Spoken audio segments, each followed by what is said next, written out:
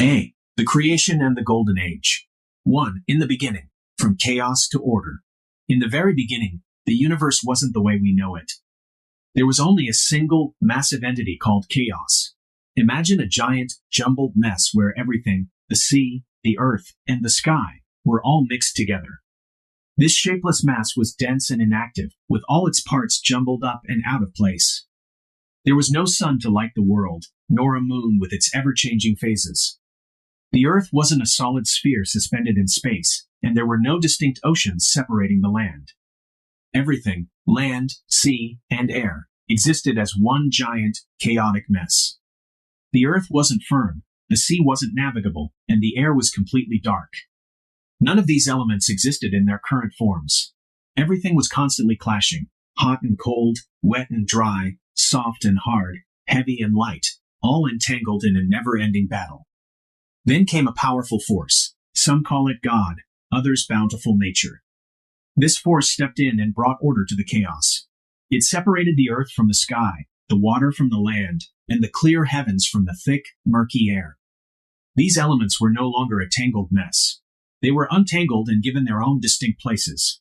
The fiery, weightless element, the sky, rose to the highest point. Next came the air, lighter and higher than the earth. The earth itself, heavier than both, gathered the denser materials and was compressed by its own weight. Finally, the surrounding water sank to the lowest point, completely encircling the solid globe. 2. Shaping the world and creating humanity. After separating the different elements, earth, water, air, and fire, a divine force, unnamed here, further molded the universe into its recognizable form. First, the formless mass was compacted into a giant sphere. The vast oceans were then commanded to surround the earth, churning with the winds and embracing the land's shores. Springs, lakes, and rivers were created, some swallowed by the earth itself, others rushing towards the open sea and crashing against its shores. The landscape diversified. Plains stretched out, valleys dipped down, forests donned their leafy coats, and rugged mountains rose. The heavens were divided into 5 zones, mirroring the Earth's own divisions. The middle zone was unbearably hot, while 2 zones at the poles were perpetually covered in snow. In between, temperate zones blended heat and cold, creating a habitable space. Above the Earth, the air found its place, heavier than fire but lighter than water. Here, the divine force placed vapors, clouds, and the power of thunder and lightning. These elements, capable of both terror and change, were not allowed to wreak havoc freely. Even now, though each wind governs its own domain, they struggle against being restrained, such is their fierce nature. Eurus, the east wind, claimed the path towards dawn, blowing across the lands of Nabathai and Persia. Zephyrus, the west wind, resided by the evening star and the shores warmed by the setting sun. Boreas, the north wind, dominated Scythia and the northern regions. The south wind, known for its constant rain, ruled the opposite quarter. Finally, the clear and weightless firmament was placed above it all, free from any earthly impurities. With these divisions in place, the stars, once hidden within chaos, emerged and began to shine across the vast expanse of the sky. No part of the world was left without its inhabitants. The stars and the gods occupied the heavens, sleek fish filled the waters, wild beasts roamed the earth, and birds soared through the air. But there was still a need for a being more noble, more capable of advanced thought and leadership. Humanity was yet to be created. There are 2 theories about man's origin. Perhaps the divine craftsman, the source of this improved world, molded him from divine elements. Or perhaps the newly formed earth, still bearing traces of its celestial origin, provided the materials. These earthly elements, mixed with water, were then fashioned by Prometheus, son of Iapetus, in the image of the ruling gods.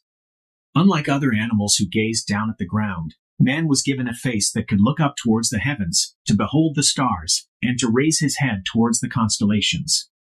Thus, the once shapeless earth transformed into the first human being. Prometheus. In Greek mythology, Prometheus is a titan who is credited with the creation of humanity and the theft of fire from the gods to benefit mankind. Iapetus. In Greek mythology, Iapetus is a titan, father of Prometheus and Atlas, among others. Constellations. groups of stars forming recognizable patterns or shapes in the celestial sphere.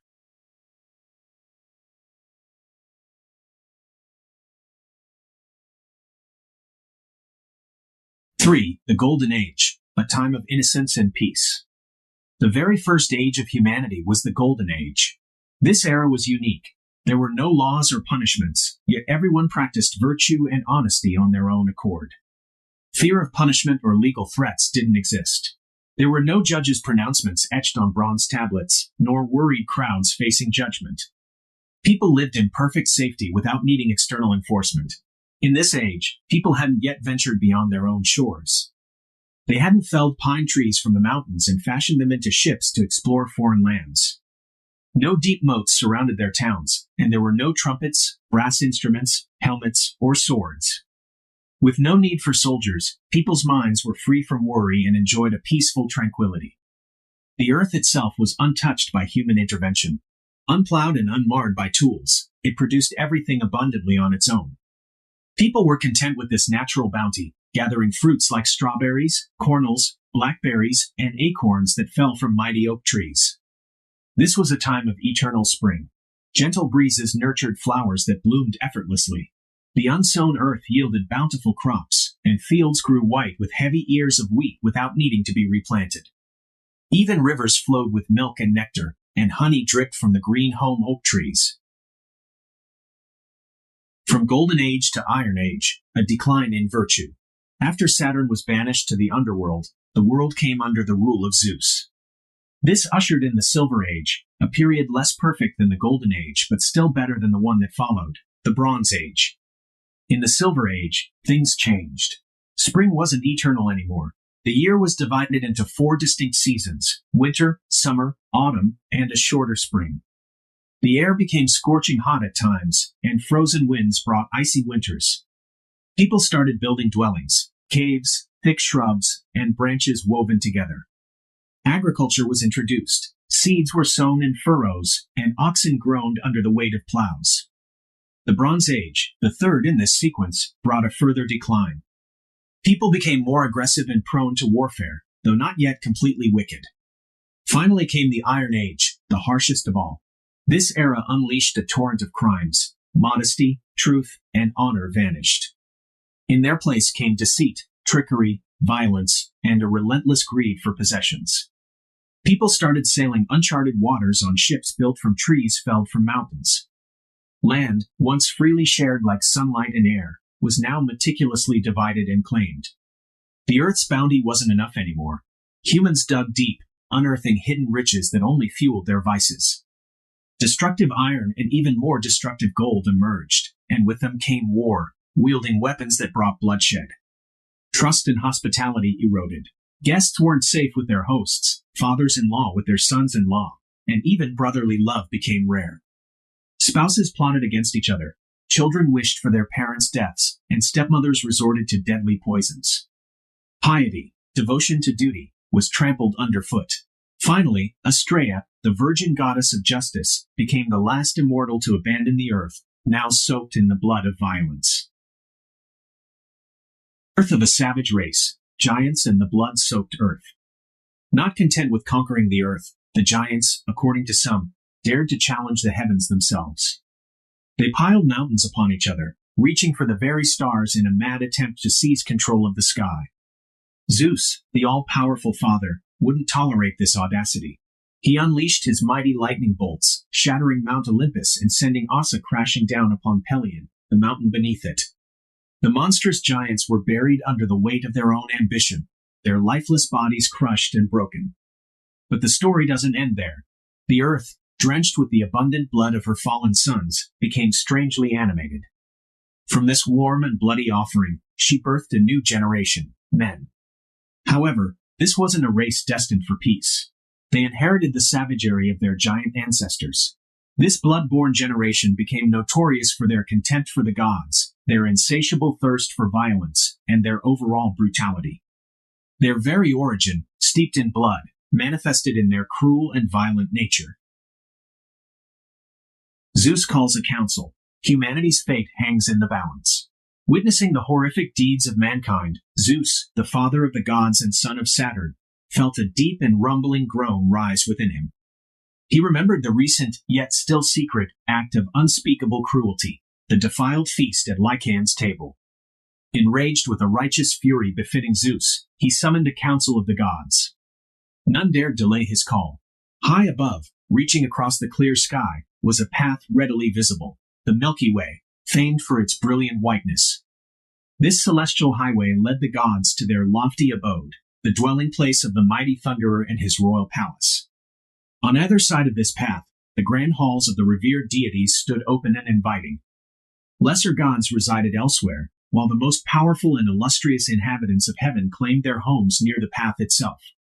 This magnificent place, if one dares be so bold, could be called the Celestial Court. Once the gods were seated in the marbled assembly hall, Zeus himself took his elevated throne.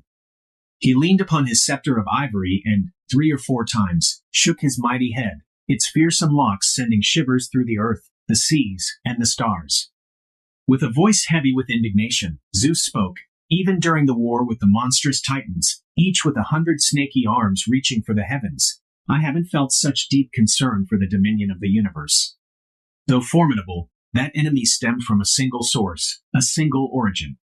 But now, the entire race of mortals must be eradicated, wherever the oceans roar around the earth.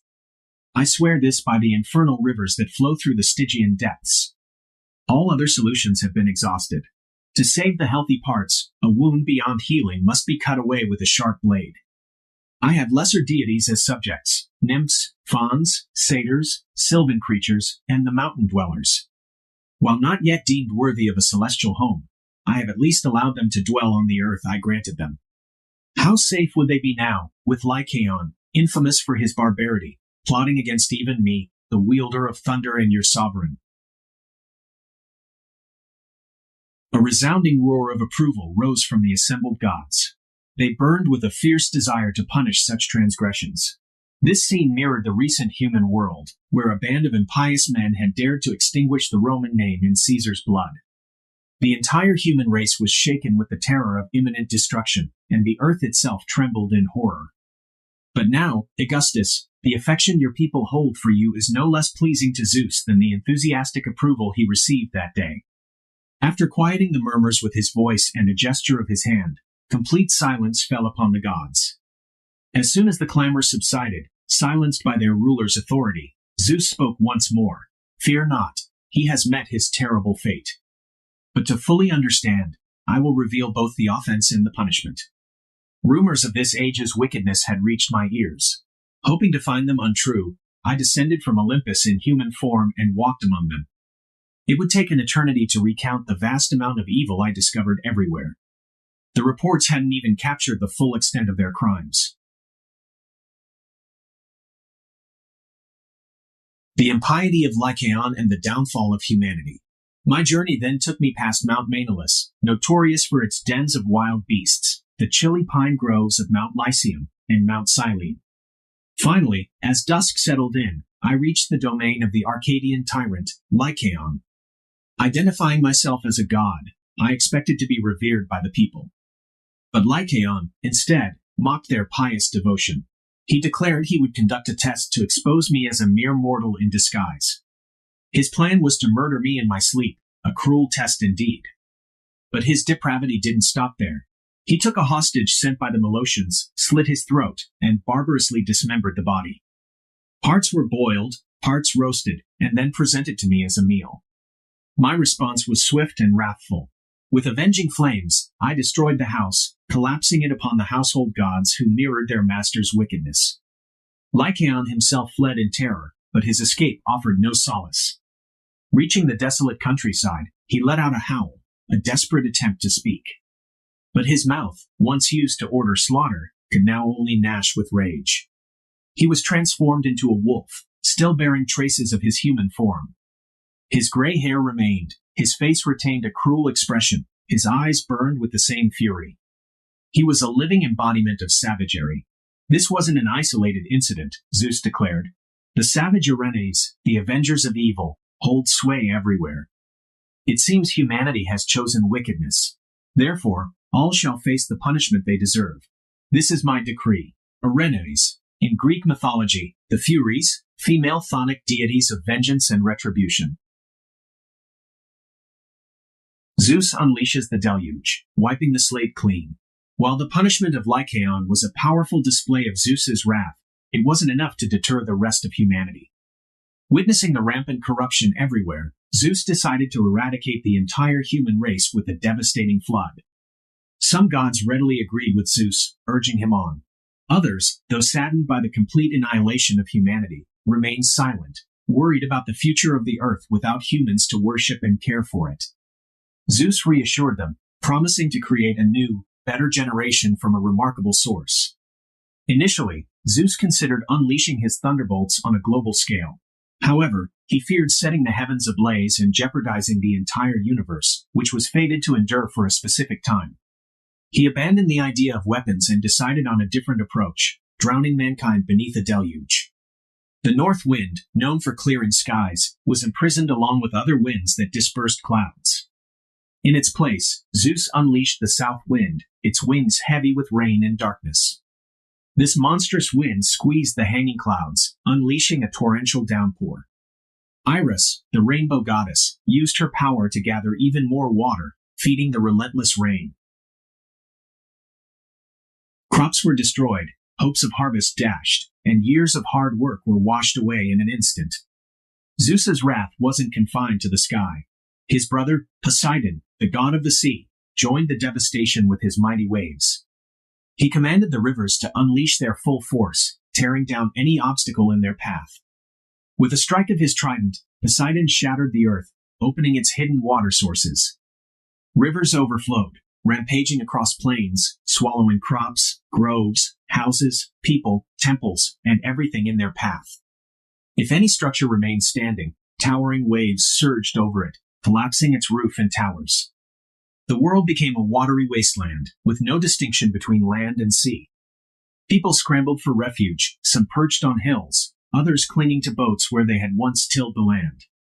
Fields of corn and rooftops became makeshift seafaring vessels. Fish swam where goats used to graze, and dolphins breached among submerged trees.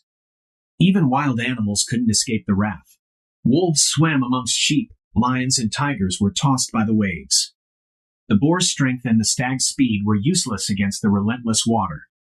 Birds, exhausted from searching for a dry spot, fell into the unforgiving sea. The highest mountains weren't spared. They were battered by waves unlike any seen before.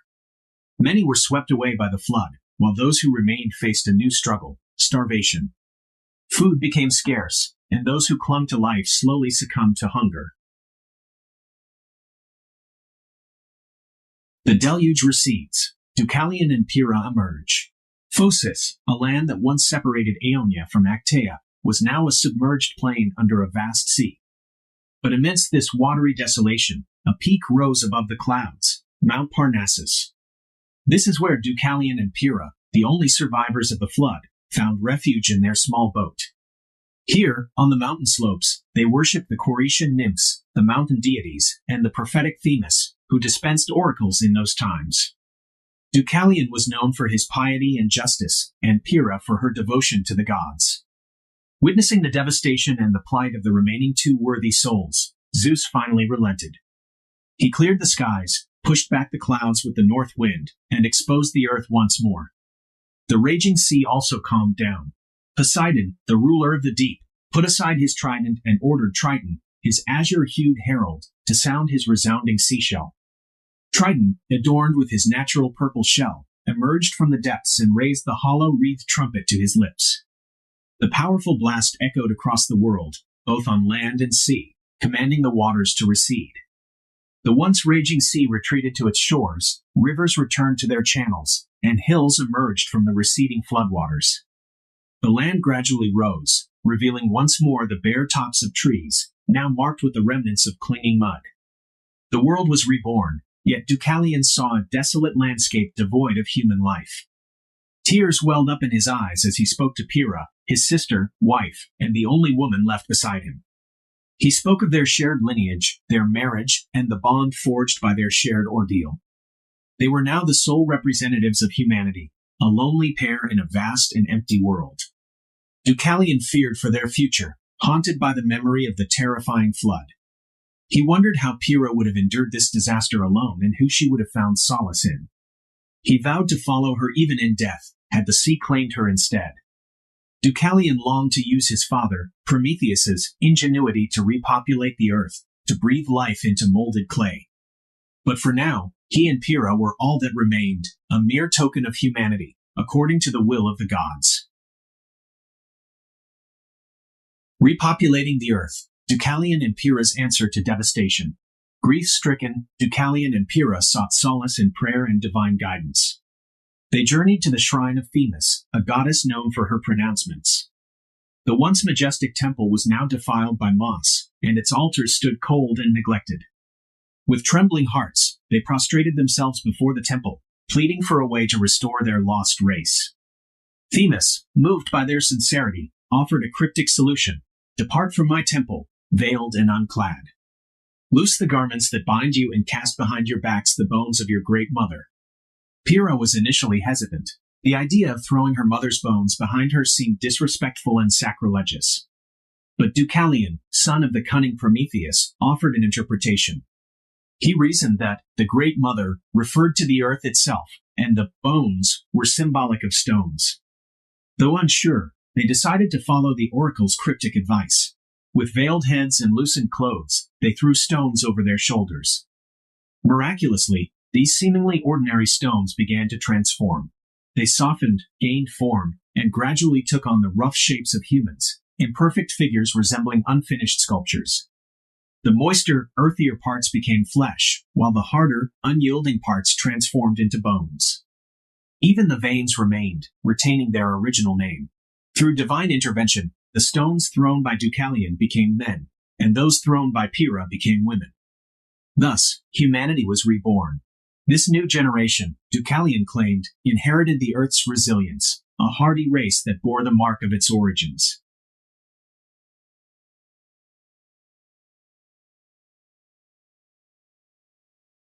The Earth repopulated, monsters emerge.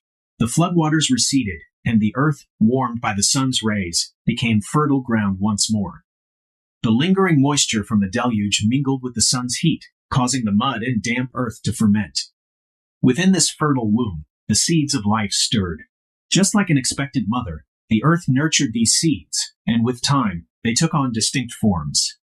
Imagine farmers turning over the soil along the Nile River after the floodwaters have retreated. They would find a variety of creatures in various stages of development. Some were just beginning to take shape, while others were incomplete, lacking limbs or with mismatched parts, half-formed flesh clinging to raw earth. It seems that when moisture and heat are perfectly balanced, they create life. All living things arise from this harmonious blend. Even though fire opposes heat, life springs forth from moist vapor. This paradoxical harmony is the key to creation. So, the earth, still muddy from the recent deluge, was thoroughly warmed by the sun's intense heat. This surge of warmth sparked the creation of countless creatures. Some resembled familiar forms from the past, while others were entirely new and monstrous. One such monstrous creation was the enormous serpent python. Though the earth may not have intended it, this terrifying beast emerged, threatening the newly reborn human race. The vast creature stretched across a huge portion of a mountain, striking fear into the hearts of men. Apollo, the god of light, music, poetry, archery, and healing, took it upon himself to slay this monstrous serpent. This marked the first time Apollo used his signature weapon, the bow and arrow, against anything more dangerous than deer or timid goats. A fierce battle ensued, with Apollo unleashing a volley of arrows until the monstrous python finally lay defeated, its body riddled with thousands of arrows and venom oozing from its wounds.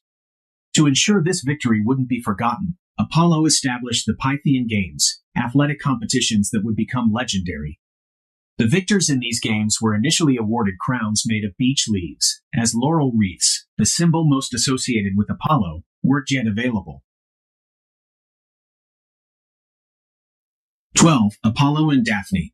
The proud Delian god, Apollo, basking in the recent victory over the serpent, observed Eros wielding his bow and arrow.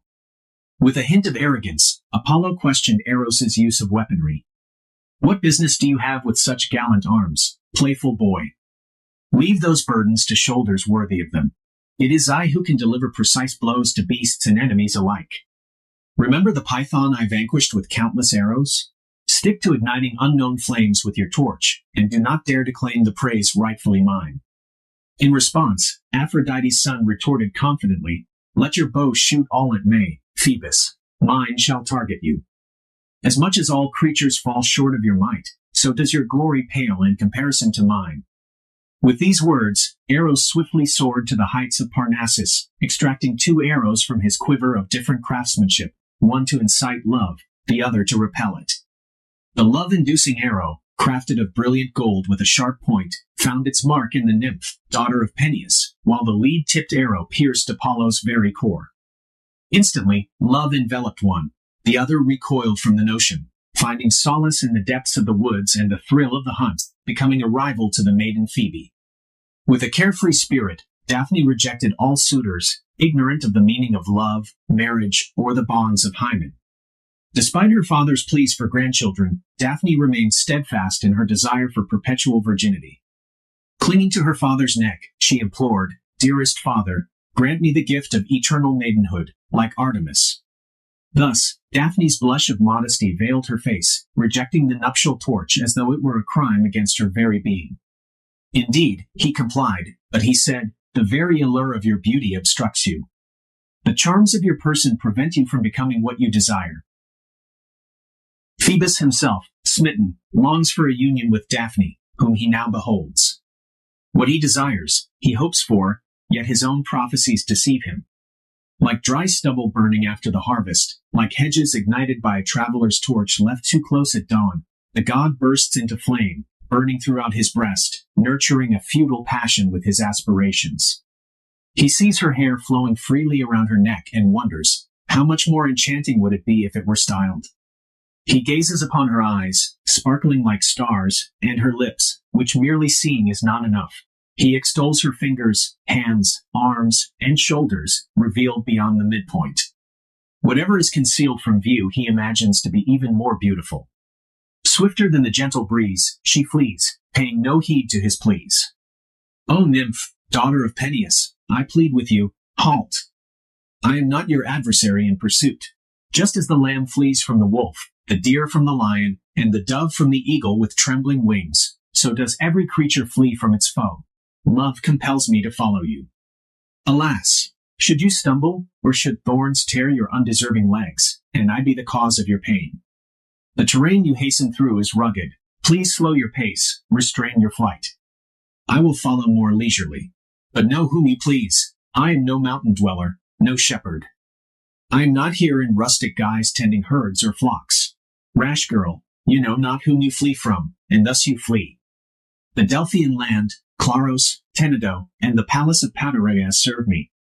Zeus is my father. Through me, past, present, and future are revealed. Through me, songs harmonize with the strings.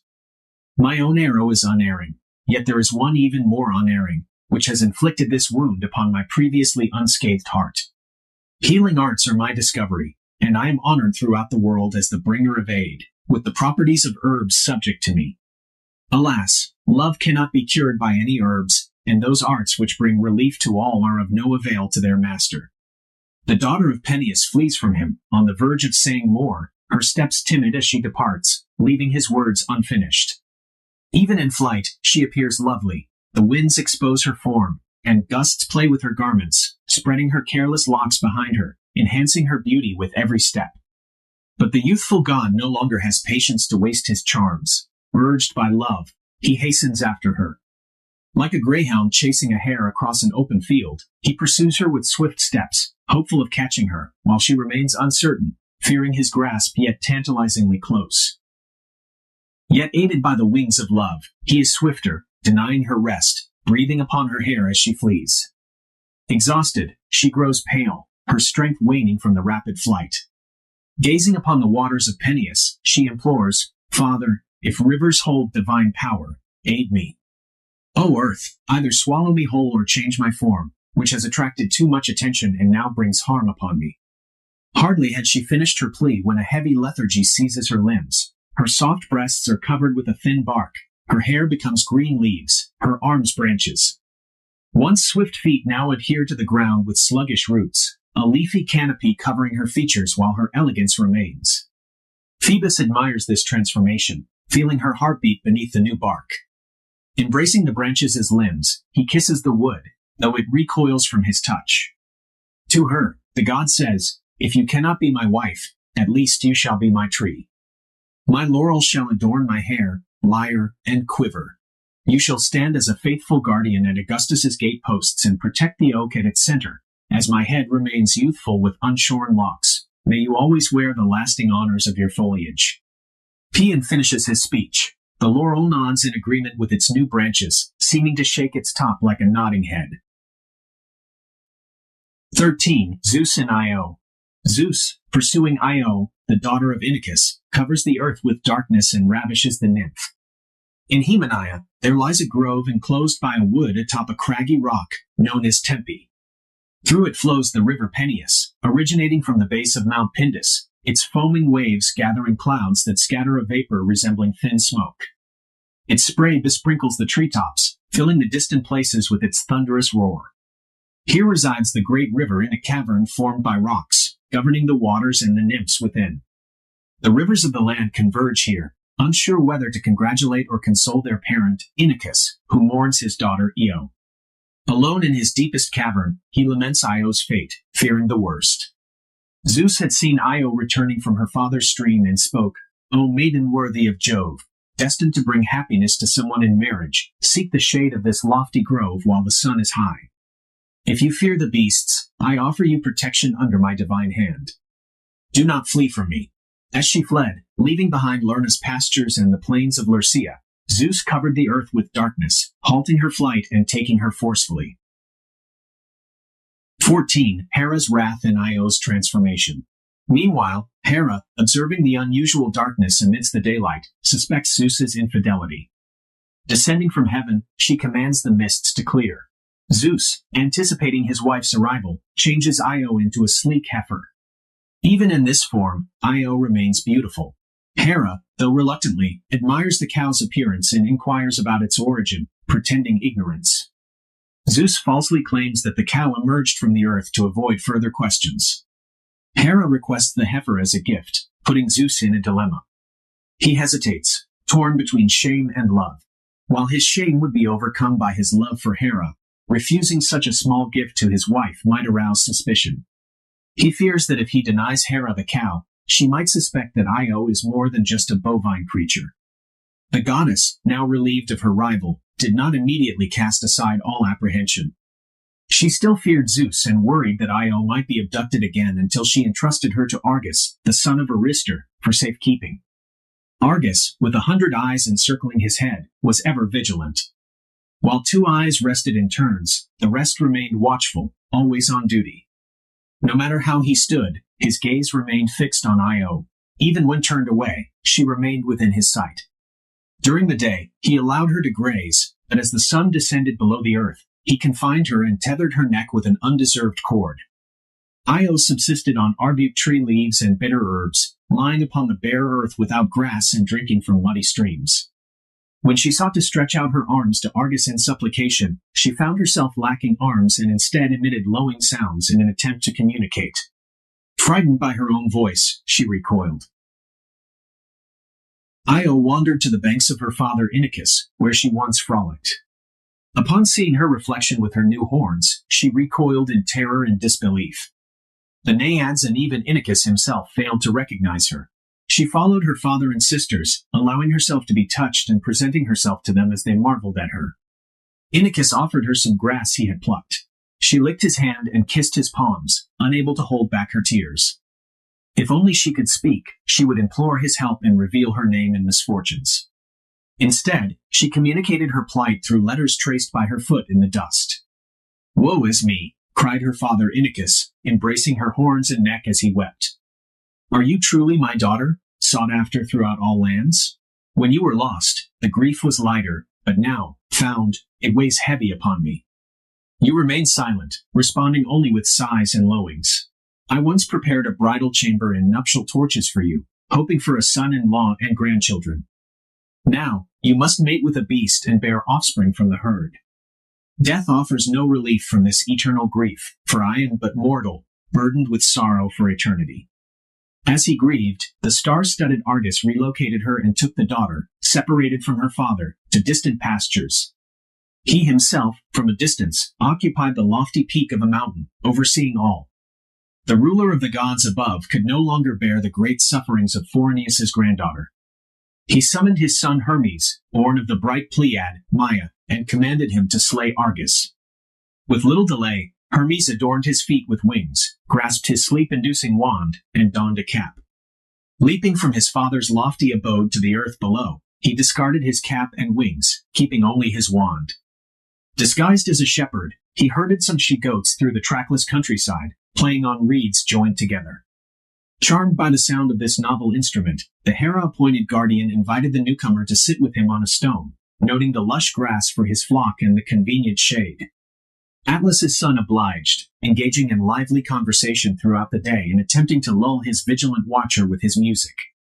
Despite his efforts, the guardian fought to resist sleep, with only some of his eyes succumbing while the rest remained watchful. He also inquired about the recently invented pipe, curious about its discovery.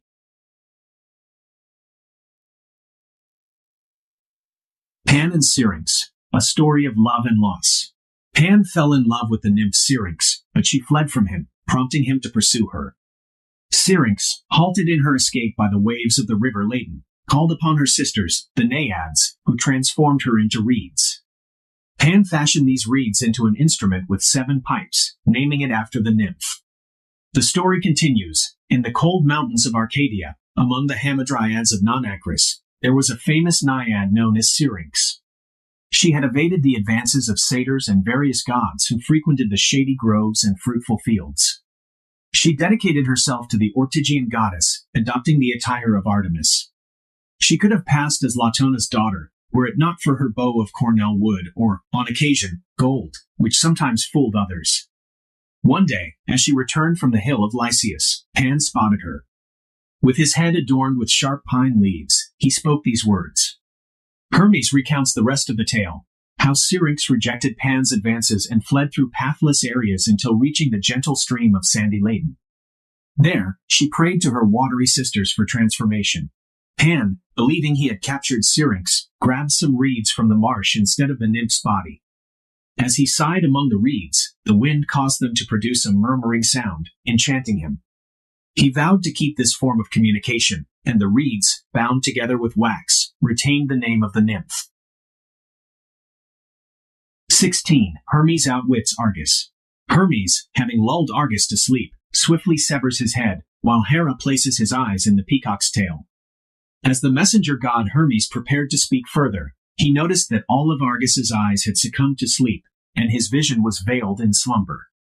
Without hesitation, Hermes halted his storytelling and reinforced Argus's slumber, gently caressing his drowsy eyes with his magical wand. With no delay, he struck Argus as he nodded off, swiftly severing his head from his neck with his curved sword. He then flung the lifeless body, stained with blood, from the rocky perch, leaving the craggy cliff smeared with gore. Argus, once vigilant with countless eyes, now lay motionless, his many orbs closed in eternal sleep. The daughter of Saturn, Hera, claimed his eyes and adorned the feathers of her sacred bird, the peacock, with them. She adorned its tail with these luminous gems, transforming it into a radiant display of starry beauty. 17. Io's long journey and transformation. In her rage, Hera wastes no time in expressing her wrath. She conjures a fearsome fury before the eyes and mind of Io, piercing her with invisible stings and driving her to wander the earth in terror. The Nile becomes the final destination of her long journey. Upon arrival, Io falls to her knees at the riverbank's edge, lifting her neck toward the heavens. With groans, tears, and mournful lowing, she seems to lament Zeus and plead for an end to her suffering. Zeus, embracing his wife's neck, implores her to end Io's punishment, assuring her that Io will no longer trouble her. He calls upon the waters of the river Styx to bear witness to his oath. Once Hera is appeased, Io regains her former shape. Her hair returns, her horns diminish, her eyes shrink, her jaw retracts, her shoulders and hands reappear, and her hoof transforms into 5 nails. No trace of the cow remains except for her whiteness. Content with 2 feet, Io stands upright as a nymph. Though fearful of speaking, she cautiously tries to articulate words once more. Now revered as a goddess, she is worshipped by the linen-wearing crowds of Egypt. Of course, this is a story from Greek mythology, but historically, the worship of the goddess Isis existed over 1,000 years before that. The tale of Io was created as the worship of the goddess Isis was transmitted to Greece. 1. The reckless chariot ride of Phaeton. Phaeton, arrogant and proud of his supposed divine heritage, couldn't tolerate being called out by Epaphus, the grandson of Inachus. Epaphus had mocked Phaethon's claims of being the son of the sun god, Phoebus. Feeling ashamed and resentful, Phaethon confided in his mother, Clymene. Even though I'm a strong and free young man, he lamented, I kept silent in the face of those insults.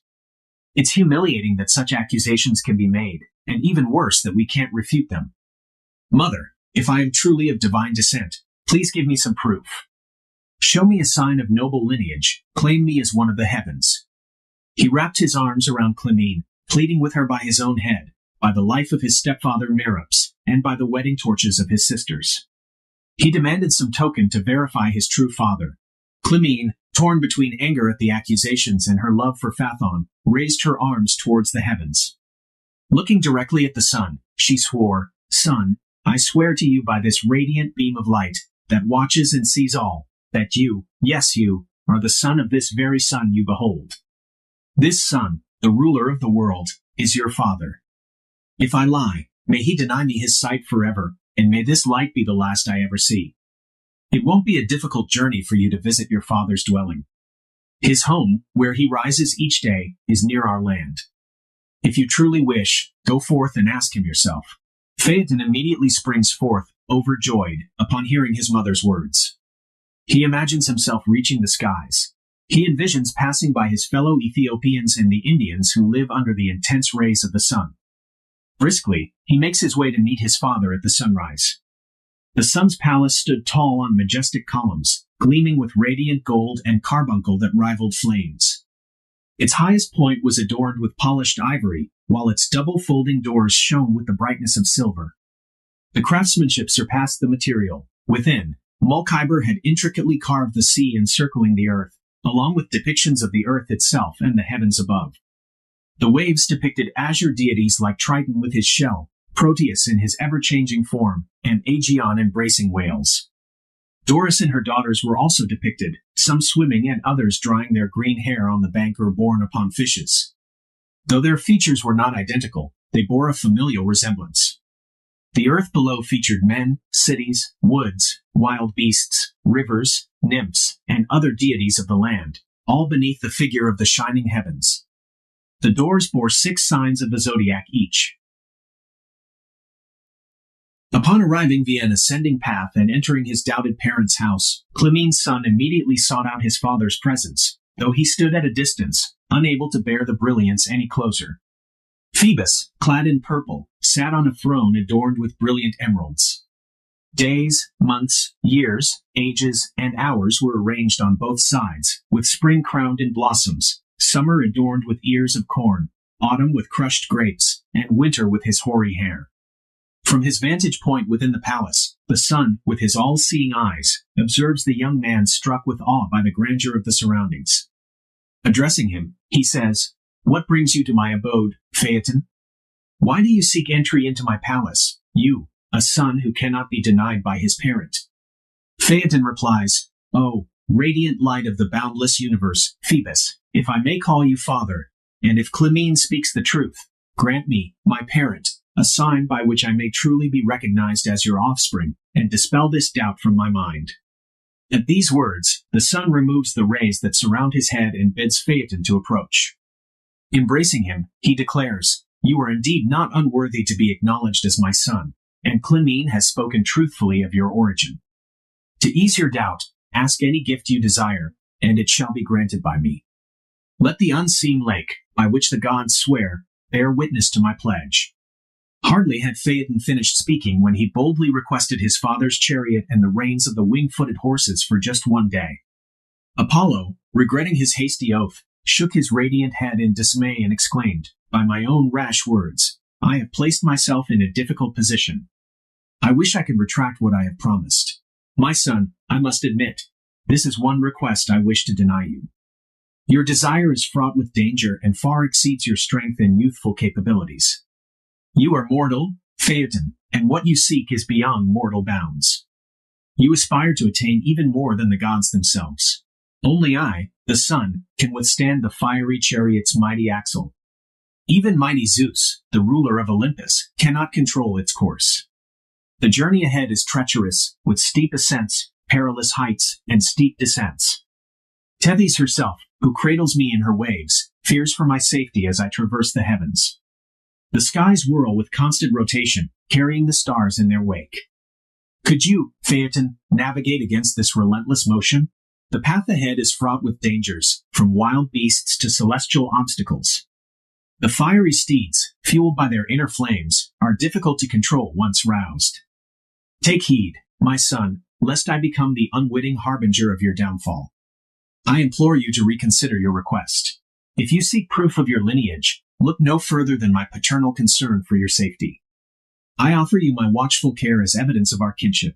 Look around you at the boundless wonders of the world and ask for anything but this perilous task. I swear by the Stygian waves that whatever you desire shall be yours, but choose wisely, my son. Having delivered his warnings, Apollo's counsel fell on deaf ears as Phaeton persisted in his fervent desire for the chariot. Reluctantly, Apollo led his son to the majestic chariot crafted by Hephaestus. Its axletree, poles, and wheels gleamed with gold and silver, adorned with precious gems that shimmered in the sunlight. As Phaeton marveled at the craftsmanship, dawn approached, and Aurora, in her rosy splendor, opened the gates of morning. The stars faded as Lucifer, the morning star, made his departure from the celestial stage. Observing the signs of dawn, Apollo commanded the swift hours to harness the fiery steeds, fueled by ambrosia, to the chariot. With a touch of divine medicine, Apollo fortified Phaeton's face against the scorching flames and crowned him with rays. With a heavy heart, Apollo imparted his final instructions to his son, urging him to exercise caution and restraint.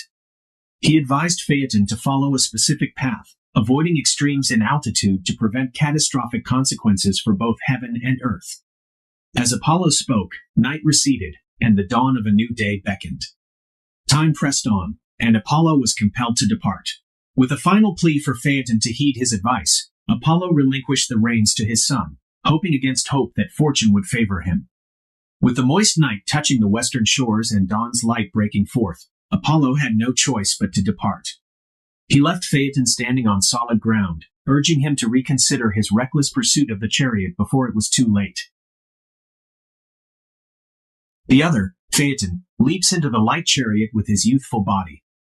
He stands aloft and rejoices to take the reins presented to him, then gives thanks to his reluctant parent. Meanwhile, the swift Pyroas, Aeus, Aethon, the horses of the sun, and Phlegon, making the fourth, fill the air with neighings, sending forth flames, and beat the barriers with their feet. After Tethys, ignorant of her grandson's destiny, had removed these, and the scope of the boundless universe was given to them, they take the road. Moving their feet through the air, they cleave the resisting clouds. Raised aloft by their wings, they pass by the east winds that had arisen from the same parts. But the weight was light, such as the horses of the sun could not feel, and the yoke was deficient in its usual weight. Just as the curving ships, without proper ballast, are tossed about and unsteady due to their too great lightness, so does the chariot bounce in the air, unimpeded by its usual burden, and is tossed on high, just like an empty one. The other, Phaeton, leaps into the light chariot with his youthful body. He stands aloft and rejoices to take the reins presented to him, then gives thanks to his reluctant parent. Meanwhile, the swift Pyroas, Aeus, Aethon, the horses of the sun, and Phlegon, making the fourth, fill the air with neighings, sending forth flames, and beat the barriers with their feet. After Tethys, ignorant of her grandson's destiny, had removed these, and the scope of the boundless universe was given to them, they take the road. Moving their feet through the air, they cleave the resisting clouds. Raised aloft by their wings, they pass by the east winds that had arisen from the same parts. But the weight was light, such as the horses of the sun could not feel, and the yoke was deficient in its usual weight. Just as the curving ships, without proper ballast, are tossed about and unsteady due to their too great lightness, so does the chariot bounce in the air, unimpeded by its usual burden, and is tossed on high, just like an empty one. As soon as the steeds perceive this, they rush on, leave the beaten track, and do not run in their usual order. Phaeton becomes alarmed. He does not know which way to turn the reins entrusted to him, nor does he know where the way is. Even if he did know, he could not control them. For the first time, the cold triones grow warm with sunbeams and attempt, in vain, to be dipped in the sea that was forbidden to them. The serpent, situated next to the icy pole, previously torpid with cold and formidable to no one, grows warm and regains new rage from the heat. They say that Boötes, being disturbed, took to flight, although he was slow and his wain impeded him. From the height of the skies, the unhappy Phaeton looks down upon the earth, lying far, very far beneath. He grows pale, and his knees shake with sudden terror. In such great light, darkness overspreads his eyes. Now, he wishes he had never touched his father's horses. He regrets knowing his descent and prevailing in his request, now desiring to be called the son of Merops. He is borne along just as a ship driven by the furious Boreas, whose pilot has given up the overpowered helm and resigned it to the gods in the effect of his supplications. What can he do? Much of heaven is left behind his back, and even more is before his eyes. He measures either space in his mind. At one moment, he looks forward to the west, which fate will not allow him to reach. At another, he looks back upon the east. Ignorant of what to do, he is stupefied. He neither lets go of the reins nor is able to retain them, and he does not know the names of the horses. In his fright, he sees strange objects scattered everywhere in various parts of the heavens, in the forms of huge wild beasts. There is a spot where the scorpion bends his arms into two curves. With his tail and claws bending on either side, he extends his limbs through the space of two signs of the zodiac. As soon as Phaeton beheld him wet with the sweat of black venom and threatening wounds with the barbed point of his tail, he lets go of the reins, bereft of sense and in a chill of horror. As soon as they fall down and touch the tops of their backs, the horses range at large, and without anyone restraining them, they go through the air of an unknown region. Wherever their fury drives them, they hurry along without check, rushing to the stars fixed in the sky and dragging the chariot through pathless places. One moment they are mounting aloft, and then they are borne through steep places and along headlong paths closer to the earth. The moon wonders that her brother's horses run lower than her own, and the scourged clouds send forth smoke. Each elevated region is caught by the flames, cleft, makes vast chasms, and becomes dry, its moisture carried away. The grass grows pale, the trees with their foliage are burnt up, and the dry standing corn provides fuel for its own destruction. But these are trifling ills. Great cities perish with their fortifications, and the flames turn entire nations into ashes along with their populations. Woods and mountains are on fire. Athos burns, and the Cilician Taurus, Tiemelus, Oda, and Ida, now dry but once famous for its springs. Helicon, the resort of the Virgin Muses, and Hemus, not yet called Oegrian, burn as well. Etna burns intensely with redoubled flames, as do Parnassus with its two summits, Eryx, Cynthus, Othries, and Rhodope, at length to be despoiled of its snows, and Mimas, Dindima, Mycale, and Cithaeron, created for the performance of sacred rites. Even Scythia's cold does not protect it. Caucasus is on fire, along with Ossa and Pindus, and Olympus, greater than both, and the lofty Alps and the cloud-bearing Apennines. Then, indeed, Phaeton beholds the world set on fire on all sides. He cannot endure the immense heat and inhales scorching air, as though from a deep furnace. He perceives his own chariot to be on fire. He is unable to bear the ashes and the emitted embers, and on every side he is surrounded by heated smoke. Covered with pitchy darkness, he does not know where he is going, nor where he is. He is hurried away at the pleasure of the winged steeds. They believe it was then that the nations of the Ethiopians contracted their black hue, the blood being attracted to the surface of the body. Libya was made dry by the heat as the moisture was carried off. The nymphs lamented the springs and the lakes with disheveled hair. Boeotia bewails Dirce, Argos Amymone, and Ephyre the waters of Pyrene. Even distant rivers with banks are not secure. Tanais smokes in the midst of its waters, as do the aged Peneus and tooth-wrenching Caicus, the rapid Ismenus, Phocian Erymanthus, Xanthus, and yellow Lycormas. The Meander, which sports with winding streams, and the Mygdonian Melos and the Taenarian Eurotas are also affected. The Babylonian Euphrates, the Orontes, the swift Thermodon, the Ganges, the Phasis, and the Ister are all on fire. Alpheus boils, the banks of Spercheius burn, and the gold which Tagus carries in its stream melts in the flames. River birds, which made the Maeonian banks of the river famous with their song, grow hot in the middle of Caister. The Nile, frightened, flees to the remotest parts of the earth and conceals his head, which still lies hidden. His 7 mouths become empty channels, without any stream. The same fate dries up the Ismarian rivers, Hebrus together with Strymon, and the Hesperian streams, the Rhine, the Rhone, the Po, and the Tiber, to which was promised the sovereignty of the world. The ground splits open, and light pierces into Tartarus, startling the infernal king and his spouse. The ocean shrinks, revealing parched sand where there was once sea. Mountains rise from the depths, adding to the scattered Cyclades. Fish sink to the bottom, and dolphins refrain from their usual leaps into the air. Sea calves float lifeless on the water's surface. Nerus, Doris, and their daughters hide in heated caverns. 3 times Poseidon tries to raise his arms from the water but recoils from the scorching heat. Meanwhile, the earth, surrounded by sea, dries up. Springs, once hidden, evaporate from her cavernous depths. She lifts her productive face above the waters, trembling, and speaks with a parched voice.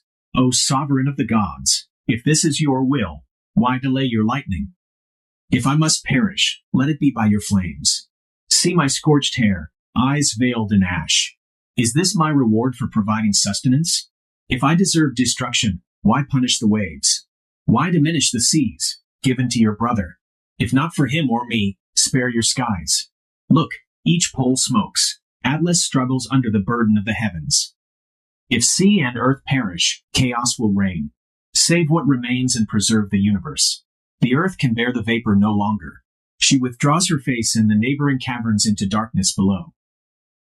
2. Phaeton's Fall, a world in peril.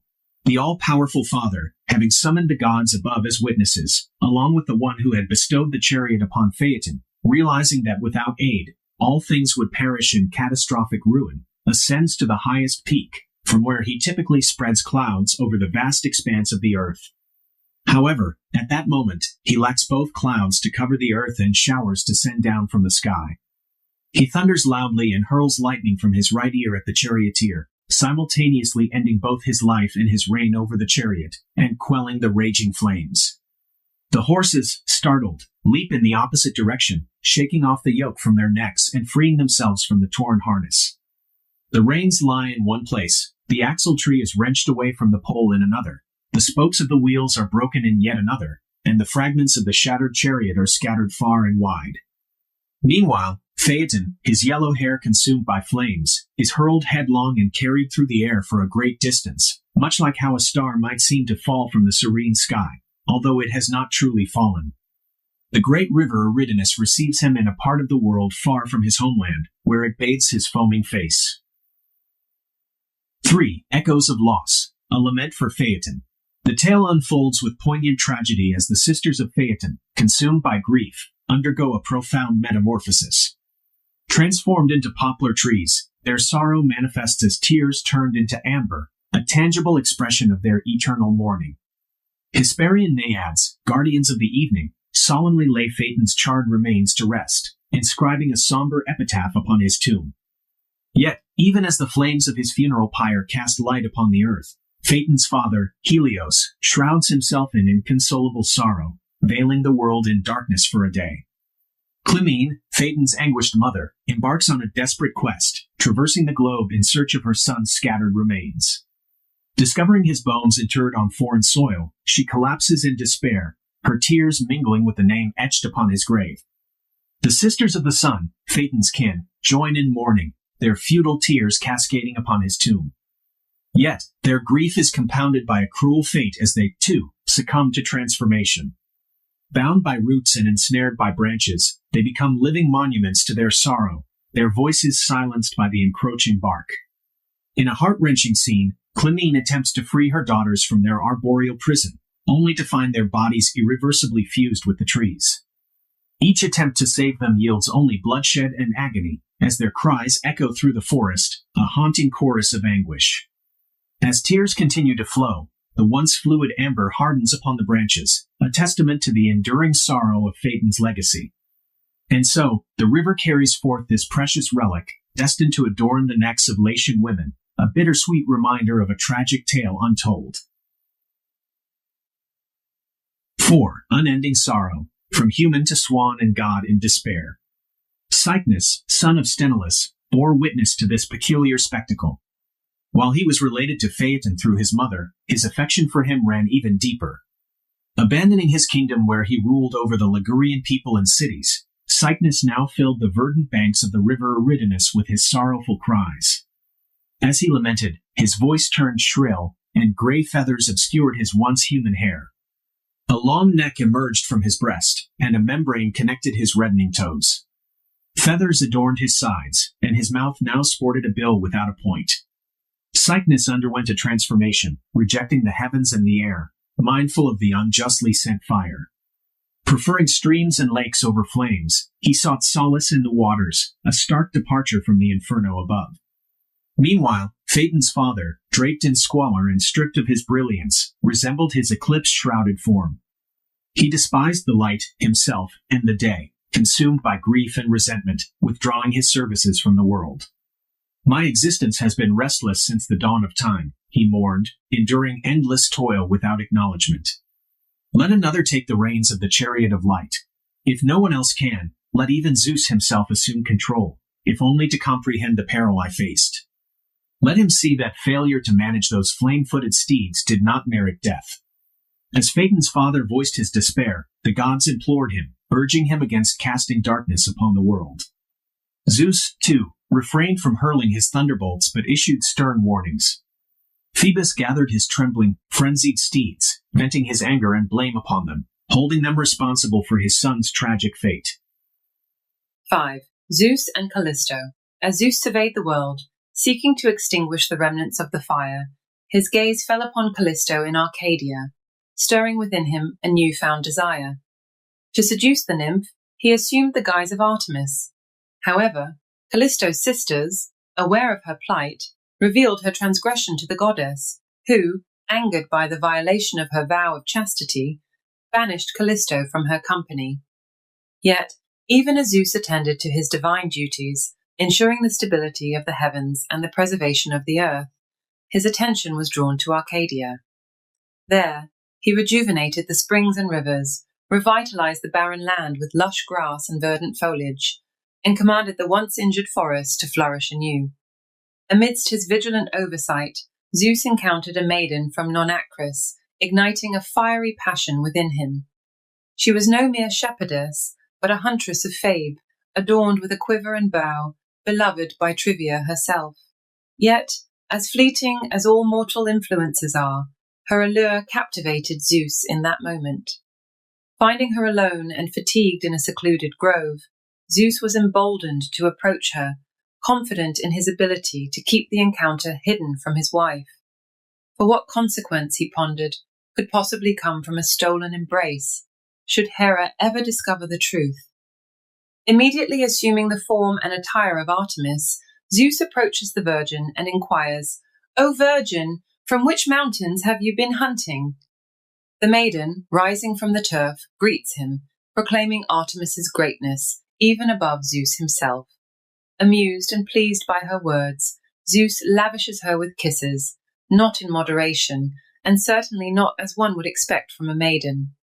Halting her attempt to disclose her hunting whereabouts with an embrace, he restrains her without resorting to overt violence. Though she resists as much as a mortal woman could, if only you had seen her, daughter of Saturn, you would have been more merciful. She is ultimately powerless against Zeus's might. Satisfied with his conquest, Zeus ascends to the heavens, leaving the grove and the now conscious wood behind as the maiden's abhorrence. Meanwhile, Dictynna, attended by her entourage, traverses the lofty Menelaus, reveling in the slaughter of wild beasts. Spotting the maiden, she calls out to her, causing the maiden to recoil in fear, at the thought of Zeus taking on her form. However, upon seeing the nymphs accompanying Dictynna, she realizes there is no deception and approaches their group. Yet, despite her efforts, she struggles to conceal the guilt written on her face. She avoids meeting their gaze, walks not beside the goddess as she once did, and remains silent, her blushes betraying her tarnished honor. Though Artemis, being a virgin, fails to discern her fault, the nymphs are said to have noticed her discomfort. The horns of the moon were now rising again in her 9th cycle, when the hunting goddess, weary from her brother's flames, came upon a cool grove. A stream flowed there, murmuring and carrying along sand worn fine by its action. Approving of the spot, she touched the surface of the water with her foot, and, commending it, said, "All lookers are far off. Let us bathe our bodies in the stream." She of Parrhasia blushed. They all put off their clothes. She alone sought an excuse to delay. Her garment was removed as she hesitated, and her fault was exposed with her naked body. Cynthia said to her, as she stood confused and tried to hide her stomach with her hands, "Begone from here. Do not pollute the sacred springs," and she ordered her to leave her group. 6. From Huntress to Ursa Major, a mother's plight and heavenly redemption. The spouse of the great thunderer had foreseen this situation some time ago, but had postponed the severe punishment intended for her to a more suitable moment. Now, there is no reason for further delay. And now, to Hera's dismay, the boy Arcas is born to her husband's mistress. Filled with resentment, Hera directs her thoughts and gaze towards the woman and declares, "This is the final straw, you adulteress. Your pregnancy exposes my injury, bringing shame upon Zeus. You will not escape punishment. I will strip away the form you pride yourself on, the form that captivates my husband." As Hera spoke, she seized her by the hair and forcefully threw her onto the ground. The woman supplicated, extending her arms, which began to grow rough with black hair, and her hands twisted into hooked claws, functioning as feet. Her once admired mouth now contorted into a wide, deformed opening. Stripping her of speech to prevent her pleas from affecting her, she emitted an angry and terrifying roar from her hoarse throat. Yet, despite her transformation into a bear, her former intelligence remained, and she expressed her sorrow through repeated groans, lifting her now bear-like hands to the heavens and the stars, considering Zeus ungrateful, though she could not articulate it. How often did she roam the woods, unable to find solace near her own home and fields? How frequently did the cries of hounds drive her over cliffs, despite her former prowess as a huntress, now fleeing from the hunters in fear? She often hid among wild beasts, forgetting her true nature, fearing he bears and wolves, despite her lineage. Behold, Arcas, the son of the daughter of Lycaon, unaware of his true parentage, encounters her. Approaching her as he tracks wild beasts, selects the right woods, and sets his nets in the Erymanthian forests, he comes face to face with his mother. Upon seeing Arcas, she stands still, recognizing him as if looking at a mirror image. Startled by her unwavering gaze and unaware of her identity, Arcas recoils, fearing her intent. As she attempts to draw closer, he nearly strikes her with his spear. However, Zeus intervenes, averting the tragedy, and transports them both through the sky with a swift wind, placing them as adjacent constellations. 7. A queen's fury and celestial politics, from bear to star and crow's punishment. Hera, consumed by fury as her rival ascended among the stars, descended to the sea where the ancient Tethys and Oceanus resided, their influence often swaying the gods. Inquiring about her purpose, she addressed them sharply. "Do you wonder why I, the queen of the gods, have descended from the celestial realms? Another now holds dominion over heaven in my place. I swear by my honor, if you do not witness the stars that have recently adorned my sorrow when night veils the world, then may I be deemed false. Is there any reason to hesitate in defying Hera, fearing my wrath, when it is only through my indignation that you are benefited? Witness the power I wield. I decreed her transformation from human to deity, a punishment befitting her transgression. Let Zeus restore her former form, erasing this bestial guise as he once did for Pheronis of Argos. Why does he not wed her, divorcing me, and install her in my bed, taking Lycaon as his father-in-law? But if you are moved by the injustice inflicted upon your foster child, Banish the 7 triones from your azure depths, and cast out the stars, rewards for adultery, lest a concubine pollute your pure waters. The sea gods granted her plea. Descending from her celestial abode, the daughter of Saturn traversed the liquid air in her elegant chariot, adorned with her array of multicolored peacocks. These peacocks, recently stained upon the slaying of Argus, mirrored the transformation of the garrulous raven, once adorned in pristine white feathers, now cloaked in black. Formerly of silver hue, the raven's speech proved its undoing, tarnishing its once immaculate plumage. In all of Hymenaea, none surpassed the beauty of Larissean Coronis. Her virtue pleased the Delphian god until her fidelity waned, uncovered by Phoebus' avian informant. The relentless crow trailed the culprit, flapping its wings in pursuit. Upon learning of the bird's mission, Coronis cautioned, "Your journey is in vain. Heed the warnings of my voice." The plight of Coronis and the perils of speech. A virgin, beloved by Apollo, and also named Coronis, was transformed into a crow for revealing a secret to Athena about the basket containing Erythonius. Consider who I was and what I've become, and examine my worth. You'll find that my loyalty led to my downfall. Once, Pallas had entrusted the basket containing Erythonius, a child born without a mother, to 3 maidens born of Cecrops, with a strict order not to inquire into its contents. Concealed among the foliage, I observed them from a dense elm. While Pandrosos and Herse kept watch faithfully, Aglaros, deeming her sisters cowards, untied the knots and discovered the child and a serpent within. I reported this to the goddess, but instead of gratitude, I was accused of betrayal and banished from Athena's protection, condemned to follow the night bird. My punishment serves as a warning to birds against the perils of chatter. But I was not to blame. Pallas courted me against my will, without my consent. You can ask Pallas herself. Despite her anger, she won't deny it. For I, Coronius, a notable figure in Phocis, fathered me, a royal virgin pursued by wealthy suitors. My beauty led to my downfall. As I walked along the seashore, the god of the ocean, inflamed with desire, pursued me. I fled, but my voice went unheard by mortals.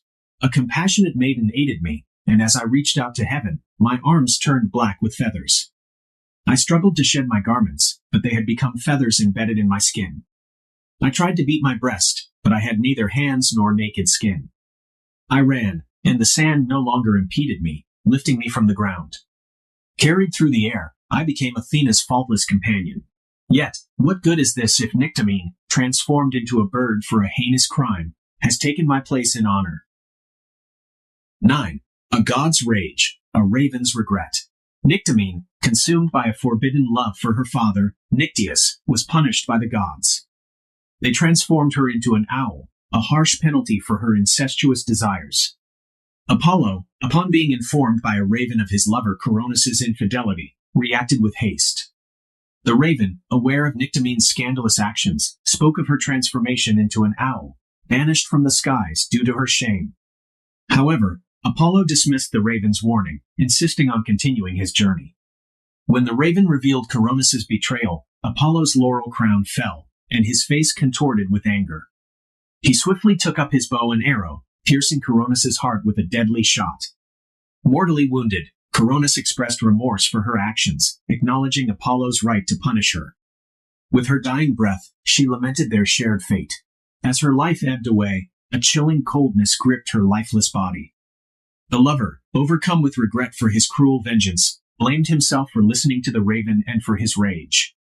He loathed the bird, the instrument of his knowledge of the crime and his sorrow.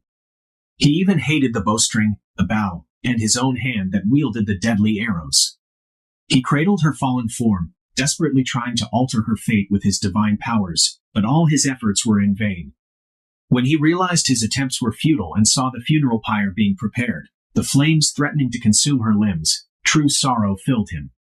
He let out deep, mournful sighs, for celestial beings are not permitted to shed tears. The scene mirrored a butcher cleaving the head of a young calf with a single, clean stroke, while the mother cow watched helplessly. Yet, after Phoebus poured useless perfumes on her breast, gave her a final embrace, and performed the hastily arranged funeral rites, he did not allow his own offspring to be consumed by the flames.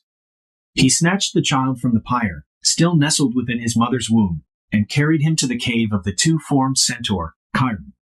And as for the raven, who had spoken the truth, Apollo, expecting gratitude, forbade him from ever again perching amongst the white birds. 10. Forbidden knowledge, Osiro's prophecy and transformation. Meanwhile, the centaur Chiron, half man and half beast, took pride in having a pupil of divine origin. He reveled in the honor and responsibility that came with teaching her. Behold, here comes the centaur's daughter, Osiro, with her golden hair cascading down her shoulders. Born by the nymph Chariclo on the banks of a rushing stream, Osiro was not content with merely learning her father's skills. She yearned to sing the secrets of the fates. Consumed by prophetic visions and filled with the divine powers she held within, Osiro gazed upon the infant Aesculapius and spoke, "Grow strong, child, destined to bring health to the entire world. Mortals will owe their very lives to you. You will be granted the power to restore the departed to life. However, if you dare to defy the will of the gods in this act, your grandfather's lightning bolts will prevent you from ever doing so again. You will be struck down, transformed from a god into a lifeless corpse. Yet, you will rise again, a god reborn from your mortal shell. Twice will you face the cycle of death and rebirth. Even you, dear father, though currently immortal and born with the promise of eternal life, will yearn for death. You will suffer torment when the venom of a deadly serpent courses through your wounded limbs. The gods will strip you of your immortality, making you subject to death's embrace. The three fates will then snip the thread of your life. There was more Osiro wished to reveal, but she was unable. A heavy sigh escaped her lips, and tears streamed down her cheeks as she spoke. The fates forbid me from saying more. My voice is silenced. My knowledge, which has incurred the wrath of a god, was not worth this price. I wish I had remained ignorant of the future. Now, I feel my human form slipping away. Grass beckons as sustenance, and a longing to roam the vast plains consumes me. I am transforming into a mare, a form akin to my father's. Yet, why the complete change? After all, my father embodies both man and beast. As she uttered these final words, her complaints became fragmented and difficult to understand. Her speech morphed into a series of confused sounds. Soon, her words ceased entirely. It was no longer human speech, nor the whinny of a true mare, but a clumsy imitation. In a short while, she let out a perfect neigh and stretched her arms upon the grass. Her fingers fused together, forming a smooth hoof with 5 nails encased in a single piece of horn. Her face and neck elongated, and her long hair transformed into a flowing mane cascading down her right side. In that instant, both her voice and her form were irrevocably changed. This wondrous transformation earned her the new name of Enipe. 11. Hermes steals the oxen of Apollo. The Philirian hero, possibly referring to Chiron, a centaur, wept in vain, pleading for the help of the Delphian god, Apollo. But Apollo couldn't change the orders of the great Zeus, even if he wanted to. At that time, Apollo wasn't even present. He was dwelling in Elis in the Messenian fields. Back then, Apollo wore a simple shepherd's garment and carried a wooden staff in his left hand. In his other hand, he held a mismatched pipe with 7 reeds. While he was lost in love and playing his soothing music, some cows are said to have wandered off unnoticed into the plains of Pylos. Hermes, the son of Maia, daughter of Atlas, spotted the cows. Using his usual cunning, he skillfully hid them in the woods after driving them away. Only one person noticed the theft, an old man well known in the area, nicknamed Batus. He was responsible for guarding the forests, pastures, and the valuable mares of the rich king Neleus. Hermes was afraid of him, and gently took him aside, saying, "Come, stranger, whoever you are, if anyone asks about these herds, deny that you have seen them, and, to make sure you are rewarded for this, take a handsome cow as your reward." He then gave him a cow. Upon receiving it, the old man replied, "You may go in safety. May that stone first mention your theft," and he pointed to a stone. The son of Zeus pretended to leave but soon returned, changing his form and voice. He said, "Countrymen, if you have seen any cows pass this way, help me and tell me about the theft. A female, together with its bull, will be your reward." The old man, enticed by the doubled reward, said, "They are beneath those hills," and beneath those hills they really were. Hermes laughed and said, Do you, treacherous man, betray me to myself? Do you betray me to myself? He then turned the deceitful man into a hard stone, which even now is called the touchstone, and this old disgrace is attached to the stone that truly doesn't deserve it. Isn't Herse. Driven by love for Herse, the daughter of Cecrops, Hermes attempts to win over her sister, Aglaros, hoping to gain access to Herse. Aglaros, however, refuses to help him unless he offers a large sum of money. Soaring on his winged sandals, Hermes surveys the fields and the land favored by Athena, along with the groves of well-tended Lycius. On that particular day, a procession of chaste maidens, carrying sacred offerings in flower-crowned baskets, was returning from the lively citadel of Pallas. Upon seeing them, Hermes circles overhead, much like a cautious kite unwilling to depart. He eagerly hovers around his object of desire. Herse's beauty surpassed that of the other maidens as much as the morning star outshines other stars, and the golden moon outshines the morning star. Entranced by her beauty, Hermes, suspended in midair, burns with desire. It's as if a lead weight hurled from a Balearic sling has become red-hot in flight. Confident in his own attractiveness, Hermes alters his course and descends without bothering to disguise himself. He takes a moment to neaten his appearance, ensuring his cloak hangs properly to display its golden trim. He polishes his staff and makes sure his winged sandals gleam on his freshly washed feet. The house had 3 chambers adorned with ivory and tortoiseshell. Pandrosos resided in the right chamber, Aglaros in the left, and Herse in the center. As Hermes approaches, Aglaros notices him and inquires about his identity and purpose. Hermes, grandson of Atlas and Pleione, reveals himself and pleads with Aglaros for help in winning Herse's affection. Aglaros demands a hefty amount of gold in exchange for her help and insists that Hermes leave the house immediately. Angered by Aglaros's greed and betrayal of her secrets, Athena fixes a stern gaze upon her. Aglaros, realizing her mistake, agrees to help Hermes and receives the promised gold. However, Athena is conflicted by the situation. She seeks counsel from Envy, who resides in a dark cave perpetually devoid of light and warmth, a place filled with chilling darkness. Agamemnon and Envy. Athena, the fierce warrior goddess, arrived at Envy's dwelling. She stood outside, not wanting to enter this loathsome place. With the tip of her spear, she struck the doorframe, and the doors flew open. Inside, Athena saw Envy feasting on vipers, a fitting meal for such a spiteful creature. When Envy noticed Athena, she turned away in disgust. Envy begrudgingly rose, leaving behind the half-eaten snakes. She lumbered towards Athena, her face pale and gaunt. She never made eye contact, her teeth were stained, and bitterness radiated from her. Envy never smiled, except at the misfortune of others. She thrived on negativity, constantly tormented by the success of others. Despite her hatred for Athena, the goddess spoke briefly, "Infect one of Cecrops' daughters with your poison." Aglaros is the one. Without another word, Athena left, leaving a mark on the ground with her spear. Envy watched her go, muttering under her breath.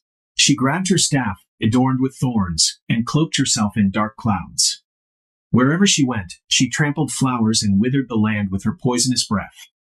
Finally, she arrived at the prosperous city of Athena, filled with art, wealth, and peace. Envy nearly cried from seeing nothing to torment her. She entered Aglaros's room and carried out her task. She touched Aglaros's chest with her rust-stained hand, filling her heart with envy and despair. Envy breathed noxious venom into Aglaros, spreading it through her body and lungs. To further torment Aglaros, Envy conjured images of her sister Herse's happiness and the handsome god Hermes. This vision consumed Aglaros with jealousy. She became obsessed with preventing Hermes from seeing Herse. Day and night, she wasted away, consumed by envy like ice melting under a cloudy sun. A burning jealousy gnawed at Aglaros, the way fire smolders beneath damp reeds. She contemplated suicide to escape the torment and considered revealing everything to her strict father. Finally, she sat defiantly in the doorway, determined to block Hermes' path. As Hermes pleaded with her, Aglaros remained unmoved. "Leave me alone," she declared. "I won't budge until you're gone." "Very well," Hermes replied, using his magic staff to open the door. But when Aglaros tried to rise, she couldn't move. Her limbs were numb and heavy. She struggled to stand, but her knees wouldn't bend, and a coldness crept through her body. She lost feeling in her fingertips, and her skin turned pale with the loss of blood. Like a deadly cancer, the transformation took hold. A chilling numbness spread through her chest, constricting her breathing and stopping her life force. She tried to speak, but no sound came out. Her body turned to stone, her face frozen in a look of defiance. Even the stone wasn't white, it reflected the darkness within her.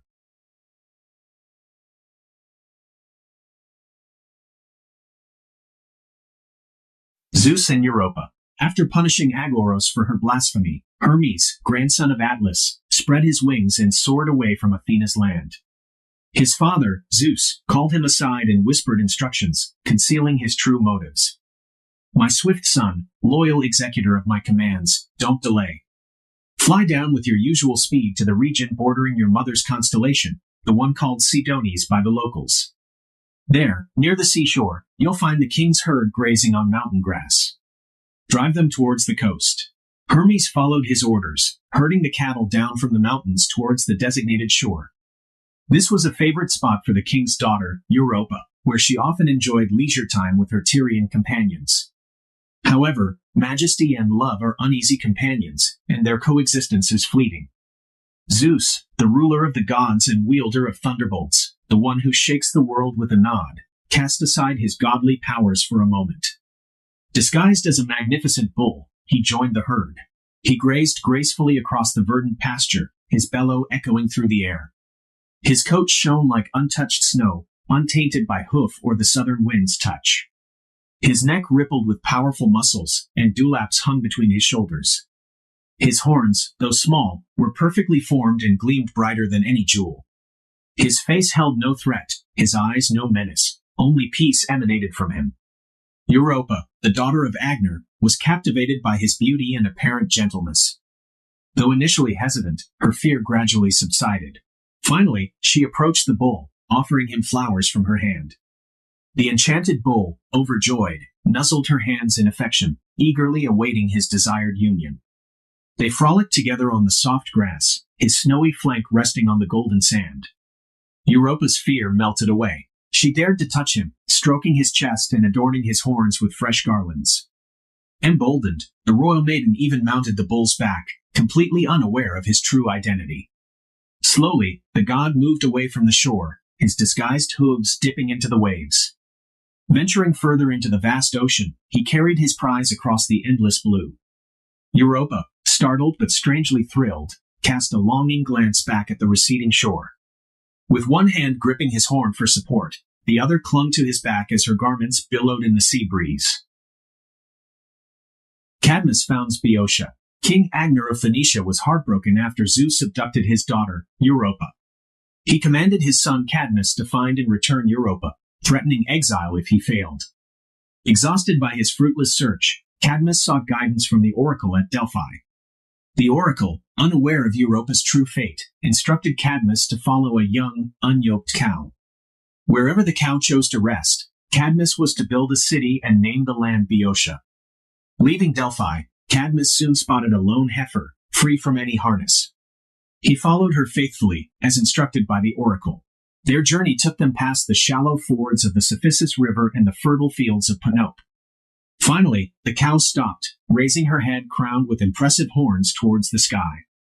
She let out a long, low moo that echoed across the landscape. Then, turning back to look at her companions, she lowered herself gracefully onto the soft grass. Overjoyed, Cadmus expressed his gratitude by kissing the foreign soil. He greeted the unfamiliar mountains and fields as his new home. To give thanks to Zeus, he instructed his servants to fetch water from a nearby spring for a ceremonial offering. However, danger lurked nearby. In an ancient, untouched grove, a cavern filled with fresh water lay hidden beneath a thick cover of twigs and osiers. Within this cavern resided a fearsome dragon, sacred to the war god Ares. The creature boasted shimmering golden scales and crests along its spine. Its eyes glowed with an infernal fire, and its body pulsed with venom. Its monstrous mouth sported 3 tongues and a triple row of teeth. Cadmus's fierce encounter and the rise of the Spartois. Disaster struck as the Phoenician men ventured into the grove with ill-fated steps. The splash of their urns hitting the water stirred a monstrous azure dragon from its deep cave. It emerged with a terrifying hiss, sending shivers down the men's spines. Their urns clattered to the ground, blood drained from their faces, and a sudden tremor seized their limbs. The dragon, a colossal serpent resembling the one that separates the constellations Ursa Major and Ursa Minor, coiled its scaly body in menacing spirals. It reared its head high, surveying the grove with chilling indifference. With brutal efficiency, it attacked the helpless Phoenicians. Some fell victim to its venomous sting, others were crushed in its powerful coils, and still others succumbed to its poisonous breath. By midday, the sun cast short shadows. Wondering about the delay, Cadmus, son of Agner, entered the grove to find his companions. Clad in a lion's skin and armed with a gleaming javelin and a sturdy lance, his courage was a beacon in the face of horror. The sight that greeted him was horrifying. The lifeless bodies of his comrades scattered across the blood-stained ground, with the monstrous victor feasting upon their remains. Inflamed by grief and rage, Cadmus roared a challenge. He hurled a massive stone with all his might, aiming to crush the beast. Though the blow could have shattered towering walls, it bounced harmlessly off the dragon's tough hide. But Cadmus was not deterred. With a swift and precise throw, he launched his javelin, piercing the dragon's spine with a sickening thud. The wounded beast thrashed in fury, turning its head to snap at the embedded javelin.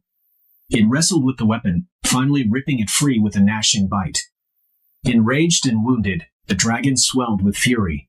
Its throat pulsed with engorged veins, and white foam frothed around its pestilent jaws. The earth scraped against its thrashing scales, and a putrid vapor spewed from its infernal mouth, choking the air. The dragon attacked with renewed ferocity, twisting and coiling like a giant serpent. With the force of a raging torrent, it charged forward, flattening the surrounding trees with its immense chest. Cadmus, agile and determined, dodged the onslaught, using the lion's skin as a shield. He lunged with his lance, deflecting the dragon's snapping jaws. The dragon retaliated, gnashing its teeth on the unyielding metal, its venomous spittle staining the grass crimson. The battle raged fiercely. Finally, Cadmus saw his opportunity. He lunged forward, driving the lodged javelin deeper into the dragon's throat. As the beast recoiled in pain, it stumbled backward, impaling its neck on a mighty oak tree. The tree groaned under the dragon's weight as it lashed its tail in a final, desperate attempt to fight back. Victorious but shaken, Cadmus surveyed the enormous creature he had slain. A sudden, disembodied voice boomed from above, sending chills down his spine. It spoke of a curse, a prophecy that Cadmus himself would one day transform into a dragon. Fear gripped him, his face draining of color as he grappled with this ominous fate. However, amidst the despair, his patron goddess, Athena, also known as Pallas, descended from the heavens. Offering solace and guidance, she instructed him to sow the dragon's teeth into the freshly tilled earth, like seeds for a future people. Following her instructions, he plowed a furrow and scattered the teeth. Miraculously, the earth began to stir. First, spear points emerged, followed by helmeted heads, then shoulders, chests, and finally, fully formed warriors, armed and ready for battle. This sight startled Cadmus. He braced himself for another fight, but one of the earth-born warriors, seemingly wiser than the others, cried out, urging everyone to lay down their arms and avoid a senseless civil war. Tragically, his words fell on deaf ears. One of the warriors, fueled by the violence of their birth, struck down his brother. This act of violence ignited a chain reaction, and the earth-born men turned on each other in a bloody frenzy. Only 5 warriors remained, shaken but alive, one of them named Echion. Heeding Athena's advice relayed through Tritonia, another epithet for Athena, Echion laid down his arms and sought peace with his surviving brethren. These 5 men, along with Cadmus, became the companions destined to fulfill the oracle's prophecy, to build the grand city of Thebes. The downfall of Actaeon. Thebes was finally established, Cadmus. You might have thought yourself content in your exile. Ares and Aphrodite, both powerful deities, became your in-laws. You had illustrious children, numerous sons and daughters, and even grandchildren, precious tokens of love blossoming into youth. But for humans, the final day always looms. No one can be truly called happy until they have faced death and received their final rites. Among all your blessings, your grandson, Actaeon, became the source of your first major sorrow. Horns sprouted from his forehead, and your own hunting dogs feasted on their master's blood. Yet, upon closer examination, you wouldn't find a crime, but a tragic accident. How can a mistake be considered a crime? There was a mountain stained with the blood of various wild beasts. As the day waned, shadows shortened to their minimum, and the sun hung balanced between the eastern and western horizons. The young Hyantian, Actaeon, addressed his companions who were traversing the lonely haunts of wild animals. "Friends," he declared, "our nets and spears are bloodied with the carnage of wild beasts. The day has provided ample sport. When dawn returns, borne on her rosy chariot, we shall resume our pursuit. But for now, Phoebus stands at an equal distance from both eastern and western lands, splitting the fields with his scorching heat. Cease your labors and gather the knotted nets." The men obeyed his orders and stopped their work. Nestled within a valley thick with pine trees and sharp-pointed cypress was Gargaphe, a sacred grove dedicated to the active Artemis. Deep within this grove, nestled amongst the trees, lay a grotto, not crafted by human hand, but by nature cleverly mimicking art. The native pumice and light sandstone formed a natural arch. On the right side, a clear spring murmured, its flowing channels bordered by lush grass. Here, weary from the hunt, the goddess of the woods would bathe her untouched form in the cool water. Upon entering the grotto, she entrusted her javelin, quiver, and unstrung bow to one of her nymphs, her loyal armor-bearer. Another nymph removed her cloak, while two more gently unfastened her sandals. Crocale, daughter of Ismenus, skilled beyond the others, gathered her scattered hair into a knot, despite her own flowing locks. Nephil, Hyele, Ranus, Piasecus, and Phiale diligently fetched water and poured it from their large urns. As the Titanian goddess bathed in the clear stream, fate intervened. Actaeon, grandson of Cadmus, having postponed the remainder of his hunt for the following day, wandered with uncertain steps into the sacred grove. The moment he stepped into the grotto, dripping with water from the natural spring, the nymphs, all completely naked, shrieked upon seeing a man. They scrambled around Artemis, shielding her with their bodies. However, the goddess herself, taller by a head, remained visible. Her face flushed red, resembling clouds tinted by the sun or the glow of dawn. Despite being surrounded by her attendants, she stood turned away, her face averted. How she longed to have her arrows within reach. Instead, she grabbed water and flung it at Actaeon's face, drenching his hair with the punishing stream. As she did, she uttered a prophecy foreshadowing his future misery. "Now, if you can, tell the tale of how you saw me unclothed." With those words, she placed the antlers of a lively stag upon his sprinkled head, stretched his neck, sharpened his ears, transformed his hands into hooves, and draped his body in a spotted coat of fur. Fear, too, became a part of him. The grandson of Cadmus fled in a daze, astounded by his newfound speed. When he glimpsed his reflection in the familiar stream, horns now adorning his head, he attempted to speak, to cry out, "Wretched me!" But no voice emerged. He could only groan. That was all that remained of his voice. Tears streamed down a face that was no longer his own, but that of a stag. Only his former consciousness remained. What was he to do? Should he return home, or vanish into the woods? Fear deterred one option, shame the other. While he hesitated, the dogs spotted him. Melampus and the keen-nosed Echnobates were the first to give chase, their barks echoing through the woods. Echnobates, a Cretan hound, and Melampus, a Spartan breed, led the pack. The rest of the dogs, swifter than the wind itself, surged after them. Pamphagus, Dorceus, Orobasus, all Arcadian hounds, the mighty Nebro.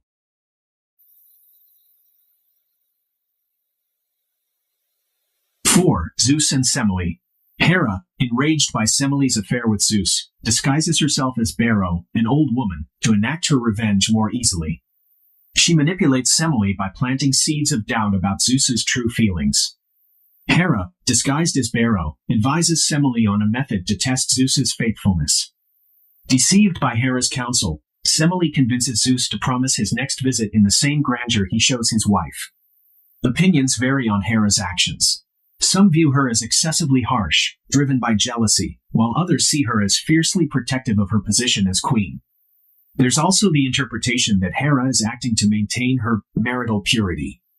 Regardless of perspective, Hera takes pleasure in potentially destroying Semele's happiness. She fuels her anger with verbal abuse, lamenting Semele's pregnancy and the perceived slight to her marriage bed. "I've ranted so often, but what good has it done?" she exclaimed. Now it's time to directly attack her. As the rightful supreme Hera, I'll obliterate her. I wield the sparkling scepter in my right hand, and I am both queen and consort of Zeus. Yes, I am his sister, but she must be content with stolen affections, and the slight to my marriage bed is insignificant. Now she's pregnant, the final insult. She carries evidence of Zeus's betrayal in her swelling belly and desires to bear his child, a privilege not reserved for me alone. Her confidence in her beauty is boundless. I'll ensure he deceives her, and may I not be a daughter of Saturn if she doesn't meet her end in the Stygian depths, sent there by her beloved Zeus. With these vengeful words, Hera rose from her throne and, cloaked in a fiery cloud, approached Semele's dwelling. She transformed into an elderly woman with gray hair, wrinkled skin, and a faltering gait, all to appear harmless. Speaking in the voice of an old crone, she took on the guise of Beroe, Semele's old nurse from Epidaurus. When Hera, disguised as Beroe, and Semele spoke, the topic turned to Zeus. Hera sighed and planted the seed of doubt. I hope it truly is Zeus, though I fear everything. Many have masqueraded as gods to invade virtuous beds. Being Zeus is not sufficient. If he truly is Zeus, let him prove his affection and bestow his caresses upon you as he does with majestic Hera. Let him first assume his full godly form. With these manipulative words, Hera coached the unsuspecting Semele. Semele, without revealing the exact nature of her request, asked Zeus for a favor. He readily assured her that her wish would be granted, even invoking the river Styx, a powerful symbol, as a witness to his oath. Overjoyed at the apparent opportunity to confirm Zeus's feelings, and too easily persuaded by Hera's words, Semele requested Zeus to appear to her in the same form as when he visits Hera. Zeus, bound by his oath, attempted to dissuade her from this wish, but it was too late. Semele's words had been spoken, and Zeus was honor-bound to fulfill them. In great sorrow, knowing the terrible outcome that awaited, Zeus ascended to the heavens and gathered the elements of a fearsome storm: clouds, rain, lightning, winds, thunder, and the inevitable thunderbolt.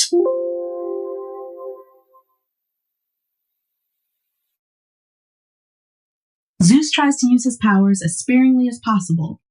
He doesn't use the same flames that he used to defeat the 100-handed Typhoeus, as they are too furious.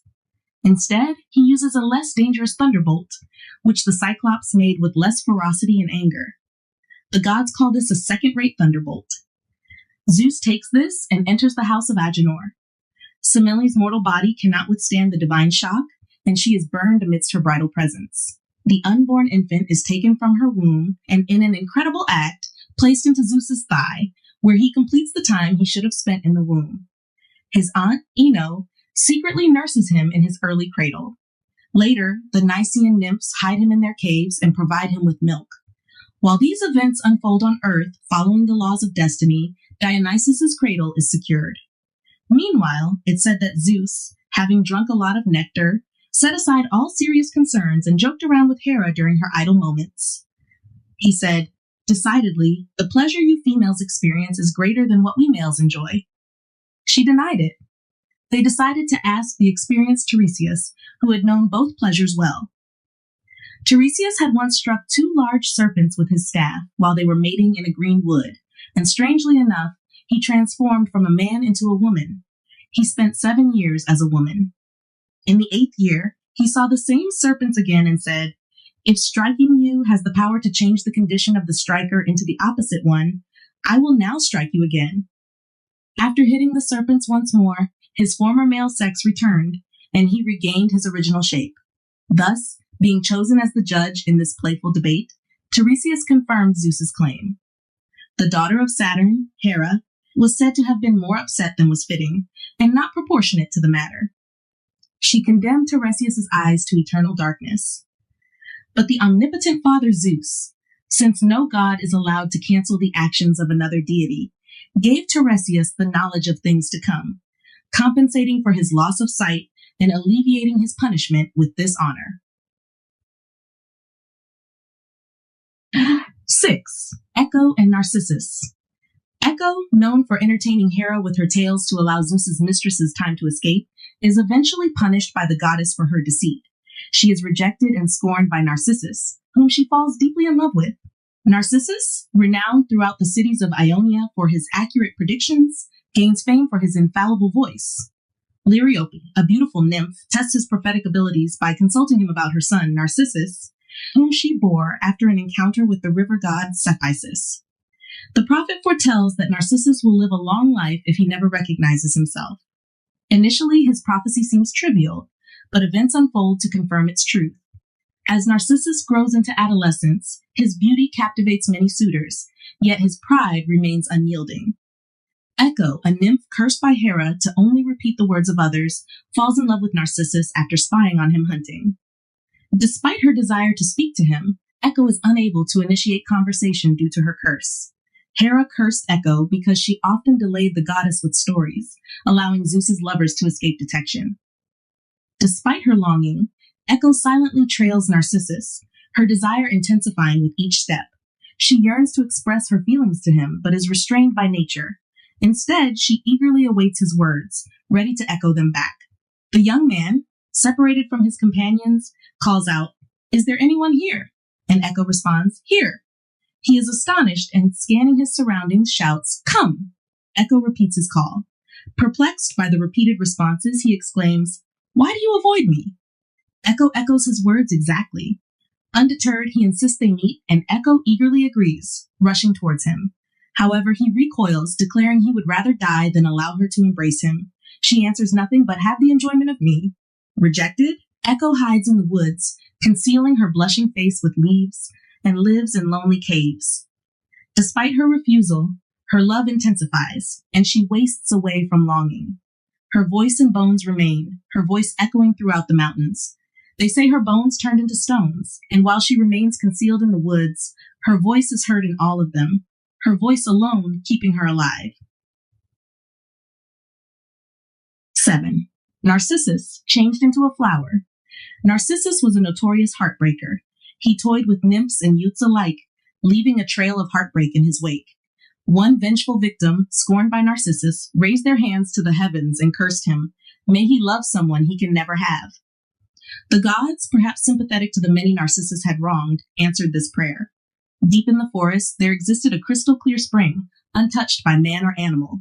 Narcissus, weary from hunting in the scorching heat, stumbled upon this inviting oasis. As he bent down to quench his thirst, a different kind of thirst took hold of him. He saw his own reflection in the water, but mistook it for another person of unparalleled beauty. He was captivated by this image, staying completely still, as if turned to stone. He admired every detail, his star-like eyes, his youthful face, his flowing hair. He was in love, but with an illusion. Unaware that the object of his affection was just a reflection, he reached out to touch it, only to find nothing but water. He showered the image with kisses, but they landed only on the unforgiving surface. He couldn't understand why he couldn't grasp this perfect being. The more Narcissus pursued his reflection, the more frustrated he became. He was trapped in a cycle of longing and disappointment. The reflection mimicked his every move, always just out of reach. "Why do you tease me, beautiful creature?" he cried. "Turn away and I lose you. But you are always there, yet never truly here. You are just a shadow with no substance of your own. You come and go with me, but I cannot seem to leave you behind." Narcissus, consumed by his past rejections, had no interest in food or sleep. He lay sprawled on the cool grass, mesmerized by the deceitful image in the spring. His own reflection was slowly undoing him. Narcissus, consumed by his past rejections, had no interest in food or sleep. He lay sprawled on the cool grass, mesmerized by the deceitful image in the spring.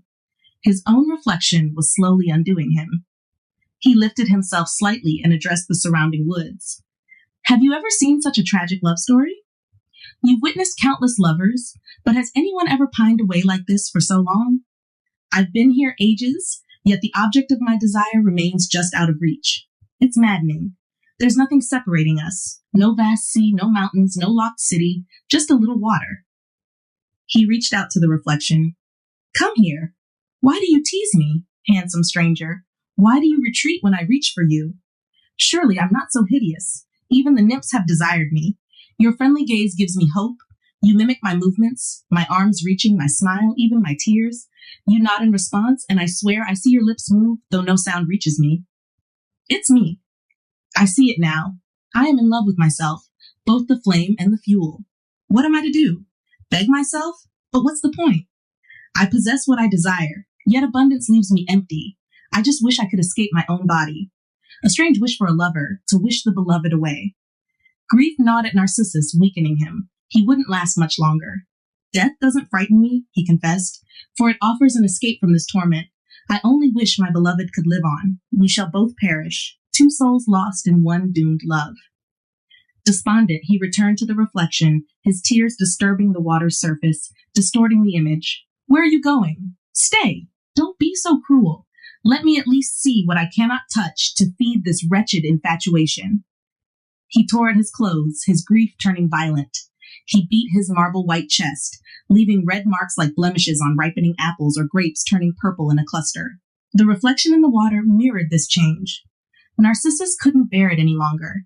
Just as wax melts in fire or frost fades under the morning sun, Narcissus wasted away, consumed by his hidden love. His once vibrant complexion and handsome features, the very things that had charmed Echo, were gone. Even Echo, though still angry at his past cruelty, felt a pang of sympathy. Whenever he cried alas, she echoed his sorrow. When he struck himself, she mimicked the sound. His final words, spoken to the reflection as always, were, "Beautiful youth, forever out of reach." The water echoed back the exact same words. As he uttered a final farewell, Echo responded in kind. He laid his head down on the green grass, his eyes forever closed to the beauty he adored. Even in the underworld, it was said he gazed at his reflection in the river Styx. The Naiad sisters mourned him, cutting their hair in grief. The Dryads joined their lament, with Echo amplifying their cries. They prepared the funeral pyre, the torches, and the bier. But when they went to collect his body, it was nowhere to be found. In its place bloomed a yellow flower with white petals surrounding its center. 8. A god scorned, a king torn, madness of the Maenads and Pentheus' downfall. News of the prophecy spread through Achaia, solidifying Tiresias' reputation as a seer. However, Pentheus, son of Echion and a man who scoffed at the gods, remained unconvinced. He mocked the blind prophet's predictions, taunting him for his blindness and misfortune. Tiresias, his head crowned with white hair, retorted, "Lucky for you if you too were blind. Then you wouldn't witness the rites of Dionysus. The new god, Liber, son of Semele, is coming soon. Deny him a temple, and you'll be torn to pieces, your blood staining the woods and your own mother and aunts. This is your fate for refusing to honor the god and complaining, 'I see too much in my darkness.'" Pentheus drove Tiresias away, but his words proved true.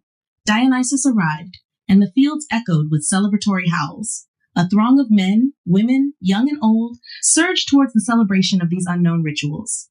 "What madness has seized you, warriors of Thebes, descendants of the dragon?" Pentheus roared. "Can mere clanging metal and curved pipes truly sway you? Will women's shrieks, drunken madness, and a troop of weaklings with tambourines prevail? You who fear no warrior's sword, trumpet, or battle formation?" He turned to the older men. "What of you? You sailed across distant seas, establishing a new Tyre and your exiled household gods here. Why allow them to be disregarded without a fight?" Then he addressed the younger men. "You, who should be wielding weapons, not thyrsuses, and wearing helmets, not green leaves, remember your heritage. Take up the courage of the dragon who slew many to defend his spring. He died for what was his. Fight for your own glory. Repel this feeble foe and reclaim your city's honor. If Thebes is fated to fall, let it be by warriors and weapons, not an unarmed boy who toys with myrrh-scented hair, dainty garlands, purple robes, and gold embroidery. I alone will expose his false father and invented rituals. Let him stand aside." His grandfather Cadmus, Athamas, and his companions pleaded with Pentheus, but he only grew more enraged. Their restraint fueled his fury, like a torrent held back by obstacles, becoming more violent with each obstruction. Suddenly, servants returned, stained with blood. When Pentheus demanded Dionysus' whereabouts, they denied seeing him. "But we captured this one," they said, his attendant and minister in the rituals. They presented a man from Etruria, bound, who followed the god's rites. Pentheus glared at the captured man, his anger making his eyes burn. Though eager to punish him, Pentheus decided to delay the inevitable. "Wretch," he growled, "you seem destined for destruction. Your death will serve as a warning to others. Tell me your name, your parents, your country, and why you follow these strange new rituals." The man, unafraid, replied, "My name is Acotes. I come from Ionia, and my parents were humble folk. My father wasn't a wealthy landowner with fields for oxen or herds of sheep. He was a poor fisherman, relying on lines and hooks to catch fish from the streams. When he passed away, he left me nothing but his fishing skills. That was the only inheritance I received." Achates explained that he grew tired of the same scenery and learned to navigate ships. He studied constellations to guide him across the seas. One day, while sailing towards Delos, they landed on the coast of Dia. There, on the shore, they saw a beautiful young man, seemingly drunk and sleepy. They examined him and saw nothing that suggested he was mortal. Achates, sensing the man's divinity, addressed him as a god and asked for mercy. However, Dictys, the most agile climber among them, disagreed. Blinded by greed for spoils, most of the crew wanted to take the young man captive. Achates, the only one who opposed them, argued that carrying a god on their ship would bring bad luck.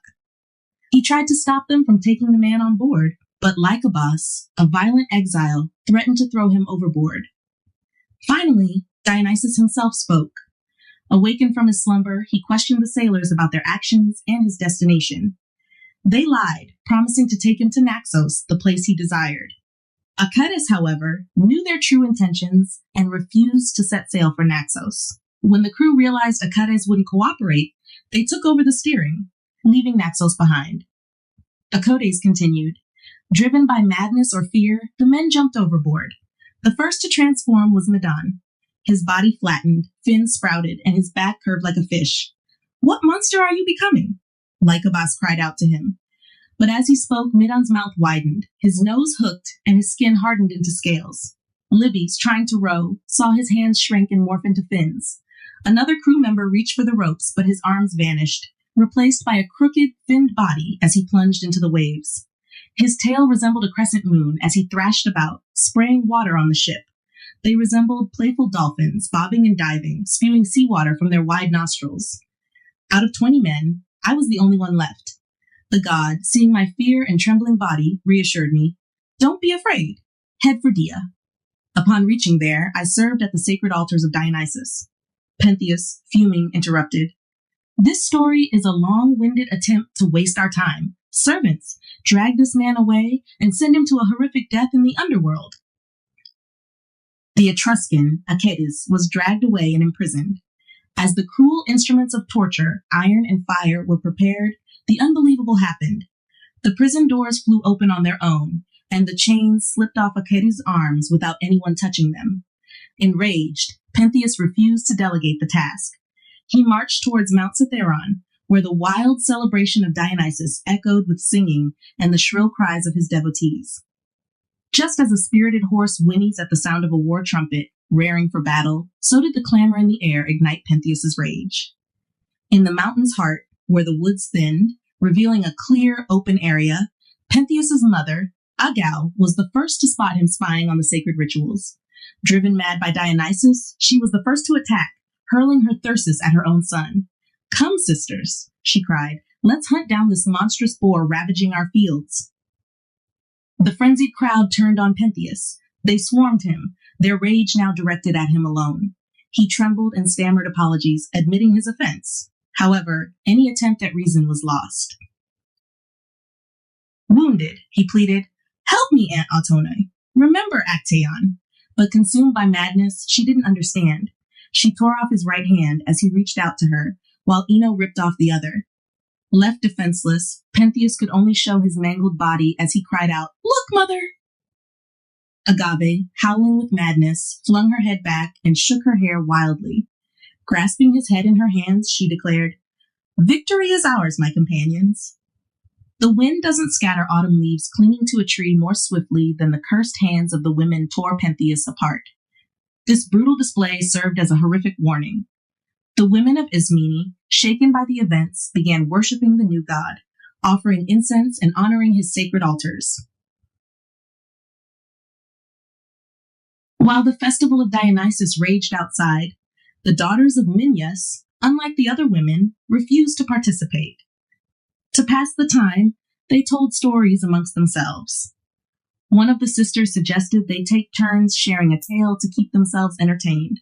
Their impiety didn't go unnoticed. The priest had instructed all women, young and old, to abandon their chores, adorn themselves with animal skins and garlands, and carry thirsty staffs in their hands. He warned them of the god's wrath if they failed to comply. Most women obeyed. They put down their unfinished tasks, offered incense, and invoked Dionysus by his many names: Bromius, Laius, son of the flames, twice born, the one with two mothers, Semele and Ino. They also praised him as Nicias, Thionius, unshorn, Lennius, wine god, Nactilius, nighttime, Elelus, father of cries, Iacchus, and Evan. They acknowledged his eternal youth, his beauty, and his boyish appearance, even when uncrowned. The women sang of his conquests in the east, reaching faraway India. They praised him for punishing the impious Pentheus and Lycurgus, and for drowning the Etrurians. They spoke of him riding a chariot pulled by lynxes, adorned with colorful reins. They described his followers, the Bacchantes, satyrs, and the drunken Silenus, who clung precariously to his donkey. They sang of the joyous sounds that accompanied him, the shouts of youths, the voices of women, the rhythmic beating of tambourines and cymbals, and the melody of the long flutes. Finally, they implored the god's mercy and promised to celebrate his rituals properly. However, the daughters of Minyas remained indoors, ignoring the festivities. They busied themselves with carding wool, spinning thread, and weaving cloth, keeping their maids working as well. One of the sisters, drawing thread with her thumb, suggested they use their time for storytelling instead of participating in these fanciful rites. They could each share a tale to pass the time. The other sisters agreed and asked her to begin. The storyteller pondered her many options. She debated whether to tell the story of Dercetus, a Babylonian goddess now transformed into a fish-tailed creature living in a lake, or the story of her winged daughter. Another possibility was the tale of a naiad, water nymph, who used magic to transform young men into fish, only to be cursed with the same fate herself. Finally, she chose a less common story, the tale of how a tree, once bearing white fruit, came to produce purple fruit after being stained with blood. This is the story she began to weave, her voice accompanying the rhythmic thrum of the wool against the spindle. Among the daughters of Minyas, one decided to tell a story. She chose the tale of Pyramus and Thisbe, two beautiful young people who lived in neighboring houses within the walled city built by Semiramis. Their proximity allowed their love to blossom, but their parents forbade them from marrying. Despite the opposition, their affection grew stronger. Unable to speak freely, they communicated through a small crack in the wall separating their houses. Whispers of love and longing passed through this secret passage. Often, they would stand on opposite sides of the wall, their breaths mingling. They'd lament their situation, wishing the wall would disappear or at least open enough for a kiss. One night, they decided to defy their parents and escape together. They agreed to meet under the shade of a mulberry tree near the tomb of Venus after dark. Thisbe arrived first, boldened by love. Suddenly, a lioness emerged, its jaws stained with blood from a recent kill, approaching the spring to quench its thirst. Seeing the lioness in the moonlight, Thisbe fled in terror to a cave, dropping her veil in her haste. The lioness, after drinking from the spring, found the veil and tore it to shreds in its bloody jaws. Later, Pyramus arrived and saw the lion's paw prints in the dust. He turned pale, and upon finding Thisbe's blood-stained veil, he became convinced she was dead. "This night will be the ruin of two lovers," he cried, blaming himself for sending her to a dangerous place alone. He wished for the lions to devour him, but declared it cowardly to wait for death. Taking Thisbe's veil, he went to the mulberry tree. Kissing the garment and weeping, he spoke to it, "Receive my blood too." With that, he plunged his sword into his belly and fell back, blood spurting from the wound, like water bursting from a broken pipe. The blood splattered onto the white mulberries, staining them a dark purple. Unbeknownst to Pyramus, Thisbe had returned, eager to share her escape from the lion. She searched for him, her love guiding her. Upon reaching the tree, she was confused by the sight of the transformed fruit. Hesitantly, she approached and saw Pyramus's body, his limbs still trembling. Horror struck her. She stumbled back, pale and trembling. But soon recognizing her lover, she wailed and tore at her hair. Embracing his cold body, she cried out, "Pyramus, what has happened? Answer me, it's Thisbe, your love, calling you." At the sound of her name, Pyramus opened his eyes, heavy with death, only to close them again forever. Seeing her own veil and the empty sword sheath, Thisbe understood. "Your love and your own hand have destroyed you," she cried. "I too have the courage and the love. It will give me strength for the wound." Vowing to follow him in death, she declared, "I will be called the most unhappy cause and companion of your fate. Death itself couldn't tear you from me, and now not even death will keep us apart." She addressed their parents, pleading for them to be buried together, united in their final moments. Finally, she turned to the mulberry tree. "You now shade one unfortunate body, but soon you will cover two. Keep this as a reminder of our fate, bear black fruit, forever mourning the blood of us two." With these words, she took the sword still warm with Pyramus's blood and plunged it into her own chest. The gods, moved by their prayers and their parents' grief, answered their final wish.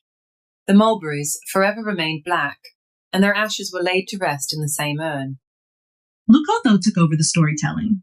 Her sisters fell silent as she began her tale of the sun god's own love affair. The sun, who bathed everything in his ethereal light, was known for seeing everything. He became the first to witness the adultery between Aphrodite, the goddess of love, and Ares, the god of war. Outraged by the sight, the sun informed Hephaestus, Aphrodite's husband, of the betrayal. Hephaestus, a skilled craftsman, immediately dropped his work, overwhelmed by the news. He set to work, meticulously crafting delicate chains, nets, and invisible meshes, finer than cobwebs, designed to trap the lovers. These magical chains yielded to the slightest touch, and he skillfully arranged them around Aphrodite's bed. When Aphrodite and Ares met again, they were caught entangled in the web, unable to escape Hephaestus' ingenious trap. The enraged husband flung open the bedroom doors, exposing the humiliated lovers to the other gods. While some of the less serious gods found amusement in the scene, most were shocked. The incident became a source of laughter and gossip throughout the heavens. Aphrodite, burning with revenge for the sun's betrayal, decided to make him suffer the same humiliation. "What use is your beauty, your heat, and your radiant light now, son of Hyperion?" she scoffed. "You, who scorched the earth with your flames, are now consumed by a new fire of your own. You, who are supposed to observe everything, are fixated on one maiden, Leucothoe, neglecting your duty to watch over the universe." Aphrodite described the sun's erratic behavior, rising earlier, setting later, and causing abnormally long winter days, all because he was preoccupied with Leucothoe. Sometimes he would even be eclipsed, his light dimmed by his troubled emotions, frightening mortals. This paleness, Aphrodite asserted, wasn't caused by the moon blocking his path, but by his burning passion. Leucotho had stolen the sun's attention from all his other lovers, Clymene, Rhodos, the mother of the sorceress Circe, and even Clytie, who remained hopelessly infatuated with him. Leucotho, the daughter of Eurynome, the most beautiful nymph among the fragrant people, had captivated the sun completely. Leucothoe's home was near the pastures where the sun's celestial horses grazed on ambrosia, their divine food that restored them after their daily journey across the sky. Every night while the horses ate, the sun god would transform himself into the image of Leucothoe's mother, Eurynome. Disguised, he would enter her chamber and find Leucotho among her handmaidens, spinning thread. Finding to be her mother, he would kiss Leucotho and request privacy to discuss a secret matter. The handmaidens would leave, and once alone, the sun god would reveal his true form and radiant beauty. Leucotho, initially startled, couldn't help but be captivated by the god. Despite her surprise, she surrendered to his embrace.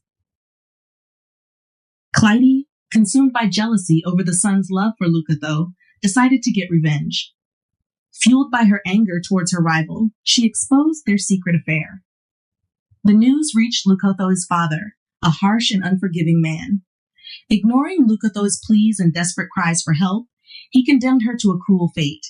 He buried her alive, even as she reached out towards the sunlight and protested her innocence. Despite her pleas that the sun had forced himself upon her, her father piled heavy sand on top of the earth, burying her further. The sun, his son Hyperion, witnessed this horrific act. It was the most distressing thing he had seen since the death of Phaeton, struck down by lightning. The sun tried his best to revive Leucotho with his powerful rays, hoping to warm her cold body back to life. However, fate wouldn't allow such a miracle.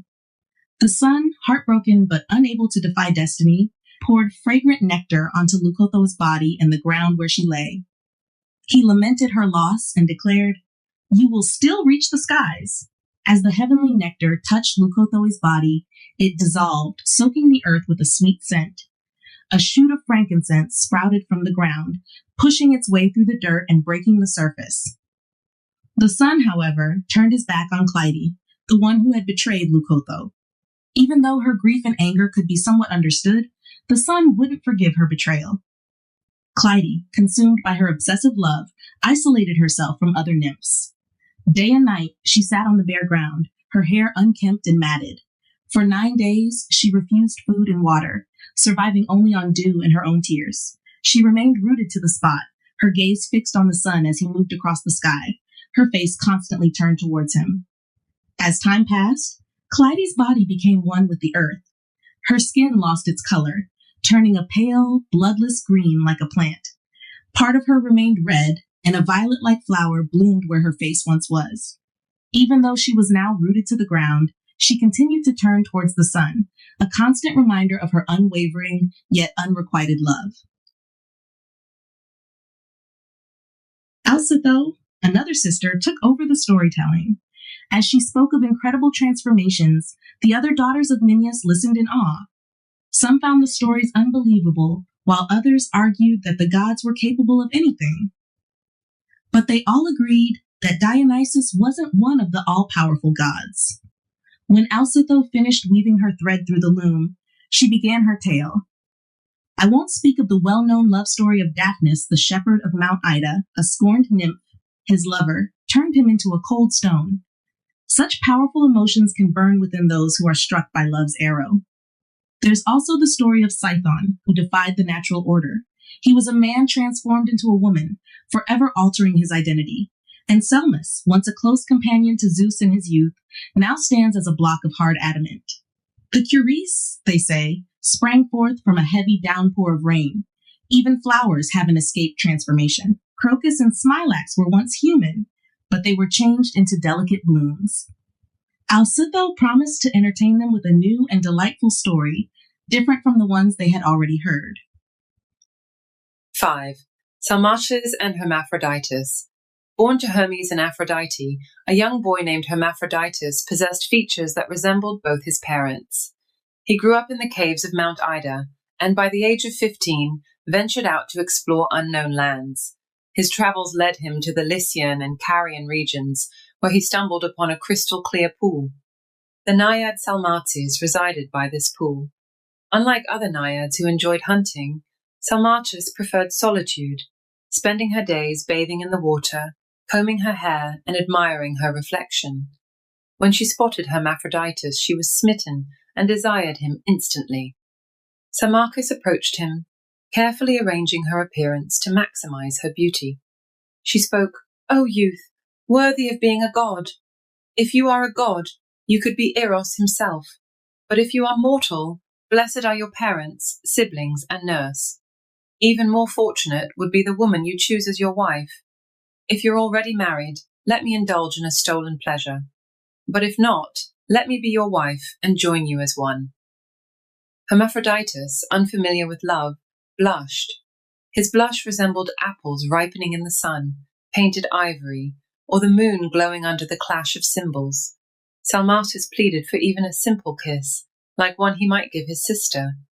She touched his ivory white neck, but he warned, "Will you desist, or should I leave this place with you?"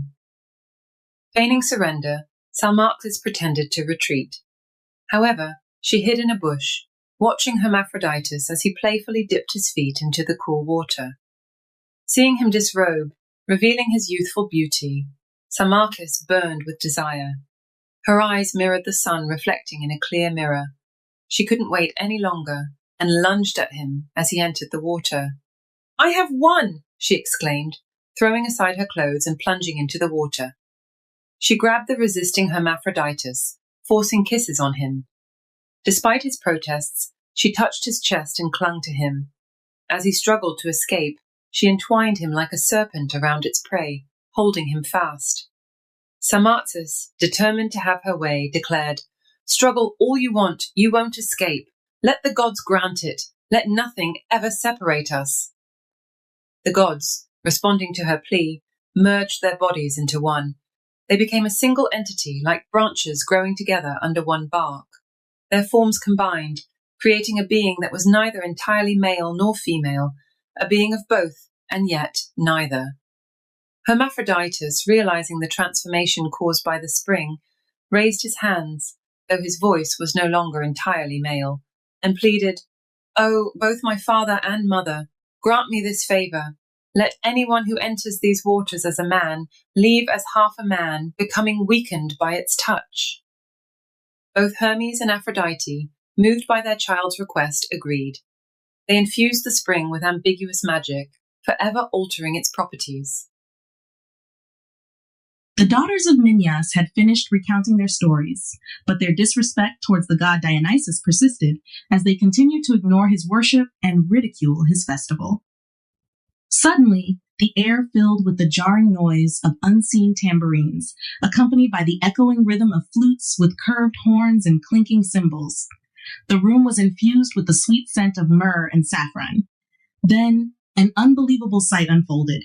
The woven tapestries of the daughters began to sprout green leaves resembling ivy. Parts of the tapestries transformed into grapevines, with the threads morphing into vine shoots. Heavy purple grapes hung from the newly formed branches, their colors vibrant in the fading light. As daylight faded, a strange twilight descended, neither fully light nor dark. The house shook violently, illuminated by the eerie light of glowing, flickering torches. Phantoms of savage beasts howled, their roars reverberating through the trembling walls. Terrified, the sisters sought cover throughout the smoke-filled house, desperate to escape the flames and the unnatural light.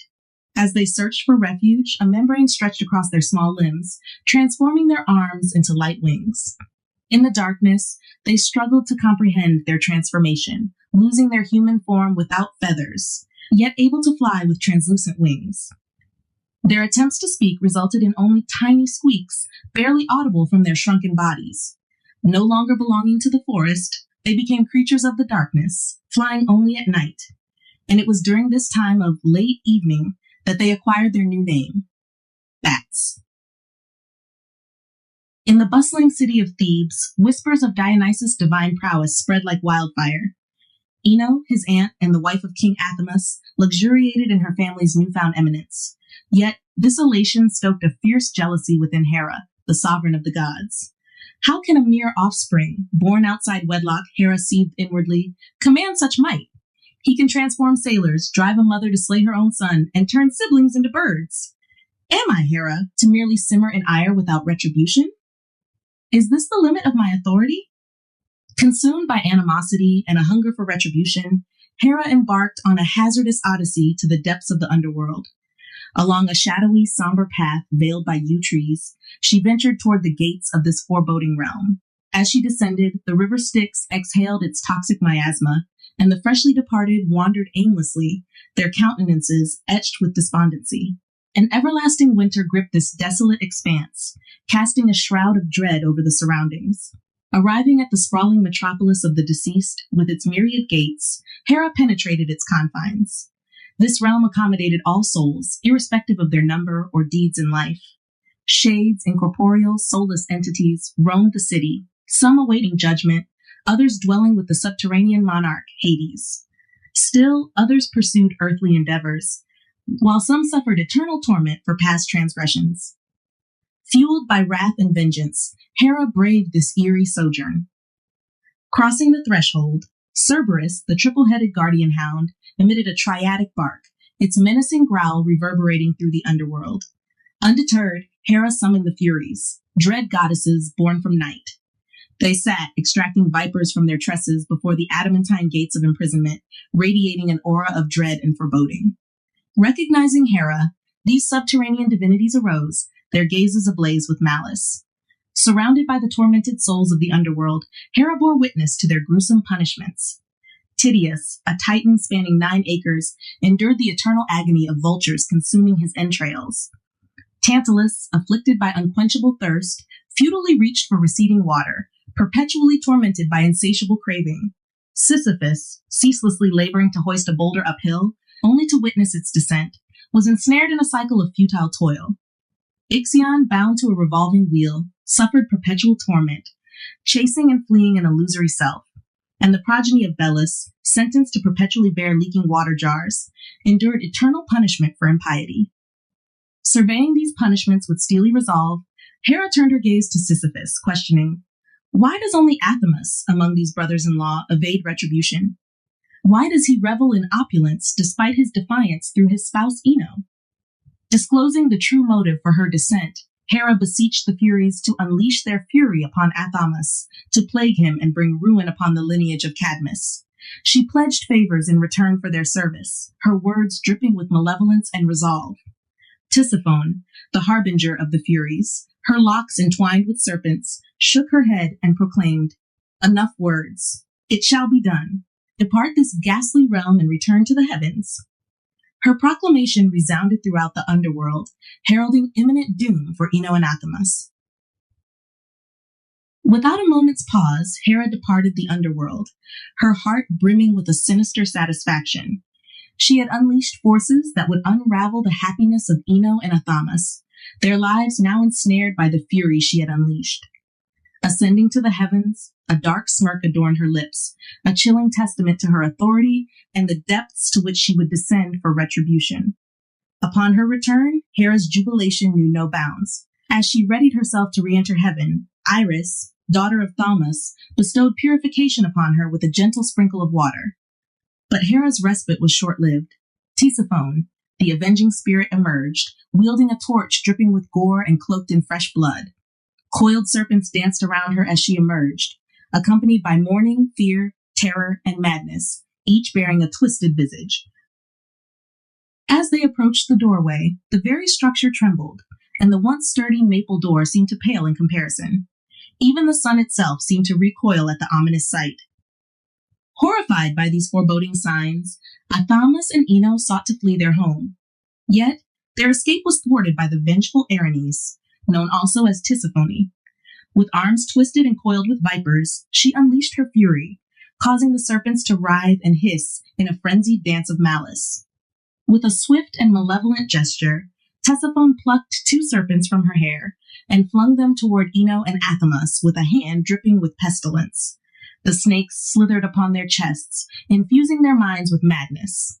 Though their bodies remained unscathed, their sanity was fractured beyond repair.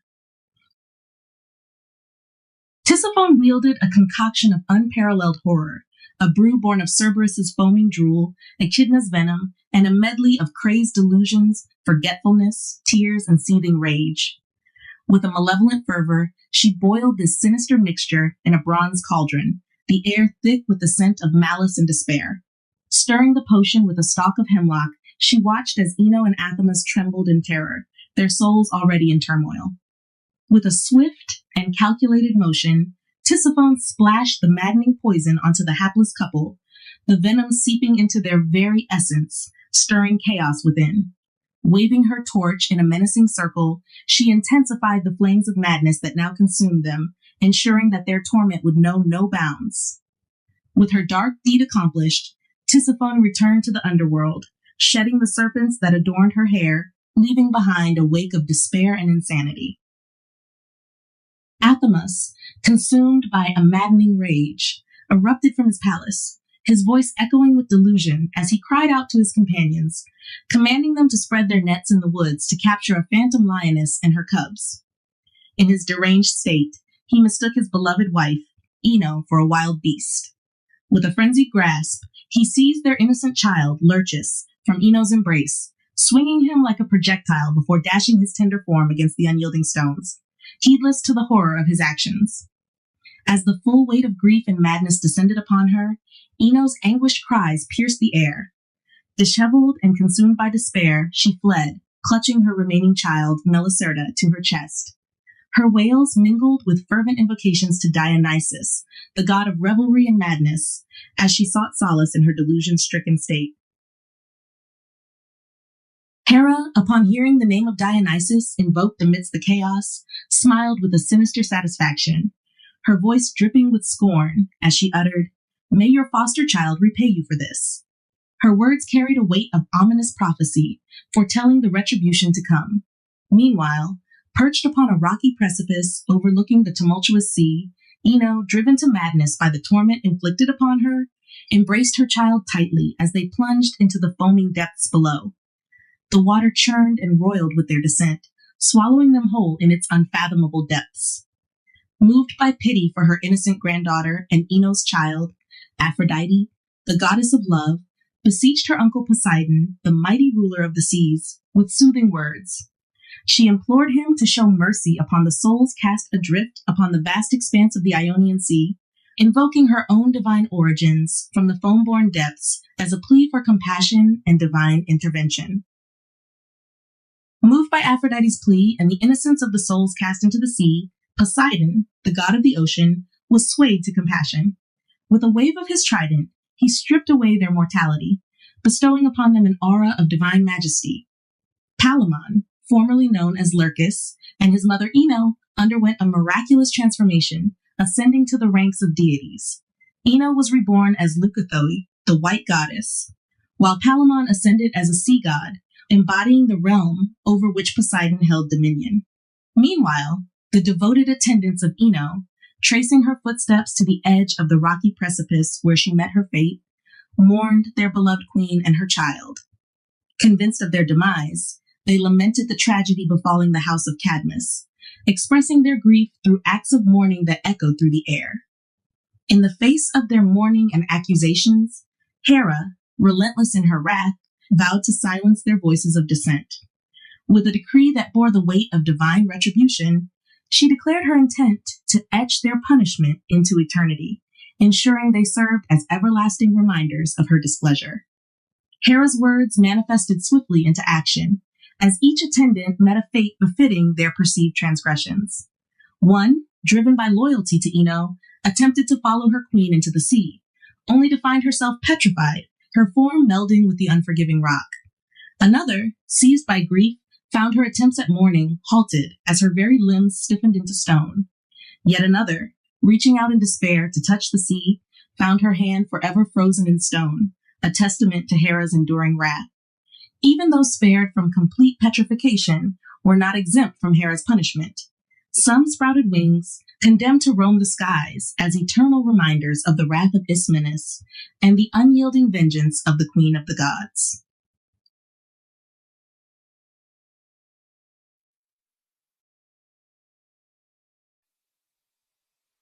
The son of Agenor does not know that his daughter and his little grandson are now deities of the sea. Overwhelmed by sorrow, a series of calamities, and numerous prodigies he had witnessed, the founder flees from his city, believing that the place and not his own misfortune burdens him. With his exiled wife, he reaches the coast of Illyria after a long period of wandering. Now, weighed down with woes and years, while reflecting on the early disasters of their house and recounting their misfortunes, Cadmus says, "Was that dragon a sacred one that I pierced with my spear when I left Sidon, and sowed the dragon's teeth in the ground, a seed till then unknown? If the gods avenge this with such unerring resentment, I pray that I myself may be transformed into a serpent and lengthen into an extended belly." As he speaks, he begins to transform into a serpent, perceiving scales growing on his hardened skin and his black body becoming speckled with azure spots. He falls flat on his chest, and his legs, joined into one, taper into a thin round point. His arms remain for a moment, and he stretches them out. Tears flow down his face, still human, and he says, "Come here, wife. Come here, most unhappy one, and while something of me remains, touch me. Take my hand while it is still a hand, and before I am entirely a serpent." He wants to say more, but suddenly his tongue splits into two parts. Words are no longer possible, and whenever he tries to speak, he can only hiss. This is the voice nature leaves him. His wife, beating her naked breast with her hand, cries out, "Stay, Cadmus! Deliver yourself from this monstrous form. Cadmus, what is happening? Where are your feet? Where are your shoulders and hands? Where is your color and form? And while I speak, where is everything else? Why do you not, celestial gods, turn me into a similar serpent? As she speaks, he licks her face and leaps into her dear bosom, recognizing her, embracing her, and reaching her well-known neck. The attendants present are alarmed, but the crested snakes soothe them with their slippery necks. Suddenly, they become two serpents, and with joined folds, they slither away into the nearby grove. Now, they neither shun humans nor harm them, and as gentle serpents, they remember what they once were. But their grandson, Dionysus, gave them both great consolation in their new forms. India, which he had conquered, worshipped him as a god, and Achaia honored him with erected temples. Only Acrisius, the son of Abas, descended from the same lineage, refused to accept him.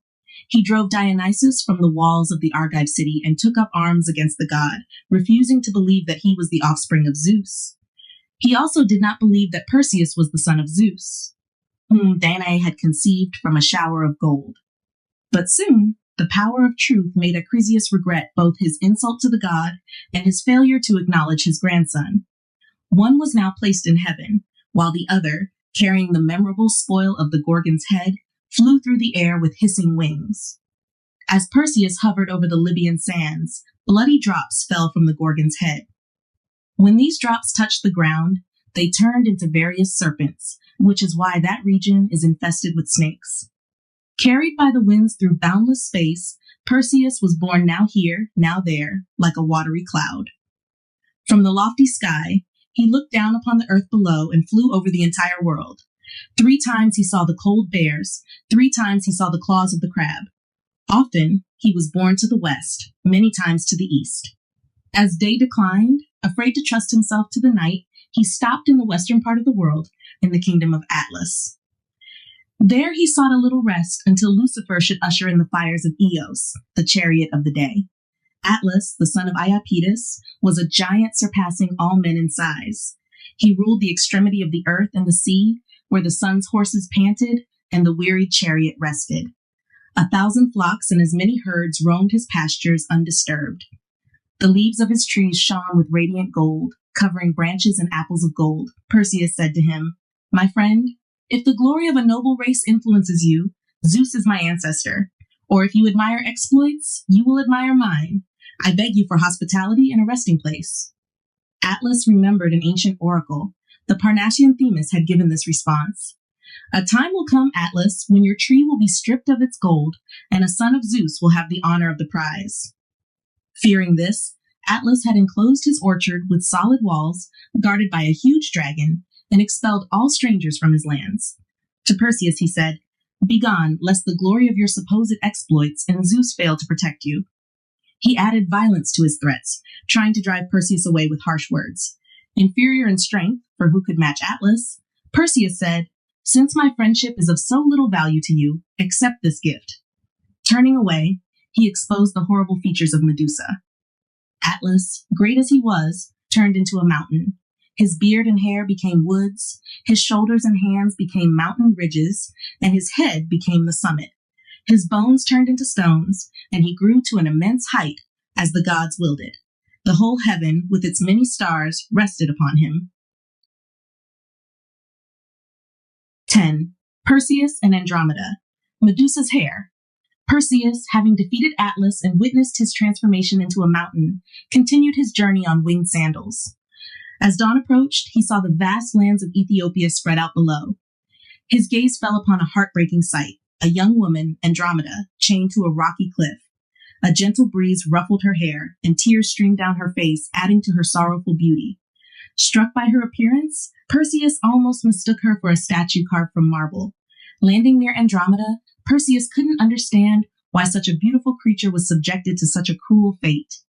"Perseus, fair maiden, why do you bear these chains? They are more suited for a villain than someone as lovely as you. Tell me, where am I? Who are you? Why are you chained to these rocks?" Andromeda, a maiden of noble birth, felt too shy to speak to a stranger. Bound as she was, she couldn't even hide her blushing face.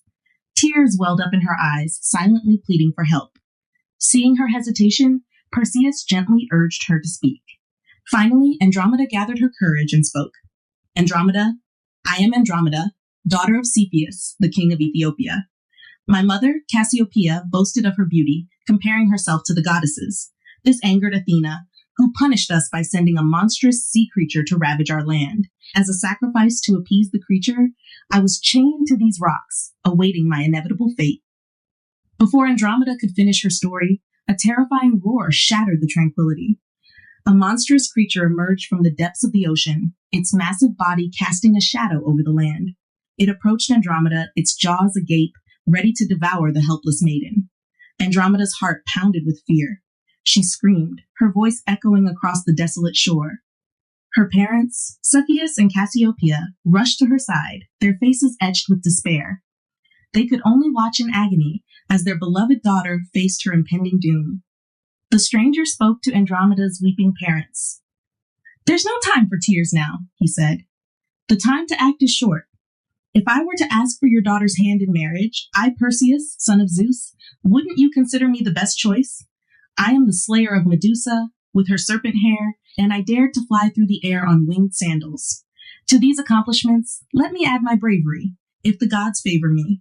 I only ask for your daughter's hand if I can save her through my valor. Cepheus and Cassiopeia, overwhelmed by the dire situation and the bravery of the young hero before them, agreed to Perseus's request, hoping for a miracle to save their daughter. Without hesitation, Andromeda's parents agreed. They begged for his help and even promised their kingdom as a dowry. Just as a fast ship cuts through the water, the monstrous creature churned towards Andromeda. But Perseus, with a powerful leap, launched himself into the sky using his winged sandals. The enraged monster lashed out at Perseus's shadow on the water below. The fight was described like a hawk attacking a snake. Perseus, swift and agile on his wings, swooped down from above and plunged his sword into the creature's shoulder. The beast roared in pain and thrashed about, trying to shake off the winged warrior. A fierce battle ensued. Perseus, using his agility, dodged the monster's snapping jaws and slashing claws. He attacked relentlessly, striking at its exposed back and sides, leaving it mortally wounded. The creature, weakened by its injuries, lashed out in its death throes, churning the water and spewing blood. Perseus, realizing his wings could become clogged by the monster's blood, spotted a partially submerged rock. He landed on the rock and, from there, delivered the final blow. His sword found its mark, piercing the monster's heart. A mighty cheer erupted from the shore, a mixture of relief and joy. Andromeda's parents rushed to Perseus, hailing him as their savior and future son-in-law. Freed from her chains, Andromeda walked towards Perseus, both the reward for his bravery and the cause for his actions. He washed his hands in the sea, careful not to contaminate the Gorgon's head with the sand. He laid the head on a bed of seaweed, which, upon contact with the Medusa's petrifying power, instantly hardened into coral. Perseus honored the gods with sacrifices. He built 3 altars from turf, one for Hermes on the left, one for Athena, the warrior maiden, on the right, and the largest one in the middle for Zeus. A cow was sacrificed to Athena, a calf to Hermes, the god with winged sandals, and a bull to Zeus, the king of the gods. Perseus then claimed his reward, Andromeda. Without asking for a dowry, he led her away. Hymenaeus, the god of marriage, and Eros, the god of love, led the procession with their torches. Bright fires burned, filled with fragrant incense. Garlands hung from the houses, and the sounds of flutes, lyres, pipes, and joyful songs filled the air. The grand hall doors were thrown open, revealing the entire palace decorated in gold. The noble guests of King Cepheus sat down to a magnificent feast. After the merriment and the generous flow of wine, Perseus, grandson of Abas, inquired about the customs and traditions of the land. One of the guests, Lincedes, stepped forward and addressed Perseus. "Tell us, brave Perseus," he said, "with what great courage and skill did you manage to sever the head with its serpent hair?" Perseus began his tale. He spoke of a hidden cave beneath the cold mountain of Atlas. There, guarding the entrance, lived 2 sisters, the daughters of Phorcys, who shared a single eye. Using his cunning, Perseus stole the eye while they were passing it between them. He journeyed through treacherous paths and dense forests until he reached the Gorgon's lair. Everywhere he saw, in fields and on roads, men and beasts turned to stone by Medusa's gaze. But Perseus, using the reflection on his polished bronze shield, safely observed Medusa's horrifying visage. While she and her serpent slept soundly, he severed her head from her neck. From her blood sprang Pegasus, the winged horse, and his brother. Perseus recounted the dangers of his long journey, the seas and lands he saw from above, and the stars he brushed with his winged sandals. Before anyone expected, he finished his story. Another guest then spoke, curious about Medusa's serpent hair. "Stranger," he said, "since you've shared such a fascinating story, tell us why Medusa, unlike her sisters, had snakes in her hair." The stranger explained, she was renowned for her beauty, desired by many suitors. Her hair was her most captivating feature, some say the most beautiful hair ever seen. But Poseidon, the god of the sea, violated her in Athena's temple. The daughter of Zeus, filled with rage, turned Medusa's hair into hideous snakes. Now she bears them on her chest, a constant reminder of the violation and a weapon to strike fear into the hearts of her enemies.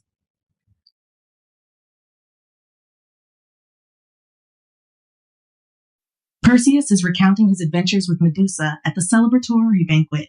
Suddenly, the joyous atmosphere shatters. Phineus, Andromeda's scorned former fiancé, bursts in with his followers, filled with rage.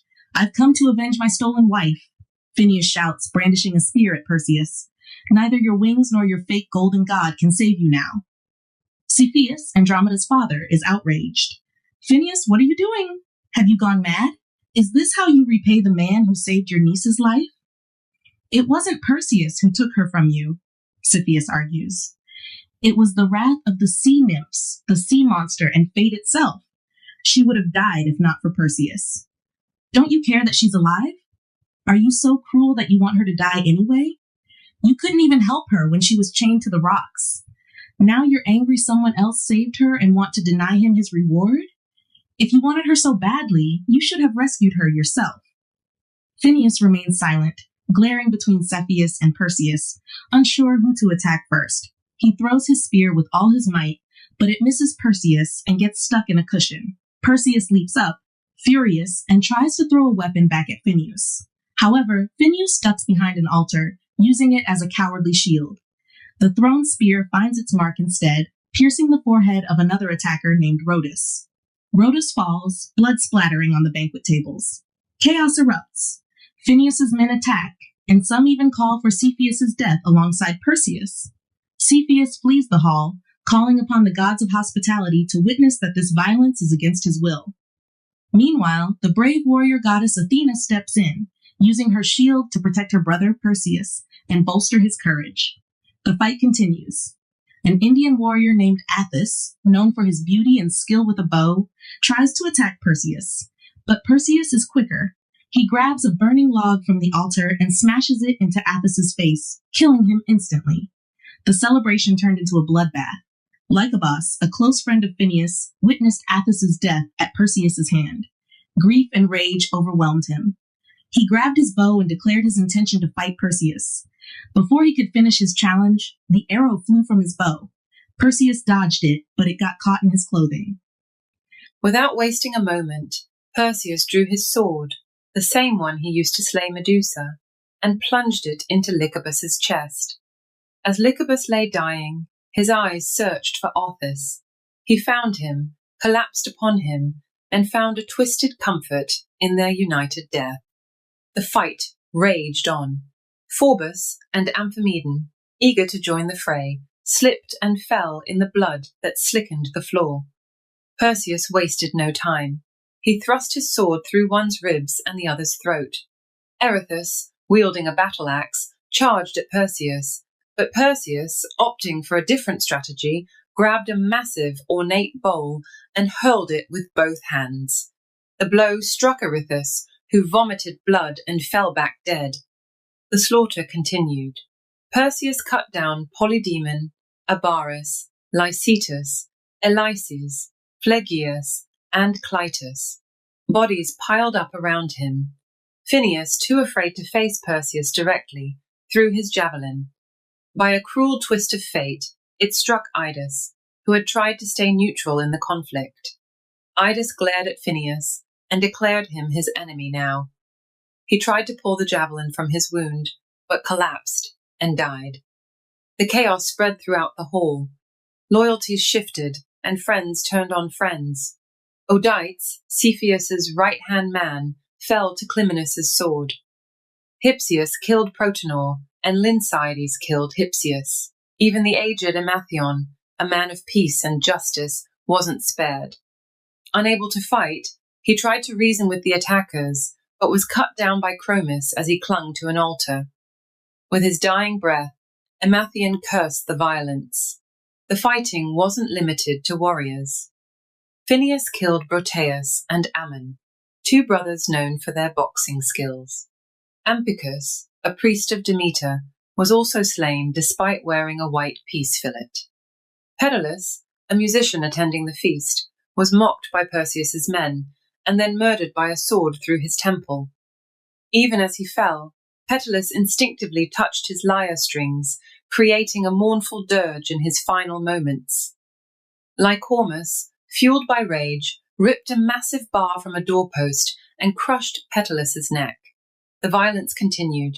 Pilates was pinned to another doorpost by a spear, left to die a slow death. Menelaus, an ally of Perseus, and Dorilus, a wealthy landowner, were also killed. The victor, Halcyonius, taunted the dying Dorylas, telling him to claim a small piece of land from his vast estate in the afterlife. Perseus, enraged by the deaths of his allies, wasted no time. He retrieved the spear from Dorylas's wound and hurled it back at Halcyonius, piercing him through the head. The battle raged on with unyielding intensity. Perseus dispatched Clytius and Clanus, brothers felled by separate blows, while Celadon, Astrius, and Ethon joined the ranks of the fallen. Phineus, backed by a formidable force, launched a relentless assault on Perseus. Arrows peppered the battlefield as Perseus sought cover behind a towering pillar. Mulpius and Ethamon attempted to outflank Perseus, but he reacted swiftly, crippling Malpas before turning Ethamon's own blade against him, shattering it against the stone. Facing overwhelming odds, Perseus made a decisive move. "Should you compel me," he proclaimed, "I shall seek aid from an unexpected quarter. Avert your gaze if any among you are allies." With a dramatic gesture, Perseus unveiled the Gorgon's head. Thessalus, mid-throw with a javelin, was petrified into marble, as was Ampyx, poised to strike down Lyncydas with his sword. The saga unfolded with relentless intensity. Neleus, vaunting his lineage from the Nile River, dared to taunt Perseus, but found himself choked into silence by his own words, transformed into a timeless statue. Even Eryx, rallying his comrades to continue the fight, fell prey to the Gorgon's dreadful power. Lunging at Perseus, he too was frozen in stone, joining the ranks of the immobile warriors. The Gorgon's curse spared no one, not even Perseus's own allies. Acontius, a loyal soldier, accidentally beheld the dread visage and met the same fate. Astyages, mistaking the petrified Acontius for a foe, suffered a similar fate in his misguided attack. The battlefield turned into a macabre tableau of unintended petrifaction. Scores of warriors, once fierce combatants, now stood as silent monuments to Perseus's might, frozen in time by the Gorgon's gaze. At last, Phineus, the architect of the strife, grasped the futility of his cause. Confronted by the sight of his petrified comrades, he surrendered to Perseus, acknowledging the victor's righteousness. "Perseus, you have prevailed," he conceded, his voice trembling with shame. "Please, stow away that monstrous artifact. My conflict was not born of malice or ambition, but merely a defense of my rightful claim. Yet your cause was just, and I yield. Spare my life, I implore you." Disgusted by Phineus's cowardice, Perseus decreed a fitting fate. "Fear not," Perseus replied. "No weapon shall harm you. Instead, I grant you an eternal monument." With a cruel twist, Perseus directed the Gorgon's gaze upon Phineus. As Phineus recoiled, his form solidified into stone, his countenance eternally twisted in fear and surrender, an enduring testament to his folly. Thus concluded the tale of Perseus, triumphant in his return to his homeland. Utilizing the Gorgon's power once more, he vanquished the usurper King Praetus, securing his rightful place as the hero of the saga.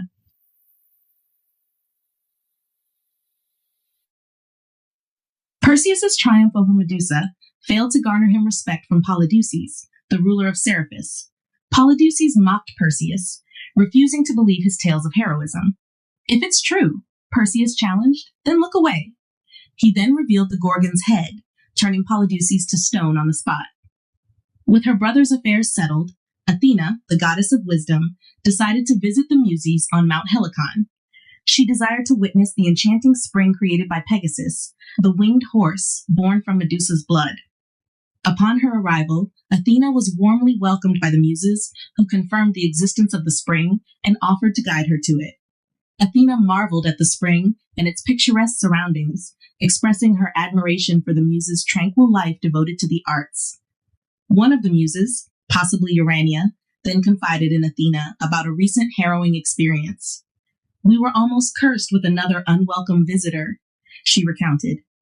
"A cruel king named Pyrineus attempted to abduct us." Pyrineus, it transpired, had used deceit to lure the Muses into his abode. However, sensing danger, they managed to escape by taking flight. Enraged at their evasion, Pyrineus tried to pursue them by leaping from his tower but met his demise, a fitting end to his villainous intentions. As the Muse concluded her account of Pyrineus, the air filled with the flutter of wings, and a voice seemed to greet them from the lofty branches. Athena, startled, looked up, initially thinking it was a human voice that greeted them. However, to her surprise, she beheld 9 magpies perched on the branches, mimicking human speech and emitting mournful caws.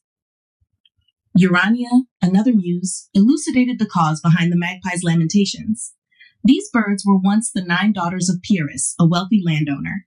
The sisters, proud of their sizable number, dared to challenge the Muses to a singing contest. "Abandon your hollow melodies," they boasted. "We challenge you, Muses, to a contest of voice and skill. Should we lose, we'll depart from the spring and the river Aganip. But should you lose, you must vacate this land." The decision to accept the challenge posed a dilemma for the Muses. Declining it could be construed as weakness, yet participating seemed beneath their dignity.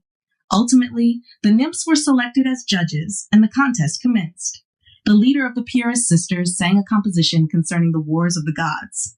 She accorded undue praise to the giants and marginalized the triumphs of the Olympians.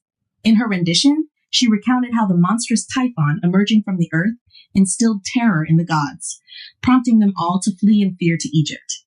She delineated how the gods disguised themselves to evade Typhon: Zeus as a ram, Apollo as a crow, Dionysus as a goat, Artemis as a cat, Hera as a cow, Aphrodite as a fish, and Hermes as an ibis.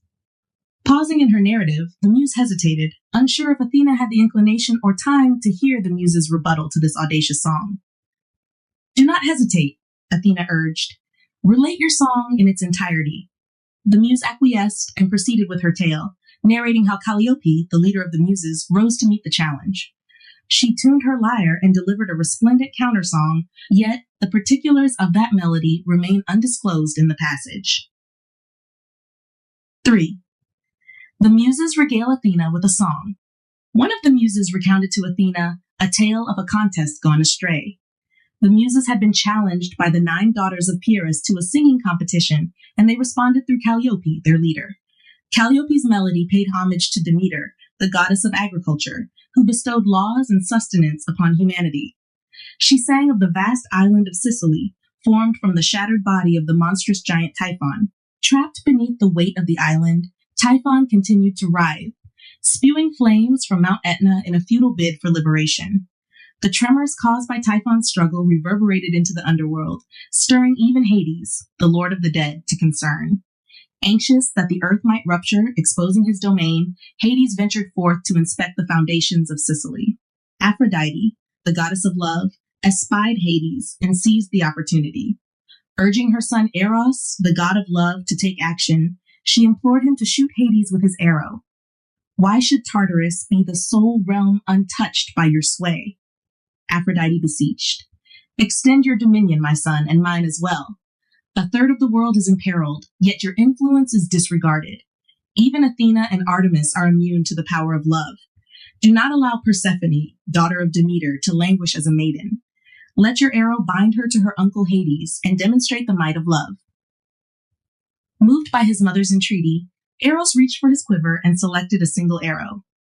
This arrow was no ordinary one.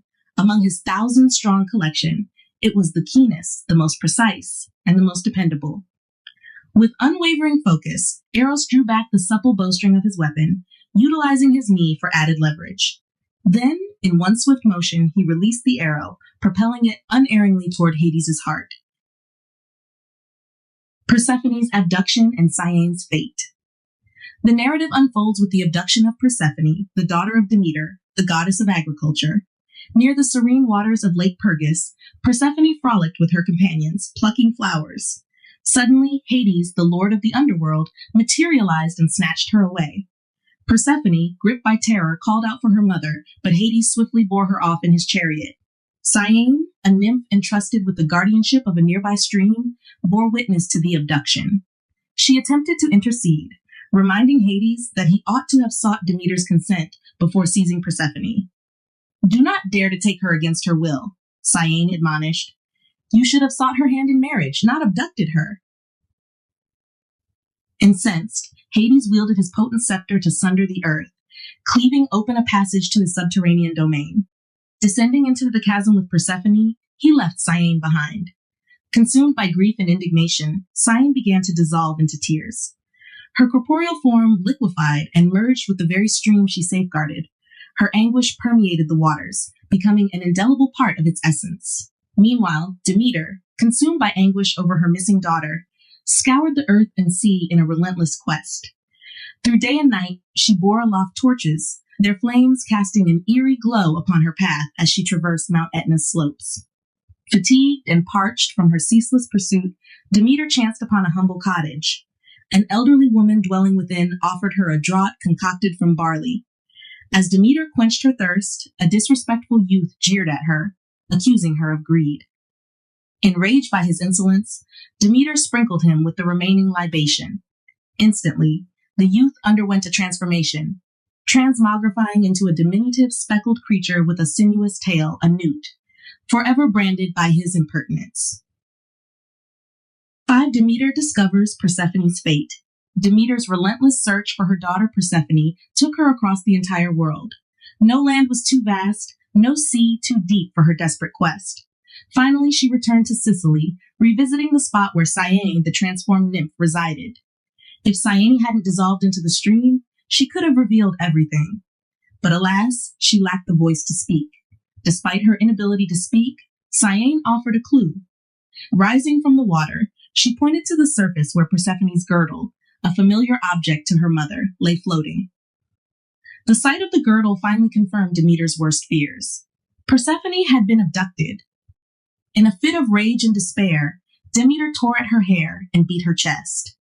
She cursed the land, accusing it of ingratitude and declaring it unworthy of the gift of grain. Her wrath fell particularly upon Sicily, the place where she found evidence of her loss. With vengeance in her heart, Demeter shattered the plows of Sicily's farmers, condemning both men and oxen to a similar fate. She cursed the land itself, rendering it infertile and resistant to cultivation. The once fertile soil became barren. Wheat sprouted, but died young, choked by excessive heat, relentless rain, and destructive winds. Birds stole the seeds as they were sown, while weeds thrived where crops should have grown. Suddenly, a voice emerged from the waters. It was Arethusa, a nymph who had journeyed from Elis to Sicily. Rising with dripping hair, she addressed the grieving goddess. "Great mother," Arethusa pleaded, "you who nurture both your daughter and the world's harvest, please end your endless toil. Don't punish this innocent land. It played no willing part in this crime. I speak not for myself or my homeland, for I am a stranger here. Elis is my birthplace, but Sicily has become my cherished home. Now, as Arethusa, I dwell in this stream, and I beg you to protect it. There will be a time," Arethusa continued, "when I can explain why I was brought here from Elis across vast seas. But for now, let me ease your worries and bring you a glimmer of hope. I saw Persephone with my own eyes as I flowed beneath the earth near the river Styx. Though saddened and somewhat fearful, she carries herself with the dignity of a queen, the most powerful woman in the underworld, and the wife of its king." Demeter, stunned by Arethusa's revelation, stood frozen in disbelief. The weight of her grief finally yielded to a renewed sense of purpose. She rose in her chariot and ascended to the heavens, her face etched with sorrow and anger. Disheveled and distraught, she confronted Zeus.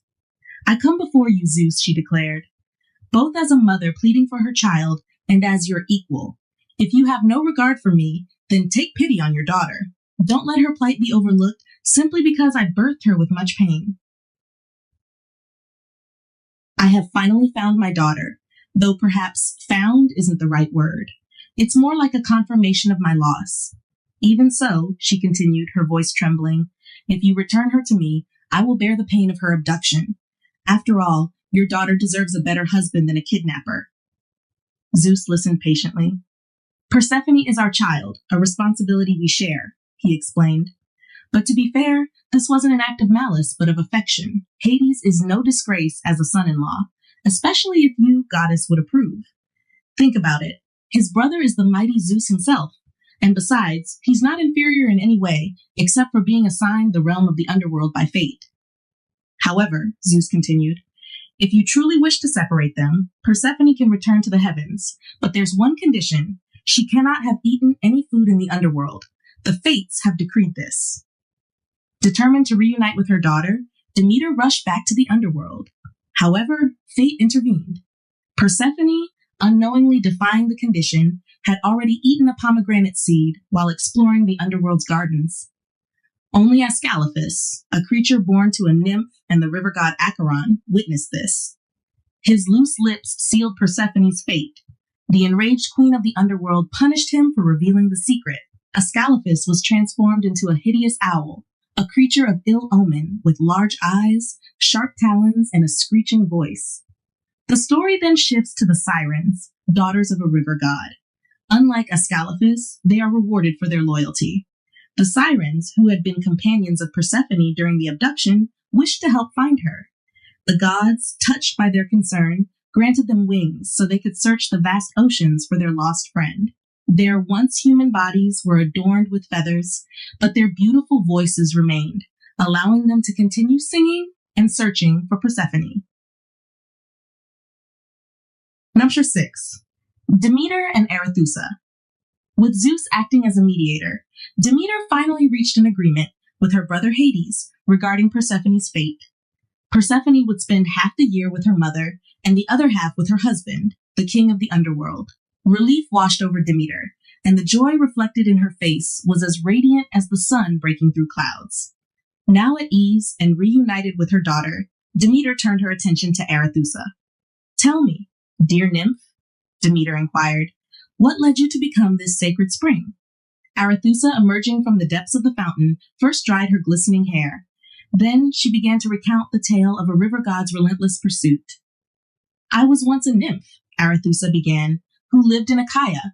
I was known for my agility and skill in hunting. Though I wasn't one to seek beauty's praise, I was considered a fair maiden. But the compliments did little for me. Unlike other women, I found it embarrassing to be admired for my looks. In fact, I viewed it as a burden.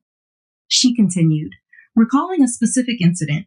One day, I was returning from the Stymphalian woods, exhausted and hot from the exertion. I came across a crystal-clear stream, so tranquil that I could see every pebble at the bottom. The banks were shaded by ancient willows and poplars, offering a cool refuge. Tempted by the inviting water, I dipped my toes first, then waded in knee-deep. Feeling refreshed, I decided to take a full swim. I took off my clothes and laid them on a nearby willow branch before diving into the cool water. While I was splashing around, enjoying the cool water, a strange sound arose from beneath the stream's surface. Startled, I scrambled to the bank. Arethusa, where are you going? Boomed a voice from the water. It was Alpheus, the river god. Without bothering to retrieve my clothes, I fled in terror. Alpheus, seeing me naked, became even more determined to chase me. The faster I ran, the more relentless his pursuit became. It was like a trembling dove fleeing a hawk. I raced across fields, mountains, and rocky terrains, with the sun beating down on my back. My fear cast an enormous shadow before me, and the sound of his approaching footsteps only amplified my terror. Exhausted, Arethusa cried out for help. Aid me, Dictynna, goddess of the hunt, she pleaded. I, who carried your bow and quiver, beg for your protection.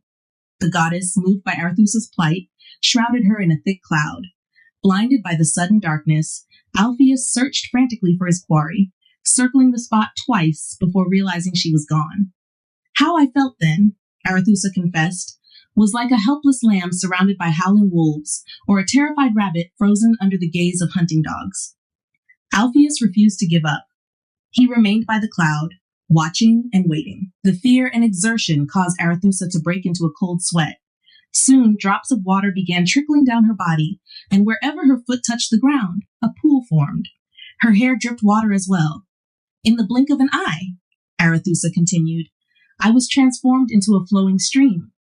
But Alpheus, recognizing the water as his beloved, cast aside his human form and merged with the stream to be one with her. Artemis, the Delian goddess, Arethusa explained, seeing what transpired, split open the earth. I sank through dark caverns until I emerged in Ortygia, a place dear to me as it bears the name of my own goddess, Artemis. Number 7. Lyncus is changed into a lynx. The Pierides are changed into magpies. After hearing Arethusa's story, Demeter, the goddess of agriculture, took action.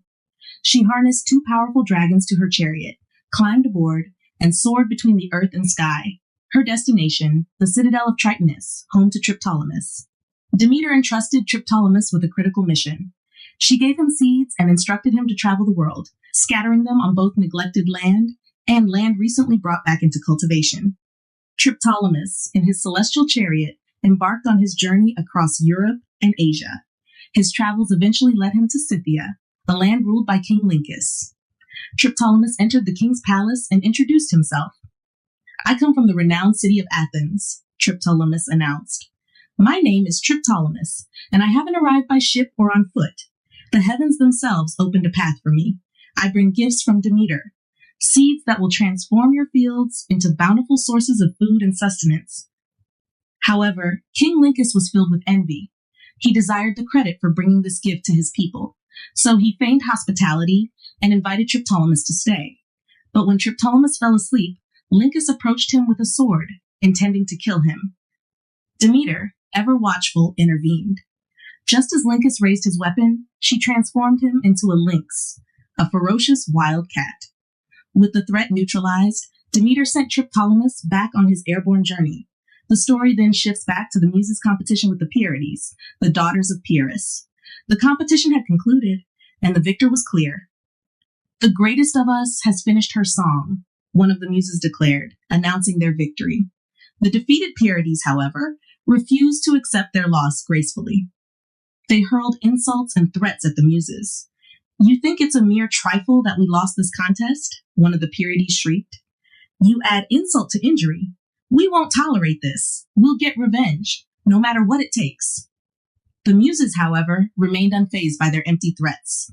They simply smiled, watching in amusement as the Pierides' bodies began to transform. Feathers sprouted from their arms, replacing their nails. Their faces elongated into beaks, and their voices, once used for insults, were now destined for chattering. As they tried to beat their chests, their arms transformed into wings, lifting them into the air. They were no longer human, but magpies, forever destined to be noisy birds known for their chatter. Even in their avian form, the Pierides retained their love of talking, a constant reminder of their arrogance and their humiliating defeat. Gods in disguise. 1. Arachne's challenge and transformation. While listening to stories and songs praising the talents of mortal weavers, Athena, the goddess of crafts and wisdom, came across an interesting name, Arachne. Unlike other weavers who gained recognition for their family lineage, Arachne was renowned solely for her exceptional skill. Though born into a humble family in the town of Hypape, her talent had made her a household name throughout Lydia. Nymphs who dwelled near the Pactolus and Timolus rivers frequently abandoned their usual tasks to marvel at Arachne's work. They were mesmerized not just by the finished garments, but also by the effortless grace with which she transformed raw wool into beautiful creations. Whether she was carding the wool, softening the fleece, spinning with nimble fingers, or weaving intricate designs, it was evident she possessed a gift that rivaled Athena herself.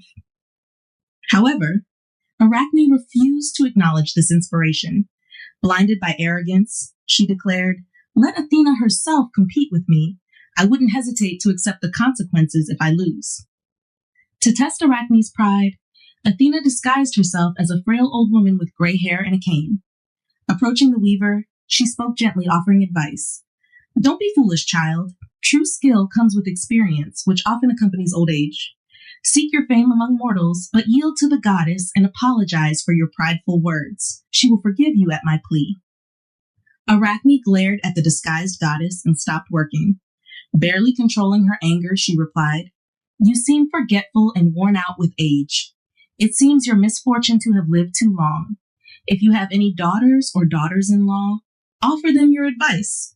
I have enough skill myself. Your words mean nothing to me. My mind is made up.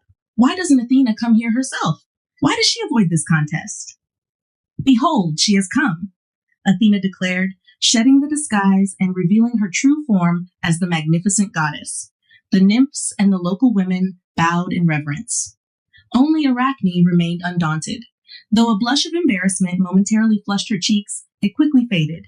It was like the sky changing color at dawn, first turning purple with Aurora's arrival, then quickly shifting to white under the sun's influence. Despite her initial hesitation, fueled by a desire for a foolish victory, Arachne persisted in challenging the goddess, rushing headlong towards her own destruction. On her tapestry, Athena embroidered a scene depicting the legendary founding of Athens, the city named after her. The image showcased a grand gathering of the 12 Olympian gods, seated on thrones in a majestic hall.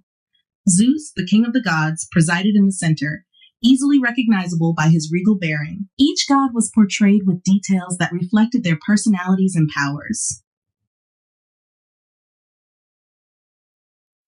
The tapestry also showcased the competition between Athena and Poseidon for the city's patronage. Athena was depicted fully armed, holding a spear and shield, the aegis, in a defensive stance. Poseidon, the god of the sea, was shown striking a rugged rock with his trident, symbolizing his claim to the city. Another section depicted Athena triumphantly emerging from the ground, having caused an olive tree to sprout, a symbol of peace and wisdom.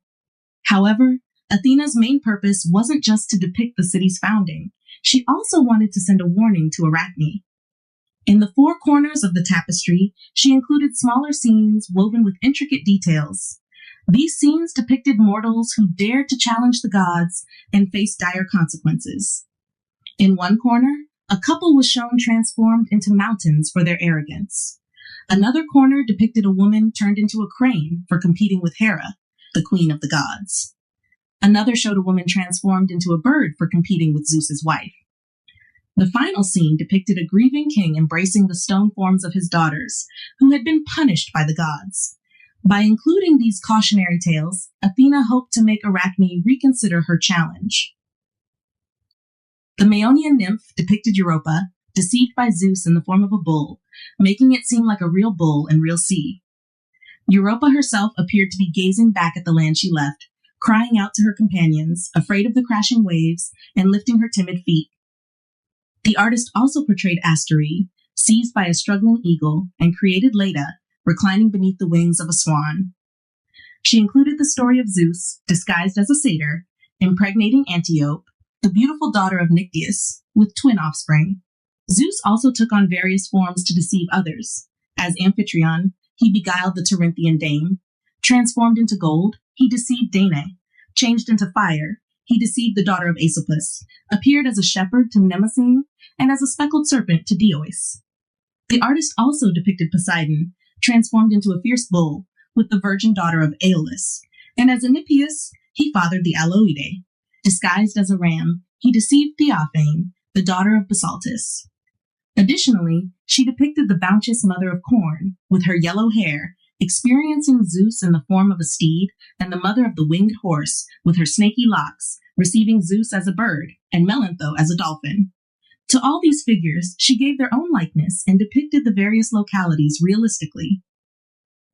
Phoebus appeared as a rustic, sometimes wearing the wings of a hawk, and at other times the skin of a lion.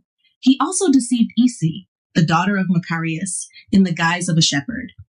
Dionysus deceived Aragone with a fake bunch of grapes, and Saturn begot the two-formed Charon in the form of a horse.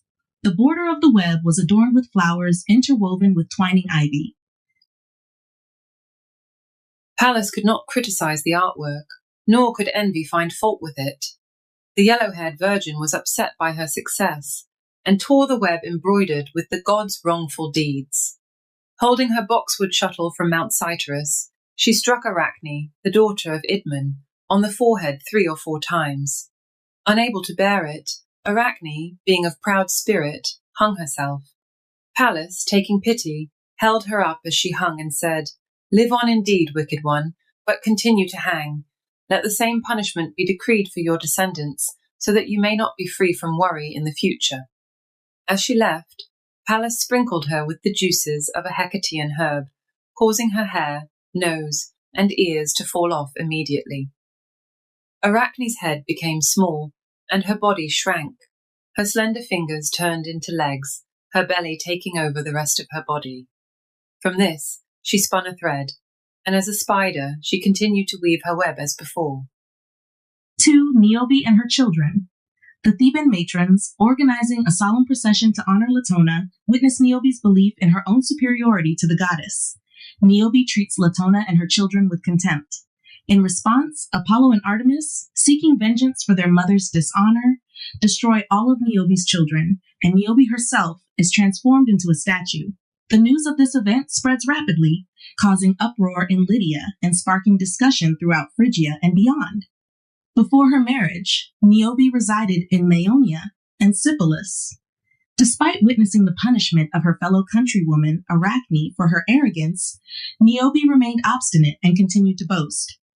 While various factors, including her husband's skill and their noble lineage, contributed to her pride, nothing pleased Niobe more than her own children, despite the warnings against her hubris.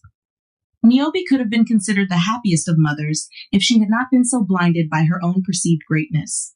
Manto, daughter of Tiresias, with the gift of foresight and driven by divine impulse, proclaims in the streets, "Women of Ismenus, heed my words. Offer pious frankincense, prayers, and laurel wreaths to Latona and her children.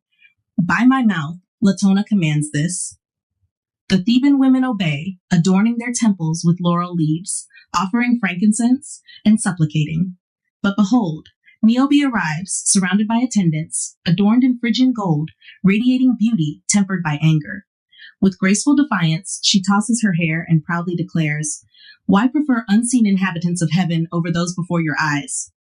Why worship Latona while neglecting my godhead? Tantalus was my father, the Pleiades my mother, mighty Atlas my grandsire who bears the skies, and Zeus my father-in-law. The Phrygian nations fear me. Cadmus's Pallas submits to my rule. Immense wealth fills my domain with a face worthy of a goddess. Add to this my 7 daughters and sons, along with future sons-in-law and daughters-in-law. What grounds does my pride lack? How dare you prefer Latona, banished and mother of only 2 children, to me? I am fortunate, too great for fortune to harm. Even if she takes much, my blessings surpass apprehensions. If some of my children were taken, I'd still surpass Latona's count. Leave the sacrifice. Remove the laurel from your hair." They comply, leaving the sacrifice undone, whispering adorations. Latona, angered, speaks to her children atop Mount Cynthus, pleading for aid against Niobe's insults. Phoebus and Phoebe swiftly descend upon Cadmus' citadel. Near the walls, Amphion's sons ride spirited steeds. Ismenus, guiding his horse in circles, falls with a dart to his breast. Sypolis, hearing a quiver, succumbs to an arrow. Phedemus and Tantalus, in the throes of wrestling, are struck by an arrow, falling in pain and death together. They remove the laurel, leaving the sacrifice undone, murmuring gentle adorations. The goddess is indignant. Atop Mount Cynthus, she addresses her children. "Behold, I, your mother, proud of bearing you, yield to no other goddess except Hera. Yet I am questioned if I am a goddess, driven from altars unless you aid me. This is not my only grief. Niobe insults me, daring to prioritize her children and calling me childless, her tongue as profane as her father's."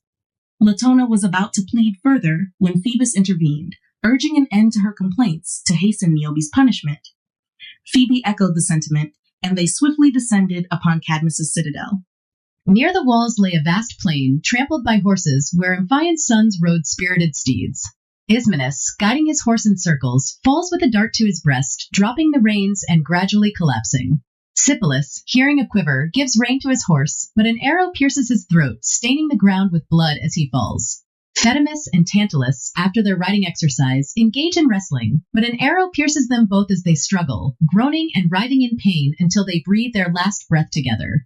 Alfener witnesses the tragedy and rushes to embrace his fallen companions, only to meet the same fate as they did, pierced by the deadly arrow.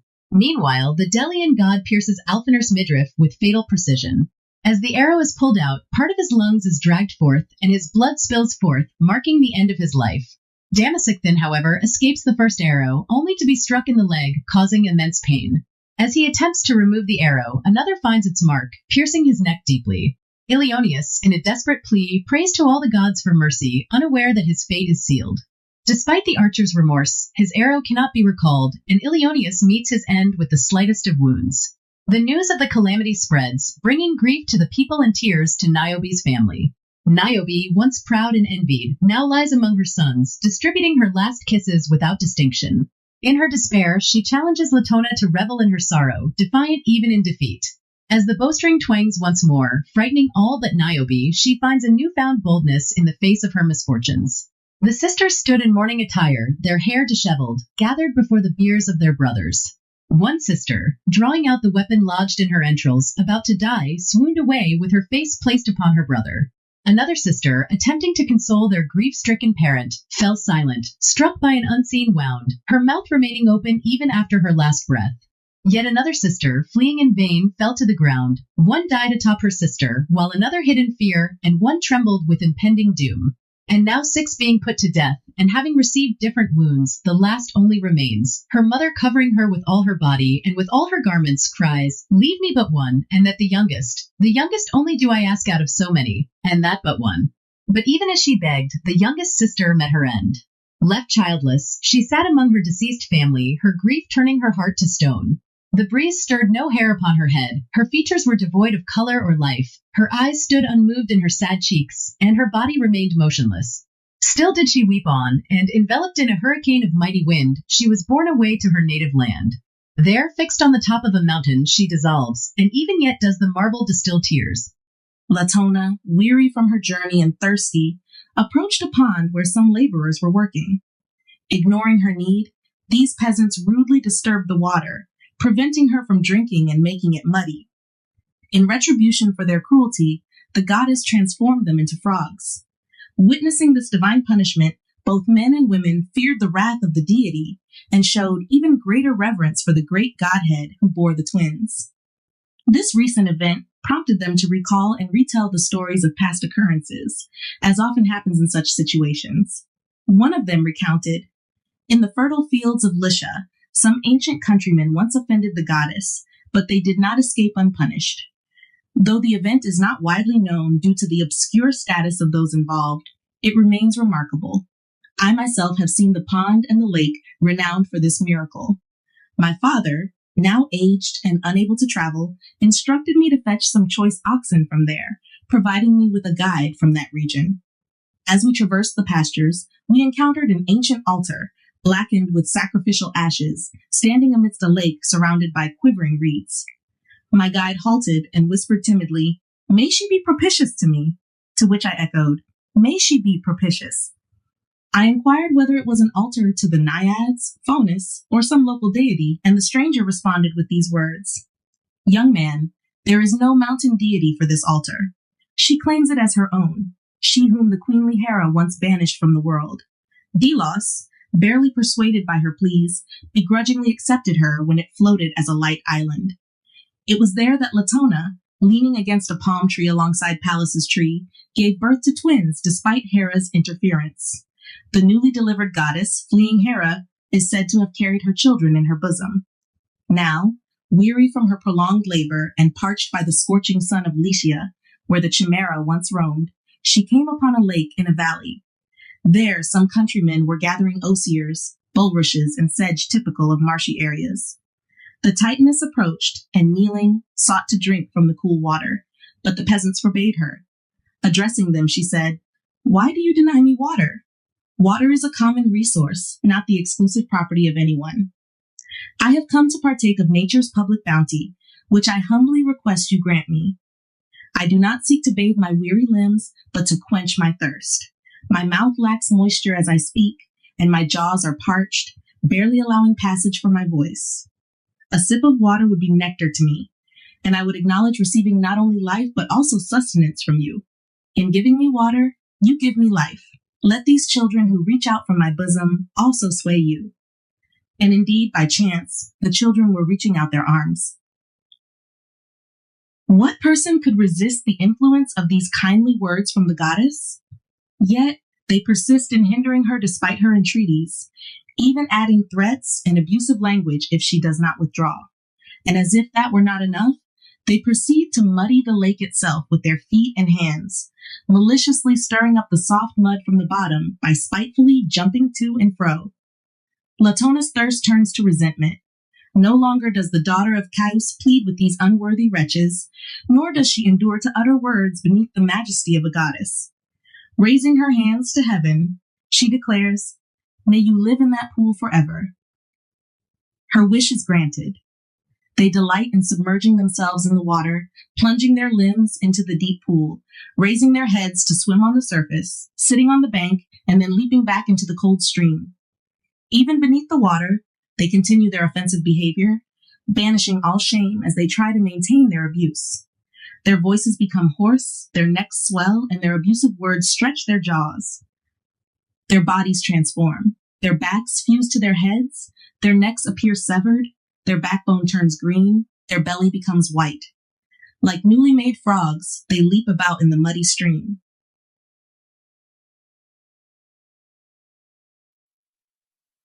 Apollo to a musical duel on the flute. The god overcame him, and then punished him for his presumption by flaying him alive. The tears that flowed freely during his death produced the river that bears his name. When the destruction of the Lycians was recounted, another remembered the satyr's demise. Overcome in a contest of playing the pipes of Triton, Apollo inflicted a harsh punishment. "Why are you tearing me apart?" Marsyas cried in remorse. "Alas, the flute is not worth this." As he shrieked, his skin was ripped from his limbs, leaving him a mass of raw wounds. Blood streamed freely, revealing exposed nerves and pulsating veins beneath the torn flesh. The inhabitants of the country mourned him, the fauns, woodland deities, his fellow satyrs, the already renowned Olympus, and the nymphs. All who dwelled on those mountains, shepherds tending their flocks and herders guiding their horned herds, lamented his fate. The fertile earth, dampened by the falling tears, absorbed them deep into her veins. Transformed into a stream, the water flowed into the open air. And so, the clearest river in Phrygia, running towards the rushing sea within steep banks, bears the name of Marsyas. These tales brought the people back to the present, where they mourned the extinction of Amphion and his entire race. The mother was despised, yet her brother Pelops was said to be the only one who mourned for her as well. As he drew his clothes from his shoulder towards his breast, he revealed the ivory on his left shoulder. This shoulder, at birth, was no different from the right, formed entirely of flesh. They say that the gods later reassembled his limbs, which had been severed by his father. However, a part midway between his throat and the top of his arm was missing. Ivory was inserted there, in place of the missing flesh, making Pelops whole again. 5 Tereus, Progny, and Philomela. Tereus, king of Thrace, marries Progny, the daughter of Pandion, king of Athens. However, he falls in love with her sister, Philomela. He ravishes Philomela, cuts out her tongue to prevent her from revealing the crime, and imprisons her in a remote forest stronghold. Despite her plight, Philomela finds a way to inform her sister of her misfortunes by weaving her story into a piece of cloth and sending it to Progny through one of her keepers. Neighboring princes and cities, including Argos, Sparta, Pelopian Mycenae, Calydon, not yet despised by stern Artemis, fierce Orchomenus, Corinth, renowned for its brass, fertile Messene, Patrae, humble Cleone, Neleon Pylos, and Trozen, not yet named after Pythias, gathered to console Pelops. They came from cities enclosed by the isthmus between the two seas, and those visible from the isthmus. Who could have believed it? Only Athens was absent, prevented by a war as barbarous troops, arriving by sea, threatened the Mopsopian walls. Thracian Tereus had defeated these forces with his auxiliaries, earning an illustrious name. Powerful in wealth and men, and descended from mighty Gradivus, Tereus was united to Pandion through marriage to Progny. Neither Hera, guardian of marriage rights, nor Hymenaeus, nor the Graces attended these nuptials. Instead, the Furies brandished torches snatched from the funeral pyre. They prepared the nuptial bed, and the ill-boding owl hovered over the abode, perched on the roof of the bridal chamber. With these omens, Progny and Terrace were wed and became parents. Thrace congratulated them, and they thanked the gods, commanding the day of Progny's marriage to the renowned prince and the day of Edis's birth to be considered festivals. Little did they know their true interests were hidden from them. 5 autumns had passed when Progny, in gentle tones, said to her husband, "If I have any influence with you, either send me to see my sister or let my sister come here. Promise your father-in-law that she will return soon. You will be as good as a mighty god to me if you allow me to see my sister."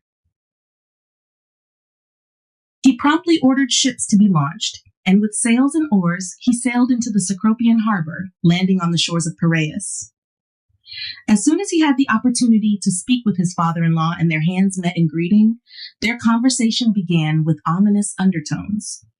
Tereus started to explain the purpose of his visit and his wife's request, promising a swift return for Philomela if she were sent. Suddenly, Philomela appeared, adorned in luxurious attire, her beauty surpassing that of nymphs and dryads adorned similarly. Tereus was inflamed upon seeing her, much like fire igniting beneath dry corn or grass. Her beauty alone was worthy of admiration, but his inherent lust, coupled with the lustfulness of his people, drove him further. He harbored desires to corrupt her attendants and nurse, to tempt her with lavish gifts, or even to seize her and secure her through warfare. His unbridled passion knew no bounds, and he impatiently pressed for Progny's request, using it to justify his own desires. Tears accompanied his pleas, as if they were also Progny's wishes. Oh, how much darkness lies within mortal hearts, for Tereus, through his villainy, was seen as affectionate, even praised for his crime. Similarly, Philomela desired the same thing, pleading with her father to visit her sister, even against her own safety. Tereus, seeing her, imagined embracing her beforehand, finding fuel for his passion in her kisses and embraces with her father. Each embrace made him wish he were the father, despite the impiousness of such thoughts. Finally, overcome by both their pleas, the father acquiesced. Philomela, unaware of the impending sorrow, rejoiced and thanked her father. As evening approached and Phoebus's chariot descended Olympus's track, a regal banquet was held, followed by sleep. Yet Tereus, though withdrawn, still burned with desire for Philomela, imagining her form and movements, feeding his own flames with restless anxiety. It was now daytime, and Pandion, grasping his son-in-law's right hand, prepared to depart. Tears burst forth as he entrusted his companion to Tyrrhus's care. "My dear son-in-law," he said, "I commit her to you because affection compels me, and both my daughters desire it. Tyrrhus, you also wish it. I implore you, by your honor, by the bond between us, and by the gods above, protect her as a father. Please send back the sweet comfort of my anxious old age as soon as possible. It's enough that her sister is so far away." He kissed his daughter and shed affectionate tears during his instructions. Then he demanded their right hands as a pledge of fidelity, joining them together. With mindful lips, he asked them to convey his greetings to his absent daughter and grandson. Finally, he uttered a tearful farewell, his sobs making speech difficult.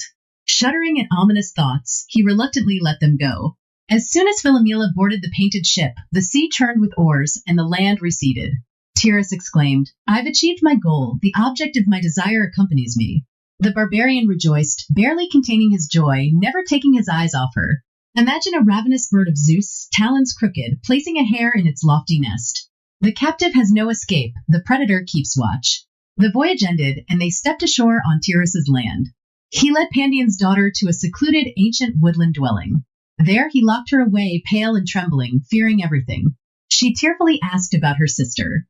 Confessing his baseness, Tyrrhus forced himself upon her, taking her as his bride. She called out to her father and sister, invoking the great gods. Trembling like a wounded lamb snatched from a hoary wolf's mouth, she felt far from safety. Her feathers soaked in her own blood, she resembled a dove trembling before ravening talons. But as consciousness returned, she tore her disheveled hair, lamenting and stretching out her arms. "Barbarous wretch," she cried. "Cruel monster. Have my father's tearful pleas, my sister's well-being, my virgin state, and the sanctity of marriage meant nothing to you? I am now the supplanter of my sister, you, the husband of both. This punishment was not my due. Why not end my life, so no more villainy remains unperpetrated by you? I wish you had done it before your criminal embraces. Then I might have a shade free from all wrongdoing. But if the gods above witness these deeds, if their majesty means anything, if all is not lost, you will answer for this. I will cast aside shame and declare your actions. Whether among the people or imprisoned in the woods, I will make my voice heard. Let heaven and any gods that exist bear witness. After the cruel tyrant was incensed by Philomela's words, he drew the sword from its sheath. Seizing her by the hair, he forced her arms behind her back and bound her in chains. Philomela, seeing the sword, hoped for death. With cruel precision, he cut out her tongue using pincers while she struggled and called on her father's name. The root of her tongue still quivers, lying faintly murmuring on the black earth, like a mangled snake's tail seeking its owner's feet. Shockingly, it is said that he later satisfied his lust with her mutilated body.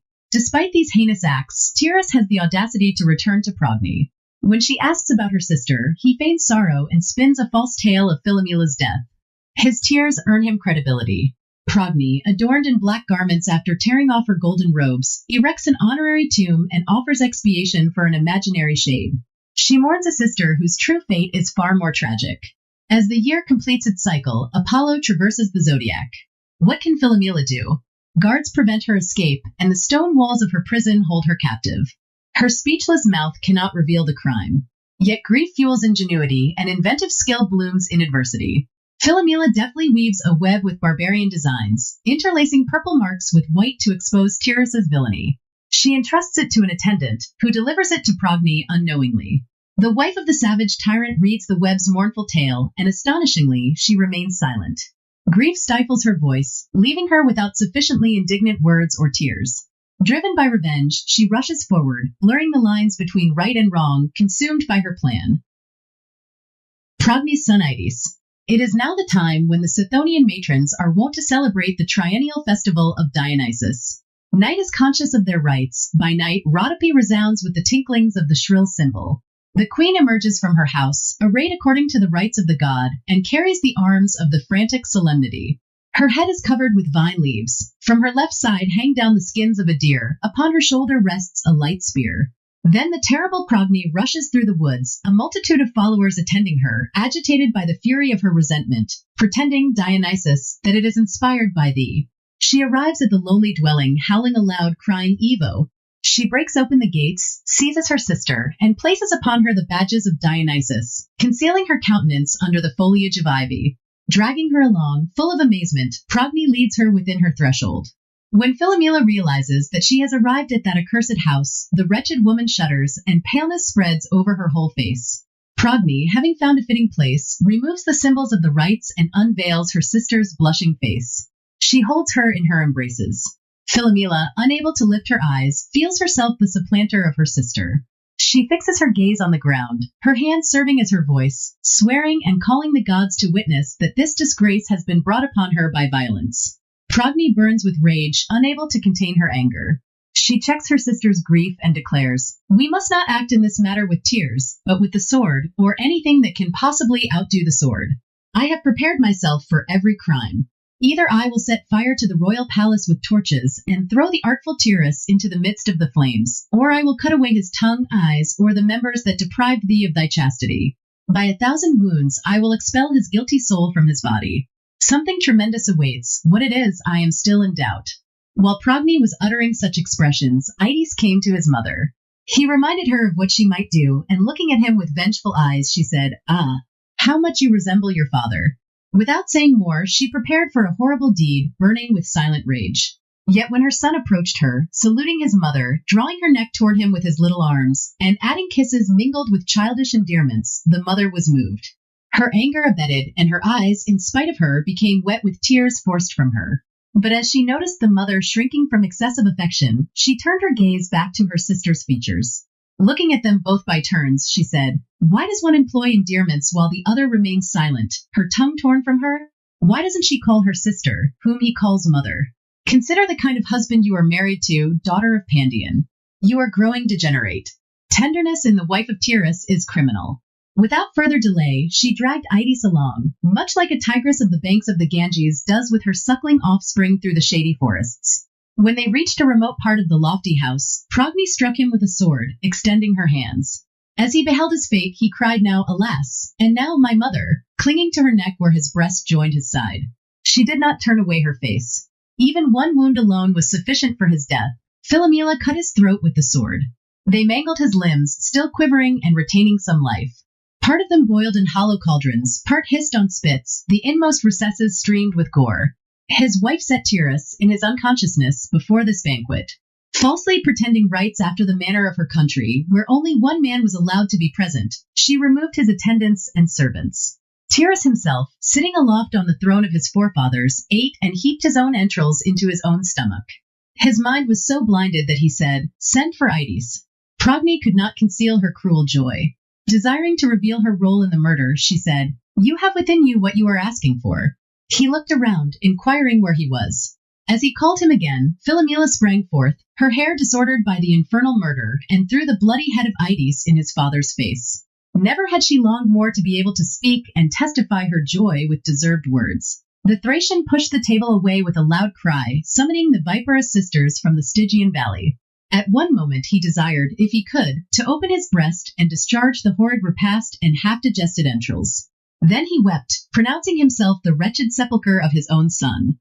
Following the daughters of Pandion with his drawn sword, he seemed as if the bodies of the Cecropian nymphs were supported by wings, and indeed they were. One of them fled to the woods, while the other sought refuge beneath the roofs of houses. The marks of murder had not yet faded from her breast. Her feathers remained stained with blood. Swift with grief and desire for revenge, he transformed into a bird. Upon his head stood a crested plume, and a prolonged bill replaced the long spear. The bird's name was the Epops lapwing, its face appearing armed. This affliction dispatched Pandion to the shades of Tartarus before his time, in the late period of protracted old age.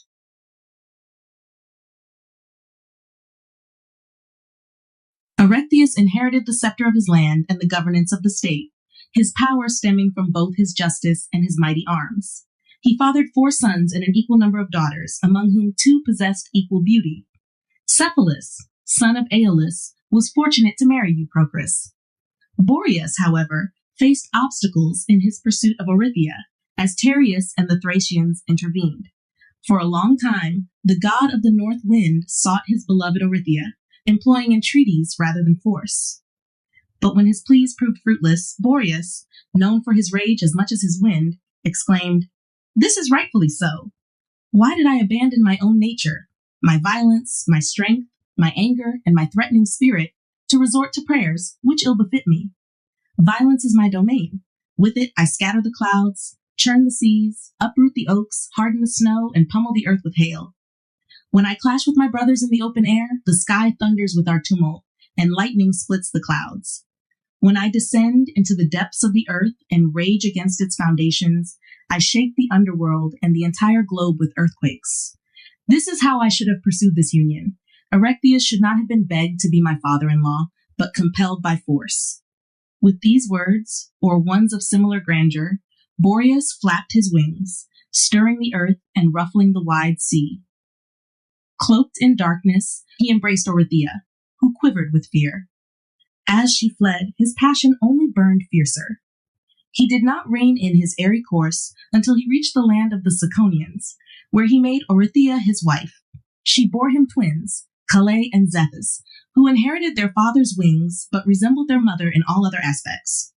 It said that their wings did not manifest immediately. While their bodies were featherless, their cheeks grew yellow with down. But soon, wings sprouted from their sides like those of birds, and they set sail with the Minyans in search of the Golden Fleece, embarking on the first ship ever crafted, sailing the unmoved sea. G. Nature's Transmutations. 1. Jason, the Golden Fleece, and Medea. And now the Minya were plowing the sea in the Pegassan ship. Phineus, prolonging a needy old age under perpetual night, had been visited, and the youthful sons of the north wind had driven the birds with the faces of virgins from before the mouth of the distressed old man. Having endured many trials under the famous Jason, they at last reached the rapid waters of the muddy Phasis.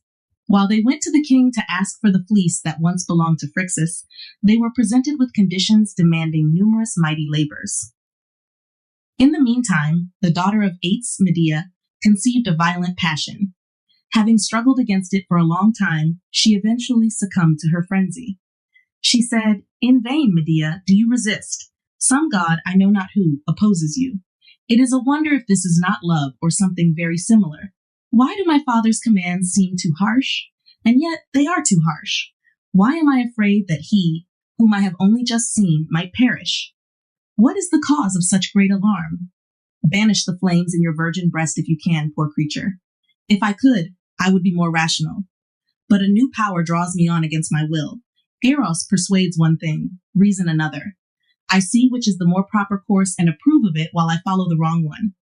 Why, royal maiden, do you burn for a stranger and covet the nuptial ties of a foreign country? This land, too, may offer something to love. Whether he lives or dies is in the hands of the gods, yet he may survive, and that I can pray for, even without love. For what fault has Jason committed? Who but someone with a hard heart would not be affected by the youth of Jason, his lineage and his valor? Who, even without these qualities, would not be moved by his beauty? At least he has moved my heart. But unless I help him, he will be breathed upon by the bulls, engage with the earthborn warriors, or become prey to the ravenous dragon. If I allow this, I will confess I was born of a tigress and carry steel and stone in my heart. Why do I not watch him perish? Why not profane my eyes by witnessing it? Why do I not incite the bulls against him, the fierce sons of the earth and the never-sleeping dragon? May the gods grant better things. Yet these things are not to be prayed for, but must be achieved by myself. Shall I betray my father's kingdom and save some stranger, only for him to sail away without me and marry another? And I, Medea, be left for punishment? If he can do this, if he prefers another to me, let him perish in his ingratitude. But his countenance, nobleness of soul, and gracefulness do not suggest treachery. Besides, he shall first pledge his faith, and I will have the gods witness our compact. What then do you fear, thus secure? Hasten and banish all delay. Jason will be indebted to you for his preservation. He will unite with you in marriage, and in Pelasgian cities, you will be celebrated by crowds of matrons as the preserver of their sons.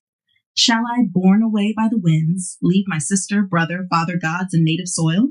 My father is cruel. My country is barbarous. My brother is an infant. My sister favors my wishes. The greatest of the gods possesses me. I will not be relinquishing anything great. I will be pursuing greatness. The honor of saving the youth of Greece, acquaintance with a better country and its famous cities, the politeness and arts of their inhabitants, and the son of Aeson, whom I could readily choose over everything the world contains. With him as my husband, I will be dear to the gods and reach the stars. Why worry about the mountains rumored to rise in the waves, Charybdis that sucks in the sea and discharges it, or Scylla barking in the Sicilian deep? Holding and clinging to Jason, I will cross the wide seas. Embracing him, I will fear nothing. Or if I fear anything, it will be for my husband alone. And do you, Medea, call this a marriage, giving a plausible name to your crime? Consider the great offense you are planning, and while you still can, flee from guilt. Thus she spoke, and before her eyes stood virtue, affection, and modesty, and now Eros turned his vanquished back. She was going to the ancient altars of Hecate, the daughter of Perses, concealed by a shady grove and the recesses of a wood. Resolved and her passion checked, it had subsided, but when she beheld the son of Aeson, the extinguished flame revived. Her cheeks were covered with blushes, and her whole face was suffused with a glow. As a spark, once small and concealed beneath the ashes, derives nourishment from the winds and grows, rising again to its original strength. So her love, now declining and seemingly languid, rekindled at the sight of the youth. By chance, on that day, the son of Aeson was more handsome than usual. You might forgive her for loving him. She gazed, her eyes fixed upon his countenance as though seen for the first time. In her frenzy, she thought she did not behold the face of a mortal, and she could not turn away from him.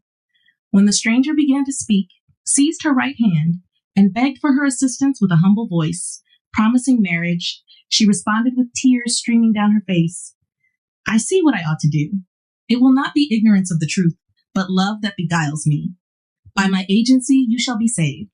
When saved, grant what you have promised. He swore by the rights of the goddess of the triple form, the deity of that grove, the sire of his future father-in-law, who beholds all things, by his own adventures, and by the great dangers he faced.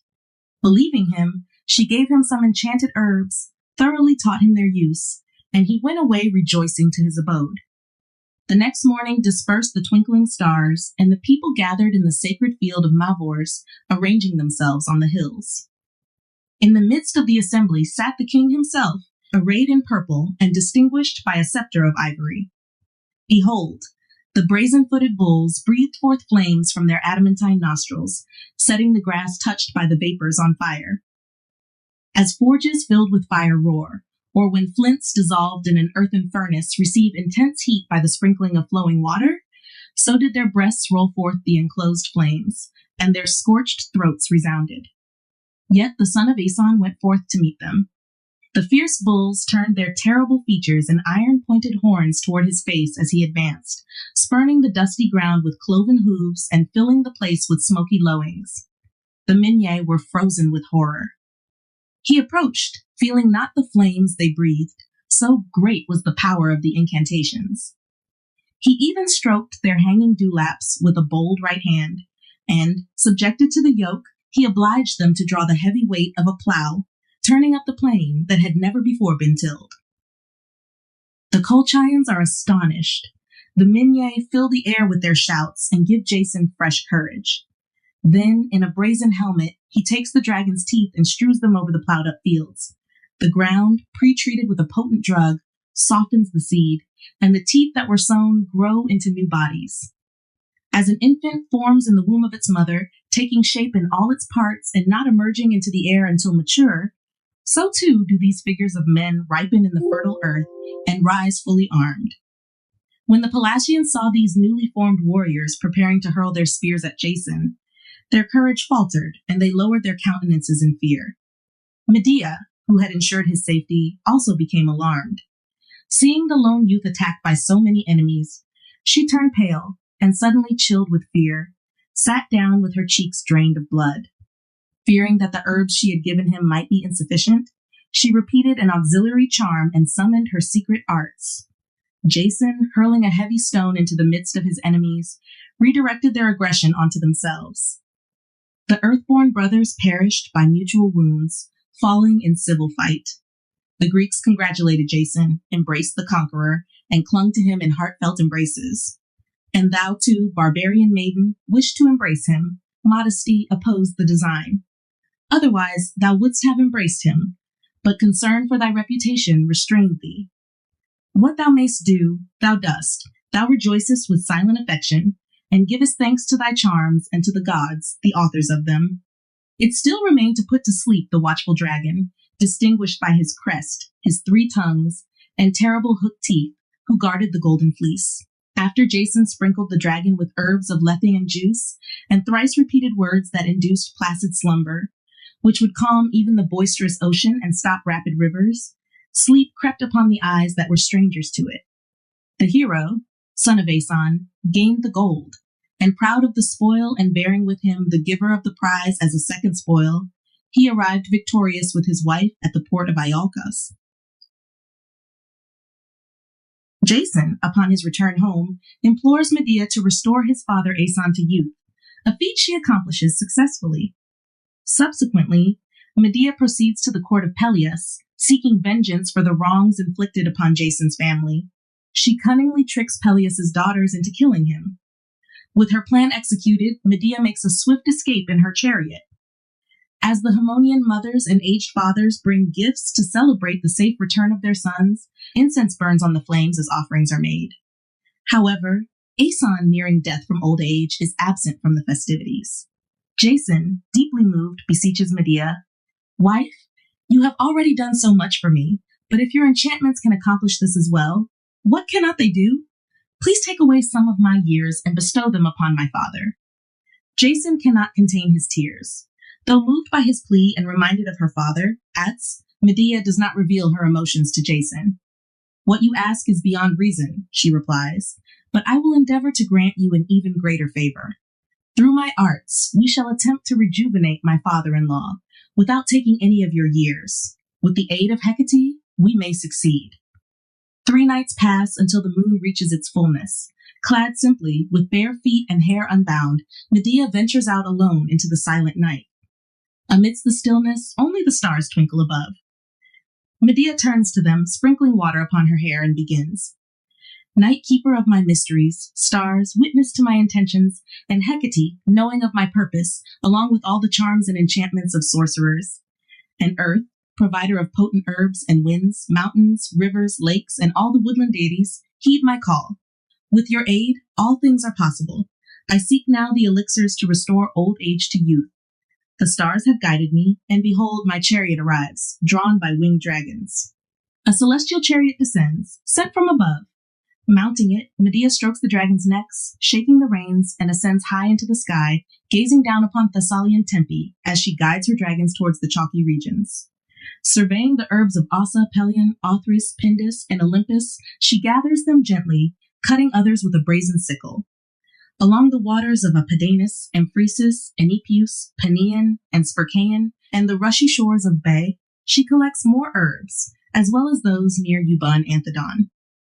After 9 days and nights of gathering, she returns, her dragons shedding their old skins and rejuvenating, though they had not eaten. Medea stood alone under the open sky, outside the threshold and gates. She avoided contact with her husband. Building 2 earthen altars, one for Hecate and the other for youth, she adorned them with vervain and forest boughs. Performing sacred rites, she sacrificed a black ram and poured wine and warm milk into dug trenches. She implored the deities of the earth and the underworld king to spare Aeson from an untimely death. Satisfied with her offerings, she lulled Aeson into a deep sleep with her enchantments. She ordered Jason and attendants to leave, warning them not to witness her mysteries.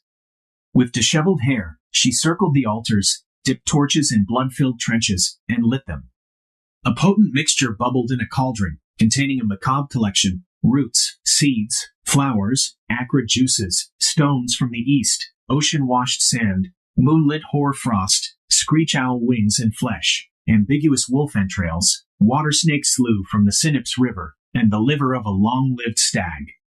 She even added the bill and head of a crow that had lived for 9 lifetimes. As she stirred this concoction with a dried olive branch, the branch miraculously turned green, sprouting new leaves and olives. Droplets spilling from the cauldron made the ground itself flourish with vibrant flowers and grass. Witnessing this transformation, Medea used a drawn sword to open Aeson's veins. The old blood drained away, replaced by the rejuvenating elixir. As Aeson ingested the potion, either by mouth or through the wound, a remarkable change swept over him. His white beard and hair turned black, his gaunt figure filled out, and his sickly pallor vanished. Vigor coursed through his veins once more, and he found himself restored to the health and strength he possessed 40 years prior. Aeson himself was astonished, feeling like a man reborn. Witnessing this rejuvenation, Dionysus desired the same for himself and sought Medea's aid. To enact her plan, Medea staged a fight with Jason and sought refuge at Peleus's door. Peleus' daughters, burdened by their father's old age, welcomed her. Over time, Medea's cunning won their friendship. Describing how she reversed Aeson's aging, Medea instilled hope in Peleus' daughters that she could do the same for their father. They repeatedly begged her to perform the miracle. After a moment's hesitation, Medea agreed. Promising to bolster their confidence, Medea declared, "The oldest sheep in your flock will be reborn as a lamb through my magic." An aged ram was brought forth, its horns curving around its sunken temples. With a Haemonian knife, Medea slit its withered throat, staining the steel with its meager blood. She then plunged the ram's limbs and her potent concoction into a hollow copper vessel. The ram's body shrunk, its horns detached, and its years vanished with them. A faint bleating emerged from the cauldron, and moments later, a lamb sprang forth, frolicking and searching for its mother. Peleus' daughters were astonished. Convinced by this display, they urged Medea even more fervently. On the 4th night, as the sun had dipped below the horizon 3 times in the Iberian Sea, the deceitful Medea placed innocuous herbs and water over a blazing fire. Sleep, akin to death, descended upon the king and his guards thanks to Medea's spells and persuasive words. Peleus' daughters, following her instructions, surrounded their father's bed. Medea urged them to draw their swords and replenish their father's failing veins with the essence of youth.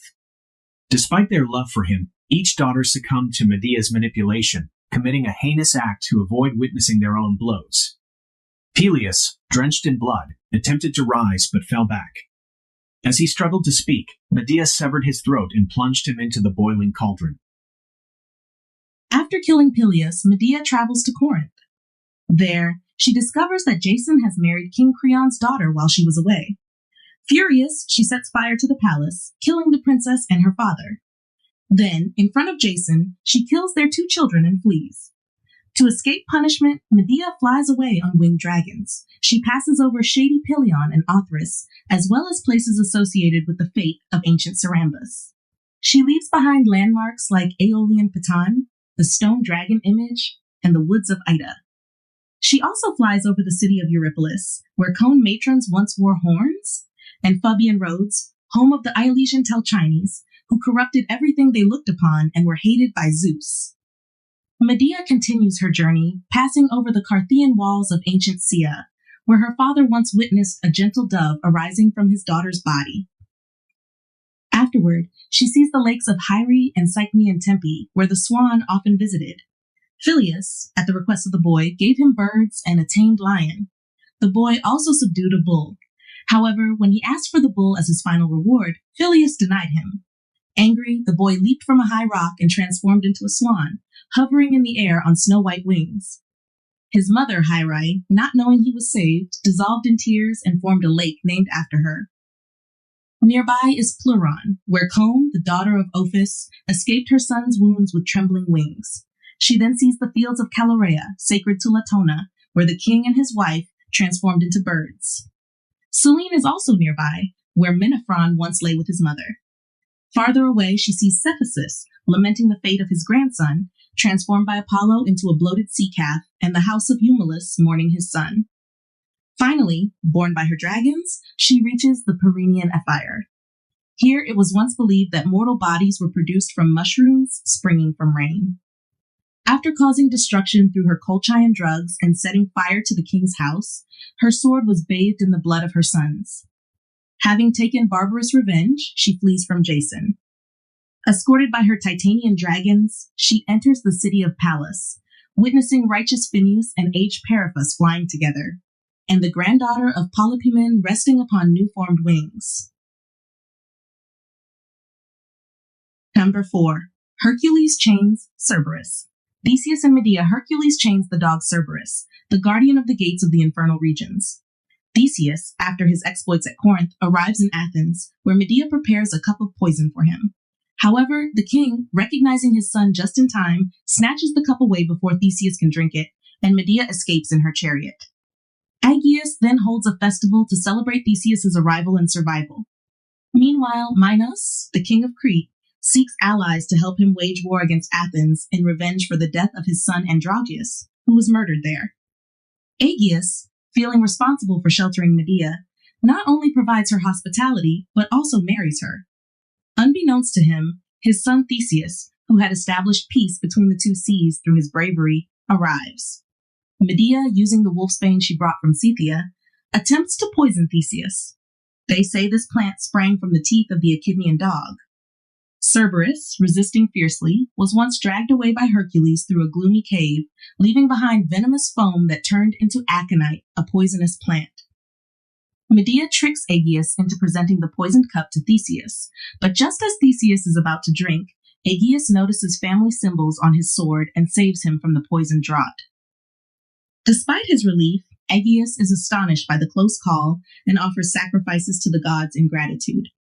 The people of Athens celebrate Theseus' safety with feasting, singing, and wine, praising his heroic deeds and the safety he has brought to the land.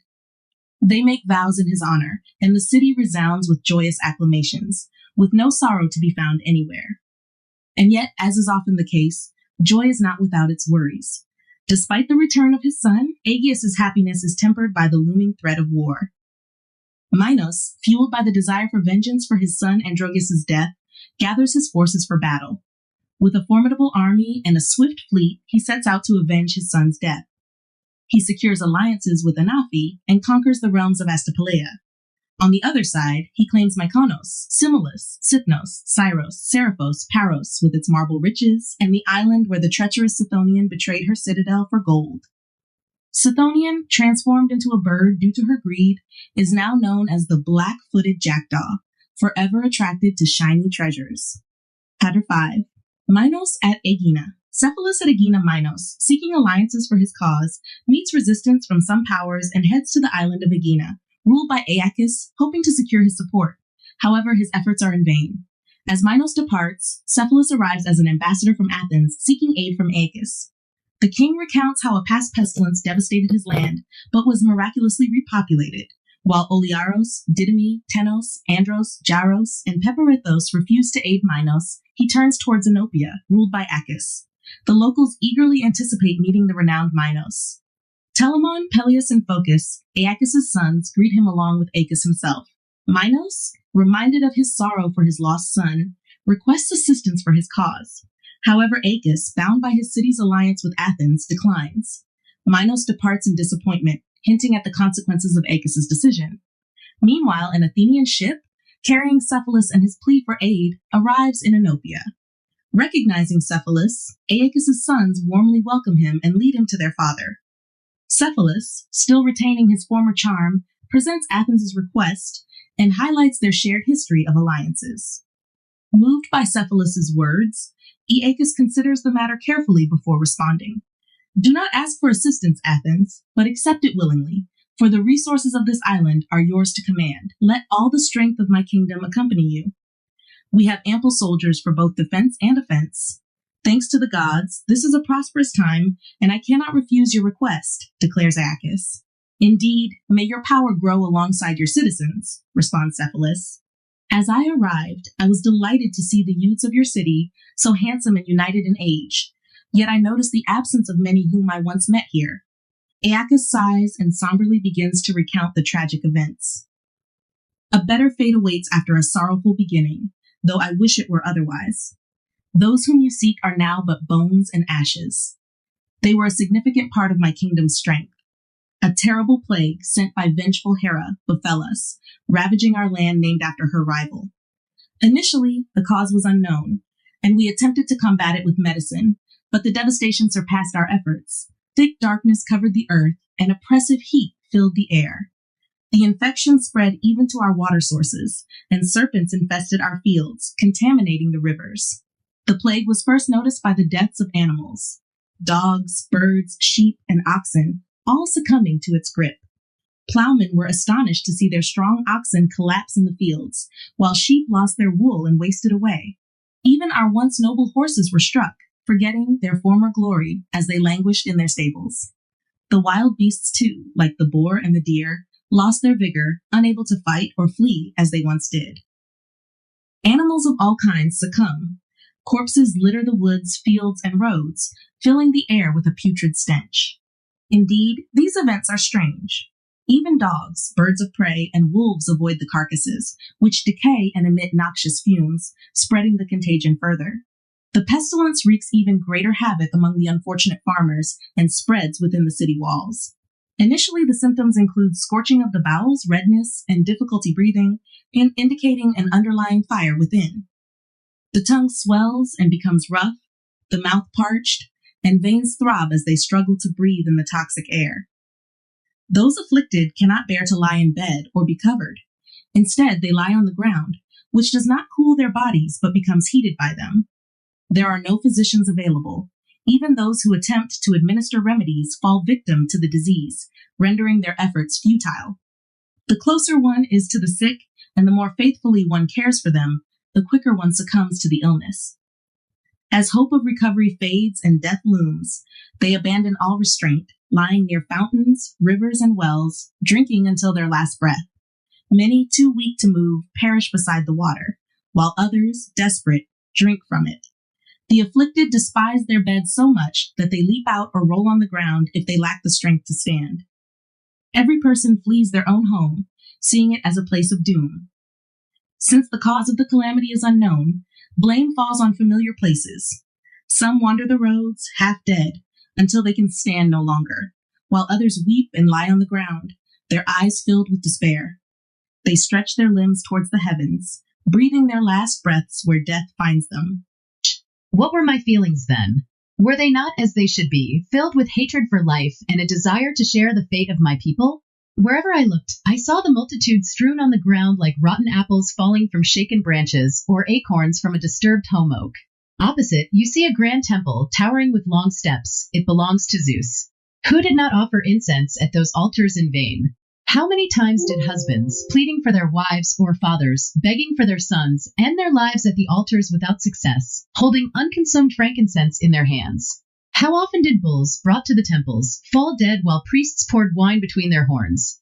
While I myself sacrificed to Zeus for myself, my country, and my 3 sons, the victims lowed mournfully, collapsing without any wound, staining the knives with their meager blood. The diseased entrails offered no true signs or warnings from the gods. The pestilence had reached even into the sacrifices. I've seen bodies thrown out before the sacred doors and before the altars to make death more detestable to the gods. Some chose to end their lives with a noose, seeking to escape the fear of death and willingly embracing their fate. The dead received no funeral rites, as the city gates couldn't accommodate the countless processions. They lay unburied on the ground or were placed on pyres without honors. There was no distinction, and they fought over the funeral pyres, burning on fires that belonged to others. There were no mourners, and the souls of sons, husbands, old and young wandered unlamented.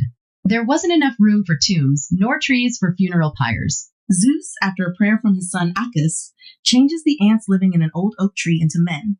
These men, named Myrmidons after the Greek word for ants, come to be. Overwhelmed by such immense suffering, Acus cried out, "O Zeus! If the tales of your union with Aegina, daughter of Asopus, are true, and you are not ashamed, mighty father, to be my progenitor, then either restore my people to me, or bury me alongside them." In response, lightning flashed and thunder rumbled gently. Taking this as a sign, he said, "May these be favorable omens of your intentions. I accept this sign as a promise." Nearby stood an oak sacred to Zeus, grown from seeds from Dodona, its branches scant but wide-spreading. They saw ants, busy carrying loads in their tiny mouths, marching in a line along the tree's bark. Marveling at their number, Aacus prayed, "Gracious Father, grant me citizens as numerous as these ants to fill my empty city walls." The oak quivered and rustled its branches without a breeze. He trembled with fear, yet kissed the ground and the oak, concealing his hopes though secretly nurturing them. Night fell, and exhausted he slept. In his dreams, the same oak appeared, teeming with branches and creatures, swaying and scattering ants on the ground below. Suddenly they grew, becoming larger and more human-like, shedding their previous form and color, and standing upright. Acus awoke, dismissing the vision as futile, feeling abandoned by the gods. But within the palace, he heard murmurs, voices of men unfamiliar yet somehow known. Thinking it a continuation of his dream, Telamon burst in, exclaiming, "Father, come quickly! You won't believe what's happening." Stepping outside, he saw the same men from his dream, now before him in reality. They greeted him as their king. He offered thanks to Zeus, divided the city and lands among them, and named them Myrmidons, honoring their origin. These men, hardworking and thrifty, will join you in war as soon as the favorable winds that brought you here change direction. 7. Procris becomes a huntress. Oedipus and the Sphinx. Cephalus, having spurned the advances of Eos, who had developed feelings for him while hunting, disguises himself and returns to his wife Procris to test her love. Discovering his suspicions, Procris flees to the woods, vowing not to see him again. Eventually reconciled, she gives him a dog and a javelin once given to her by Artemis. The dog, while hunting a wild beast sent by Themis to ravage Thebes, is turned to stone. As they shared these and other stories, the day passed. The evening was spent feasting, followed by rest. By morning, the east wind still blew, delaying their departure. The sons of Pallas visit Cephalus, now aged. Finding the king still asleep, they are received by Phocus, son of Aeacus, as Telamon and his brother recruit soldiers for war. Phocus leads them to a room where they sit, noticing the grandson of Aeolus holding a javelin made of unfamiliar wood, tipped with gold. After exchanging a few casual remarks, one of the Athenian brothers remarked, "I have been curious about the wood from which that javelin shaft is carved. It's truly remarkable. If it were ash, it would be brown, and if it were dogwood, it would have knots. I don't know its origin, but I've never seen a javelin crafted from such exquisite wood." Another brother chimed in. Its beauty is surpassed only by its effectiveness. It never misses its mark, and it always returns stained with blood. Intrigued, the Nerean youth asked about its origin and purpose. Cephalus shared some details, but remained silent about certain aspects, his sorrow for his lost wife evident in his tears. Son of a goddess, he began, this weapon, unbeknownst to me, brought about my downfall and that of my beloved wife. If only I had never received it. Procris, the sister of Orithyia, was given to me in marriage by her father Erechtheus. Our love made us happy. But then Eos, with her rosy face, snatched me away against my will as I hunted on Mount Hymettus. Despite Eos's beauty and divine status, my heart remained loyal to Procris. I pleaded with Eos, citing our marriage vows and recent union, but she grew angry and returned me to Procris, warning me that I would regret it.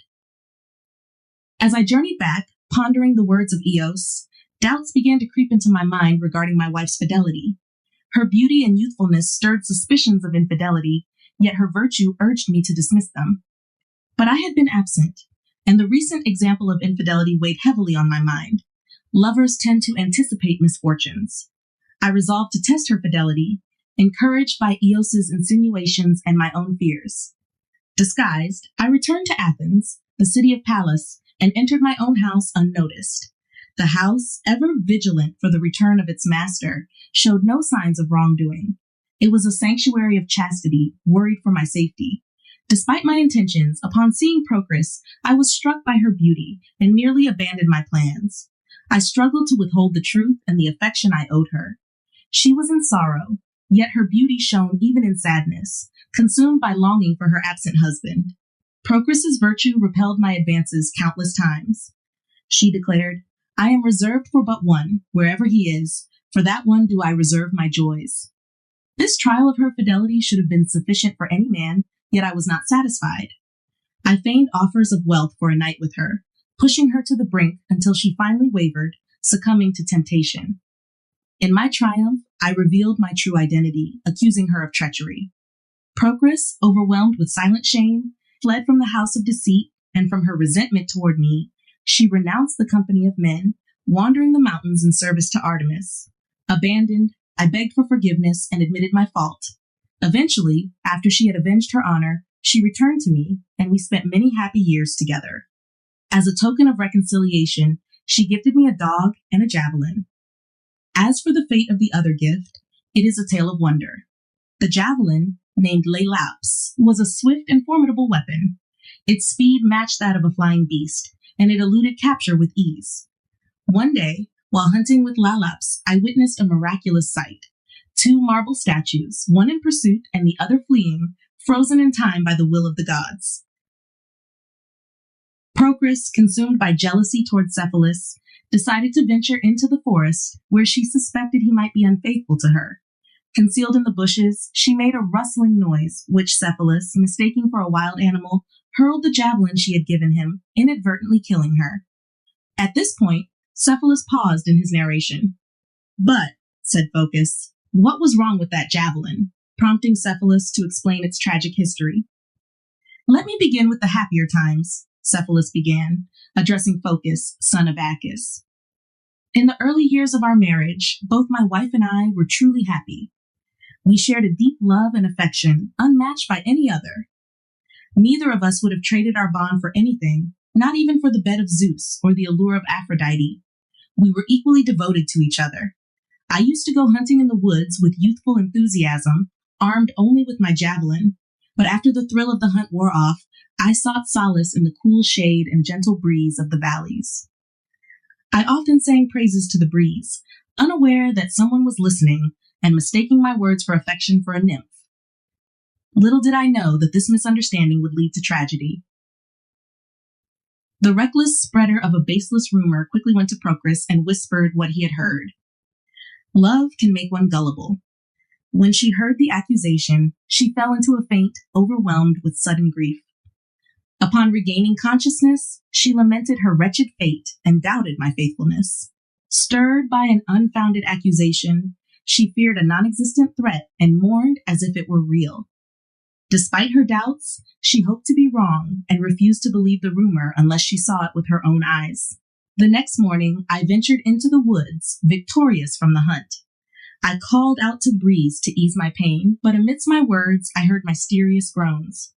Mistaking the rustling leaves for a wild animal, I hurled my javelin, only to realize too late that it was Procris.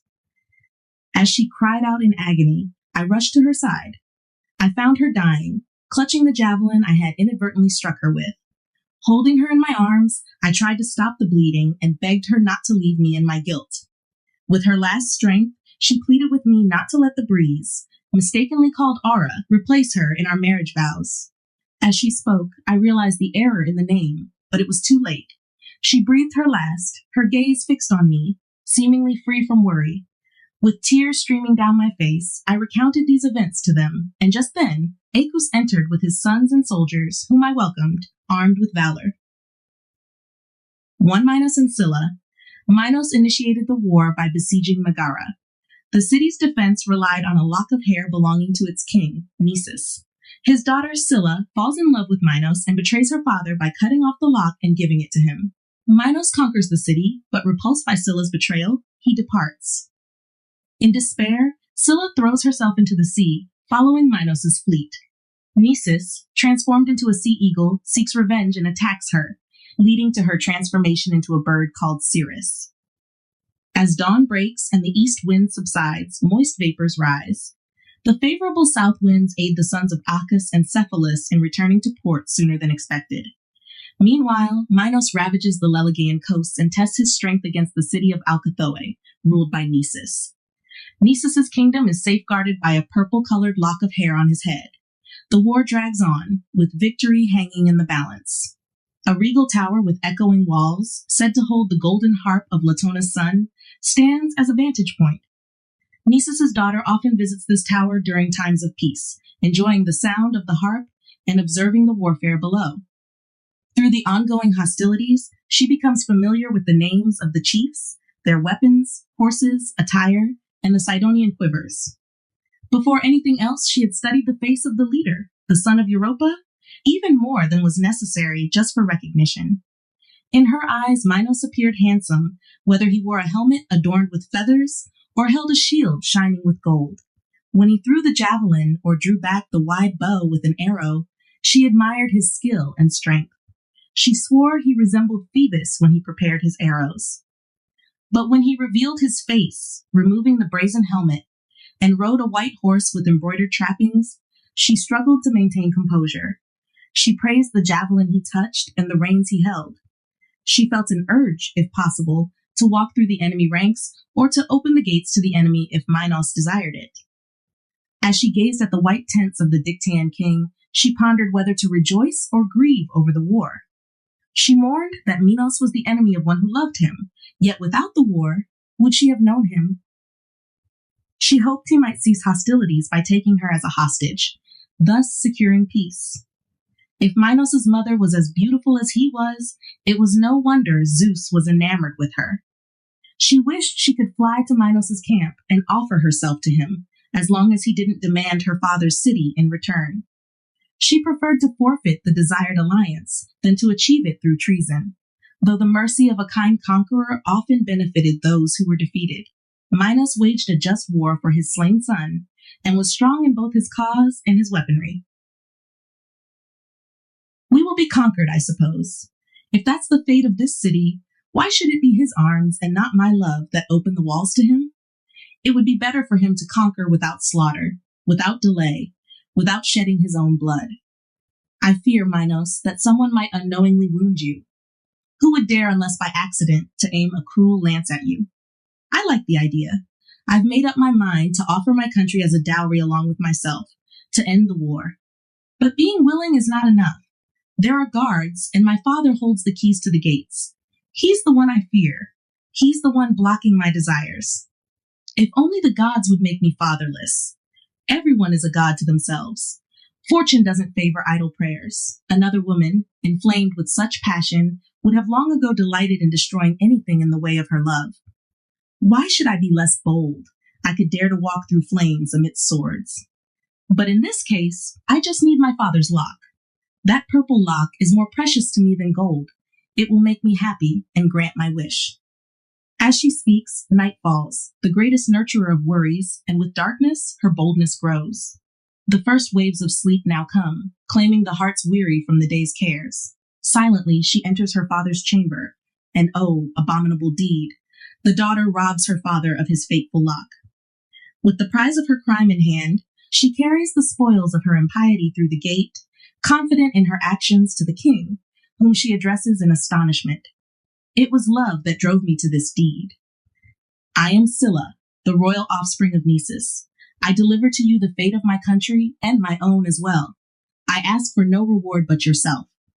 Take this purple lock as a token of my love. Consider it not as a lock of hair, but as the life of my father. And with her right hand, she presents the infamous gift. Minos rejects it, appalled by the thought of such an unheard of crime. He says, "May the gods banish you from their universe, O disgrace of our age. May both earth and sea be denied to you. At the very least, I won't allow such a monstrous creature into Crete, the birthplace of Zeus, which is my domain." Thus he spoke, imposing conditions on the defeated like a just lawgiver, and ordered the fleet's moorings to be released, the bronze-beaked ships to be propelled by oars. Seeing the ships sail away on the sea, and realizing that the prince wouldn't grant her the expected reward for her wickedness, Scylla, after exhausting all her pleas, flew into a violent rage. With her hair disheveled, she raised her hands in frenzy and exclaimed, "Where are you flying, leaving behind the source of your success, O man preferred over my country, preferred over my father? Where are you flying, barbaric man? Your victory is both my crime and my merit. Has neither the gift I presented to you nor my passion moved you, nor the fact that all my hopes were centered on you alone? For where shall I return, abandoned by you? To my country? Conquered, it is ruined.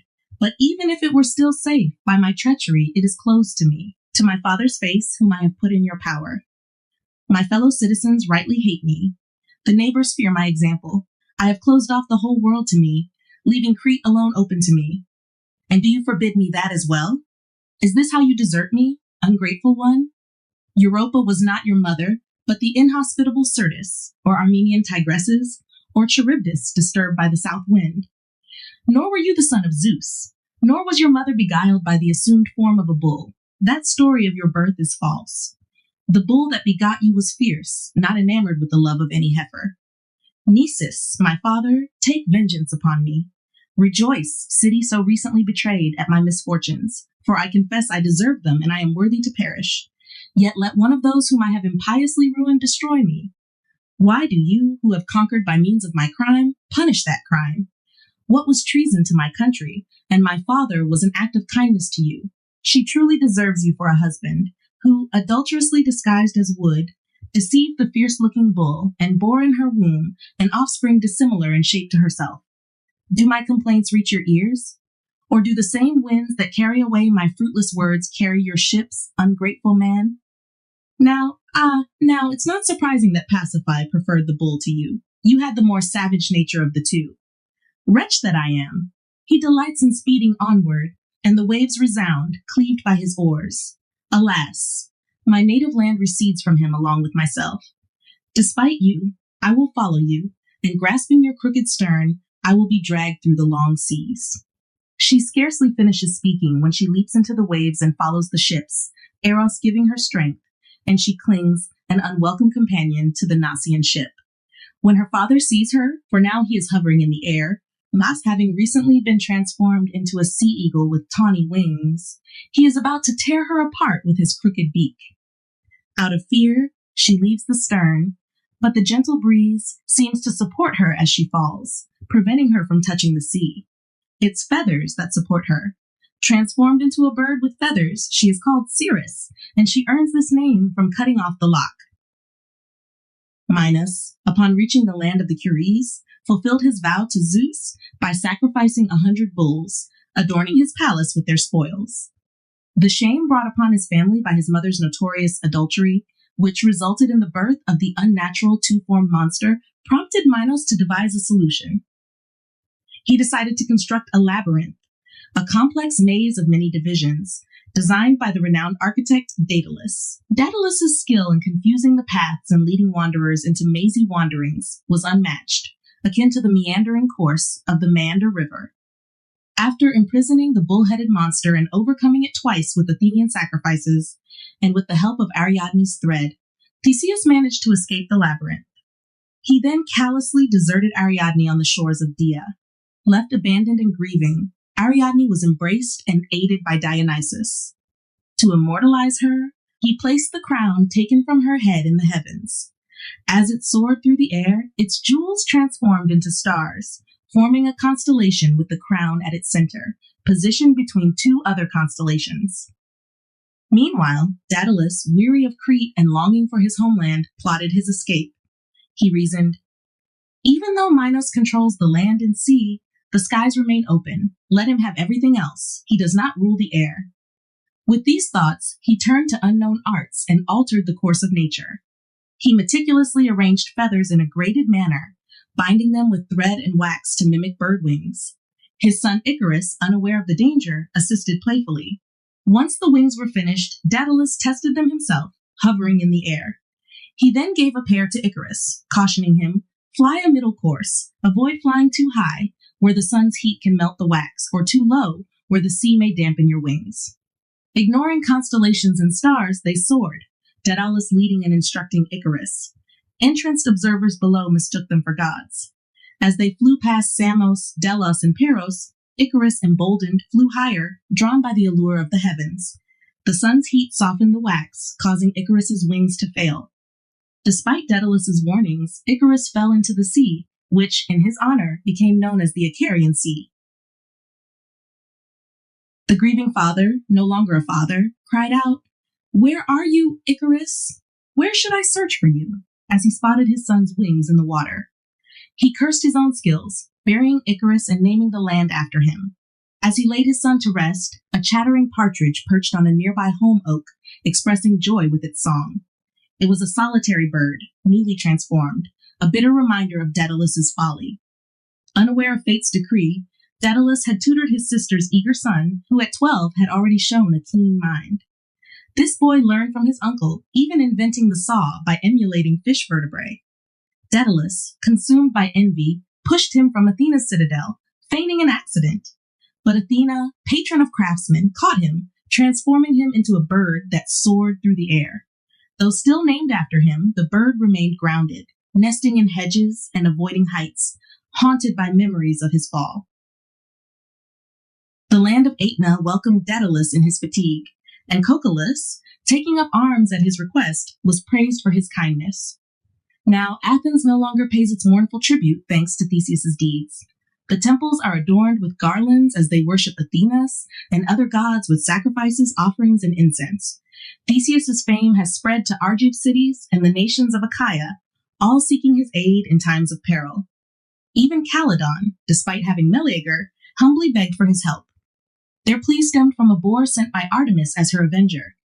It's said that Ennius, seeking blessings for a bountiful year, neglected to honor Demeter, Dionysus, and Athena, angering the gods. Artemis, particularly offended, sent a monstrous boar, fiercer than any in Epirus or Sicily. Its eyes glowed with fury, its neck bristled like spikes, and thunderous roars emanated from its mouth, scorching the land. It devastated crops, vineyards, and olive groves, sparing neither flocks nor herds. People sought refuge within city walls until Meleager and a select group of youths united in pursuit of fame. The two sons of Tyndarus were there, one famous for boxing, the other for his skill in horsemanship. Jason, the builder of the first ship, was present too, along with Theseus and Pirithous in happy unity. The two sons of Thestius, Lynceus the son of Aphareus, and the swift Idas were there. Sanius, now no longer a woman, and the valiant Leucippus, Acastus, famous for the dart, Hippothos, and Dryas were present as well. Phaenix, the son of Amintor, the two sons of Actor, Phyleus sent from Elas, Telamon, and the father of the great Achilles were also there. With them were the son of Phares, the Hyantian Iollas, the active Eurytion, Echion, invincible in the race, and the Neretian Lelex. Panopeus, Hylius, bold Hippasus, and Nestor, still in his early years, joined them. Hippocoon had sent some from ancient Amycla, and Penelope's father-in-law was there, along with the Parrhasian Anchius, the wise son of Ampycus, and the descendant of Eclus, still safe from his wife. Tegean Atalanta, the glory of the Lycian groves, was also among them. A polished buckle fastened the top of her robe. Her plain hair was gathered into a single knot. The ivory keeper of her weapons rattled, hanging from her left shoulder. Her left hand held a bow. Her appearance was such that you might say with reason that she looked like a boy in a maid, or a maid in a boy. The Caledonian hero saw her and immediately sighed for her, against the will of the gods. He caught the hidden flame and thought, "Oh, happy will he be if she shall vouchsafe to make anyone her husband." The occasion and propriety allowed him to say no more. The mighty contest now engaged him. A wood, thick with trees untouched by age, rose from a plain and looked down upon the fields below. When the heroes arrived, some set up nets, others unleashed the dogs, and some followed the tracks of the boar, anxious to discover their own danger. There was a hollow channel where rainwater often flowed. The lower parts of the channel were covered with bending willows, smooth sedges, marshy rushes, osiers, and thin reeds with long stalks.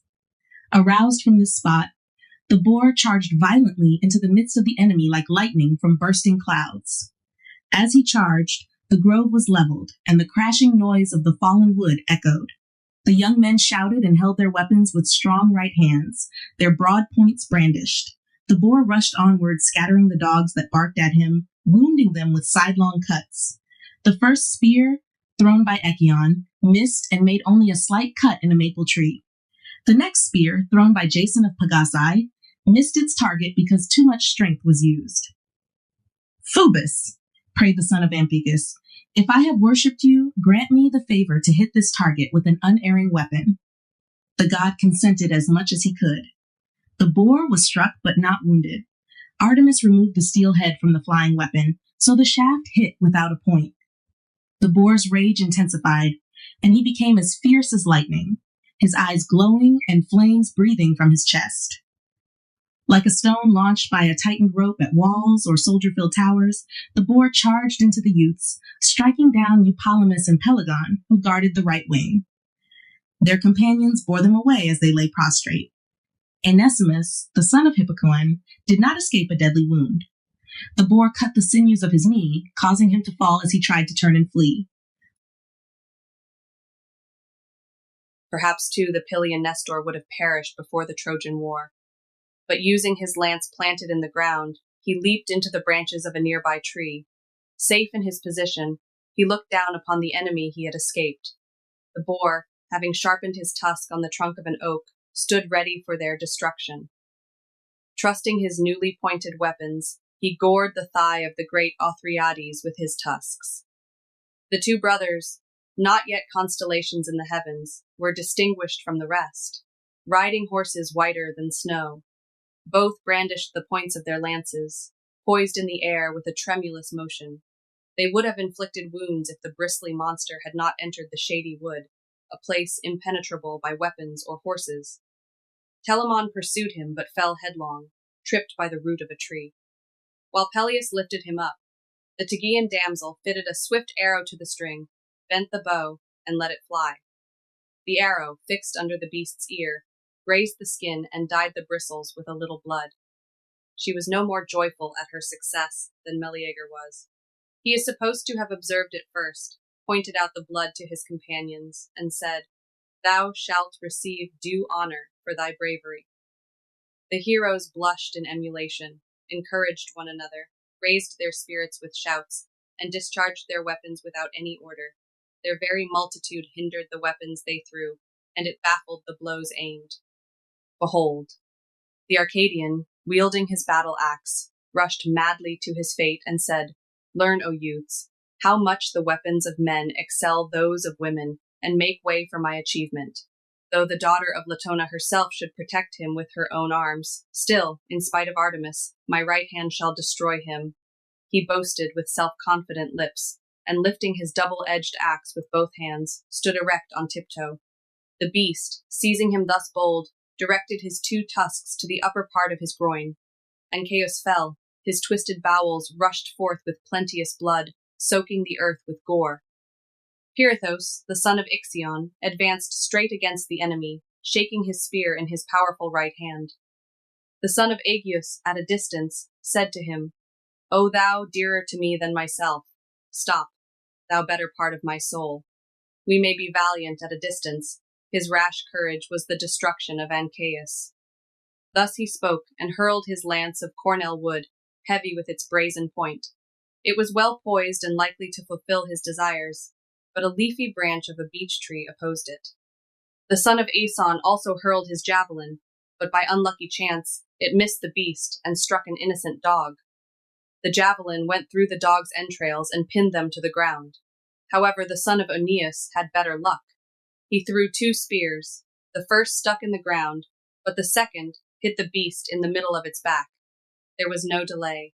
As the beast raged, spinning its body around and foaming at the mouth, the son of Oeneus approached.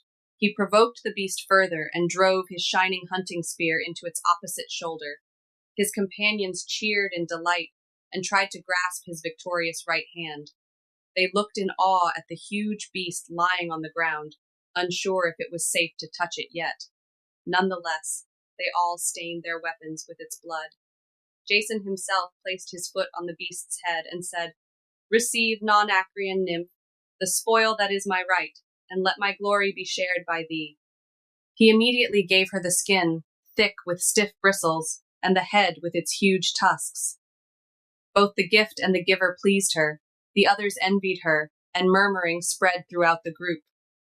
The sons of Thestius, stretching out their arms and shouting loudly, said, "Come, lay them down, and do not interfere with our honors, woman. Do not let your beauty deceive you, and let the donor, seized with passion for you, stay away." They took the present from her, and the right to dispose of it from him. The warlike prince did not tolerate this. Indignant and full of rage, he said, "Learn, you thieves of another's honor, how much deeds differ from threats." And he pierced the breast of Plexippus with his sword. Plexippus did not expect such an attack. Toxius, unsure of what to do, both wanting to avenge his brother and fearing the same fate, was also struck down by the prince, who stained his weapon with the blood of both brothers. Althea was offering gifts to the gods for her son's victory when she saw her brothers being carried off the battlefield, dead.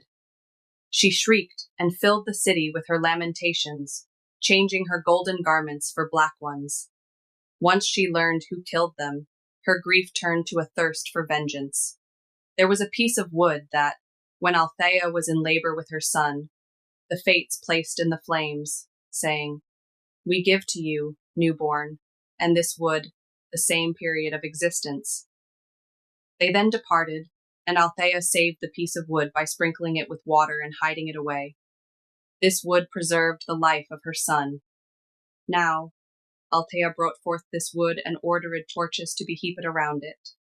She hesitated 4 teams before finally applying the flames, both the mother and sister within her struggled, influenced by different affections.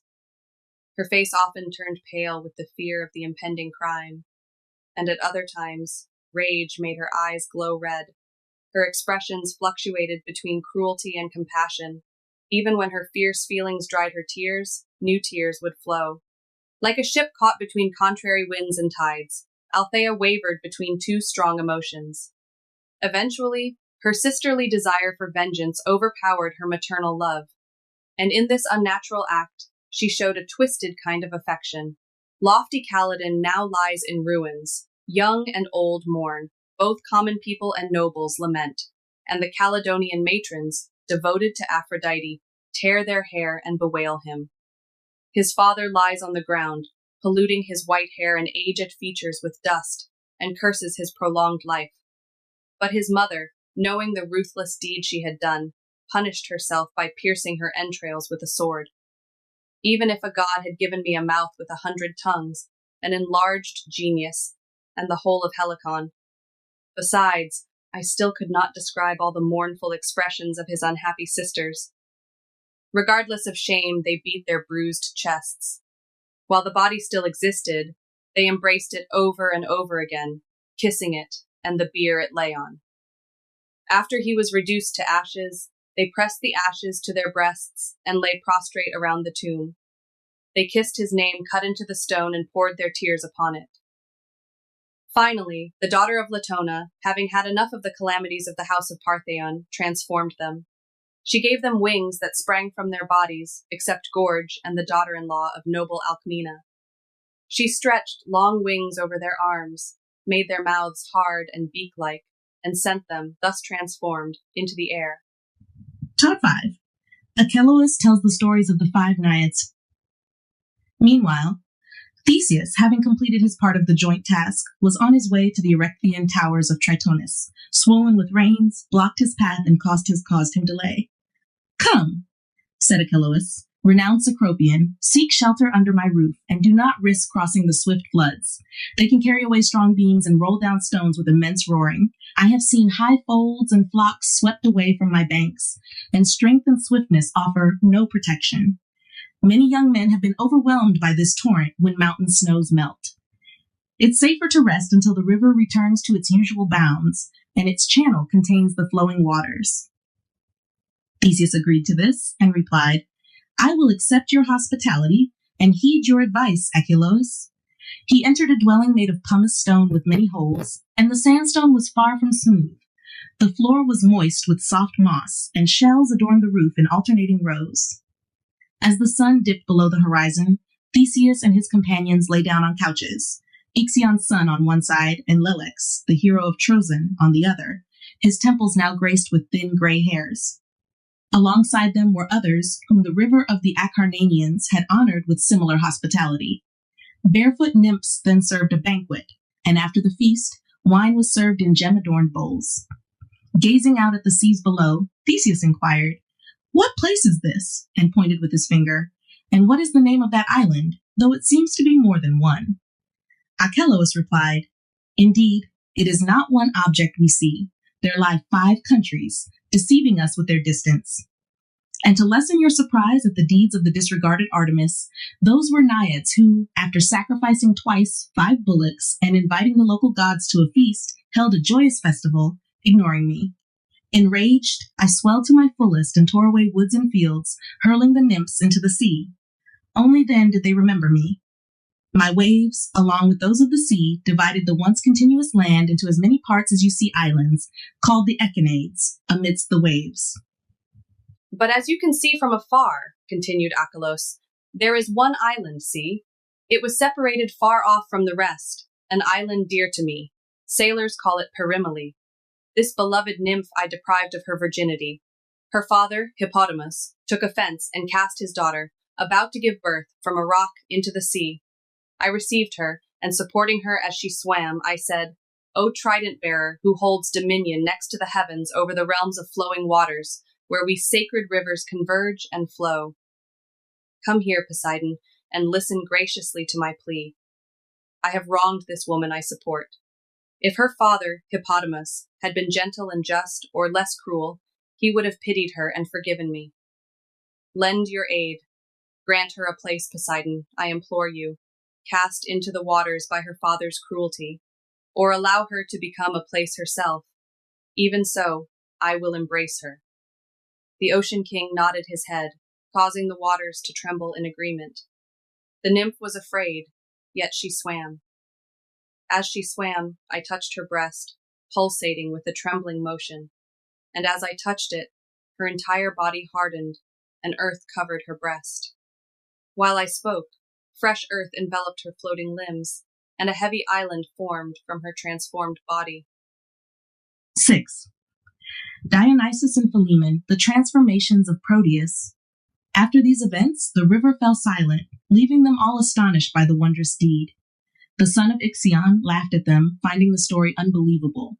Being a despiser of the gods and possessing a haughty disposition, he remarked, "Achelous, you tell tall tales and overestimate the power of the gods, if you believe they can both give and take away the forms of things." His words amazed everyone, and Lelex, wise in both understanding and age, spoke up, "The power of heaven is immense and boundless. Whatever the gods will, it is done." To further convince you of this, there is an oak on the Phrygian hills near the lime tree, enclosed by a low wall. I have seen the spot myself. Pythius sent me to the land of Pelops, once ruled by his father, Pelops. Not far from there is standing water, once habitable ground, but now frequented by cormorants and coots that delight in swamps. Zeus came here in the guise of a man, accompanied by Hermes, the grandson of Atlas and bearer of the Caduceus, who had set aside his wings. They visited 1,000 houses seeking lodging and rest, but 1,000 houses barred their doors against them. Only one small thatched cottage, made of straw and marsh reeds, welcomed them in. An elderly couple, Baucis and Philemon, united in their youth, in that humble dwelling, grew old together. By accepting their poverty, they made it bearable, living without discontent. Whether you asked for the masters or the servants, the whole household comprised just the two of them, both obeying and commanding. When the heavenly visitors reached this humble abode and bowed their heads to enter the door, the old man offered them a bench to rest on, which Baucis covered with a coarse cloth. She then tended to the warm embers on the hearth, stirring up the fire from the previous day with leaves and dry bark, and kindling it into flame with her aged breath. Fetching split faggots and dry branches from the house, she placed them beneath a small pot. She also stripped pot herbs her husband had gathered from the well-watered garden of their leaves.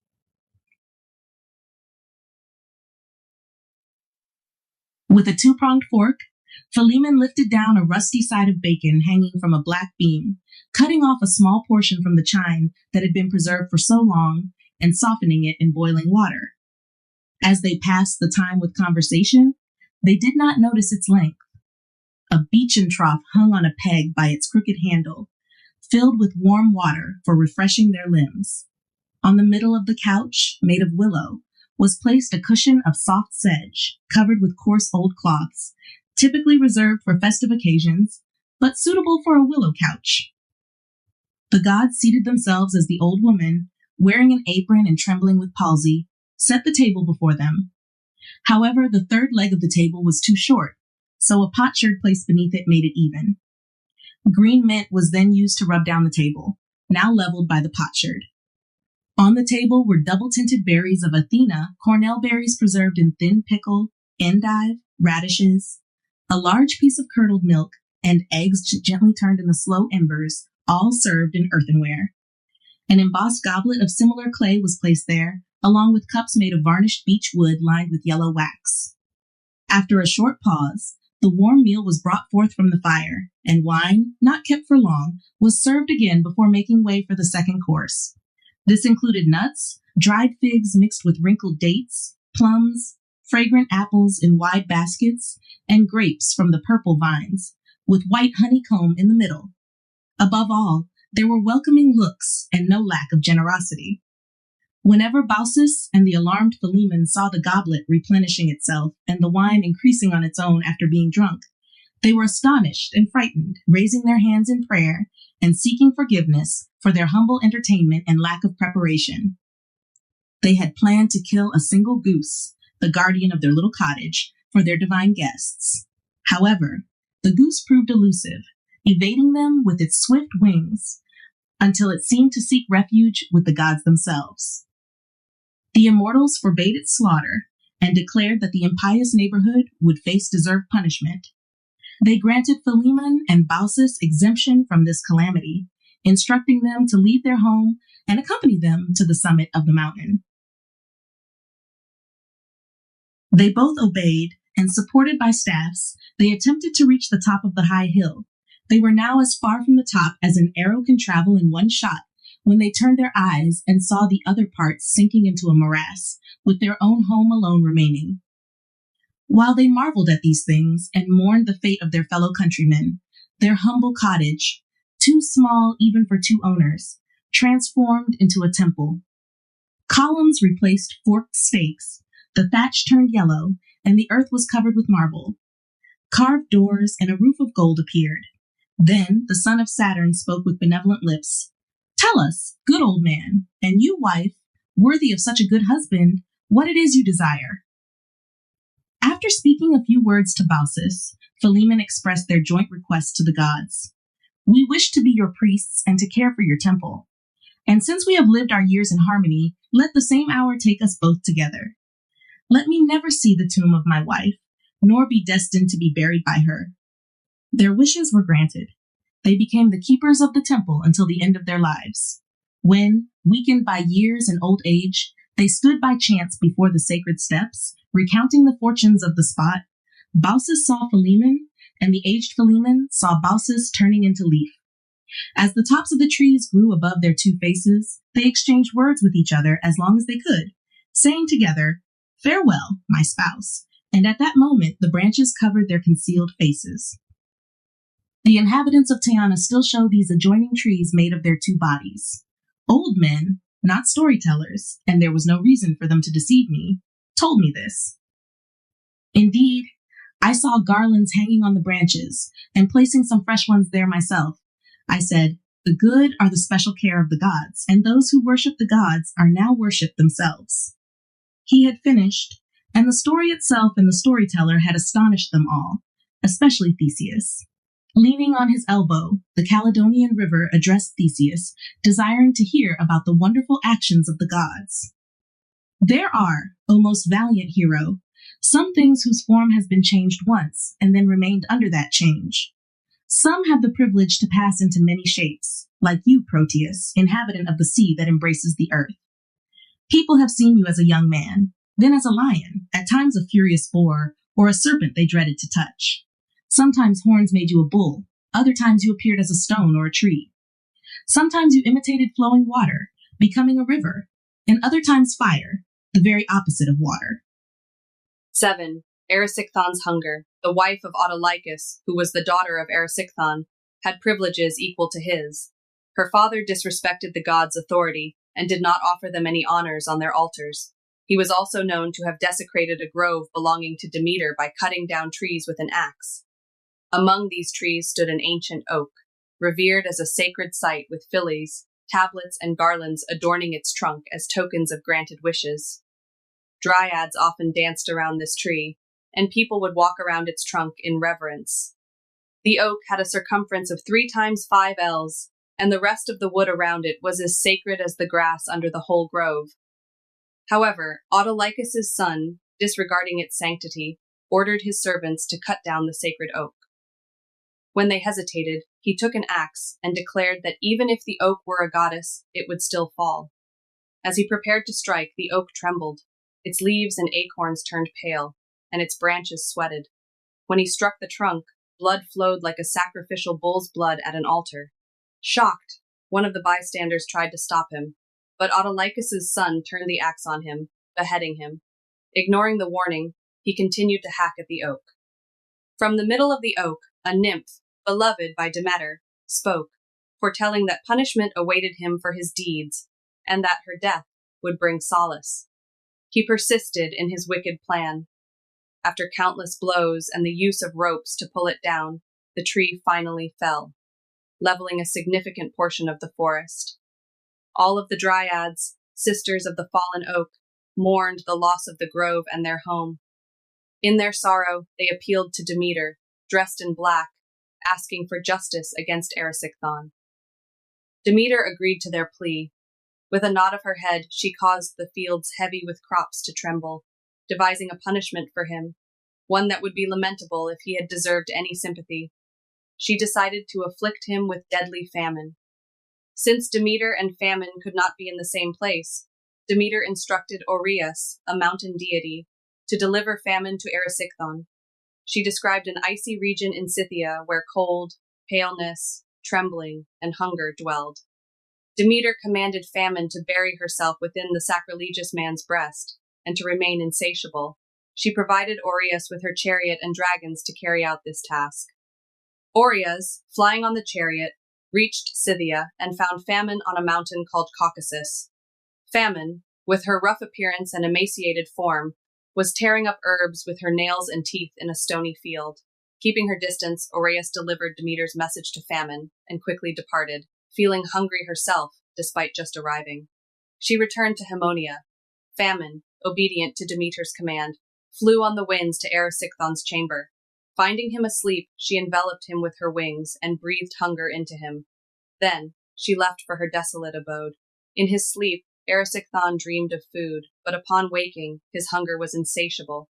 He consumed everything before him, yet his appetite only grew. He demanded more food, unable to find satisfaction. Like the ocean never being satisfied with water or fire with fuel, Erysichthon's appetite was unquenchable. He continually craved more, with every morsel of food only fueling his desire for more. Through his relentless appetite and insatiable hunger, Erysichthon had depleted his ancestral estate. Yet, even then, his hunger remained undiminished, his insatiable appetite still strong. Finally, having devoured his entire estate, only his daughter remained, unworthy of him as a father. Pressed by need, he sold her off. Being of noble birth, she could not tolerate being owned. Stretching her hands out to the sea, she pleaded, "Free me from my captor, you who took my virginity." Poseidon, having had her, answered her prayer. He transformed her into a man, fitting him with the appearance and attire of a fisherman. When questioned by her master about her whereabouts, she, pleased with Poseidon's intervention, denied having seen anyone on the shore besides herself, successfully deceiving him. Discovering his daughter's ability to transform, Erysichthon repeatedly sold her to different masters. But she would escape, taking various forms, sometimes a mare, a bird, a cow, or a stag, providing for herself while evading her father. Eventually, Erysichthon's hunger drove him to cannibalism, tearing at his own limbs to sustain himself. But why focus on others' misfortunes? I too have the power to change my form, though limited in number. Sometimes I am as I am now, other times a snake or a powerful bull. But now, as you see, one side of my forehead lacks its horns. His words were followed by sighs.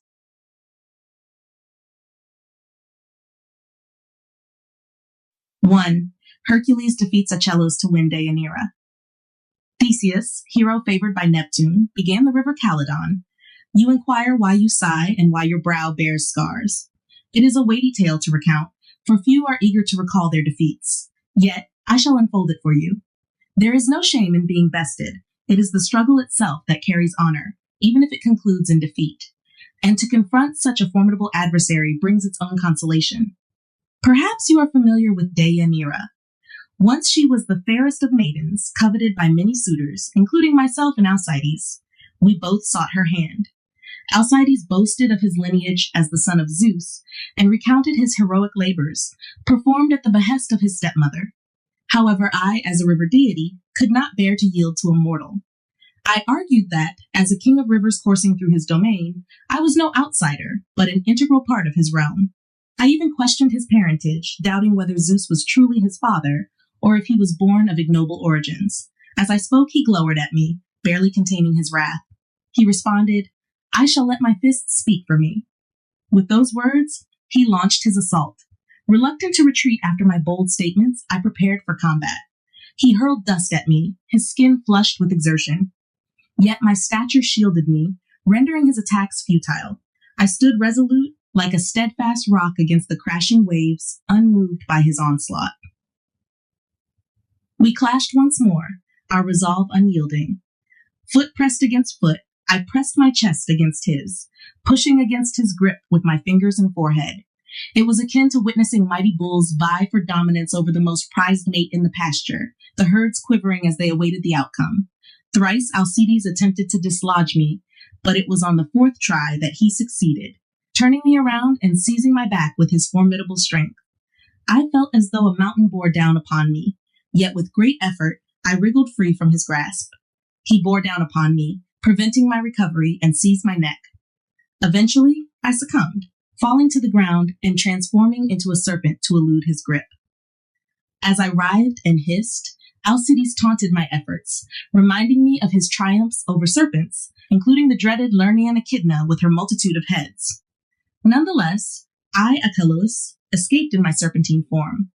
Enraged, I metamorphosed into a bull, only to be subdued once more by Alcides, who shattered my horn and tore it from my brow.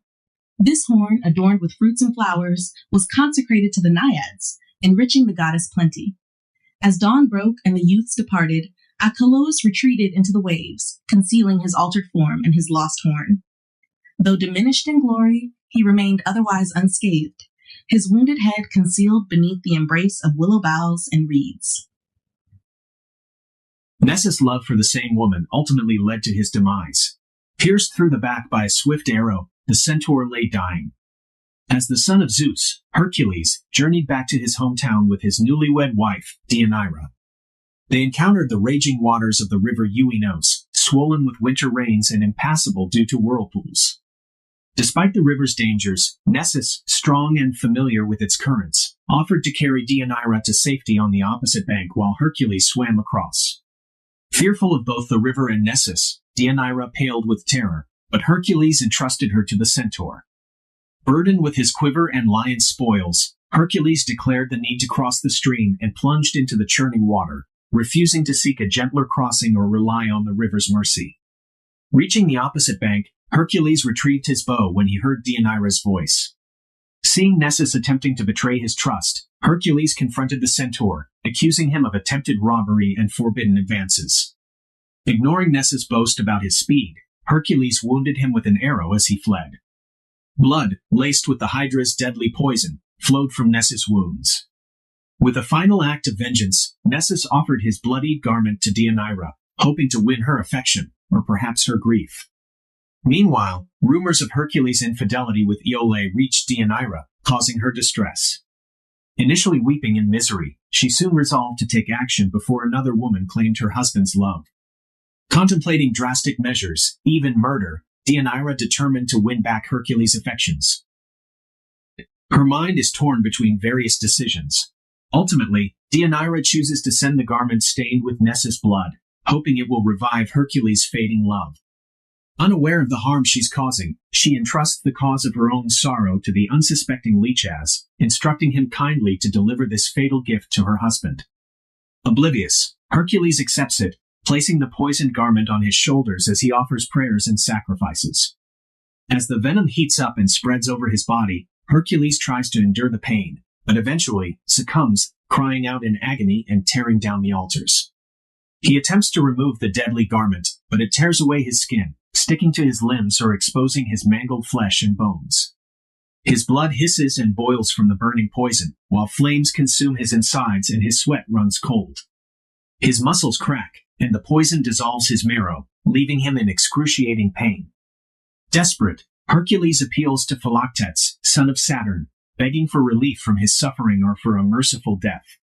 He reflects on his past feats, questioning the existence of the gods in the face of his current torment. Meanwhile, the renowned Hercules, son of Zeus, fells trees from Mount Aeta and builds a funeral pyre. He instructs Philoctetes to fetch his bow, quiver, and arrows, destined once again for the Trojan lands. With Philoctetes' help, he sets fire to the pyre and lies down upon it, covered with the Nemean lion's skin, as if reclining at a feast among friends. As the flames engulf him, roaring and spreading, the gods watch in concern for their protector of the earth. However, Zeus reassures them, expressing his delight in Hercules' accomplishments and his pride as the father of such a valiant hero. He declares that Hercules, having conquered all else, will overcome the flames as well, except for the mortal part inherited from his mother. Zeus promises to welcome Hercules' immortal part, born of Zeus himself, into the celestial realms, confident that all the gods will approve of this divine honor, even if some may initially resist. The gods agreed with Zeus's plan. While Hercules' wife seemed to accept most of his words, she showed displeasure at the implication that she, Alcmene, was the source of his mortality. Meanwhile, Hephaestus consumed everything susceptible to fire, leaving Hercules' figure unrecognizable. He bore no resemblance to his mortal form or his mother's features, retaining only the immortal traits of Zeus. As a serpent sheds its old skin and emerges rejuvenated, Hercules shed his mortal body and ascended in his ethereal form, appearing more majestic and venerable. The Almighty Father, surrounded by clouds, lifted him up among the shining stars in his chariot drawn by 4 steeds. Atlas was keenly aware of this burden, and Eurystheus, the son of Sthenelus, had not yet set aside his anger toward Hercules. In his fury, he directed his hatred for the father toward his offspring. However, Alcmena of Argos, troubled by prolonged worries for her son, sought solace in Iole, to whom she could confide her grievances of old age, recount the achievements of her universally acclaimed son, or share her own misfortunes. By the command of Hercules, Hylas had welcomed her into both his bed and his heart, and had blessed her womb with a noble child. To her, Alcmena began her tale. May the gods be merciful to you at least. May they shorten the weary hours, especially when the time comes for you to invoke Ilithia, who presides over trembling women in labor, she whom the influence of Hera rendered unyielding to me. For when the destined hour of Hercules, fated for countless trials, drew near, and the 10th sign of the zodiac bore the weight of the mighty luminary, the heavy burden stretched my womb, and what I carried was so vast that one might easily proclaim Zeus to be the father of the concealed weight. And now I could no longer endure my labors. Even as I speak now, a chill grips my limbs, and part of my agony is the recollection of it. Tormented for 7 nights and as many days, exhausted by suffering, and reaching out my arms to the heavens, I cried out loudly to Lucina and the twin Nixie. She came indeed, but already corrupted, with the intention to deliver my life to the vengeful Hera. Upon hearing my cries, she seated herself upon the altar by the door, pressing her left knee against her right knee, her fingers interlocked like a comb. She muttered incantations in a low voice, and those spells impeded the progress of the birth already underway. I struggled fiercely, and in my madness, I hurled futile reproaches at the ungrateful Zeus, longing for death and lamenting in words that could have moved even the hardest stones. The matrons of Cadmea attended me, offering prayers and words of encouragement in my anguish. There was a handmaid of mine, of humble birth, named Galanthus, with her yellow hair, diligent in carrying out my commands. She was beloved for her faithful service. She noticed that something unusual was happening due to the resentful Hera and was coming in and out of the door. She saw the goddess, seated upon the altar, with her arms resting on her knees, fingers intertwined. Then she said, "Whoever you are, rejoice with my mistress. The Argive Alcmena has given birth, and having delivered, she has achieved her desires." The goddess who oversees childbirth leaped up, surprised, and loosened her joined hands. Upon the release of those bonds, I myself was delivered. It is said that Galanthus laughed upon deceiving the divinity. The cruel goddess dragged her away while she was laughing, seizing her by her very hair, hindering her as she tried to lift her body from the ground, and transformed her arms into forelegs. Her former energy still remains, and her back has not lost its color, but her shape is different from her previous one. Because she had assisted me in labor with a false announcement, she now gives birth through her mouth, and just as before, she frequents my house. Thus she said, and moved by the remembrance of her old servant, she heaved a deep sigh. Her daughter-in-law addressed her, thus grieving. Even her form being taken away from one that was an alien to thy blood affects thee, O mother. What if I were to relate to thee the wondrous fate of my own sister? Although tears and sorrow hinder me and forbid me to speak. Dryope, the most remarkable for her beauty of the Callian maids, was the only daughter of her mother, for my father had me by another wife. Deprived of her virginity, and having suffered violence from the god that owns Delphi and Delos, Andromon married her, and he was esteemed fortunate in his wife. There is a lake that gives the appearance of a sloping shore, by its shelving border, groves of myrtle crown the upper part. Hither did Dryope come, unsuspecting of her fate, and that thou mayst be the more indignant at her lot, she was about to offer garlands to the nymphs. In her bosom, too, she was bearing her son, who had not yet completed his first year, a pleasing burden, and she was nursing him with the help of her warm milk. Not far from the lake was blooming a watery lotus that vied with the Tyrian tints in hope of future berries.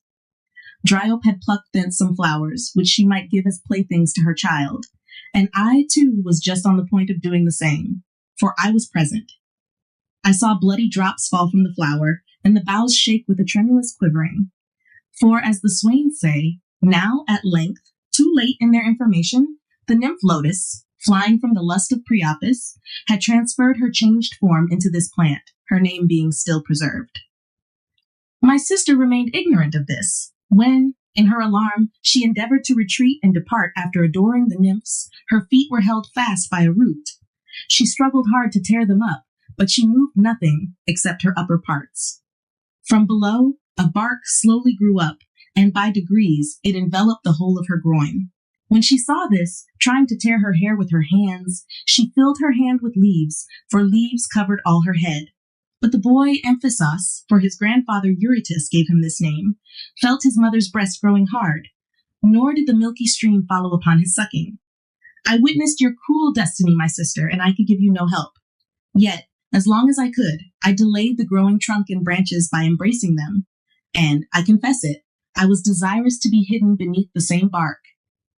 Behold, her husband Andromon and her most wretched father appear, and inquire for Dryope. On their inquiry for Dryope, I showed them the lotus. They gave kisses to the wood still warm with life, and extended on the ground, they clung to the roots of their own tree. And now, dear sister, you had nothing except your face that was not a tree. Tears dropped upon the leaves made out of your changed body. And, while she could, and while her mouth gave passage to her voice, she poured forth such complaints as these into the air. If any credit is to be given to the wretched, I swear by the deities that I merited not this cruel usage. I suffer punishment without a crime.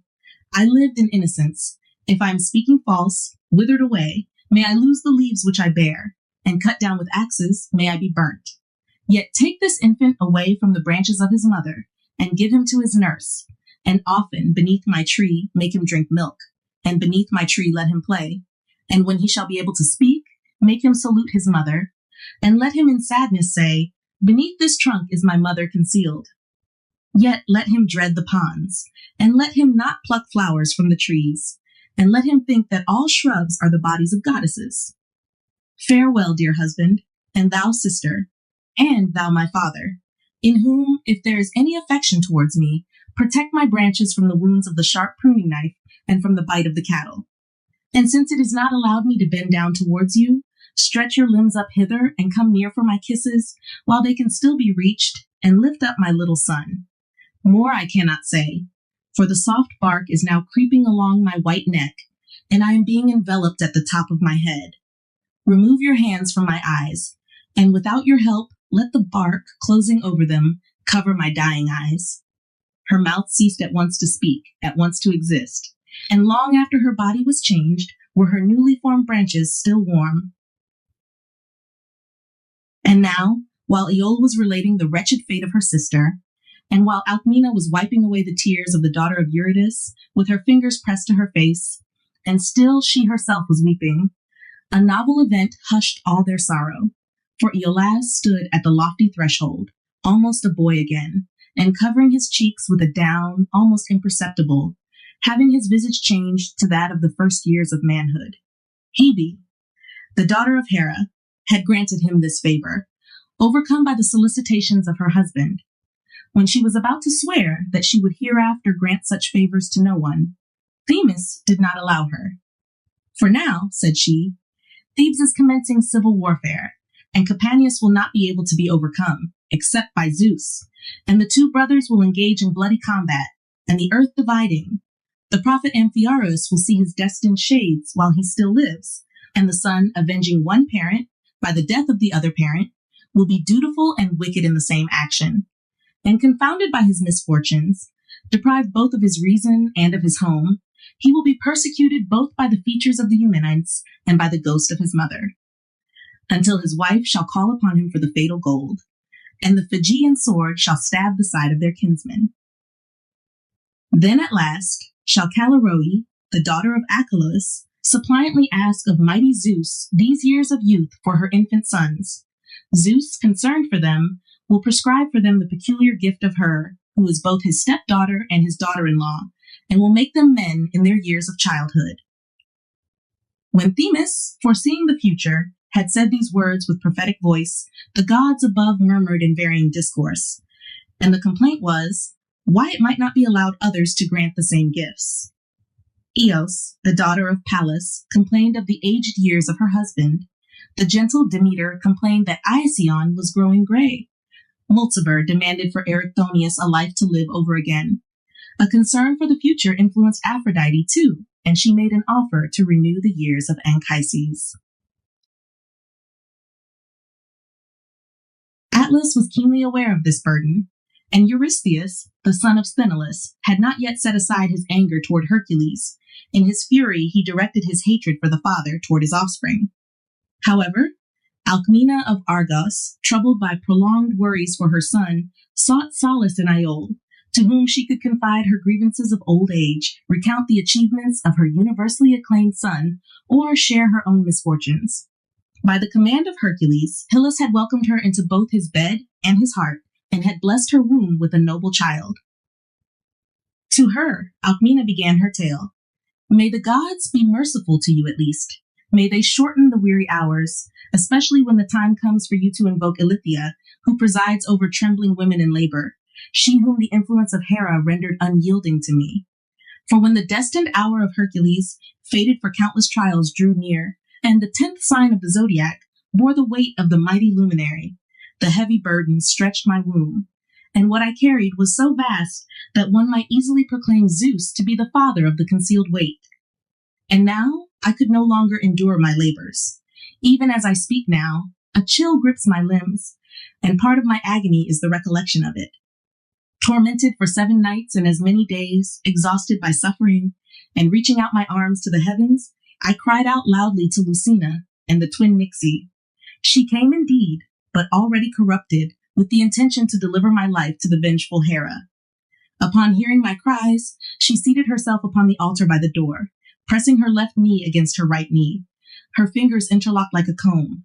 She muttered incantations in a low voice, and those spells impeded the progress of the birth already underway. I struggled fiercely, and in my madness, I hurled futile reproaches at the ungrateful Zeus, longing for death and lamenting in words that could have moved even the hardest stones.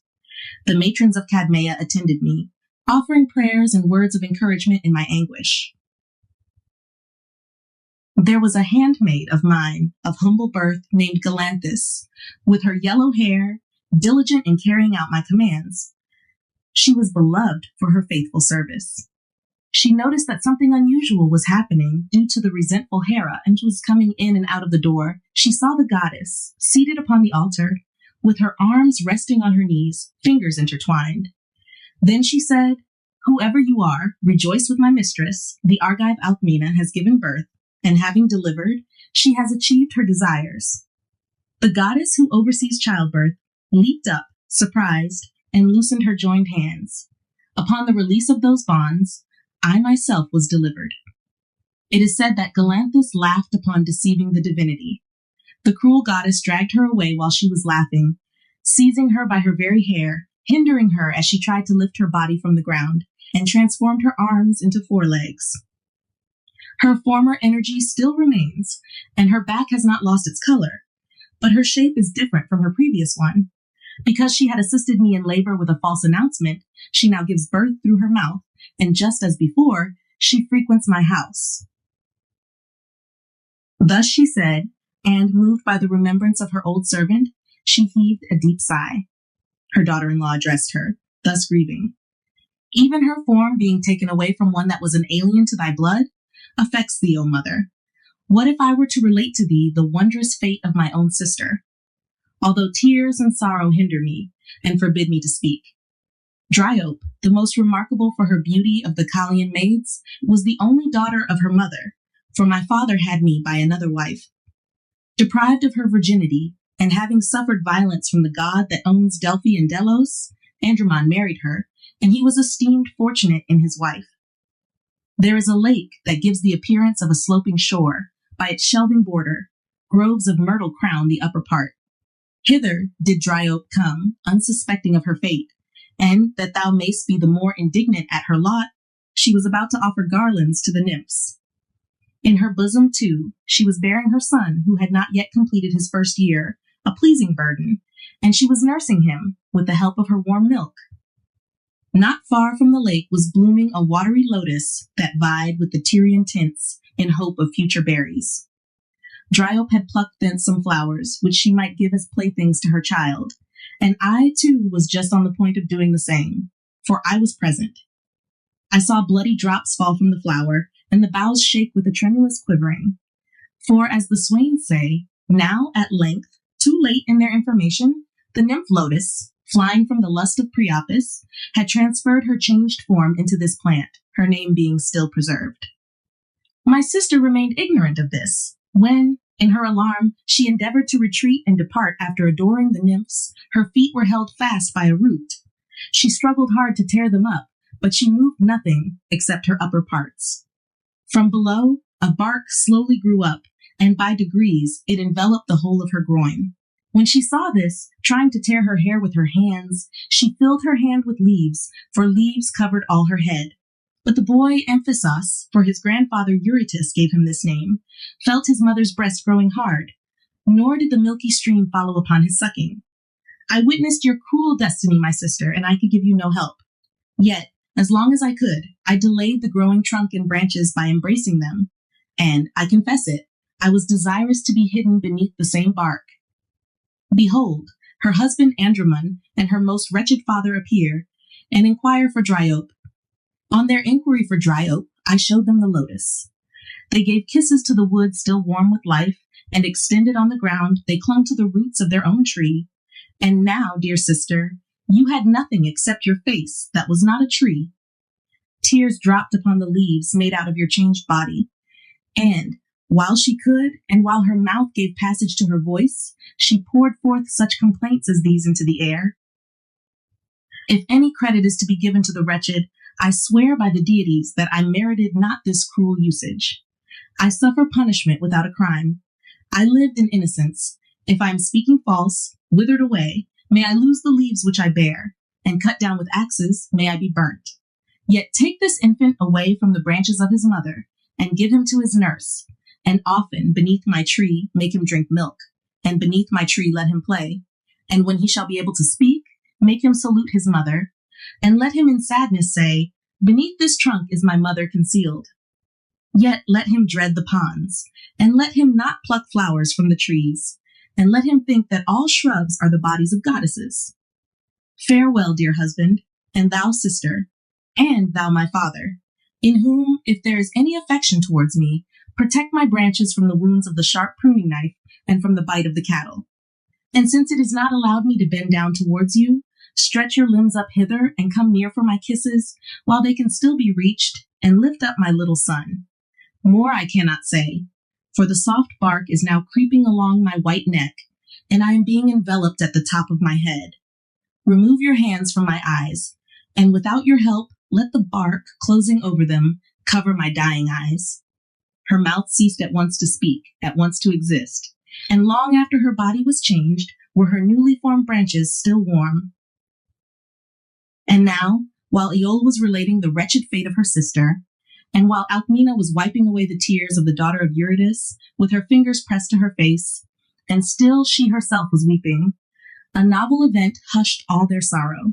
For Iolaus stood at the lofty threshold, almost a boy again, and covering his cheeks with a down almost imperceptible, having his visage changed to that of the first years of manhood. Hebe, the daughter of Hera, had granted him this favor, overcome by the solicitations of her husband. When she was about to swear that she would hereafter grant such favors to no one, Themis did not allow her. For now, said she, Thebes is commencing civil warfare, and Capaneus will not be able to be overcome, except by Zeus, and the two brothers will engage in bloody combat, and the earth dividing. The prophet Amphiaraus will see his destined shades while he still lives, and the son, avenging one parent by the death of the other parent, will be dutiful and wicked in the same action. And confounded by his misfortunes, deprived both of his reason and of his home, he will be persecuted both by the features of the Eumenites and by the ghost of his mother, until his wife shall call upon him for the fatal gold, and the Phrygian sword shall stab the side of their kinsman.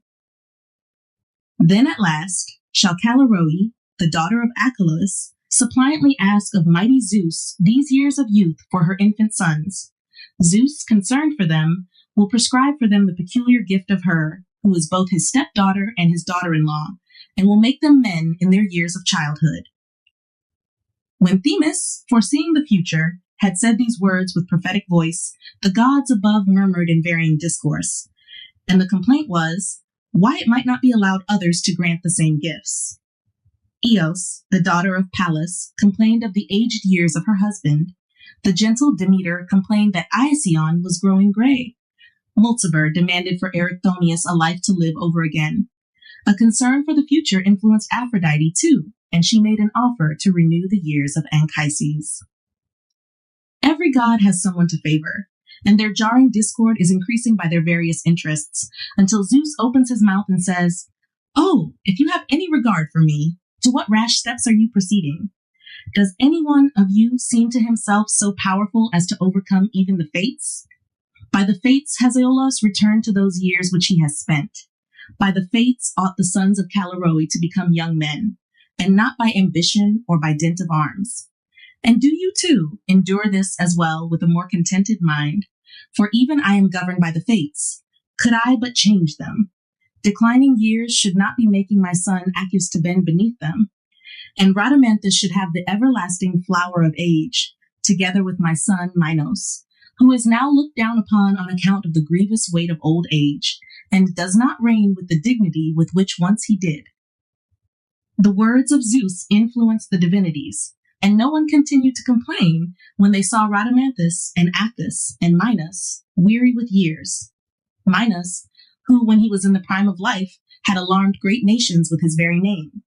Then, however, he was enfeebled by age, and was alarmed by Meletus, the son of Dione, exulting in the strength of youth, and in Phoebus as his sire, and though believing that he was aiming at his kingdom, still he did not dare to drive him away from his native home. Of his own accord, Meletus, thou didst fly, and in the swift ship thou didst pass over the Aegean waters, and in the land of Asia didst build a city, bearing the name of its founder. Here Cyane, the daughter of the river Meander, that so often returns to the same place, while she was following the windings of her father's bank, of a body excelling in beauty, being known by thee, brought forth a double offspring, Fables, with Caunus her brother. Fables is an example that damsels only ought to love what it is allowed them to love. Fables, seized with a passion for her brother, the descendant of Apollo, loved him not as a sister loves a brother, nor in such a manner as she ought. At first, indeed, she understands nothing of the flame, and she does not think that she is doing wrong in so often giving him kisses and in throwing her arms round the neck of her brother. And for a long time she herself is deceived by this resemblance of natural affection. By degrees this affection degenerates, and decked out, she comes to see her brother, and is too anxious to appear beautiful, and if there is any woman there more beautiful, she envies her. But, as yet, she is not fully discovered to herself, and under that flame conceives no wishes, but still, inwardly she is agitated. At one moment she calls him sweetheart, at another she hates the mention of his relationship, and now she prefers that he should call her Byblis rather than sister. Still, while awake, she does not dare admit any criminal hopes into her mind, but when dissolved in soft sleep, she often sees the object which she is in love with. She seems to be even embracing her brother, and she blushes, though she is lying buried in sleep. Slumber departs. For a long time she is silent, and she recalls to memory the appearance of her dream, and thus she speaks with wavering mind. "Ah, wretched me! What means this vision of the silent night? How far am I from wishing it real? Why have I seen this dream? He is indeed beautiful, even to envious eyes. He pleases me too, and were he not my brother, I could love him, and he would be worthy of me. But it is my misfortune that I am his sister. So long as I strive, while awake, to commit no such attempt, let sleep often return with the like appearance. No witness is there in sleep, and yet there is the resemblance of the delight. O Aphrodite and winged Eros, together with thy voluptuous mother, how great the joys I experienced! How substantial the transport which affected me! How I lay dissolved in delight throughout my whole marrow! How pleasing to remember it, although short-lived was that pleasure, and the night sped onward rapidly, and was envious of my attempts at bliss. Oh, could I only be united to thee by changing my name, how happily, Caunus, could I become the daughter-in-law of thy father? How happily, Caunus, couldst thou become the son-in-law of my father? Oh, that the gods would grant that all things were in common with us, except our ancestors. Would that thou wast more nobly born than myself. For this reason, then, most beauteous one, thou wilt make some stranger whom I know not a mother. But to me, who have unhappily got the same parents as thyself, thou wilt be nothing more than a brother. That tie alone we shall have which bars all else. What then do my visions avail me? And what weight have dreams? And do dreams have any weight? The gods fare better, for the gods have their own sisters in marriage. Thus Saturn married Ops, related to him by blood, Ocean Tethys, the ruler of Olympus Hera. The gods above have their privileges. Why do I attempt to reduce human customs to the rule of divine ordinances, and those so different? Either this forbidden flame shall be expelled from my heart, or if I cannot effect that, I pray that I may first perish, and that when dead I may be laid out on my bed, and that my brother may give me kisses as I lie.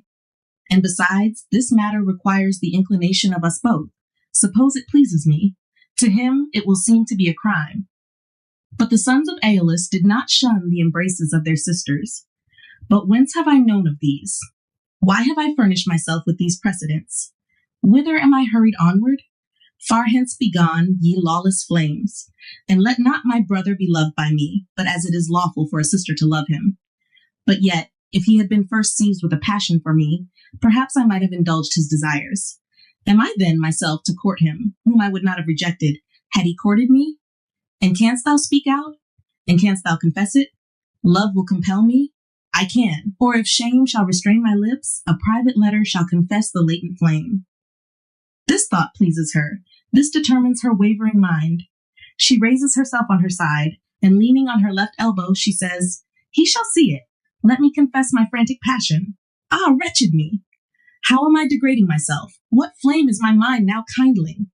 And then, with trembling hand, she puts together the words well weighed. Her right hand holds the iron pen, the other clean wax tablets. She begins, and then she hesitates. She writes, and then corrects what is written. She marks, and then scratches out. She alters, and condemns, and approves, and one while she throws them down when taken up, and at another time she takes them up again when thrown aside. What she would have she knows not. Whatever she seems on the point of doing is not to her taste. In her features are assurance mingled with shame. The word sister is written. It seems as well to efface the word sister, and then to write such words as these upon the smoothed wax. Thy lover wishes thee that health which she herself is not to enjoy unless thou shalt grant it. I am ashamed. Oh, I am ashamed to disclose my name. And shouldst thou inquire what it is I wish, without my name could I wish my cause to be pleaded, and that I might not be known as Biblis until the hopes of enjoying my desires were realized. There might have been as a proof to thee of my wounded heart, my pale complexion, my falling away, my downcast looks, and my eyes often wet with tears, sighs too, fetched without any seeming cause. Frequent embraces too, and kisses, which, if perchance thou didst observe, could not be deemed to be those of a sister. Still I, myself, though I had a grievous wound in my soul, and although there was a raging fire within, have done everything, as the gods are my witnesses, that at last I might be cured, and long in my wretchedness have I struggled to escape the ruthless weapon of Eros, and I have endured more hardships than thou wouldst believe that a maiden could endure. Vanquished at length, I am forced to own my passion, and with timorous prayers to entreat thy aid. Thou alone canst save, thou destroy, one who loves thee. Choose which thou wilt do. She is not thy enemy who begs this, but one who, though most nearly connected with thee, desires to be still more closely connected, and to be united to thee in a nearer tie. Let aged men be acquainted with ordinances, and make inquiry what is lawful, and what is wicked, and what is proper, and let them employ themselves in considering the laws. A passion that dares all consequences is suited to our years. As yet we know not what is lawful, and we believe that all things are lawful, and so follow the example of the great gods. Neither a severe father, nor regard for character, nor fear shall restrain us, if only the cause for fearing is removed. Under a brother's name will we conceal our stolen joys so sweet. I have the Dionysusty of conversing with thee in private, and even before others do we give embraces and exchange kisses. How little is it that is wanting? Do have pity on the love of her who confesses it, and who would not confess it, did not extreme passion compel her, and merit not to be inscribed on my tomb as the cause of my death.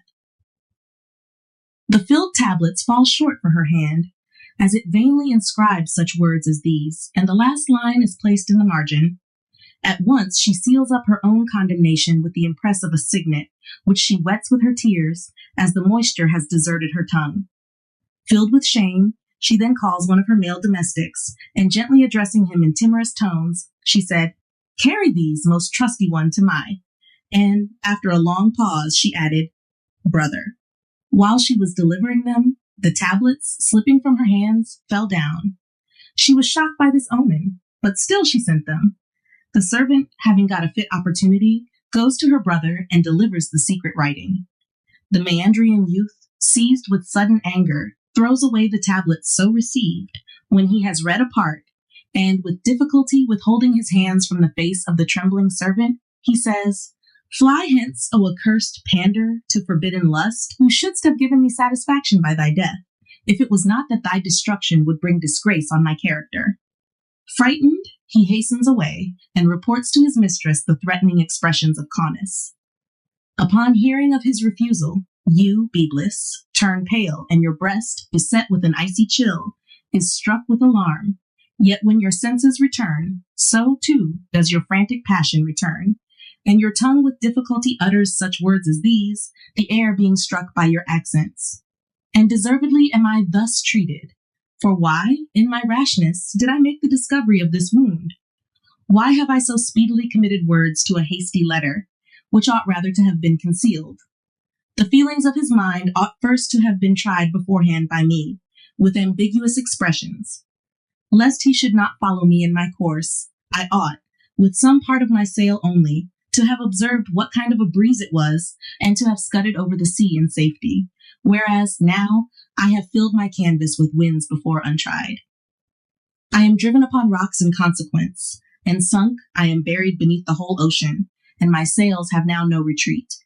And besides, was I not forbidden by unerring omens to indulge my passion at the time when the waxen tablets fell, as I ordered him to deliver them, and made my hopes sink to the ground? And ought not either the day to have been changed, or else my whole intentions, but rather of the two, the day? Some god himself warned me, and gave me unerring signs, if I had not been deranged. And yet I ought to have spoken out myself, and not to have committed myself to writing. And personally, I ought to have discovered my passion. Then he would have seen my tears. Then he would have seen the features of her who loved him. I might have given utterance to more than what the letter contained. I might have thrown my arms around his reluctant neck and have embraced his feet, and lying on the ground, I might have begged for life, and if I had been repelled, I might have seemed on the point of death. All this, I say, I might then have done, if each of these things could not singly have softened his obdurate feelings, yet all of them might. Perhaps, too, there may be some fault in the servant that was sent. He did not wait on him at a convenient moment. He did not choose, I suppose, a fitting time, nor did he request both the hour and his attention to be disengaged. 'Tis this that has undone me, for he was not born of a tigress, nor does he carry in his breast hard flints, or solid iron, or adamant, nor yet did he suck the milk of a lioness. He will yet be won. Again must he be attacked, and no weariness will I admit of in the accomplishment of my design, so long as this breath of mine shall remain. For the best thing, if I could only recall what has been destined, would have been not to have made the attempt. The next best thing is to urge the accomplishment of what is begun. For he cannot, suppose I were to relinquish my design, ever be unmindful of this my attempt. And because I have desisted, I shall appear to have desired for but an instant, or even to have been trying him, and to have solicited him with the intention to betray. Or at least, I shall be thought not to have been overcome by this god, who with such intensity now burns, and has burnt my breast, but rather by lust. In fine, I cannot now be guiltless of a wicked deed. I have both written to him, and I have solicited him. My inclination has been defiled. Though I were to add nothing more, I cannot be pronounced innocent. As to what remains, 'twill add much to the gratifying of my wishes, but little to my criminality. Thus she says, and so great is the unsteadiness of her wavering mind. Though she is loath to try him, she has a wish to try him, and she exceeds all bounds, and to her misery, exposes herself to be often repulsed. At length, when there is now no end to this, he flies from his country in the commission of this crime, and founds a new city in a foreign land. But then they say that the daughter of Meletus, in her sadness, was bereft of all understanding. Then did she tear her garments away from her breast, and in her frenzy beat her arms. And now she is openly raving, and she proclaims the unlawful hopes of unnatural lust. Deprived of these hopes, she deserts her native land and her hated home, and follows the steps of her flying brother. And as the Ismarian Bacchanals, son of Semele, aroused by thy thyrsus, celebrate thy triennial festivals as they return, no otherwise did the Bubasian matron see Byblis howling over the wide fields, leaving which she wandered through the country of the Carians and the warlike Leligus and Lycia. And now she has left behind Kragos and Limera and the waves of Xanthus and the mountain in which the Chimera had fire in its middle parts, the breast and the face of a lioness and the tail of a serpent. The woods at length fail thee, when thou, Byblis, wearied with following him, dost fall down and laying thy tresses upon the hard ground, art silent, and dost press the fallen leaves with thy face. Often, too, do the Lelegian nymphs endeavor to raise her in their tender arms. Often do they advise her to curb her passion, and they apply consolation to a mind insensible to their advice. Silent does Byblis lie, and she tears the green herbs with her nails, and waters the grass with the stream of her tears. They say that the Naiads placed beneath these tears a channel which could never become dry, and what greater gift had they to bestow? Immediately as drops from the cut bark of the pitch tree, or as the viscid bitumen distills from the impregnated earth, or as water which has frozen with the cold, at the approach of Favonius, gently blowing, melts away in the sun, so is Byblis, the descendant of Phoebus, dissolving in her tears, changed into a fountain, which even now in those valleys bears the name of its mistress, and flows beneath a gloomy oak.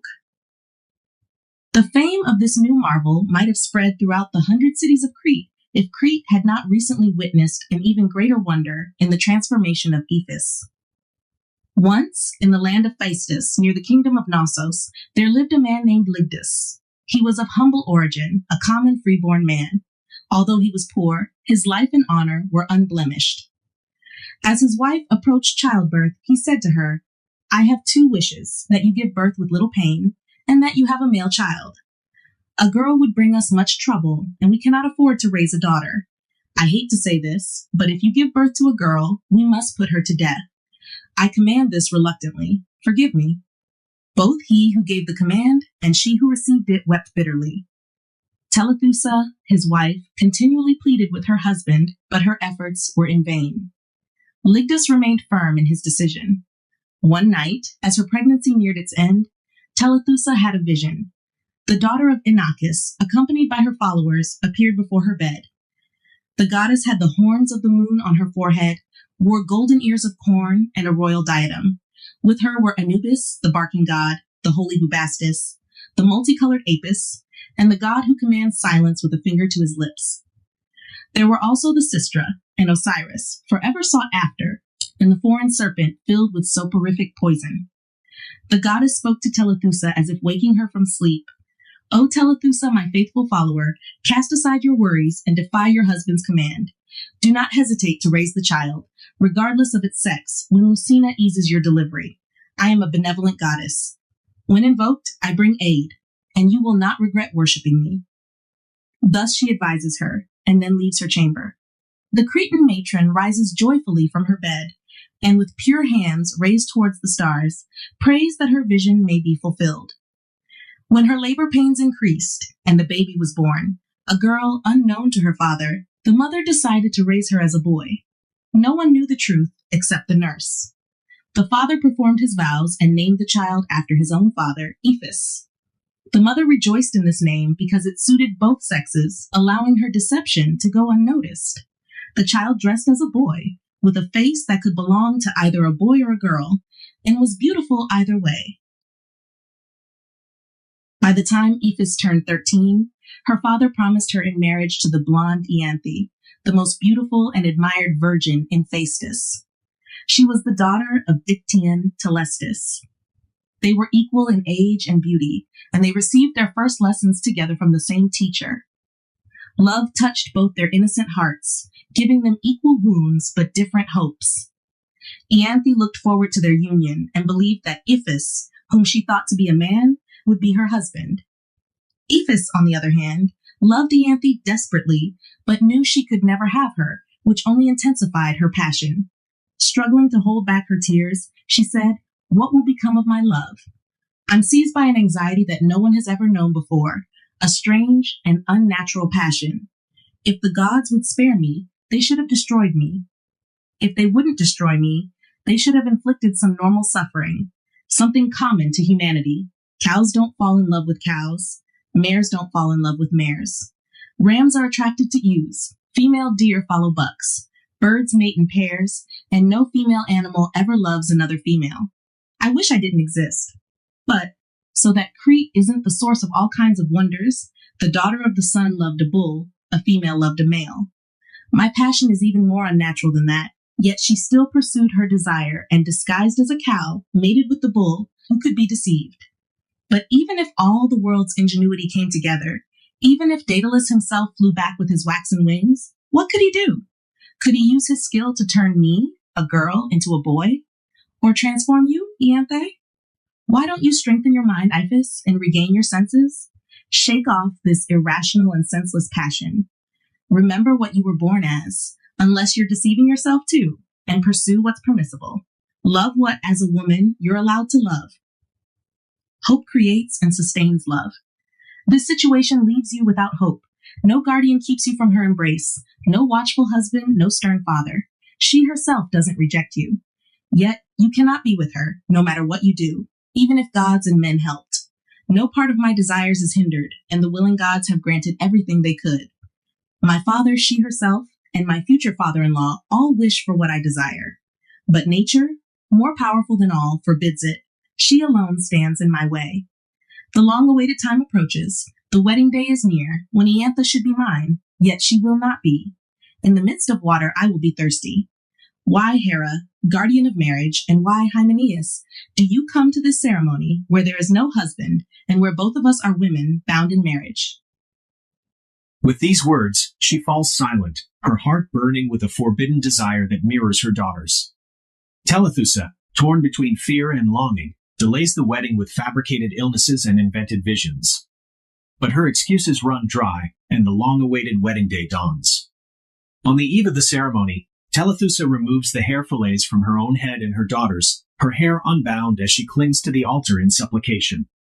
O Isis, who reigns over Peritonium, the Mereotic fields, Pharos, and the lifeblood of Egypt, the Nile with its 7 branches, hear my plea. I once witnessed your mysteries, recognized your divine symbols, the flickering torches, and the rhythmic sistra. Your guidance has protected my daughter and saved me from punishment. Now I beseech you, grant your mercy upon us both. Tears streamed down her face as the goddess seemed to respond. The altar trembled, and the temple doors rattled. A faint glow, like moonlight reflecting off horns, emanated from within, accompanied by the clinking of sistra. Emerging from the temple, the mother remained anxious but hopeful, comforted by the auspicious sign. Iphis followed, her steps noticeably bolder. As they walked, a metamorphosis unfolded. Her delicate features hardened, her frame filled out, and her hair shortened. The transformation from maiden to man unfolded before their eyes. Together, they returned to the temple, this time with an offering inscribed, Iphis, now a man, fulfills the vow made as a woman. The next day, bathed in the golden light of dawn, Aphrodite, Hera, and Hymenaeus graced the wedding festivities. Iphis, now a young man, stood beside his beloved Ianthe, their union finally blessed. Orpheus and Eurydice Hymenaeus, garbed in a saffron-colored robe, traversed the vast sky and journeyed to the land of the Ciconians. Despite Orpheus's earnest calls, his presence yielded no solace. Instead of cheerful words, joyous countenances, or auspicious signs, he brought forth only a torch that sputtered with smoke, evoking tears without flame. Yet the reality proved more grim than the omens foretold. The newlywed bride, while treading upon the grass amidst a gathering of naiads, succumbed to a serpent's venomous bite upon her ankle. Having mourned Eurydice sufficiently in the world above, Orpheus resolved to venture into the underworld. He dared to descend to the Styx through the Tanarian gate. Amidst the shades and phantasms, he approached Persephone and Hades, sovereigns of the nether realm. Tuning his lyre in harmony with his plea, he spoke, "O deities of the underworld, where all souls inevitably converge, each born to embrace mortality, if I may speak unvarnished truth and eschew guile, My purpose here is not mere curiosity to behold dark Tartarus or to subdue the three-headed monster Medusa with her serpentine mane. Rather, it is for my beloved wife that I stand before you. A serpent's venom claimed her, snatching her life untimely. I endeavored to bear this loss, yet love proved mightier. Love, renowned in the realm above, its presence here I cannot attest, yet I dare to believe it lingers.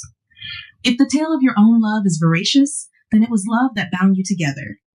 Through these dread domains, amidst vast chaos and the hush of boundless realms, I beseech you to rethread the life's filament of Eurydice. We all belong to you, and after a brief sojourn above, we hasten to one common abode. This final resting place is under your enduring sovereignty over humanity. In due course, Eurydice will come under your dominion when her allotted years are fulfilled. I implore you, grant me her life. Should the fates withhold this boon, I shall not return. May our deaths bring triumph. As Orpheus uttered these words and plucked his lyre, tears flowed from the spirits. Tantalus ceased reaching for the elusive water.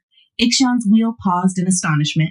The birds refrained from pecking at Titius's liver. The daughters of Belus paused their urns, and Sisyphus rested on his stone. Even the Furies, for the first time, shed tears. Hades and Persephone, unable to deny his plea, summoned Eurydice. Slowly she approached among the newly arrived shades, hindered by her wound. Orpheus received her under the condition that he must not look back until they had departed the underworld, lest he lose her again. Ascending the path in profound silence, steep, dark, and somber, they neared the upper world. Yet, fearing she might falter and eager to behold her, he turned his gaze. Instantly she slipped away. Though she reached out her arms in a futile attempt to grasp him, she only clutched at empty air. Departing once more, she harbored no blame for her husband. Why should she lament being loved? In a final farewell, scarcely heard by Orpheus, she was taken back. Orpheus was struck by her second demise, akin to one trembling at the sight of Cerberus's 3 heads, or like Olenus, who bore another's guilt and was petrified alongside Lethae, or like those on Ida. Despite pleading with the ferryman to cross the river again, he was rebuffed. For 7 days, he sat by the banks, consumed by grief and tears, cursing the gods of the underworld before returning to Rhodope and Haemus. 3 years elapsed, during which Orpheus shunned women, perhaps due to his misfortune or a vow. Many women sought his affection, only to be rebuffed, causing them sorrow. He was the first to counsel the people of Thrace to love young boys, savoring the fleeting spring and early blossoms of life. 2. Orpheus sings to the rocks and trees, the transformation of Attis. Upon a hill stood a flat, grassy plain, entirely bereft of shade. The divine descendant, the bard, seated himself and plucked the strings of his melodious lyre. His music cast a shadow over the expanse, and gradually a multitude of trees emerged. The Chaonian oak stood tall alongside the Hyliades trees, the towering mast tree, the delicate lime trees, the sturdy beech, the sacred laurel, the fragile hazels, the oak fit for spear making, the smooth fir, the holm weighed down by acorns, the plane tree, the vibrant maple, and the willows lining the rivers, the aquatic lotus, the evergreen boxwood, the slender tamarisks, the myrtle with its dual hues, and the thyme tree adorned with azure berries followed suit.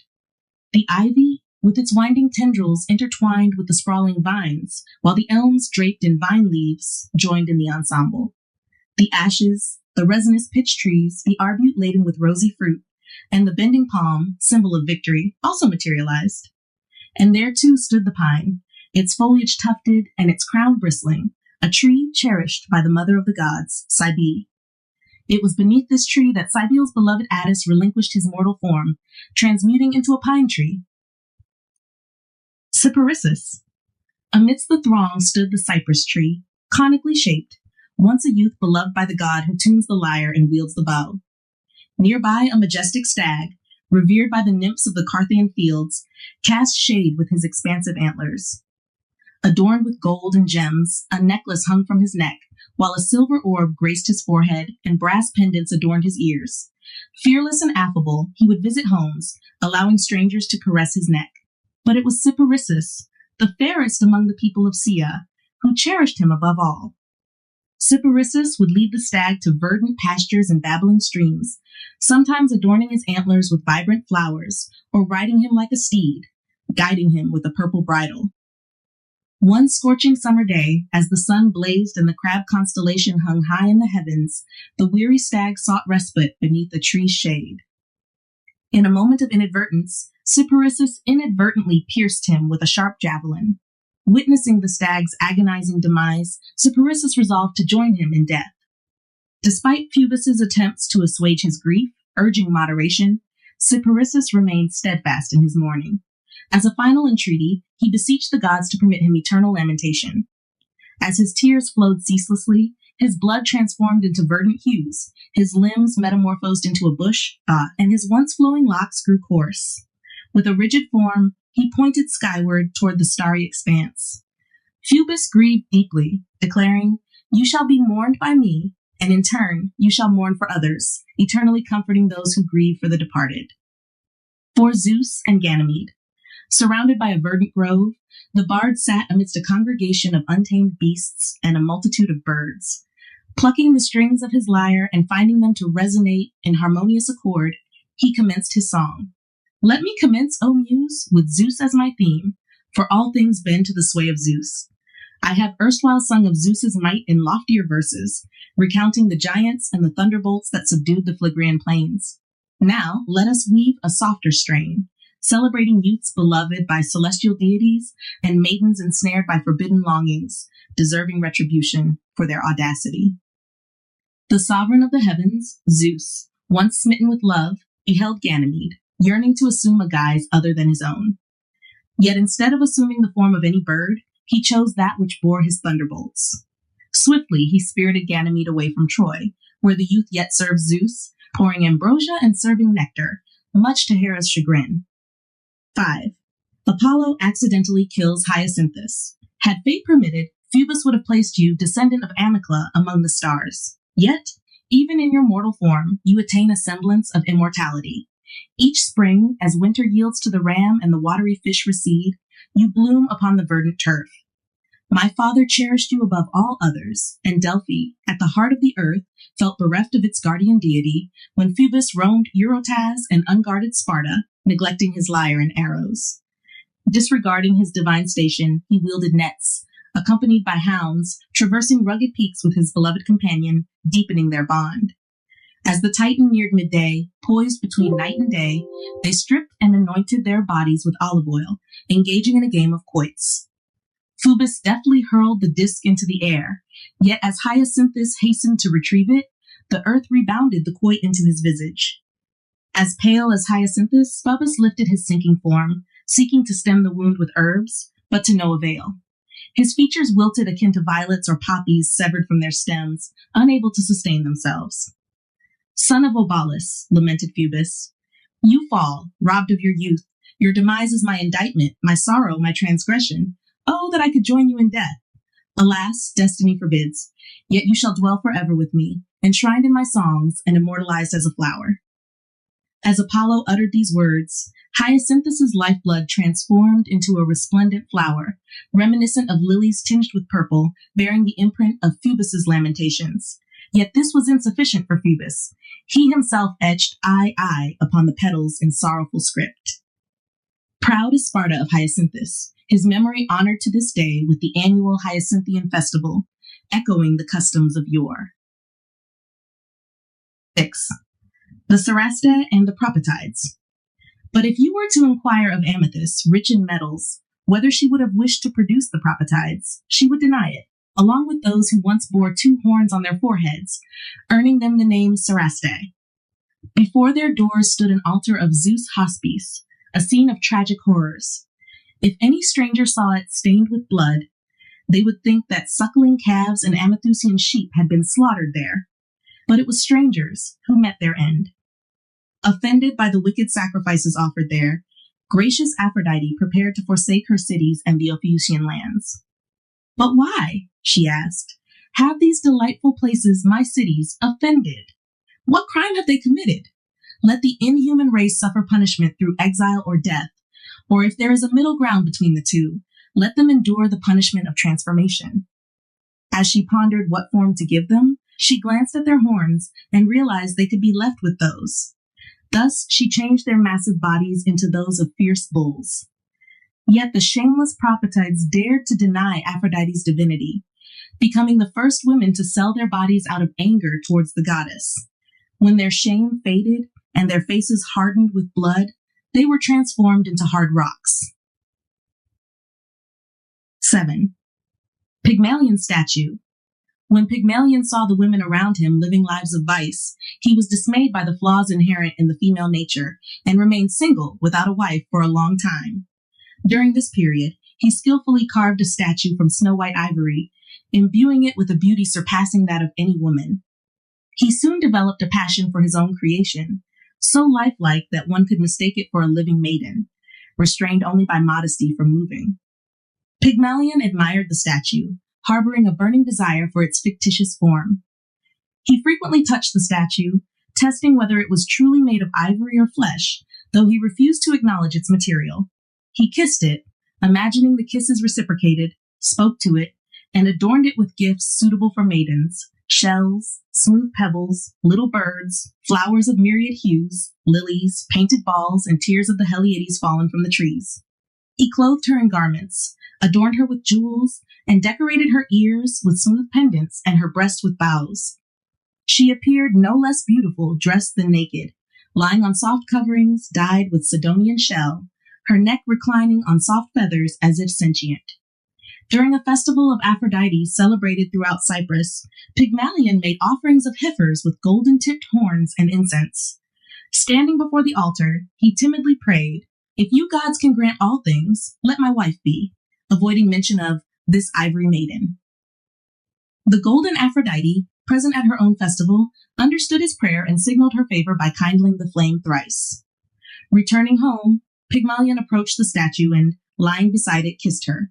She seemed to grow warm, and as he touched her breast, the ivory softened, yielding to his fingers like Hymedean wax in the sun. Amazed yet apprehensive, Pygmalion repeatedly touched the statue, confirming its transformation into real flesh. Overwhelmed with gratitude, Pygmalion offered lavish thanks to Aphrodite and kissed the now real lips of his beloved. The statue felt the kisses and blushed, raising her eyes to the light of day and beholding her lover and the heavens above.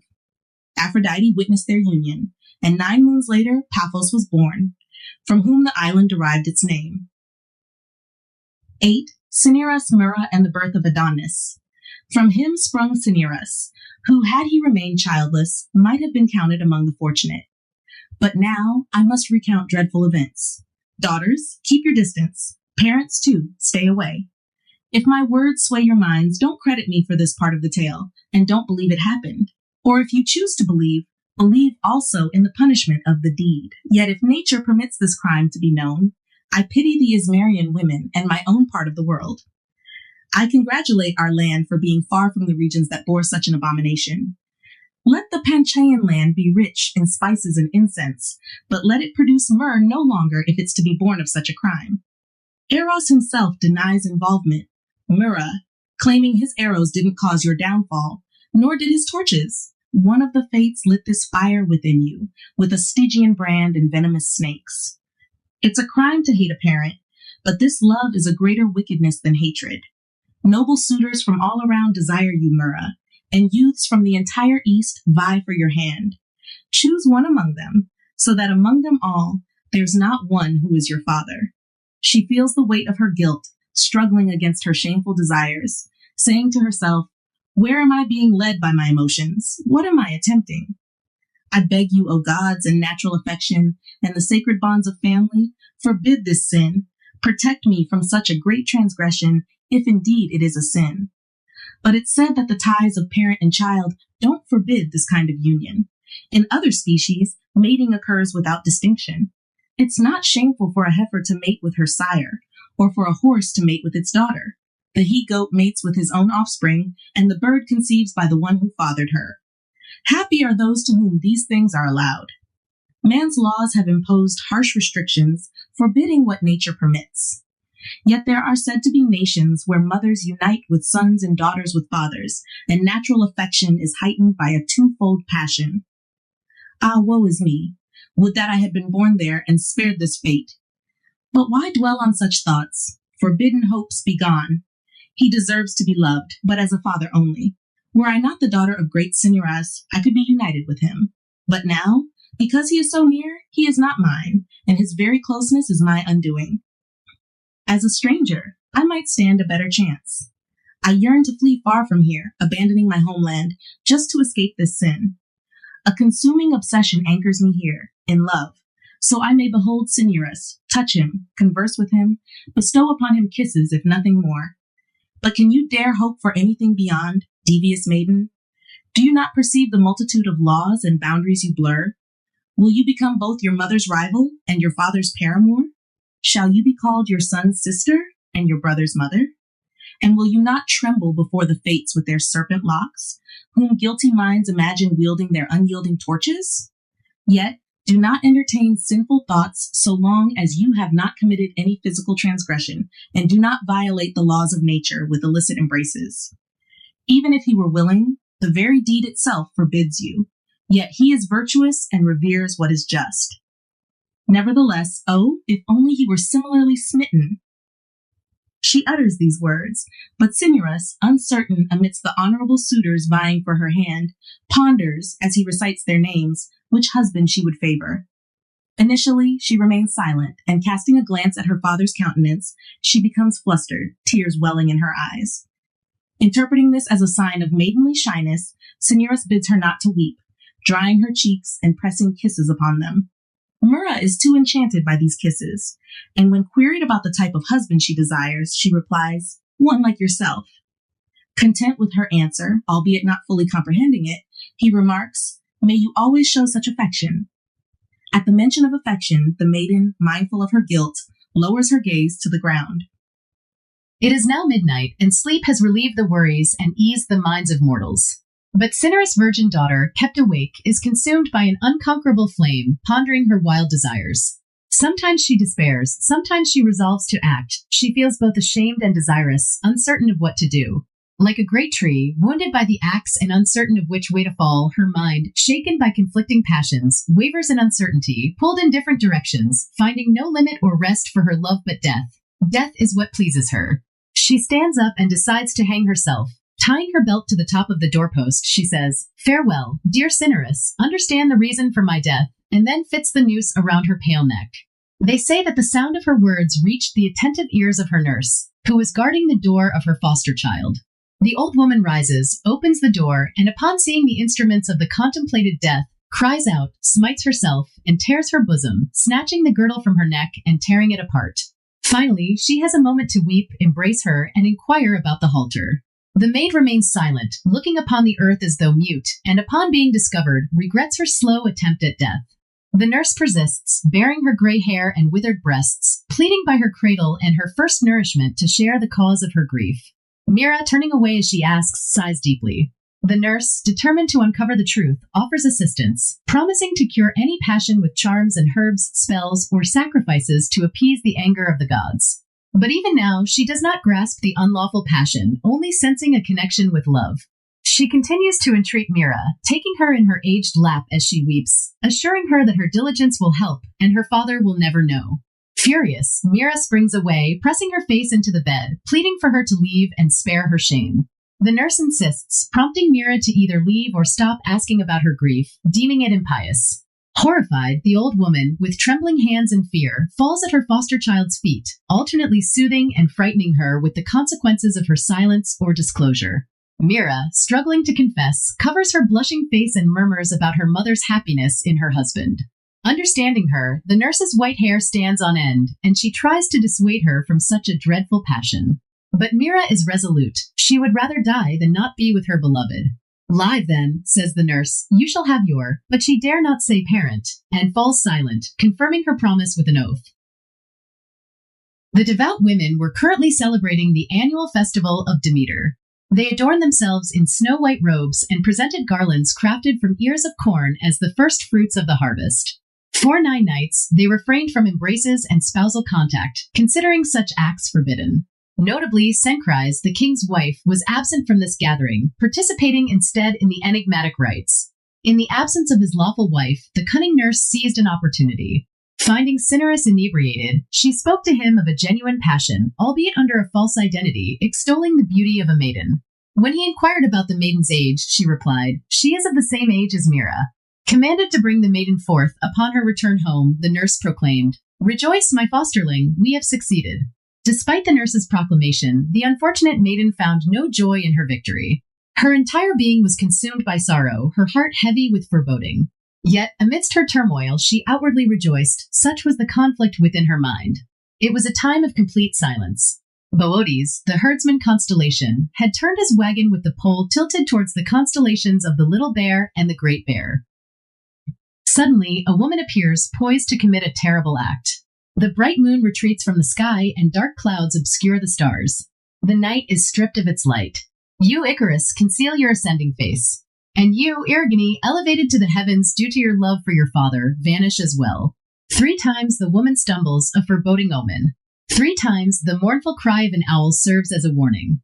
Yet she persists. The darkness and gloom of the night shield her shame. In her left hand, she clings to her nurse. With her right hand, she blindly navigates the concealed path. Eventually, she arrives at the door of the chamber. She opens it and steps inside. But her knees wobble, her face turns pale, and fear engulfs her as she advances. The closer she gets to committing her crime, the more she fears it. She regrets her attempt and wishes she could retreat unnoticed. The elderly nurse, frustrated with her hesitation, guides her forward. Upon reaching the high bed, the nurse declares, "Take her, Cinerus, she is yours." Thus, father and daughter are united in a horrifying bond. The father unknowingly embraces his own daughter, soothing her fear and bolstering her courage as she trembles. Perhaps they even addressed each other by names befitting their age, daughter and father, even amidst this act of horror. Impregnated by her own father, she departs the chamber. Sacrilegiously, she carries his progeny within her womb, a testament to their incestuous act. The following night, the crime is repeated, and so it continues.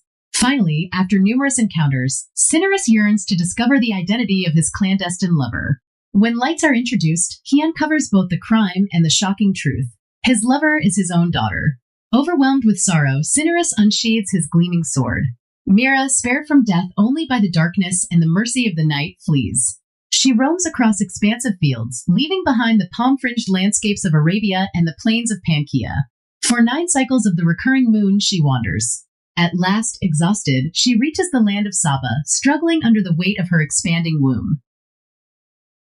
Torn between the fear of death and a weariness of life itself, she utters a desperate prayer. "O gods, if any of you show mercy on the repentant, I deserve severe punishment, and I do not shy away from it. But grant me this. Let me not pollute the living while I exist, nor the dead after I am gone. Transform me, deny me both life and death." Some divine power always listens to the repentant.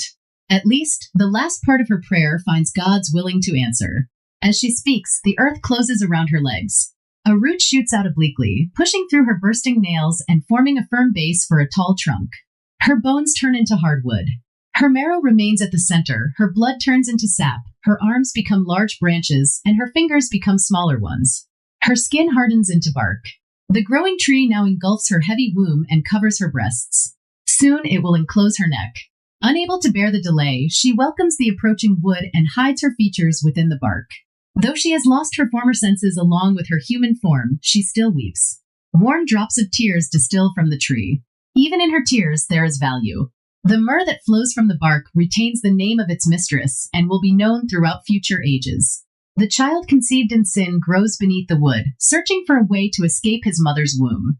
The pregnant part of the tree swells, and the mother is burdened. Her pain has no voice to express itself, and she cannot call upon Lucina, the goddess of childbirth. Yet she seems to struggle in labor. The bending tree groans frequently and is moistened with falling tears. Gentle Lucina stands near the moaning branches, lending her hand and speaking words to aid the delivery. The tree splits open, with the bark cracking to release the living burden. The child cries. The naiads, water nymphs, lay him on the soft grass and anoint him with his mother's tears. Even envy itself would praise his beauty. He resembles a picture of the naked god of love, Eros. But to make the comparison perfect, neither should he be dressed differently, nor should anything be added or removed from their polished quivers.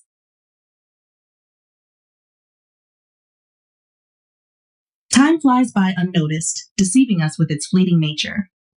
There is nothing more transient than the passing of years. The child, born from his own sister and grandfather, once trapped within a tree, then born anew as a beautiful infant, has now matured into a youth, then a man, growing even more handsome than before. Now he even captures the eye of Aphrodite, the goddess of love, unknowingly igniting a passion similar to the one that consumed his mother. As the young boy, bearing a quiver of arrows, playfully kisses his mother, he accidentally grazes her breast with a protruding arrow. The wounded goddess pushes her son away with her hand. The wound proves deeper than it appears, initially deceiving even her. Enchanted by the youth's beauty, she forsakes her usual haunts, the shores of Cythera, Paphos surrounded by the deep sea, Cnidus with its abundance of fish, and metal-rich amethysts. She even forsakes the heavens. Now she constantly follows him. This goddess, accustomed to reclining in the shade to preserve her beauty, now traverses mountain peaks, forests, and rocky outcrops. With her knees bare and robes hitched up like Artemis, the goddess of the hunt, she cheers on the dogs and hunts harmless creatures, swift hares, majestic stags, and female deer. She avoids fierce boars, ravenous wolves, claw-wielding bears, and lions satiated with the slaughter of herds. She warns Adonis as well to fear them if her counsel holds any sway. Be courageous against those creatures that flee, she says. Boldness is no defense against those who are bold themselves. Refrain, young one, from reckless acts that endanger me. Do not attack wild beasts that nature has armed, lest your thirst for glory comes at a heavy price for me. Neither your age, nor your beauty, nor anything else that has captivated Aphrodite has any effect on lions, bristly boars, or the wild eyes and temperaments of these beasts. The fierce boars carry lightning in their curving tusks. Boundless rage and fury dwell within the tawny lions. The entire breed is repulsive to me. Hypnos, the god of sleep, overhears Hippomenes praising Atalanta and fans the flames of desire within him. He envies the possibility of another man winning the race and becomes apprehensive. But why haven't I tried my luck in this contest? Hippomenes asks himself. The gods themselves help the daring. While Hippomenes ponders his chances, the virgin Atalanta flies across the course with incredible speed.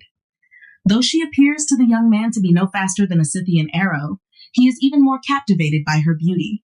Her speed itself adds to her allure. The wind blowing against her pushes back the fabric, revealing her swift feet. Her hair is tossed over her ivory shoulders, and the patterned leggings below her knees accentuate her grace. A blush creeps across her perfect white skin, akin to the way purple tapestries cast a reddish hue on a white hall. As the stranger observes these details, the final stretch of the race is completed. The victorious Atalanta is crowned with a celebratory wreath.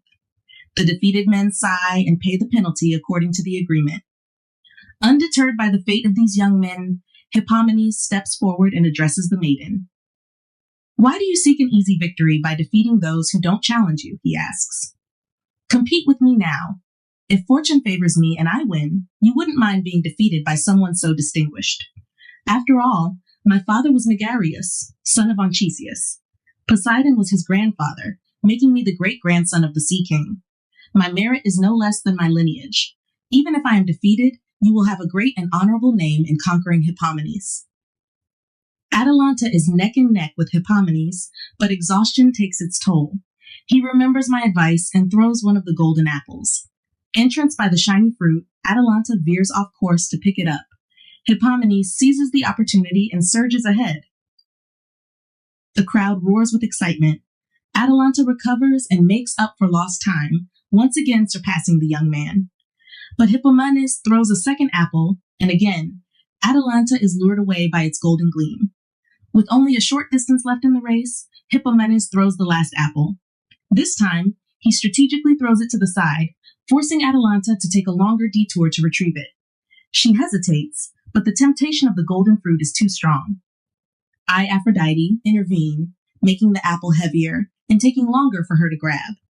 As a result, Atalanta is outrun, and Hippomenes wins the race and claims his prize, Atalanta's hand in marriage. Shouldn't Hippomenes have thanked me for my help? Shouldn't he have offered me incense in gratitude? He did neither, and his ingratitude angered me. To set an example and ensure I wouldn't be disregarded in the future, I roused myself against the couple. As they journeyed, they passed a shaded temple, hidden within the woods. Built by Echion as a vow to the mother of the gods, the temple offered a tempting place to rest. There, under my influence, Hippomenes was overcome by an inappropriate desire for his wife. Near the temple was a dimly lit cave, a sacred space covered in pumice stone and filled with ancient wooden idols. Hippomenes disregarded the sanctity of the place and committed a forbidden act within. The holy statues averted their eyes in disgust. Cybele, the mother of the gods, crowned with towers, debated their punishment. The punishment of the river Styx seemed too lenient. Therefore, a transformation befell them. Their smooth necks were covered in yellow manes, their fingers twisted into claws, their shoulders morphed into forelegs, and their weight shifted forward onto their chests. Their tails dragged along the sand. Their expressions turned fierce, their words replaced by growls. They became creatures of the wild, resembling lions, but forced to wear the harness of Cybele as a constant reminder of their transgression. And so, my beloved Adonis, learn from their fate. Avoid these creatures and any other wild beast that doesn't run away but charges into battle. Don't let your courage endanger us both. Having delivered my warning, I, Aphrodite, harnessed my swans and soared through the air. But Adonis's courage led him to disregard my advice. One day, while following a sure trail, his hunting dogs roused a boar. As Adonis tried to escape the woods, the son of Cinyras wounded the beast from the side. Incensed, the fierce boar charged with its crooked snout, knocking away the hunting spear stained with its own blood. It then pursued the trembling Adonis, who sought refuge but found none. The boar sank its entire tusks into his groin, leaving him sprawled and dying on the yellow sand. Cytherea, another name for Aphrodite, borne aloft in her light chariot through the air, had not yet reached Cyprus on the wings of her swans. From afar, she heard his groans of death and turned her white birds in that direction. When she saw him from the sky, half dead and bathed in his own blood, she descended rapidly. She tore at her garments and her hair and beat her breast with her distraught hands. Crying out to the fates, she said, "But cruel fates, you will not have complete control. The memorials of my sorrow, Adonis, will forever remain. A yearly reenactment of your death will be a constant reminder of my mourning, and your blood shall be transformed into a flower." Was Persephone, queen of the underworld, allowed to change the limbs of a young woman into fragrant mint? And would there be any displeasure against me if the hero, son of Cinyras, is transformed? Having spoken thus, she sprinkled his blood with fragrant nectar. Upon contact, the blood fizzed just like clear bubbles rising during rainy weather. Less than an hour passed when a flower bloomed from the blood. It was the same color as blood, like the pomegranates that hide their seeds beneath the tough rind. But its beauty is short-lived. The same winds that give it its name also beat it down. The flower is delicate and prone to fall because of its slender stem. While Orpheus charms the woods and wild beasts with his songs, and even the rocks follow his music, a group of Thracian women, raving and dressed in animal skins, spot him from the top of a hill. One of them, tossing her hair in the wind, shouts, "Look, there's the one who disrespects us," and hurls her spear at the melodious mouth of Apollo's bard. However, the spear has leaves woven around its tip and harmlessly grazes Orpheus' cheek. Another woman throws a stone, but Orpheus's lyre and voice overpower it in midair. The stone falls harmlessly at his feet, as if apologizing for the daring attack. Yet, the wild attack continues. All sense of moderation is lost, and violent rage takes over. Though Orpheus' music could normally overpower any weapon, the sheer volume of the opposing sounds drowns it out. The loud shouts of the women, the booming Berecynthian pipes, the blaring horns, the clapping hands, and the drunken yells prevent anyone from hearing the lyre's gentle melody. Finally, the stones turn red with the blood of the unheard bard. But before they attack Orpheus, the Maenads, their hands stained with blood, first kill the countless birds still charmed by his singing, the snakes, and the various wild beasts, all part of Orpheus's captivated audience. Then they turn on Orpheus himself. They swarm around him like birds attacking an owl they see in the daylight. Orpheus is like a stag condemned to die in the arena, preyed upon by dogs. The crazed women attack the bard, hurling thyrsi, staffs wrapped in ivy, tipped with green leaves, not meant for such violent purposes. Some throw clumps of earth, some throw branches torn from trees, and others hurl sharp stones. In their rage, they see some oxen plowing the land with heavy plows. Not far away, strong farmers are sweating as they harvest the hard fields. Seeing the wild women, the farmers flee, abandoning their tools. This wasn't enough for Dionysus. He decided to abandon that land altogether and, with a grand procession, traveled to his own vineyards near Mount Tmolus and the Pactolus River, although it wasn't known for its golden sands at that time. The usual crowd, both satyrs and maenads, surrounded him. But Silenus, Dionysus' old companion, was missing. Some Phrygian villagers found Silenus stumbling around, drunk and old. They tied him up with garlands and brought him to their king, Midas. Midas, along with the Athenian Eumolpus, had been entrusted with the secret rituals of Dionysus by the Thracian Orpheus. As soon as Midas recognized Silenus, his fellow reveler in the Dionysian rites, he threw a grand feast to celebrate his guest's arrival. The celebration lasted for 10 whole days and nights. Finally, the 11th day arrived, and dawn broke. King Midas, feeling joyful, traveled to Lydia and returned Silenus to his foster son, the young god Dionysus. To thank Midas for returning Silenus, Dionysus granted him any favor he desired. Unfortunately, Midas chose poorly. He wished that everything he touched would turn into gold. Dionysus agreed to the wish, though he felt sorry that Midas hadn't asked for something better. Midas, destined to make a foolish choice, was delighted and immediately set out to test his new ability. He plucked a twig from a nearby oak tree. It turned to gold. He picked up a stone from the ground. Gold again. He even touched a clod of earth, and it transformed into a lump of gold. He picked some dry ears of corn, golden corn. He grabbed an apple from a tree. It looked like something straight from the mythical garden of the Hesperides. He even touched the doorpost, and it gleamed with gold. He picked some dry ears of corn, golden corn. He grabbed an apple from a tree. It looked like something straight from the mythical garden of the Hesperides. He even touched the doorpost, and it gleamed with gold. He washed his hands in a stream, and the water flowing from them shimmered like gold, enough to fool Danae, a mythical princess who was imprisoned in a tower and showered with gold.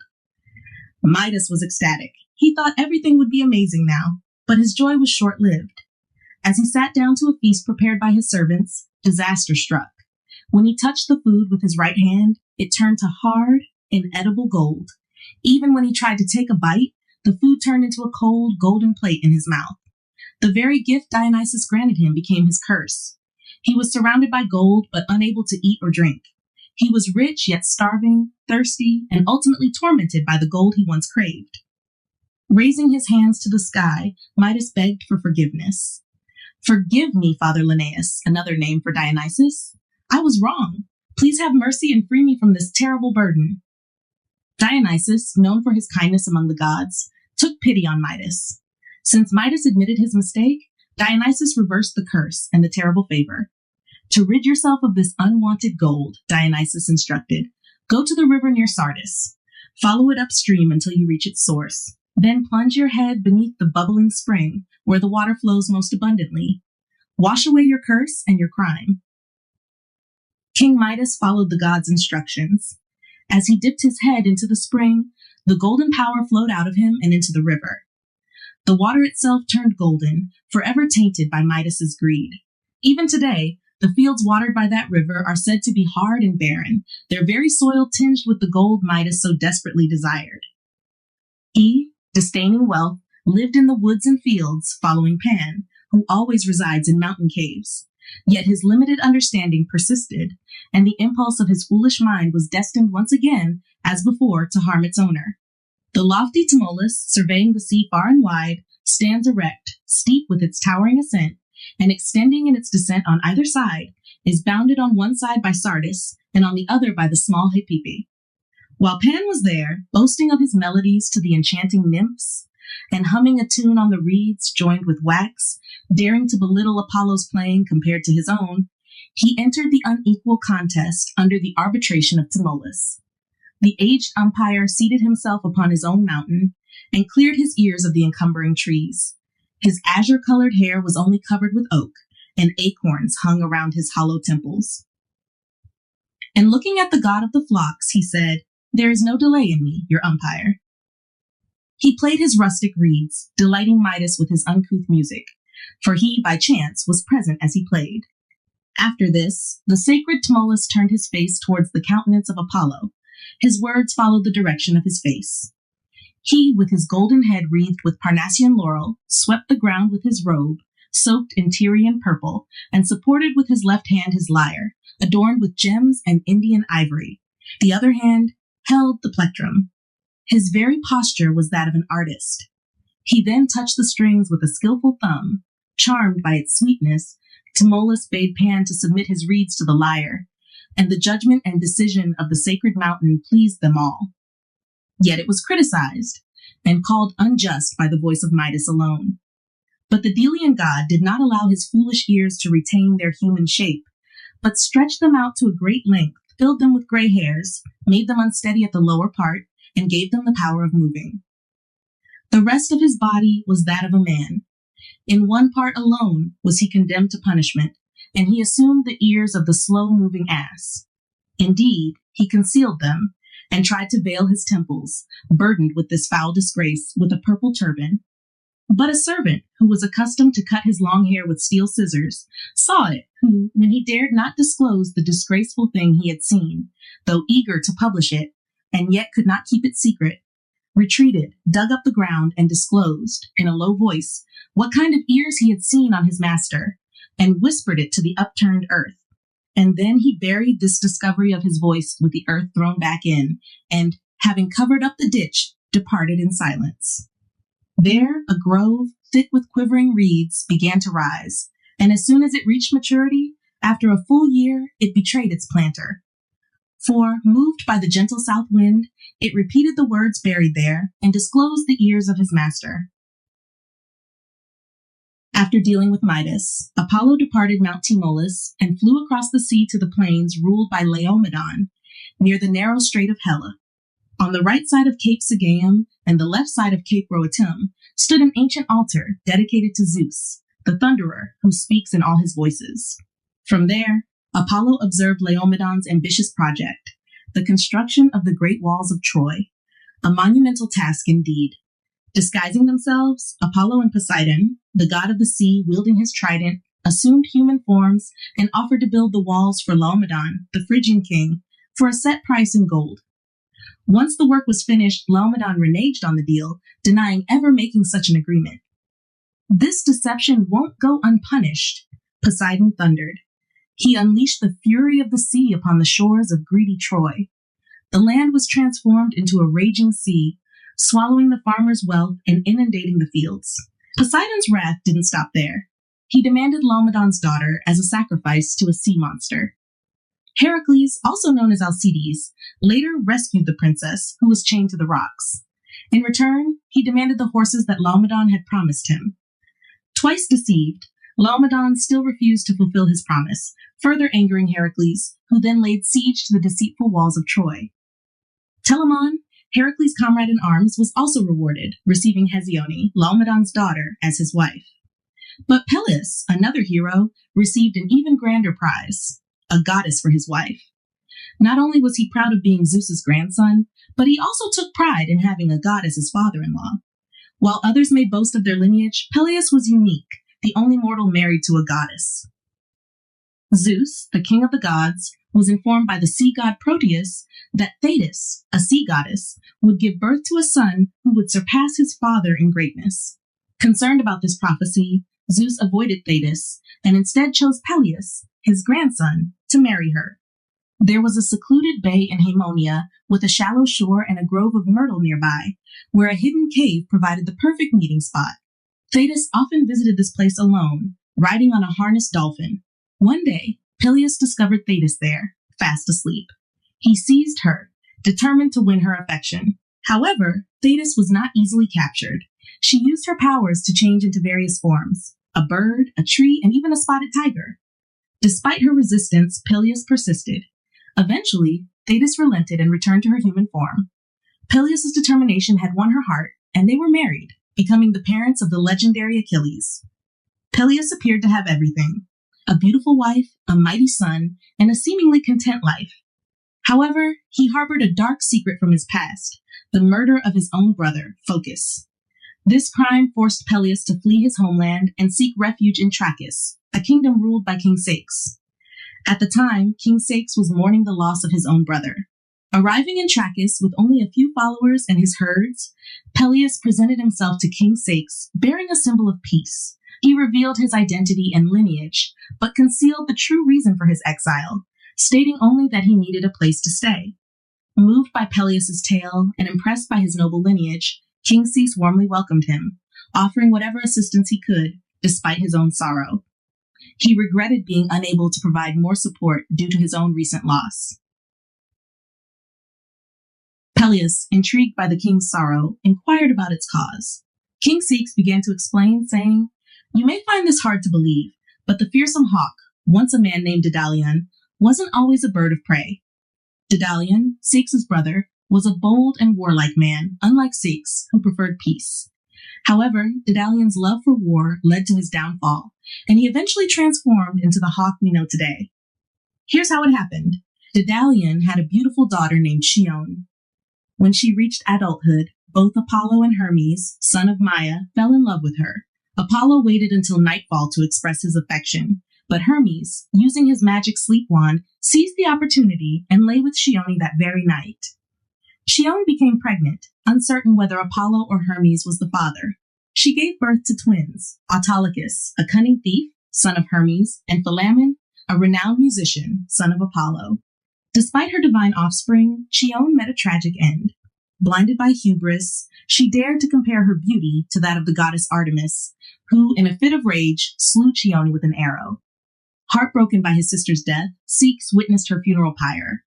Overwhelmed with grief, he attempted to hurl himself into the flames 4 times, but each time something prevented him. Suddenly, Sakes sprouted wings and transformed into a swift hawk. Apollo, taking pity on him, had spared his life by turning him into a bird. Now a hawk, Sakes remained perpetually restless and aggrieved. He preyed upon other birds, haunted by the memory of his lost sister. As Sakes finished recounting his tale, a shepherd named Phocian Antenor arrived with urgent news. "Peleus," cried Antenor, "a terrible disaster has occurred. I bring word of a grave calamity." Filled with apprehension, Peleus demanded to know the details. Antenor explained that while tending the cattle by the seashore, a monstrous wolf emerged from a nearby marsh.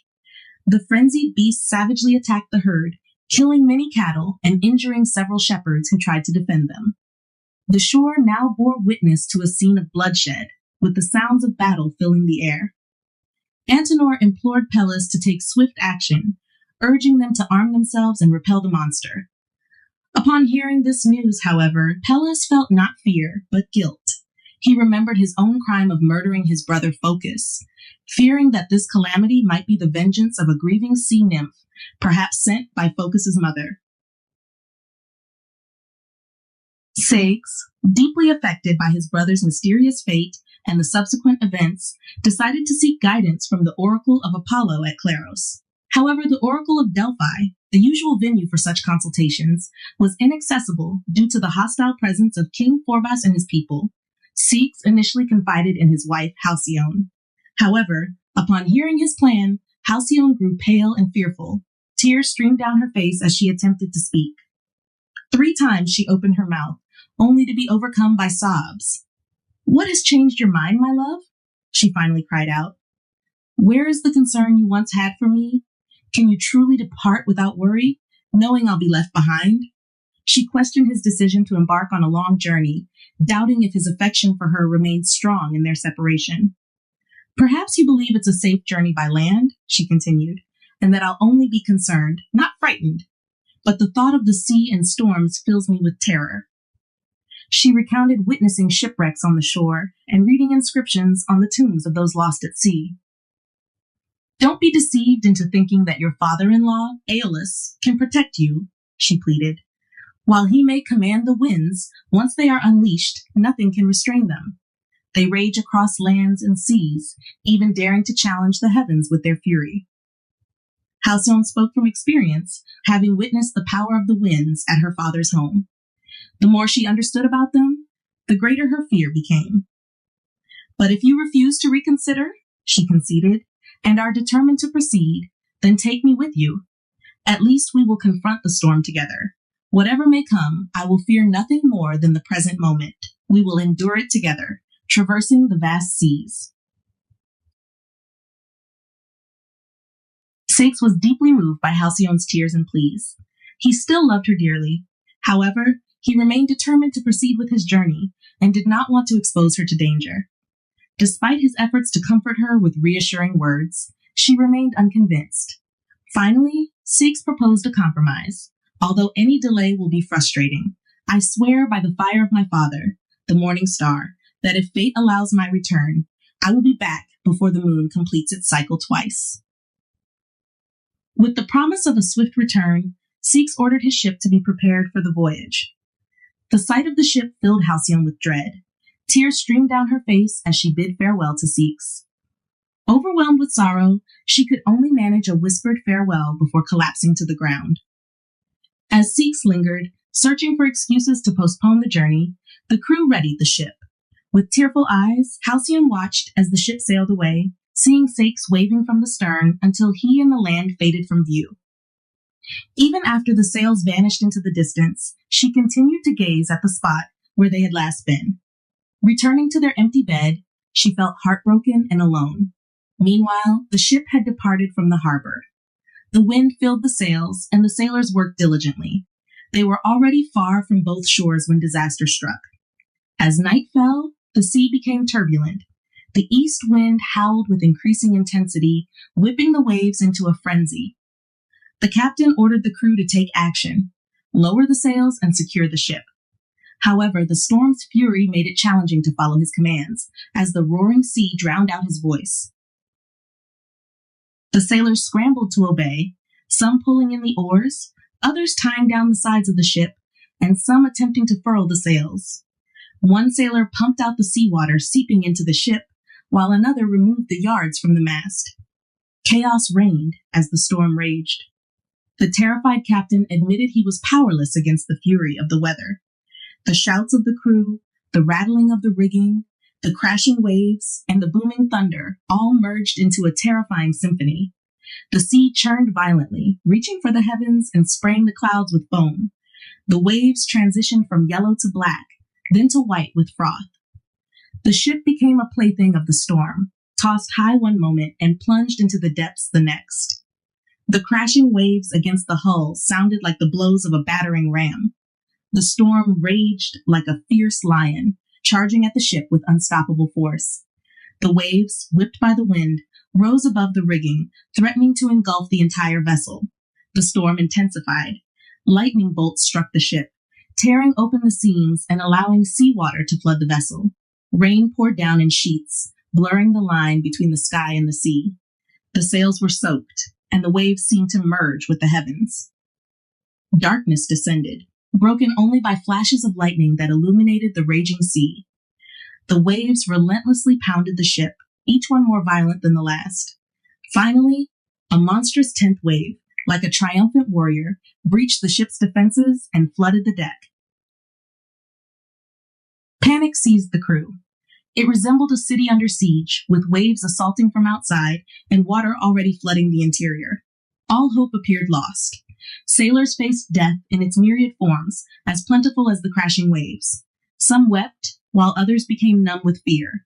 Some envied those destined for proper burials, while others beseeched the gods, their pleas swallowed by the storm. Memories of loved ones flooded their minds, brothers, parents, homes, and families left behind. Amidst the chaos, Sakes could only think of Halcyon. He regretted their parting, but was also relieved she wasn't there to witness the horror. He yearned for one last glimpse of his homeland, but the storm had obscured everything. The hurricane raged on. The mast snapped under the storm's force, and the helm shattered. A solitary, monstrous wave surged like a conqueror before crashing upon the ship with the might of a mountain tossed into the sea. The vessel stood no chance against such power and succumbed beneath the waves. Many of the crew perished, pulled into the depths by the merciless sea. Others clung desperately to fragments of wreckage. Sakes himself seized a piece of the shattered ship, the same hand that once grasped his royal scepter. He called out to his father, Aeolus, and his father-in-law, the god of winds, Aeolus, but his pleas were drowned by the storm's roar. Yet, even as he clung to the wreckage, Halcyon never left his thoughts. He uttered her name, praying the waves would carry his body to her shore, where she could grant him a proper burial. Whenever a wave granted him a moment to breathe, he called out to her, whispering her name into the turbulent water. Then a massive wave rose before him, engulfing him entirely. The light of the morning star, Lucifer, his father, was obscured that night. He couldn't even bear to witness the tragedy, concealing his face behind thick clouds. Unaware of the dreadful fate that had befallen Sikhs, Halcyon eagerly awaited his return. She busily prepared clothes for him and dreamed of their reunion. Piously, she offered incense to all the gods, particularly Hera. She prayed fervently for Sikh's safety, his swift return, and his enduring love for her. However, only one of her wishes would be granted. The gods could not tolerate her prayers for a deceased man. Determined to put an end to Halcyon's pleas, Hera decided to convey a message. She summoned Iris, the rainbow goddess, her most trusted messenger. Iris, Hera commanded, hasten to the drowsy court of sleep. Instruct him to send a vision of Sikhs, but not as a healthy man. Let the vision depict Sikhs, dead from a shipwreck, and reveal the truth of Halcyon's misfortune. Iris, adorned in her resplendent hues, arched across the sky and reached the hidden cave where Sleep resided. Among his many sons, Sleep, the father, selected Morpheus, the most adept and versatile mimic of human form. No other could replicate a person's gait, countenance, speech, and attire as skillfully as Morpheus. He could even mimic the speech patterns of individuals. However, Morpheus was limited to impersonating humans. Another son, Icelos, known as Phobator to mortals, could transform into wild beasts, birds, or serpents. Yet another son, Phantasos, mastered the art of transforming into earth, stone, water, trees, and all lifeless forms. These sons appeared at night to kings, generals, commoners, and everyone in between. Sleep, the ancient god, overlooked his other sons and selected Morpheus to fulfill Iris's task, the daughter of Thomas. With that, Sleep drifted back into slumber, his head drooping and his body sinking onto his opulent couch. Morpheus swiftly traversed the skies on his invisible wings and arrived in the city of Haemonia in a blink. There, he shed his wings and assumed the guise of Sikhs.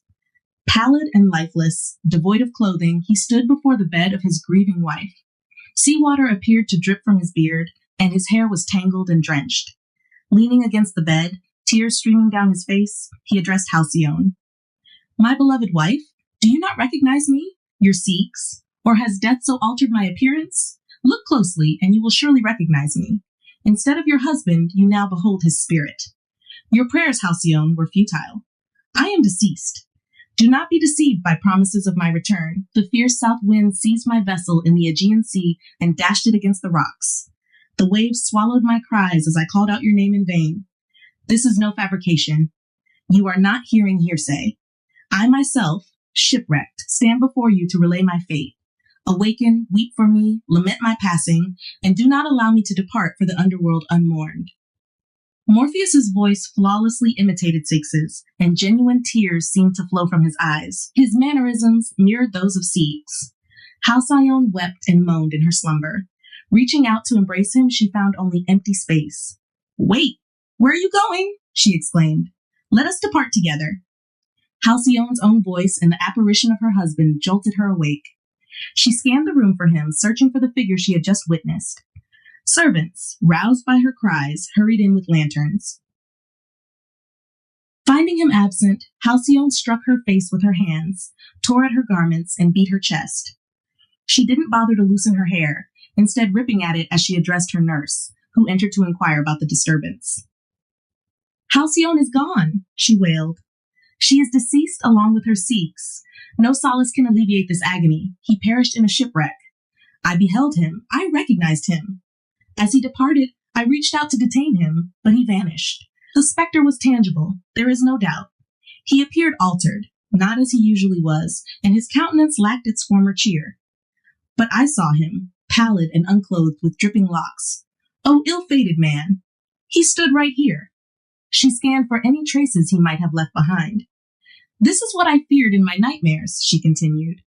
"I implored you not to depart and heed the winds, but if you had to leave and meet your demise, I wish I had accompanied you. It would have been better to be by your side.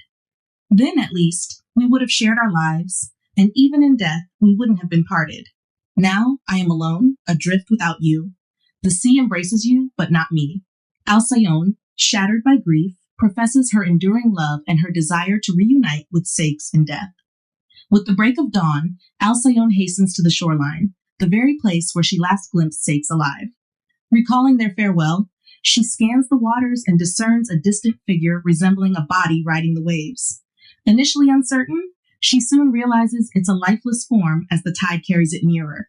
Though unfamiliar at first, she pities the unfortunate soul and mourns. As the currents draw the body closer, Alcyone identifies it as her beloved husband, Sakes. Overwhelmed, she rends her face, hair, and garments. With trembling hands outstretched, she cries, "Is this how you return to me, my beloved husband? Is this your fate?" A man-made jetty extends into the turbulent waters, attenuating the sea's wrath. Miraculously, Alcyone leaps onto it. With newfound wings, she takes flight, a grieving bird skimming the water's surface. Her lamentations now issue from a beak, her voice forever altered. Landing beside the lifeless body, she enfolds Sakes with her wings, bestowing upon him cold kisses from her hardened beak. Onlookers witness the scene, uncertain whether Sakes acknowledges his wife or if the waves merely sway his head. In truth, he does feel her caress. At last, the gods take pity, transfiguring both Alcyone and Sakes into birds. Even in avian form, their love endures. They pair and rear offspring. During the serene winter days, for 7 days, Alcyone lays her eggs on a nest adrift upon the sea. This interval is dubbed the Halcyon Days, a span marked by safe passage on the ocean. Aeolus, the god of the winds, restrains their fury, ensuring tranquil seas for his progeny. King Priam grieved deeply for his son Essechus, believing him to be lost forever. Hector and his brothers conducted solemn rituals at a tomb bearing Assachus' name, though Paris was notably absent from these mourning rites. Soon, Paris would bring upon their land a prolonged conflict by absconding with a wife not rightfully his. A fleet of 1,000 ships assembled to follow him, accompanied by the entire Pelasgian army. However, vengeance was delayed by fierce winds that rendered the seas unnavigable. The ships, poised to set sail, found themselves ensnared in the coastal lands of Boeotia, specifically in Aulis, a region teeming with marine life. Here, as the Greeks prepared a customary sacrifice to Zeus, a remarkable event unfolded. A azure serpent slithered towards a plane tree near the altar, where a nest nestled among its branches, housing 8 fledglings and their mother. In a display of voracity, the serpent swiftly devoured the entire brood, mother included. A stunned silence enveloped the onlookers, but Calchas, son of Thestor and renowned seer, discerned the significance of the spectacle. "Take heart, Pelasgians," he proclaimed. "Victory shall be ours, albeit after a protracted struggle. Troy will fall, but the war will endure for 9 long years." He interpreted the fate of the 9 birds as a harbinger of the conflict's duration. The serpent, coiled around the tree, metamorphosed into stone, forever immortalized in its serpentine form. Despite favorable winds, the journey remained arduous. Nereus, the sea god, persisted in agitating the Ionian waves, impeding their progress. Some speculated that Poseidon, the architect of Troy's formidable walls, harbored favoritism towards the city. Calchas, however, refuted this notion. He asserted and subsequently divulged to others that appeasing the ire of the virgin goddess Artemis required the sacrifice of a maiden's blood. Driven by a sense of duty to the common good, King Agamemnon overrode his paternal sentiments, and Iphigenia, prepared as the offering, stood resolute before the lamenting priests. The goddess, placated by the offering, cast a veil of mist before their eyes. In the midst of the ceremonial proceedings, amidst the bustling rituals and fervent supplications, Artemis purportedly substituted Iphigenia, the Mycenaean maiden, with a deer. With the goddess Artemis appeased by a more fitting sacrifice and the tumultuous seas placated, the 1,000 ships finally received favorable winds. Despite their arduous struggles, they eventually reached the Phrygian shore, situated near Troy. At the heart of the world lies a place where land, sea, and sky converge, serving as a nexus between the 3 realms of the universe. From this vantage point, one can observe all that unfolds across vast distances, transcending the barriers of geography. Every sound resonates within the hollow chambers, perceptible to those who dwell there. This domain is claimed by Fame, who has elected the summit of a towering edifice as her abode. Her habitation boasts innumerable corridors and countless apertures, yet lacks any gates to seal them shut. They remain perpetually open, day and night. Fashioned entirely from resounding brass, the structure magnifies voices and reverberates with echoes of the surrounding clamor. While there exists no respite or stillness within its confines, neither is there a cacophony. Instead, a subdued murmur permeates the atmosphere, akin to the distant rumble of crashing waves or the faint reverberations following Zeus's thunderous clashes amidst the somber clouds. A constant throng populates these halls, characterized by transient crowds that ebb and flow, while a myriad of rumors, blending truth with falsehood, circulate with unrestricted freedom. Some impart these tales to receptive ears, while others disseminate accounts acquired from afar. With each successive narration, embellishments accrue, enriching the narratives with every recounting. Herein reside credulity, impulsive mistake, vacuous joy, agitated fears, sudden sedition, and whispers of dubious provenance. Fame, omniscient in her domain, observes all occurrences transpiring across the heavens, the seas, and the earth, diligently prying into the vast expanse of the universe. News of the approaching Greek ships, laden with valiant troops, swiftly spread throughout the land. The Trojans, forewarned, stood prepared, staunchly opposing the impending landing and defending the shoreline with unwavering resolve. By the decree of fate, Protesilaus met his untimely demise, the first casualty felled by Hector's piercing spear. Subsequent fierce clashes, fueled by the unwavering courage of the Trojans and Hector's burgeoning prowess, exacted a heavy toll upon the Greek forces. Yet the Phrygians themselves paid dearly in blood, experiencing firsthand the formidable might of the Greek warriors. The shores of Sagae bore witness to a crimson tide of bloodshed. Cygnus, progeny of Poseidon, stood as a formidable adversary, single-handedly claiming the lives of 1,000 men. Meanwhile, Achilles, brandishing his Pelean spear from atop his chariot, carved through the Trojan ranks with unparalleled ferocity. Whether seeking Cygnus or Hector, Achilles engaged his foes with relentless determination, reserving Hector's fate for the war's 10th year. Guiding his white-necked steeds forward, Achilles directed his chariot towards the adversary, brandishing his trembling spear as he declared, "Young man, whoever you may be, find solace in meeting your end at the hands of Achilles of Haemonia."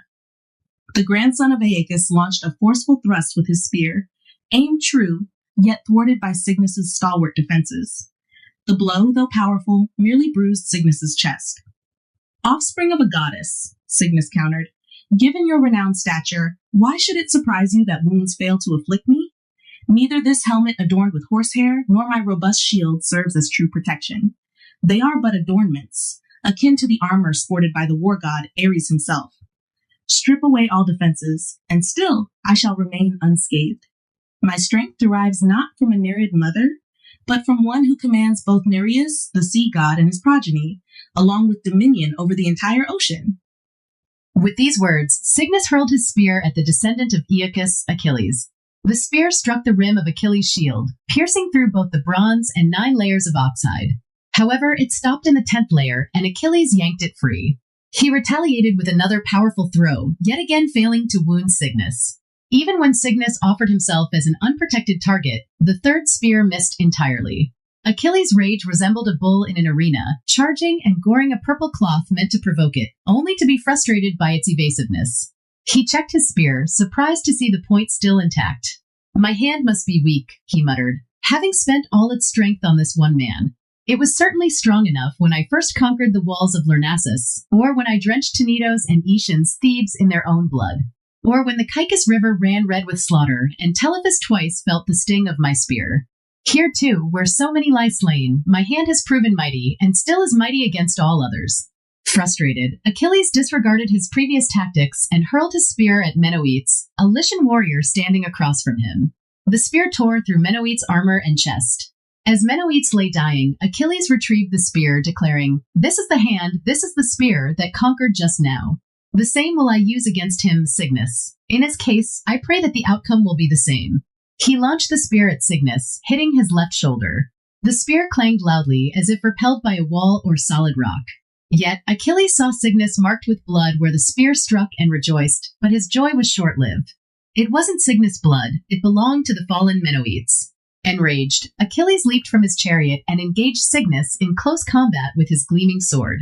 He realized his sword pierced both Cygnus' shield and helmet, yet it seemed to dull upon hitting Cygnus' body. He couldn't take it anymore. He retreated with his shield and repeatedly struck Cygnus' face, temples, and body with the sword's hilt, forcing him back in confusion. Horror washed over Cygnus, and darkness clouded his vision. As he staggered backward, a stone in the field tripped him. Seizing the opportunity, Achilles overpowered Cygnus with a mighty throw, slamming him face first onto the ground. He then pinned Cygnus down with his shield and knee, securing the straps of his helmet.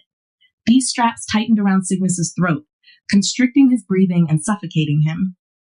Preparing to strip his defeated adversary, Achilles found only his armor. Cygnus himself had vanished. The god of the ocean, Poseidon, had transformed Cygnus's body into a white swan, the very bird that bore his name. This hard work and fighting caused both sides to stop for many days to rest. While guards kept watch over the Phrygian walls and the Argive trenches, a special day arrived. On this day, Achilles, who had defeated Cygnus, made a sacrifice to the goddess Pallas with the blood of a cow decorated with ribbons. After placing the cow's entrails on the burning altars, the pleasant smell rose up to the sky, pleasing the gods. Part of the cow was used for the sacrifice, and the rest was served as food. The leaders reclined on couches, eating roasted meat and drinking wine, forgetting their worries. Instead of music or songs, they spent the night talking about their bravery and battles. They shared stories about their own fights and the enemies, enjoying recounting the dangers they had faced and overcome. They especially talked about Achilles' recent victory over Cygnus, marveling at how Cygnus' body couldn't be wounded by any weapon, which seemed to make the weapons themselves dull. Nestor then spoke up. In your time, Cygnus has been the only one who could not be hurt by weapons. But I once saw a warrior named Sennius from Perhebia, who could also not be wounded, no matter how many blows he received. Sennius, known for his great deeds, lived on Mount Othrys. Even more amazingly, Sennius was born a woman. Everyone was astonished and asked Nestor to tell the story. Achilles added, "Please tell us, wise old man, who was Sennius? Why was he changed to a man? In what battles did you know him? Was he ever defeated?" Nestor replied, "Although old age has made me forget many things, I clearly remember this story. I have lived for 200 years and am now in my 3rd century. Canes, the daughter of Elatus, was a beautiful maiden, desired by many suitors in Thessaly and even in your cities, Achilles.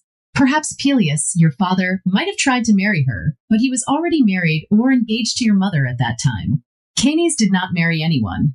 One day, while walking alone along the shore, she was attacked by the god of the ocean, Poseidon. Afterward, Poseidon promised to grant her any wish. Canes, wanting to avoid such an attack again, asked to be turned into a man. As she made this request, her voice grew deeper, and she became the man known as Sennius. The god of the ocean agreed to her wish. He made it so she could not be hurt by any weapon or fall by any steel. Happy with this, the Atracan left and spent his time doing manly exercises and walking around the Penean plains. Pirithous, the brave son of Ixion, married Hippodame. He invited the cloud-born monsters to sit at tables in a cave covered with trees. The Haemonian nobles were there, I was there too, and the palace was full of noise. They sang the wedding song, and the halls were filled with smoke from the fires.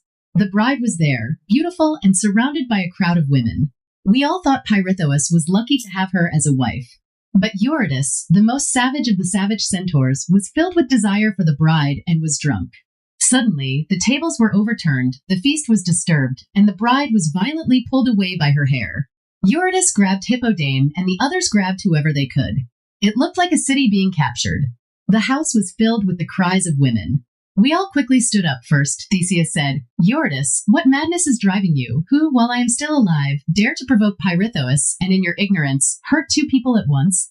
Theseus pushed them away and took the bride back from them. Eurytus didn't say anything in response, and he couldn't defend his actions with words. Instead, he attacked the face of the bride's protector with his hands and hit his chest.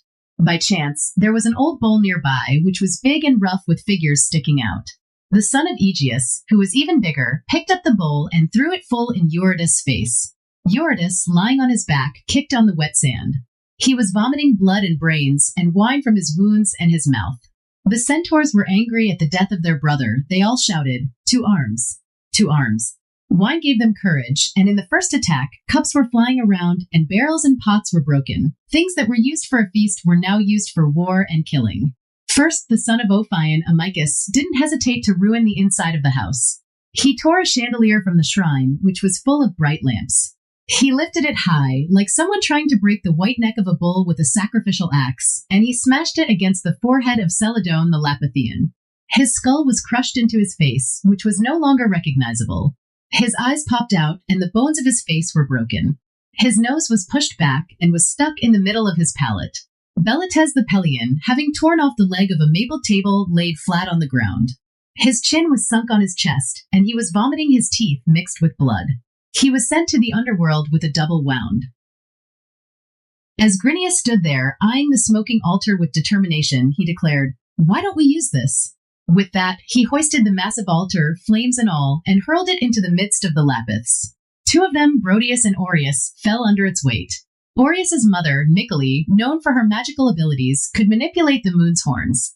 In retaliation, Exadius warned, "You won't escape if I find a weapon." He seized a stag's antlers from a nearby pine tree and, using their double branches, pierced Gryneus's eyes, leaving them dangling from the antlers, bloodied. Meanwhile, Rhoetus snatched a flaming brand from the altar and slammed it into Caraxus's temple. His hair ignited like dry corn, emitting a terrifying hiss as blood boiled in the wound. Despite his injuries, Caraxus shook off the flames and lifted a heavy threshold, hurling it at his enemies. The stone knocked down his friend Comets nearby. Undeterred, Rhoetus pressed on, striking Caraxus's head repeatedly with the burning stake until his skull cracked and his brains oozed out. After defeating Evagris, Corythus, and Dryas, Rhoetus turned to Corythus, who was young and still growing facial hair, and taunted him, "What glory is there in killing a boy?" Before Evagris could say more, Rhoetus shoved burning flames into his mouth and down his throat. He then went after Dryas, swinging fire around, but Dryas fought back and stabbed him with a burning stake in the neck. Rhoetus groaned, pulled out the stake, and fled, leaving behind Orneus, Lycabas, Medon with a wounded shoulder, Thomas with Pisenner, and Murmurus, slowed down by his injury. Others like Pholus, Melanius, Abbas, and Astylos also suffered wounds, despite Astylos trying to stop the fighting. Nessus was warned by Rhoetus not to run, as he would face Hercules' bow later. Dryas killed Eurynomus, Lycidas, Arios, and Imbrius with his right hand. Crinius, even as he fled, got a fatal wound between his eyes. Amidst the chaos, Aphidas lay asleep from drinking too much wine, and Phorbus, seeing him unarmed, threw a javelin at him, killing him instantly, the blood staining the bare skin and the bowl. Patreus was trying to uproot an oak tree. As he was shaking the tree, Pirithous threw a spear at him, piercing his chest and the tree. It was said that Lycus and Chromis were also defeated by Pirithous. However, the victories over Dictys and Helops were more significant. Helops was hit by a spear that went through his head from one side to the other. Dictys, while trying to escape from Pirithous, fell from a cliff, landed on a large ash tree, and was impaled on it.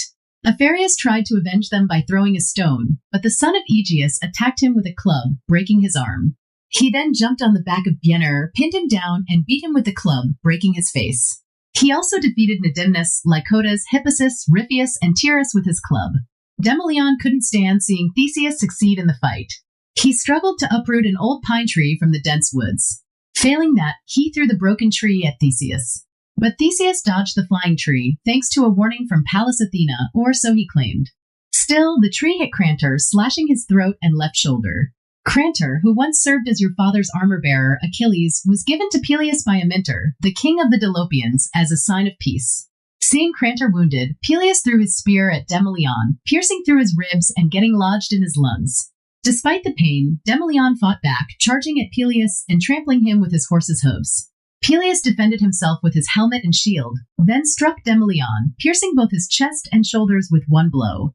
Before that, Peleus had already killed Phlegreus, Hyles, Hipponus, and Clanus from a distance. In close combat, he also defeated Dorylas, whose head was protected by a wolf's skin with ox horns, used as a brutal weapon. I said to him boldly, "Look, your horns are no match for my sword," and then I threw my javelin. Unable to dodge, he raised his right hand to block the blow, but it ended up piercing his forehead. There was a shout, and Peleus, seeing him weakened by the painful wound, struck him with his sword under his belly. The creature leaped away, dragging his own entrails on the ground, trampling and bursting them in the process. Even Silarus's beauty couldn't save him in battle, though some might argue that his strange beauty was noteworthy. His beard was just starting to grow, golden in color, and his hair flowed down to his shoulders like strands of gold. His face was handsome, resembling the praised statues of artists, and his horse-like features were not lacking in charm. His back was perfect for riding, his chest muscular and upright. His coat was blacker than pitch, with a white tail and legs. Many female creatures desired him, but only Hylanami won his affection. She was the most beautiful of all the forest creatures, and she cared for herself meticulously. She adorned her hair with rosemary, violets, roses, and white lilies, washed her face and body twice daily in the streams of Pagasean wood, and wore only the finest skins of choice beasts draped over her shoulder or left side. Their love was strong. They roamed the mountains together, explored caves together, and fought side by side in the fierce battle. It's unclear who struck the fatal blow, but a javelin came from the left and pierced Silarus below his neck. With a small wound to his heart, his body grew cold as life left him. Hylanami rushed to him, trying to save him by pressing her hand to his wound and kissing him, but he died in her arms. Then Phaeacombs appeared, wearing a cloak made of 6 lion skins, both he and his horse covered. He wielded a massive tree trunk, smashing the head of Phenolinus' son. His skull shattered, and his brains poured out through his mouth, nostrils, eyes, and ears. Meanwhile, I stabbed Phaeacombs in the belly as he looted the fallen, and I also killed Thonius and Telebous. Thonius wielded a forked branch, while Telebous attacked with a javelin, leaving me with a scar from his earlier strike. You can still see the mark if you look closely. After Senius showed his untouched body, the double-limbed monsters grew angry and attacked him with all their weapons. But each strike left Senius unharmed and bloodless. This astonished them. "What a disgrace," cried Monachus. "We, a whole people, defeated by one, barely even a man, though he is a man now. We, who have become what he once was through cowardly deeds. What good are our large bodies? Our double strength? Our combination of the strongest animals? I don't believe we're born of a goddess or even Ixion, who dared to desire the great Hera. Yet we're defeated by a half-man foe. Let's bury him under stones, beams, mountains, and whole forests. Let the weight crush him instead of wounds." So he spoke, and by chance, they found a tree toppled by the strong southern wind. They hurled it at their powerful foe, setting an example for the others. In no time, Othrys was stripped of trees, and Pelion had no more shade. Buried under this massive heap, Senius struggled beneath the weight of the trees, bearing the piled-up oaks on his strong shoulders. As the load grew heavier on his face and head, and his breath ran out, he sometimes fainted, sometimes tried in vain to lift himself into the open air and throw off the wood piled upon him, and sometimes managed to move it, like when we see Mount Ida shake with earthquakes. What happened next was uncertain. Some said his body was cast down to spacious Tartarus by the weight of the wood. But the son of Ampycus disagreed. He saw a bird with tawny wings rise from the pile and fly into the sky. I saw it for the first and last time then. When Mopsus saw the bird gently circling his camp and making a loud noise, he said, "Hail, you glory of the Lapiths, once the greatest of men, now the only bird of your kind, Senius." People believed him. We felt sorrow mixed with anger that one could be overcome by so many foes. We didn't stop fighting until some of them were killed, and the rest dispersed in flight with the coming of night. Lipolymus, who was half human and half god, couldn't believe the old man forgot to mention Hercules' achievements. He interrupted the Pelion and said, "It's strange that you forgot about Hercules' accomplishments. My father used to tell me all the time that Hercules defeated those monstrous centaurs." The Pelion was saddened by Lipolymus' words. He said, "Why are you forcing me to remember my misfortunes? Why do you want me to reveal the sorrows I've kept hidden for years? And why do you want me to confess my hatred and disgust for your father? The gods know Hercules did incredible things and helped people everywhere. But I wish I could deny it all. We don't praise our enemies like Deiphobus, Polydamas, or even Hector himself. Who would praise an enemy? Your father destroyed the walls of Messene and innocent cities like Elis and Pylus. He brought violence and fire to my home. And not to mention all the others he killed, there were 12 of us, Neleus' sons, all strong young men. All 12 of us were defeated by Hercules, except for me. The deaths of the others wouldn't be so bad, but what happened to Periclymenus is astonishing. Poseidon, the founder of the Nelean family, granted Periclymenus the ability to change into any shape he wanted. He could also change back whenever he wanted. Periclymenus tried everything, transforming into all sorts of animals, but nothing worked. Finally, he turned into the bird that carries lightning in its crooked talons, the bird most favored by the king of the gods. He used the bird's strength, wings, beak, and talons to tear at the hero's face. But the hero from Tiryns aimed his unerring bow and hit Periclymenus as he flew through the clouds. The arrow struck him where his wing met his side. The wound itself wasn't serious, but it severed his tendons and took away his ability to fly. He fell to the ground, his weakened wings failing to catch the air. The arrow that was lodged in his wing got pushed even deeper by the weight of his falling body. It went all the way through his wing and into the left side of his neck. Do you think I should praise your father's accomplishments, O gracious leader of the Rhodian fleet? But I won't avenge my brothers any further than by staying silent about his brave deeds. I have a strong friendship with you. After Nestor, the son of Neleus, finished speaking with his honeyed tongue, the gifts of Dionysus were brought out again after the old man's speech. The guests got up from their couches and went to sleep for the rest of the night. But the god who rules the sea with his trident mourns his son's body, which was transformed into the bird of the son of Sthenelus. He feels a father's love for his son and hates the ruthless Achilles. Poseidon is even more determined to enact his resentful wrath. The Trojan War has been going on for almost 10 years now.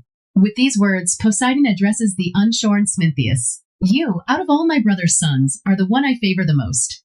You and I built the walls of Troy together, but it was all in vain. Don't you grieve when you see these towers that will soon fall?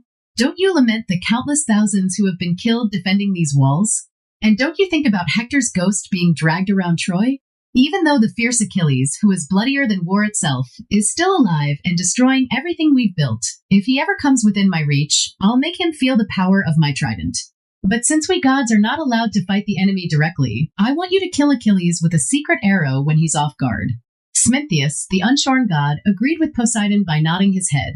In order to satisfy both his own anger and his uncle's, Smintheus, veiled by a cloud, entered the Trojan army. As men were being slaughtered all around, he spotted Paris sporadically shooting arrows at unimportant Greeks. Revealing himself to be a god, Smintheus said to Paris, "Why are you wasting your arrows on ordinary people? If you care about your allies, turn your attention to Achilles, the grandson of Aeacus. Avenge your brothers who were killed." After saying this, Smintheus pointed at Achilles, who was cutting down Trojans with his sword. Paris turned his bow towards Achilles, and with his right hand, he aimed and fired an unerring arrow.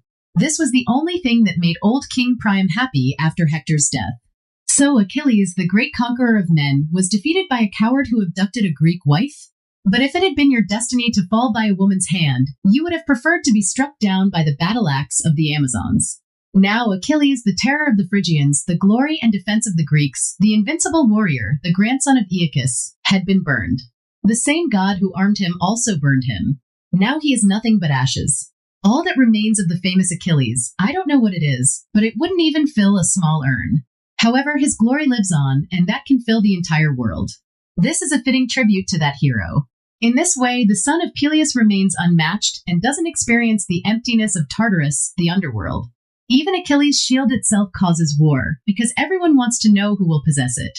Weapons are being fought over with more weapons. Neither Diomedes, nor Ajax, the son of Oileus, nor the younger son of Atreus, Menelaus, nor Agamemnon, who is older and superior in war, nor anyone else dares to claim the shield. The hope of such great glory exists only for the son of Telamon, Ajax, and the son of Laertes, Odysseus. Agamemnon, the descendant of Tantalus, avoids the burden and hatred of making a decision. He orders the Argive leaders to sit together in the middle of the camp and leaves the judgment of the dispute to them all. The warrior with the 7-layered shield stood up before them. He was angry and stared back at the Trojan shore, the Greek ships on the beach, and then spoke with a grim face. "Zeus," he said, "we Argives are pleading our case here by the ships, and Odysseus dares to compete with me. He didn't hesitate to run away from Hector's flames, which I faced and drove back from our fleet. It's safer for him to fight with clever words than with his hands. But I'm not good at speeches, and he's not good at fighting. My skill lies in fierce warfare, and his lies in talking. I don't think I need to remind you, Pelasgians Greeks, of my deeds. You've witnessed them yourselves. Let Odysseus tell you about his accomplishments, the ones he did in secret with only the night as his witness. I know the prize we seek is great, but having Odysseus as my rival makes it seem less valuable. Even a great thing isn't something to be proud of if Odysseus also wanted it. He's already gotten a reward in this competition. Even if he loses, he'll be known for competing against me. And if my strength was ever questioned, I should still win because of my noble birth. I am the son of Telamon, who conquered Troy with the mighty Hercules. He also sailed to Colchis on the ship Argo. His father was Aeacus, who now judges the silent dead in the underworld, where the heavy stone eternally crushes Sisyphus, son of Aeolus. Zeus himself is the father of Aeacus and acknowledges him as his son. So Ajax is only 3 generations removed from Zeus. Yet Greeks, don't let my noble family line be the only reason I win this case. After all, Achilles and I shared this lineage. I'm simply asking for what belonged to my cousin. Why does someone descended from the deceitful Sisyphus, so much like him in thefts and lies, dare to bring his family's name into the discussion of the descendants of Aeacus? Should I be denied the armor because I took up arms before him and without needing anyone to tell me to? Should someone who was the last to fight and who pretended to be mad to avoid war be seen as better? It was Nauplius' son, more cunning than Odysseus, but ultimately more unfortunate, who exposed Odysseus' cowardly trickery. He dragged Odysseus out to fight, the very battle he had been avoiding. So, let the one who would have taken no armor at all take the best armor. Let me be dishonored and stripped of the prize that belonged to my cousin, who always faced danger head-on. I almost wish that madness of Odysseus had been real, or at least believed to be real. Then he would have never joined us on our journey to Troy, this evil advisor. Then, son of Poes Philoctetes, you wouldn't have been abandoned on Lemnos because of our mistake. They say you're now trapped in a cave, groaning in pain and wishing for what Odysseus deserves. May the gods grant you your wish, whatever it may be. Ajax kept arguing for the armor. He said he saved Odysseus' life during a battle. Odysseus was scared and trembling, but Ajax protected him with his shield. If you insist on competing for the armor, Ajax challenged Odysseus, let's go back to that battlefield. Let the enemy, your wound, and your usual fear return. Hide behind my shield again and fight me then. But after I saved you, you who were too weak to stand because of your wounds before, you ran away even though you weren't injured anymore. Ajax continued bragging about his achievements. He said he faced Hector in battle and even stopped him with a giant rock. He reminded the Greeks that they all prayed for him to fight Hector. When the Trojans attacked the Greek ships with fire and sword, Ajax said, where was the eloquent Odysseus? I, on the other hand, protected all your ships with my body. He argued that the armor would be a better fit for him than Odysseus. The armor is glorious, and Ajax deserves the glory. Odysseus, on the other hand, is known for his sneaky tactics, not fighting. The armor would be too heavy and cumbersome for him, and it would even slow him down when he tries to run away, which is what he's best at. Why do you even want this armor that will only weaken you? Ajax concluded, if the Greeks make a mistake and give it to you, you'll be an easier target for the enemy, not someone they should fear. Ajax finished his speech, and the crowd murmured in agreement. Now it was Odysseus' turn to speak. Odysseus acknowledged that the competition is now about their deeds, not just their lineage. He argued that his accomplishments speak for themselves, even though he may not be the best at bragging about them. He recounted his role in finding Achilles. He disguised himself and infiltrated the women's quarters where Achilles was hidden. Odysseus convinced Achilles to fight for Troy, and therefore Odysseus claims credit for Achilles' achievements. Odysseus listed his other accomplishments, defeating Telephus, conquering several cities, and playing a key role in finding a way to sacrifice Agamemnon's daughter, appeasing the gods, and allowing the Greek fleet to sail. He also reminded everyone that he was the brave ambassador who went to Troy, argued for Helen's return, and even impressed Priam and some Trojans. He contrasted his bravery with Ajax, who apparently ran away when the Greeks almost left Troy.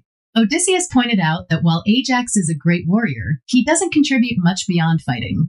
Odysseus, on the other hand, uses his intelligence and leadership throughout the war, keeping the Greeks motivated and ensuring their success. Odysseus continued his speech, emphasizing his contributions to the war beyond battlefield bravery. He recounted how he rallied the Greeks who were about to abandon the siege of Troy. He shamed them into staying and fighting. He also mentioned how he silenced Thersites, a soldier who spoke disrespectfully to the leaders. Odysseus then highlighted his accomplishments as a spy. He went on a dangerous mission at night, captured and interrogated a Trojan named Dolon, learned valuable information about the Trojan plans, and even killed Dolon and his companions. He also infiltrated the enemy camp, killed a Thracian prince named Rhesus and his men, and stole their chariot. Odysseus downplayed Ajax's claim of protecting the entire Greek fleet. He reminded everyone of his own battles, where he killed many Trojan warriors, including Lycian Sarpedon, a mighty ally of Troy. Odysseus then revealed the scars on his chest, proof of the many battles he fought for the Greeks. He contrasted this with Ajax, who apparently has no wounds despite all his boasting. Odysseus acknowledged that Ajax did fight bravely, but he shouldn't take all the credit for defending the Greek ships. Patroclus, disguised as Achilles, also played a part. He also pointed out that Ajax wasn't the only one who fought Hector. Finally, Odysseus reminded everyone of the grief and danger he faced when he retrieved Achilles' body and armor from the battlefield. He argued that his bravery, intelligence, and leadership throughout the war make him more deserving of the armor than Ajax. Ajax was beside himself with rage. So my heavenly mother Thetis, he roared, was so worried about her precious son that she had to send a mere brawny soldier, a man with no brains at all, to wear these magnificent, divinely crafted arms? He won't understand the engravings on the shield, the ocean, the earth, the stars, the heavens, the Pleiades, the Hyades, the bear that avoids the sea, the different cities, and Orion's blazing sword. He insists on getting these arms, even though he doesn't understand them. And he dares to accuse me of shirking my duty in this bloody war, of coming late to a fight that's already begun? Doesn't he realize he's insulting the great Achilles by saying that? If he thinks deception is a crime, then we're both guilty. If delay is a fault, then I was here before him. A loving wife held me back, a loving mother held Achilles back. We both spent our early days with them, and the rest of the time we've been fighting for you. I'm not worried if I can't defend myself against this accusation, since I'm being accused along with such a great man. Odysseus may have been able to expose me with his cunning, but I outsmarted him too. And so that you won't be surprised by his childish insults against me, let me tell you about the shameful things he's done to you too. Was it honorable for you to condemn Polymedes based on my false accusations? But Polymedes, son of Nauplius, couldn't defend himself against such a clear and serious crime. You didn't just hear the accusations against him, you saw the evidence with your own eyes. The bribe itself proved his guilt. And I shouldn't be blamed because Philoctetes, son of Pois, is still on Lemnos, the island of Vulcan. Greeks, you made that decision yourselves. I won't deny that I advised him to remove himself from the war and the journey, to try to ease his horrible pain with rest. He agreed, and he's still alive. That advice wasn't just well-meaning, it was also fortunate, even if it was only meant to be well-meaning. Since our prophets say we need him to destroy Troy, don't leave it up to me. Telamon's son would be better for this task. He can use his eloquence to either calm the hero who is maddened by disease and anger, or he can cleverly use some trick to bring him back. It's more likely that the Simois River will flow backward, or that Mount Ida will stand without leaves, or that Greece will promise to help Troy, than it is that the Greeks will benefit from the skills of the stupid Ajax if I'm not actively working in your best interests. Even if you're enraged against your friends and the king Philoctetes, Ajax continued, even if you curse me and eternally damn my head, even if you wish you could meet me in your anguish, perhaps to spill my blood, and even if you take the opportunity to meet me if we crossed paths, I'll still try to bring you back. And if fortune favors me, I'll surely possess your arrows, just as I possessed the Trojan prophet I captured. I revealed the pronouncements of the gods and the fate of Troy, and I carried off the hidden statue of Phrygian Athena from the enemy's midst. And Ajax dares to compare himself to me? The fates wouldn't allow Troy to be captured without that statue. Where is the valiant Ajax now? Where are the boastful words of that mighty man? Why are you trembling here? Why does Odysseus dare to go past the guards, entrust himself to the night, and enter not only the walls of Troy, but even its highest towers, through deadly swords, to tear the goddess from her shrine and carry her off, thus stolen, from the midst of the enemy? If I hadn't done these things, Ajax said, the son of Telamon would be uselessly carrying the 7 hides of bulls on his left arm. Victory over Troy was won by me that night. I conquered Pergamus then, when I made it possible to conquer it. Stop using your looks and muttering to point out Diomedes to me. He deserves some of the glory for these things too. You weren't alone when you grabbed your shield to defend the allied fleet. You had a lot of men with you, while I was alone. If they didn't know that a strong soldier is less valuable than a wise one, and that the reward doesn't go to the invincible right hand, they would all be asking for these arms. Chieftains, Ajax boomed, grant me your loyal servant this reward. After years of worry and struggle, give me this honor to make up for my service. Our fight is almost over. I've turned the tide of fate, and by making Troy vulnerable, I've practically conquered the mighty Pergamum myself. Remember our shared hopes, the doomed walls of Troy, the gods I recently rescued from the enemy. Remember anything left to achieve through strategy, any daring feat to be accomplished, anything Troy needs for its final fall.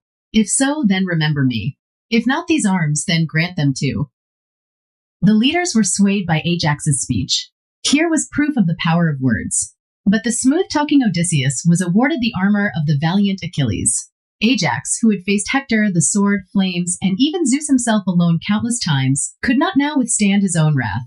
Grief overpowered the invincible warrior. Ajax grabbed his sword and declared, "At least this is mine. Will Odysseus steal this too? I'll use it on myself." This blade, often drenched in Phrygian blood, will now spill its owners. No one but Ajax himself will conquer Ajax. With those words, he plunged the deadly sword into his chest, receiving his first wound. He couldn't pull out the weapon, the blood itself forced it out. The earth, stained red, produced a purple flower from the green grass, the same kind that grew from the wound of Hyacinth. Letters spelling both sorrow and Ajax's name were marked on the flower's petals. The victorious Odysseus set sail for the land of Hypsipyle and Thoas, a place infamous for the slaughter of husbands. His mission was to retrieve the arrows, the weapons of the hero Heracles. After bringing them back to the Greeks, along with their rightful owner, the long war finally reached its end. Troy and its king Priam fell together. Priam's wretched wife Hecuba even lost her human form and filled the foreign air with her barks.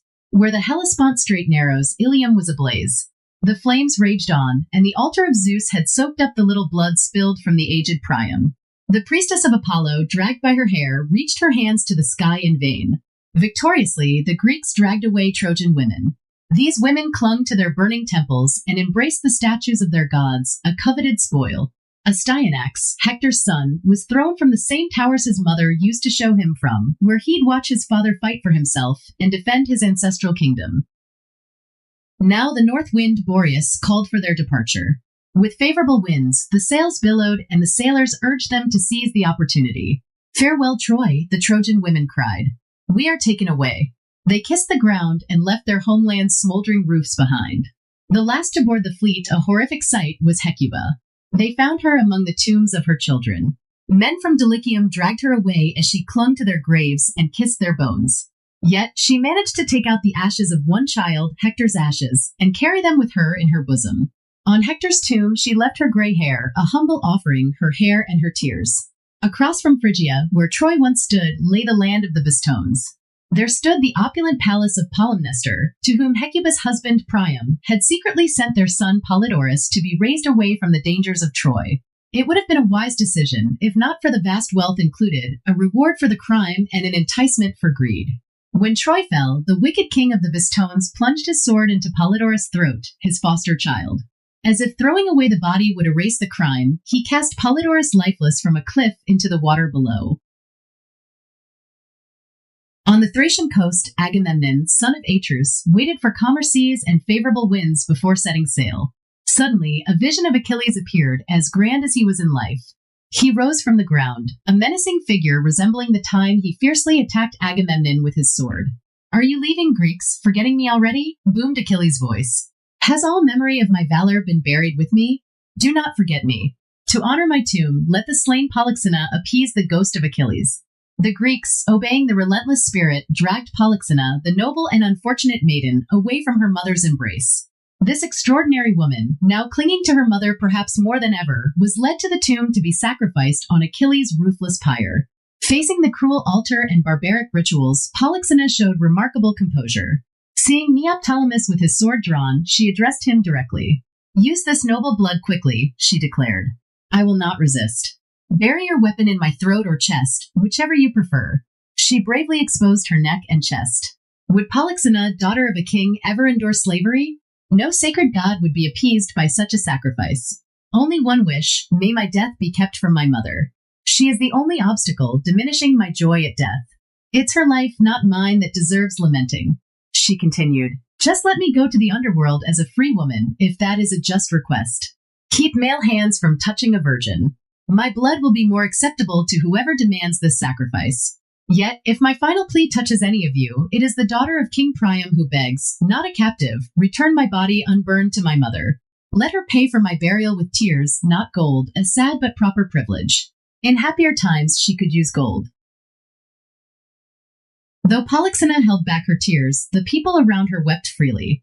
Even the priest, reluctant and tearful, pierced her exposed breast with the steel. As she collapsed, Polyxena maintained her dignity to the very end. Even in her fall, she ensured her modesty by covering herself. The Trojan women received her lifeless body and began to count the many losses of Priam's house, the immense amount of blood shed by one family. They mourned for Polyxena, the virgin, and for Hecuba, the once royal wife and mother, now a mere spoil of war. They acknowledged Odysseus wouldn't have claimed her as a prize if it weren't for her being Hector's sister. Even Hector's own wife struggled to find someone to take her in. Hecuba embraced the lifeless body, showering it with tears she'd cried so often for her country, her children, and her husband. She kissed the wounds, beat her chest, her hair trailing in the blood. Countless words poured forth from her grief, including these as she tore at her own chest. Hecuba, overwhelmed by grief, addressed her lifeless daughter, Polyxena. "My daughter, the final blow to your mother," she cried. "You lie slain, and your wound mirrors my own. No child of mine has escaped bloodshed. Even you, a woman, were cut down by the sword. The same Achilles, the ruin of Troy and the cause of my suffering, has destroyed so many of your brothers, and now you too. Yet, after he fell, I thought, at least Achilles is no longer a threat. But even in death, he is to be feared. Even his ashes rage against this family. Even in his tomb, we find him an enemy." Hecuba reflected on her tragic fate. "Because of Achilles," she said, "I bore many children, but now mighty Ilium lies in ruins. The public calamity is complete, if indeed it is complete. Only Pergamus remains for me, and my suffering continues.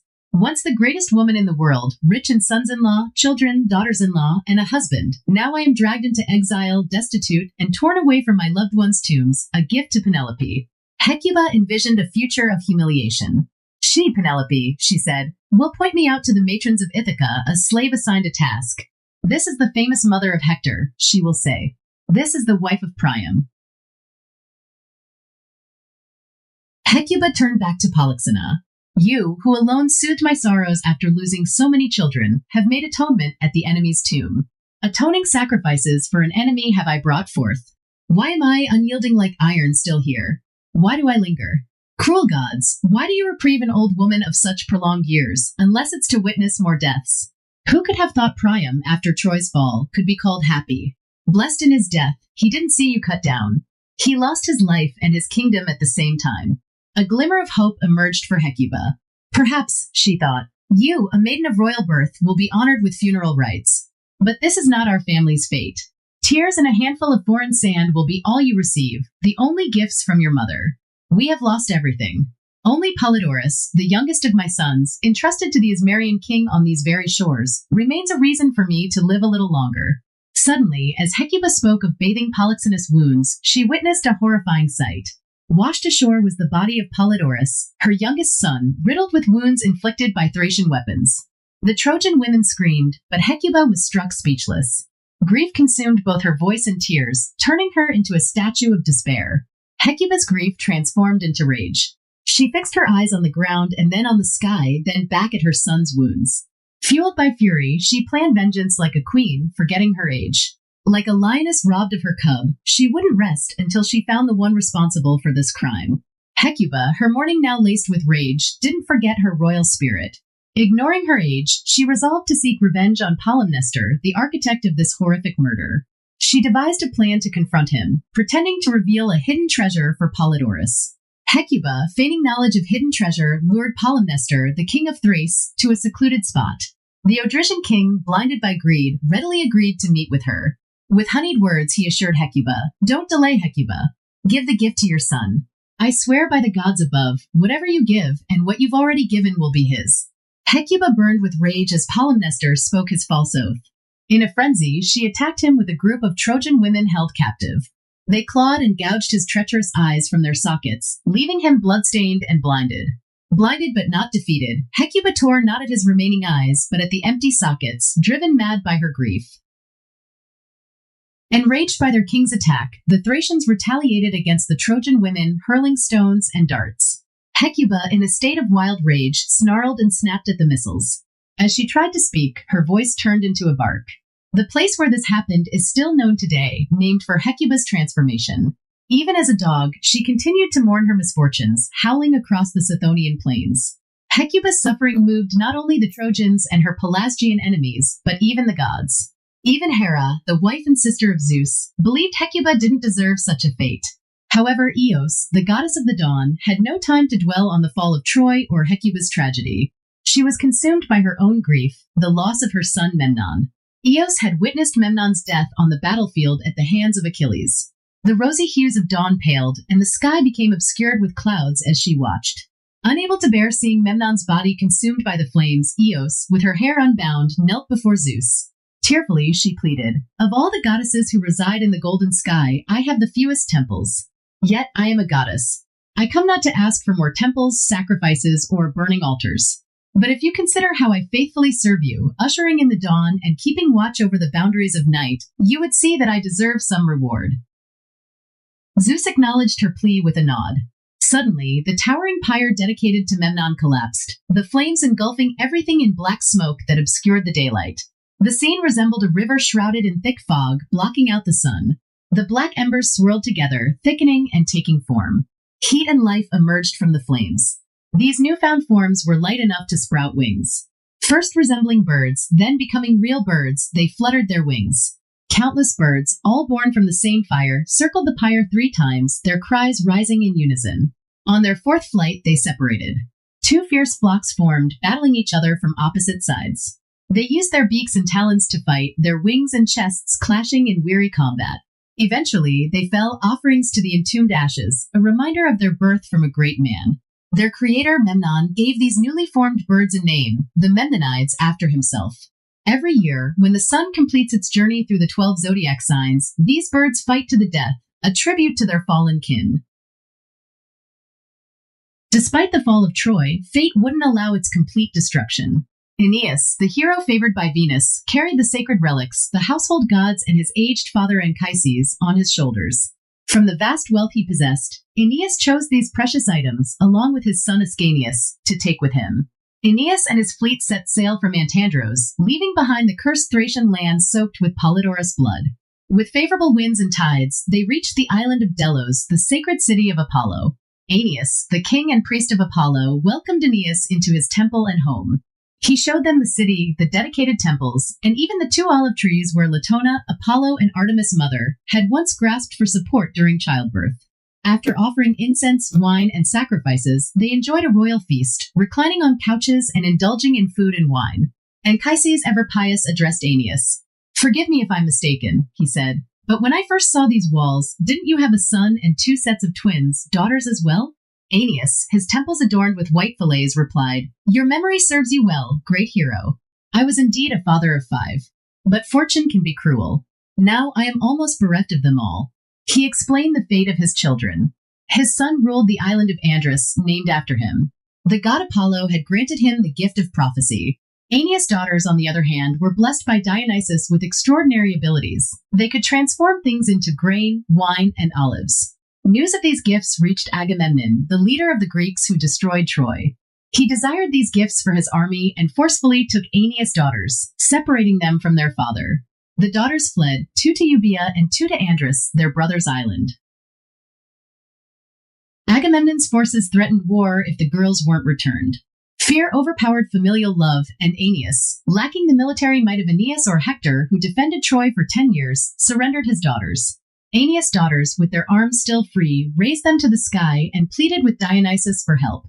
The god answered, but in a horrifying way, he transformed them into birds, the white dove sacred to his consort, Venus. After a night's rest and sharing stories, the time for departure arrived. King Aeneas offered parting gifts to Aeneas and his family, a scepter for Anchises, a scarf and quiver for Ascanius, and a special goblet for Aeneas. This goblet, a gift from Therses, an Ismenian guest, was crafted by the skilled Mylian Alcon. It was decorated with a long and intricate design. The goblet gifted to Aeneas was intricately decorated. It depicted a city with 7 gates. These gates served as the city's name, revealing its identity. Just outside the city walls, a funeral was taking place. Tombs, fires, and funeral pyres filled the scene. Women with unbound hair and exposed chests expressed their grief. Even the nymphs seemed to weep, mourning dried-up springs. Bare trees stood tall, devoid of leaves, while goats gnawed on the parched stones. In the center of the scene stood the daughters of Orion. One offered her breast, larger than any woman's, her throat exposed. The other, with a sword thrust into her valiant wounds, appeared to be dying for her people. The scene depicted her receiving an honorable funeral procession through the city and being burned in a prominent location. From the ashes of the virgin, to ensure the lineage wouldn't end, rose twin youths. Fame called them the Coroni, leading the funeral procession for their mothers. The detailed scene on the goblet continued to the top, which was embellished with gilded acanthus leaves. The Trojans, not to be outdone in generosity, presented Aeneas with an incense box, a bowl, and a crown adorned with gold and jewels. Recalling their Teucrian ancestry, which traced back to Teucer, the Trojans set sail for Crete. However, they couldn't tolerate the air there for long. Leaving behind Crete's 100 cities, they yearned to reach the shores of Italy. A storm raged, tossing the Trojans about.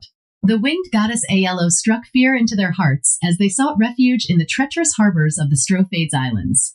They continued their journey, passing by the harbors of Dulichium, Ithaca, Same, and the Naurishan region Odysseus' kingdom.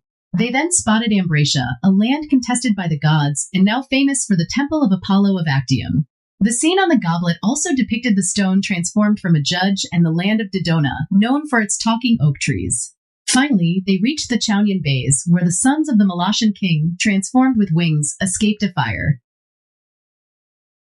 The Trojans' voyage continued. They reached the neighboring land of the Phaeacians, known for its beautiful fruits.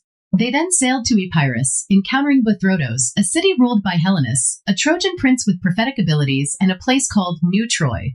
Having learned about their future from Helenus prophecies, the Trojans proceeded towards Sicania, the island also known as Sicily. This island has 3 points jutting out into the sea. Pakinos faces south, Lilybaeum faces west, and Pelorus faces north. The Trojans entered through the northern part of Sicily. As night fell, their fleet reached the treacherous Zanclean Shoals, modern-day Messina. Here, they faced the dangers of Scylla and Charybdis, monstrous sea creatures guarding the narrow strait. Scylla lurked on the right side, while Charybdis, a whirlpool, churned on the left. While the Trojans navigated this perilous passage, the story of Galatea, a sea nymph, and Assus, a young shepherd, unfolded. Galatea, heartbroken by a cyclops named Polyphemus who was in love with her, confided in another nymph about her love for Assus. Galatea revealed how Polyphemus, a monstrous and violent creature, had developed a deep affection for her. He began to care for his appearance, combing his hair and trimming his beard, neglecting his usual wild behavior. Meanwhile, a prophet named Telemus arrived in Sicily and warned Polyphemus that Odysseus would take his one eye.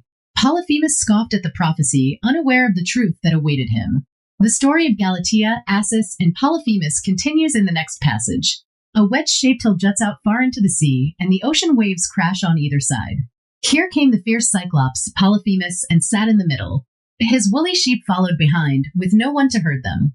After he put down his pine staff, which was better suited for a ship's mast, and picked up his pipe made of 100 reeds, the mountains echoed with the shepherd's music. Even the waves were aware of the sound. I, Assus, hidden inside a rock and lying in the arms of my beloved Galatea, caught these words from afar and stored them in my memory. Galatea, you are fairer than the snow-white privet leaf, more beautiful than the meadows, slimmer than the tall alder, brighter than glass, more playful than a young kid, smoother than pebbles worn by constant floods, more delightful than the winter's sun or the summer's shade, lovelier than apples, more majestic than the lofty plane tree, clearer than ice, sweeter than ripe grapes, softer than swan's down and curdled milk, and, if you would not flee from me, more beautiful than a watered garden.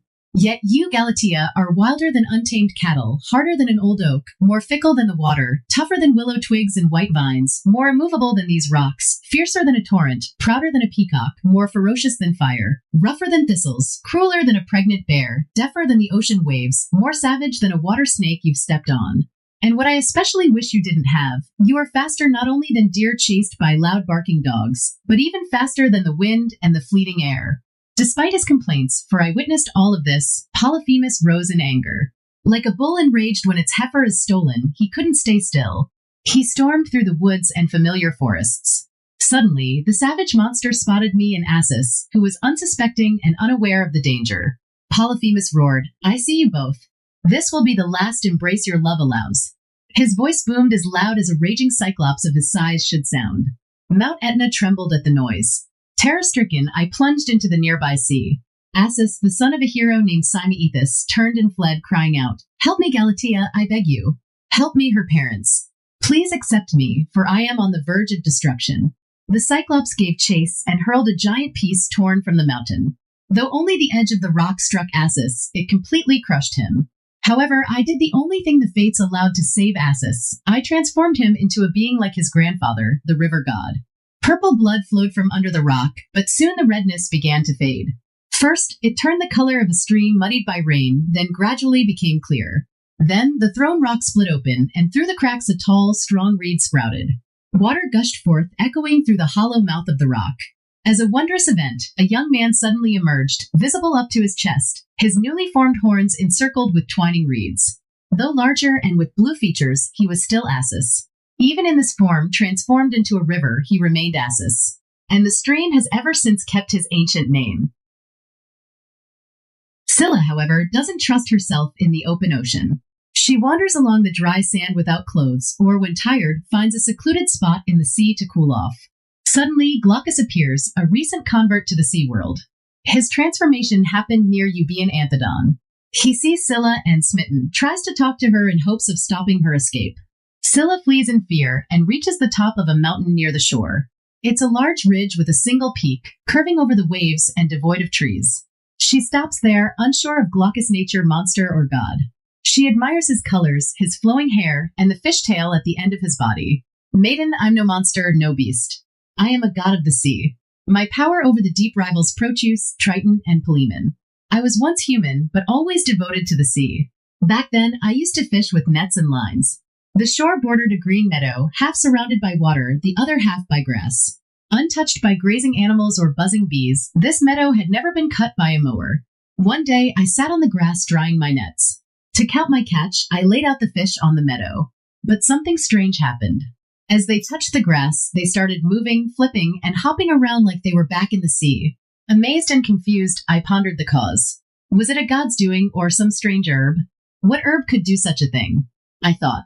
I reached out, plucked a piece of grass, and chewed it. The moment I swallowed the unknown juices, I felt a churning in my gut and a transformation within. I couldn't stay on land any longer. I cried out, "Farewell, land, never to be seen again," and plunged into the sea. The sea gods welcomed me and granted me similar powers.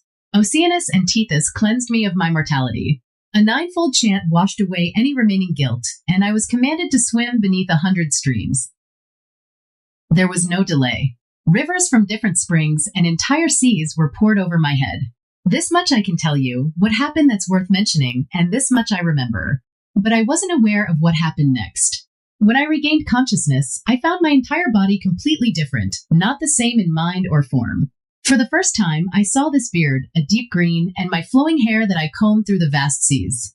I saw my broad shoulders, my blue arms, and the ends of my legs transformed into a fishtail. But what good is this form? What use is it to please the sea gods and become a god myself, if it doesn't move you? Glaucus continued speaking, ready to say more, but Scylla simply left the sea god. Enraged and hurt by her rejection, he headed towards the magnificent palace of Circe, the daughter of the Titan sun god Helios.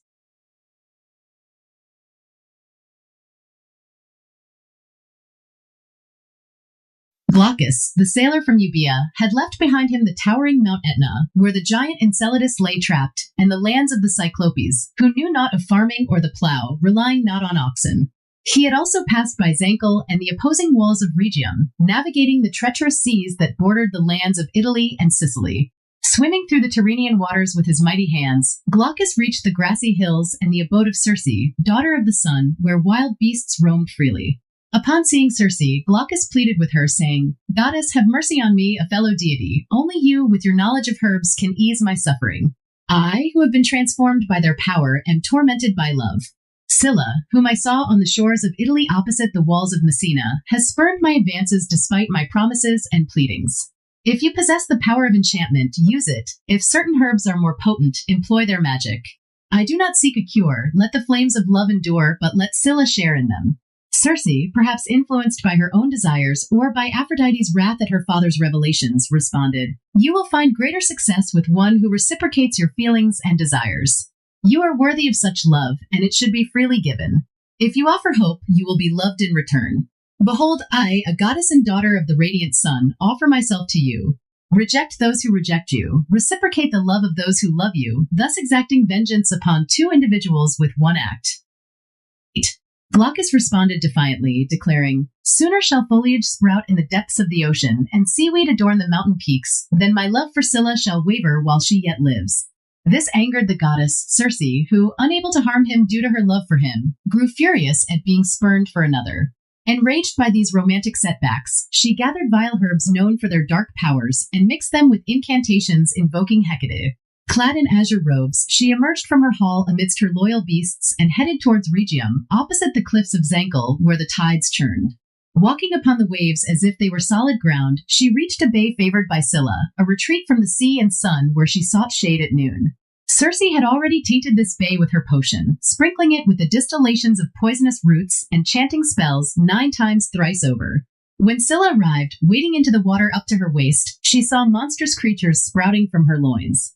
Initially mistaking them for external entities, she fled in terror, only to find that those she fled from clung to her still. As she inspected her body, she discovered Cerberus-like jaws replacing her thighs, legs, and feet, while savage beasts lurked beneath her groin, attached to her by their backs. Glaucus, still devoted to Scylla, lamented her fate and rejected any alliance with Circe, who had used her herbs in such a hostile manner. Scylla remained in that place, eventually becoming a threat to Odysseus and his companions. Later, she would have endangered the ships of the Trojans as well, had she not been transformed into a rocky outcrop, which sailors still avoid to this day.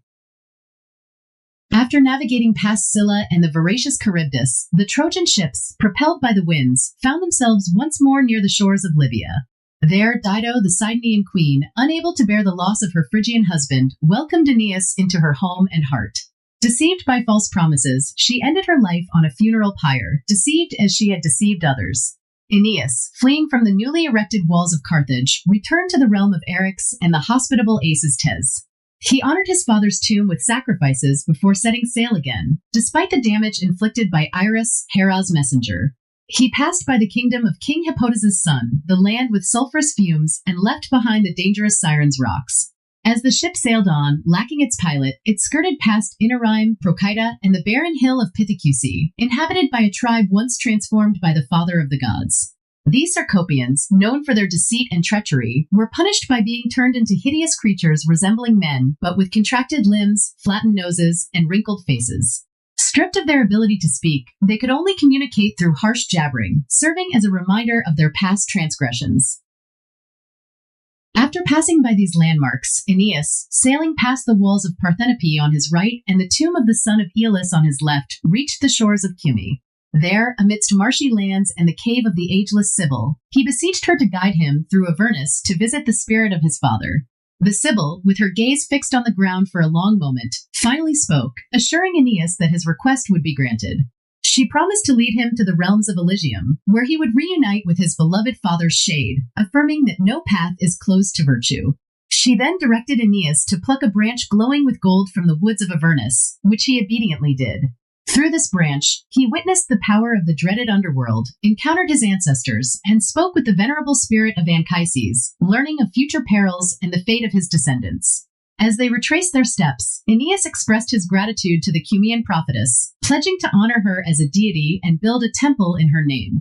Moved by his words, the Sibyl sighed deeply and confessed that she was neither goddess nor mortal deserving of such reverence. She revealed that Apollo had once offered her eternal life in exchange for her virginity, but she had chosen instead to live as she was, resulting in a long but finite life. She lamented her impending old age and the inevitable decline of her once vigorous youth, resigned to a fate where she would be forgotten by all save her voice, which the fates would leave intact. While the Sibyl was telling these things during the difficult climb, the Trojan Aeneas emerged from the underworld and reached the Euboean city. He approached the shores that didn't yet bear the name of his nurse, where the sacrifice was being performed in the usual way. Here, too, Maker of Neritos, a companion of the experienced Odysseus, had rested after his long and tiring journey. He recognized Achaemenides, who had been abandoned in the midst of the cliffs of Mount Etna. Astonished to find him alive again so unexpectedly, he said, "What chance, or what god, Achaemenides, has preserved you? Why is a barbarian ship carrying you, a Greek? What land are you sailing to?" Achaemenides, no longer ragged in his clothes, but now his own master, wearing clothes that were not held together with thorns, replied, "May I see Polyphemus again, and those jaws dripping with human blood, if my home and Ithaca are more delightful to me than this ship. If I respect Aeneas any less than my own father, even if I did everything I could never be grateful enough. It's him who has allowed me to speak and breathe and see the heavens and the light of the sun. Can I be ungrateful and forget this? It's through him that my life wasn't swallowed by the Cyclops' jaws. Even if I were to die now, I would at least be buried in a tomb and not in his belly. What were my feelings at that moment, unless terror deprived me of all sense and feeling, when, left behind, I saw you setting sail for the open sea? I wanted to shout aloud, but I was afraid of giving myself away to the enemy. Odysseus' shouts almost caused the destruction of even your ship. I saw him tear a mountain apart and hurl the immense rock into the waves. I saw him again throwing huge stones with his giant arms, just as if he were driven by the power of a war machine. And, forgetting that I wasn't on your ship, I was now struck with horror in case the waves or the stones might overwhelm it. He continued. We then reached the ancient city of Lamos, home of the Laestrygonians. Antiphates was their king. I was sent to him with 2 others, but only I and 1 companion barely escaped with our lives by fleeing. The third one unfortunately became a bloody meal for the Laestrygonians. Antiphates chased us as we ran and called for his people. They swarmed after us, relentlessly throwing stones and beams, destroying both men and ships. Only our ship, carrying Odysseus and myself, managed to escape.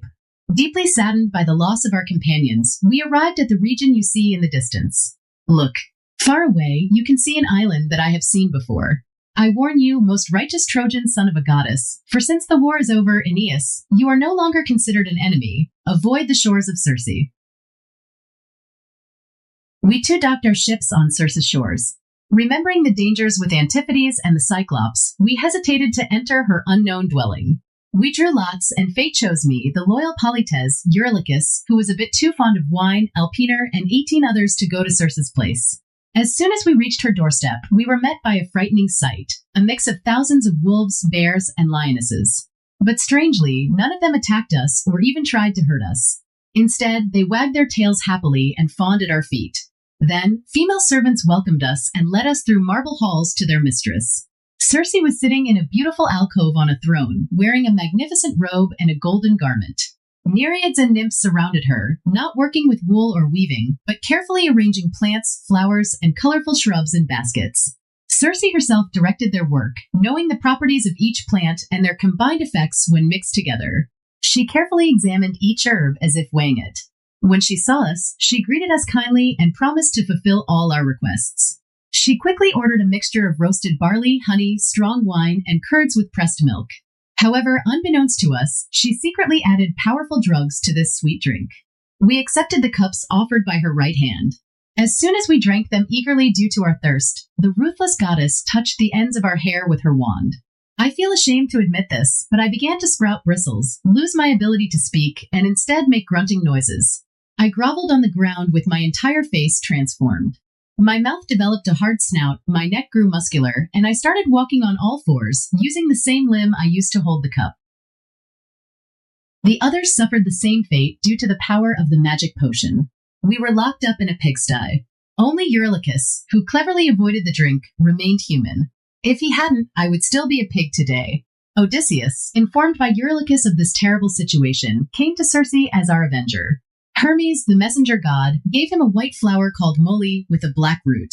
Protected by this flower and divine instructions, Odysseus entered Circe's dwelling. When she offered him the treacherous drink and tried to touch his hair with her wand, he bravely resisted her with his drawn sword. Terrified, Circe made a promise and they shook hands. She took him into her bedchamber, and in exchange for marriage, Odysseus demanded the return of his transformed companions. Circe then sprinkled us with a special potion made from harmless plants. She tapped our heads with her wand, but this time upside down, and chanted spells that were the opposite of the ones that transformed us.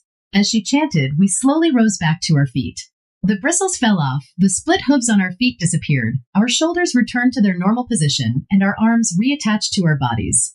We tearfully embraced Odysseus, who was also crying.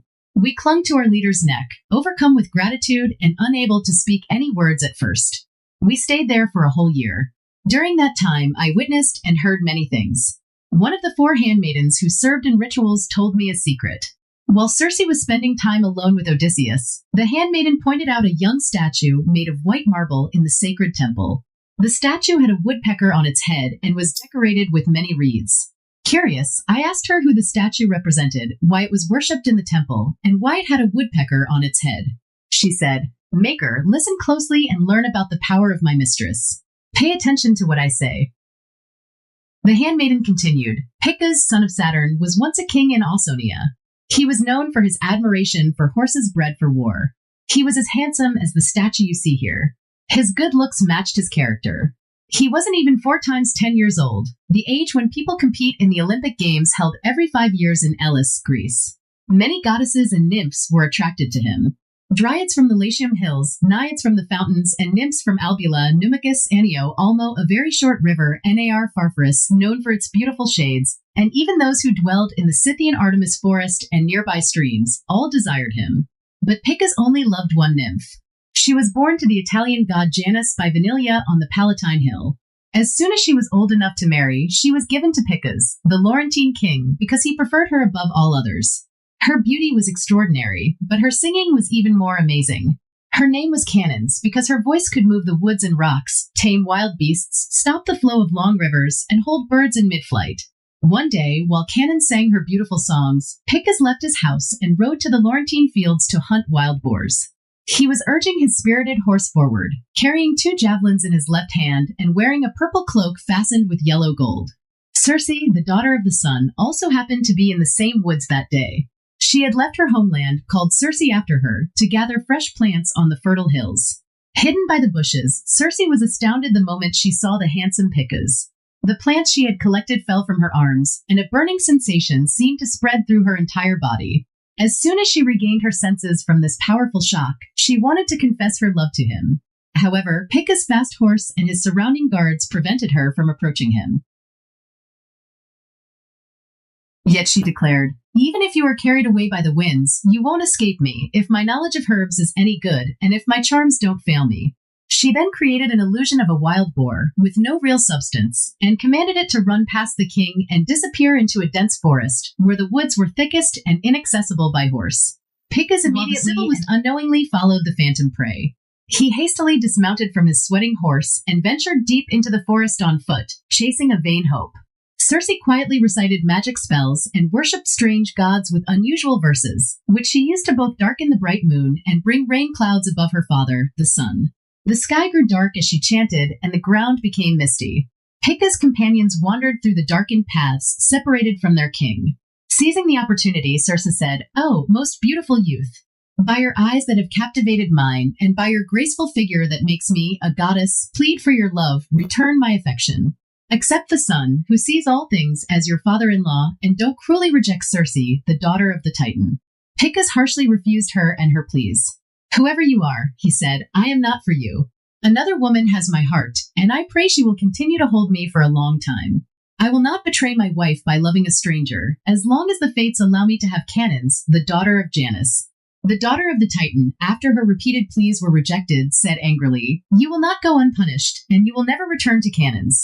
You will learn from experience what a woman scorned and in love can do. But know that the one who scorned you, who is in love, and who is a woman, is Circe." Circe then turned herself twice to the west and twice to the east. She touched the young man with her wand 3 times and recited 3 incantations. Picus fled, surprised that he was moving faster than usual. He saw wings on his body and realized with anger that he was suddenly transformed into a strange bird of the Latian woods. He struck the oak trees with his hard beak and tore at the long branches in his rage. His wings turned the color of his purple robe. The gold piece that had been a clasp on his garment became feathers, and his neck was adorned with the color of yellow gold. Nothing remained of Picus' former self except his name. Meanwhile, Picus' attendants searched the fields for him in vain. They couldn't find him anywhere. Finally, they encountered Circe, who had cleared the air and dispersed the clouds with her magic. They rightfully accused her and demanded their king back. They even threatened to attack her violently. Circe responded by unleashing a terrifying display of magic. She scattered poisonous substances and called upon the powers of night, summoning the night gods from the depths of Erebus and chaos. She also invoked Hecate, the goddess of witchcraft, with her magical howls. Unbelievable things happened. The woods shook as if uprooted from the ground. The earth groaned, nearby trees turned pale, and the grass became soaked with blood. Even the stones seemed to bellow, dogs barked out of nowhere, and the ground became infested with black snakes. Ghostly figures of the departed flitted about. The terrified crowd trembled in fear. Circe then touched their frightened faces with her enchanted wand. As she did, the men transformed into monstrous wild beasts, losing their human forms entirely. By the time the sun dipped below the horizon, casting its light on the Tartessian shores, Cannons was still waiting in vain for her husband's return. Her servants and the townspeople searched for him throughout the woods, carrying torches to light their way. But Cannon's grief went beyond tears. She tore at her hair and beat her chest in despair. Despite her sorrow, she couldn't stay still. Driven by distraction, she wandered aimlessly through the Latian fields. For 6 nights and 6 days, she roamed tirelessly, without sleep or food, wherever her feet took her. Finally, exhausted from weeping and wandering, she collapsed on the cold banks of the Tiber River. There, with tears streaming down her face, she poured out her heart in a mournful song, lamenting her tragic fate, just like a dying swan singing its own funeral dirge. Overwhelmed by grief, she wasted away until she vanished into thin air. However, the place where she died became known as Cannons, named after the nymph by the ancient muses. During that long year I spent with Circe, I witnessed and heard many such stories. Eventually, we grew sluggish and inactive from idleness. Then, Circe ordered us to set sail again and raise our sails once more. She warned us about the dangerous paths, long voyage, and perils of the raging sea that awaited us. Frankly, I was scared. That's why I stayed here on these shores when we reached them. The inscription on the tomb of Aeneas' nurse, who is now buried in a marble urn, simply reads, "Aeneas, my foster child of proven piety, burned me, Caïda, saved from the flames of Argive, with the fire I deserve." They loosened the mooring rope from the grassy bank and set sail. They left behind the cunning ways and dwelling of the goddess Circe, of whom they had heard such a terrible report.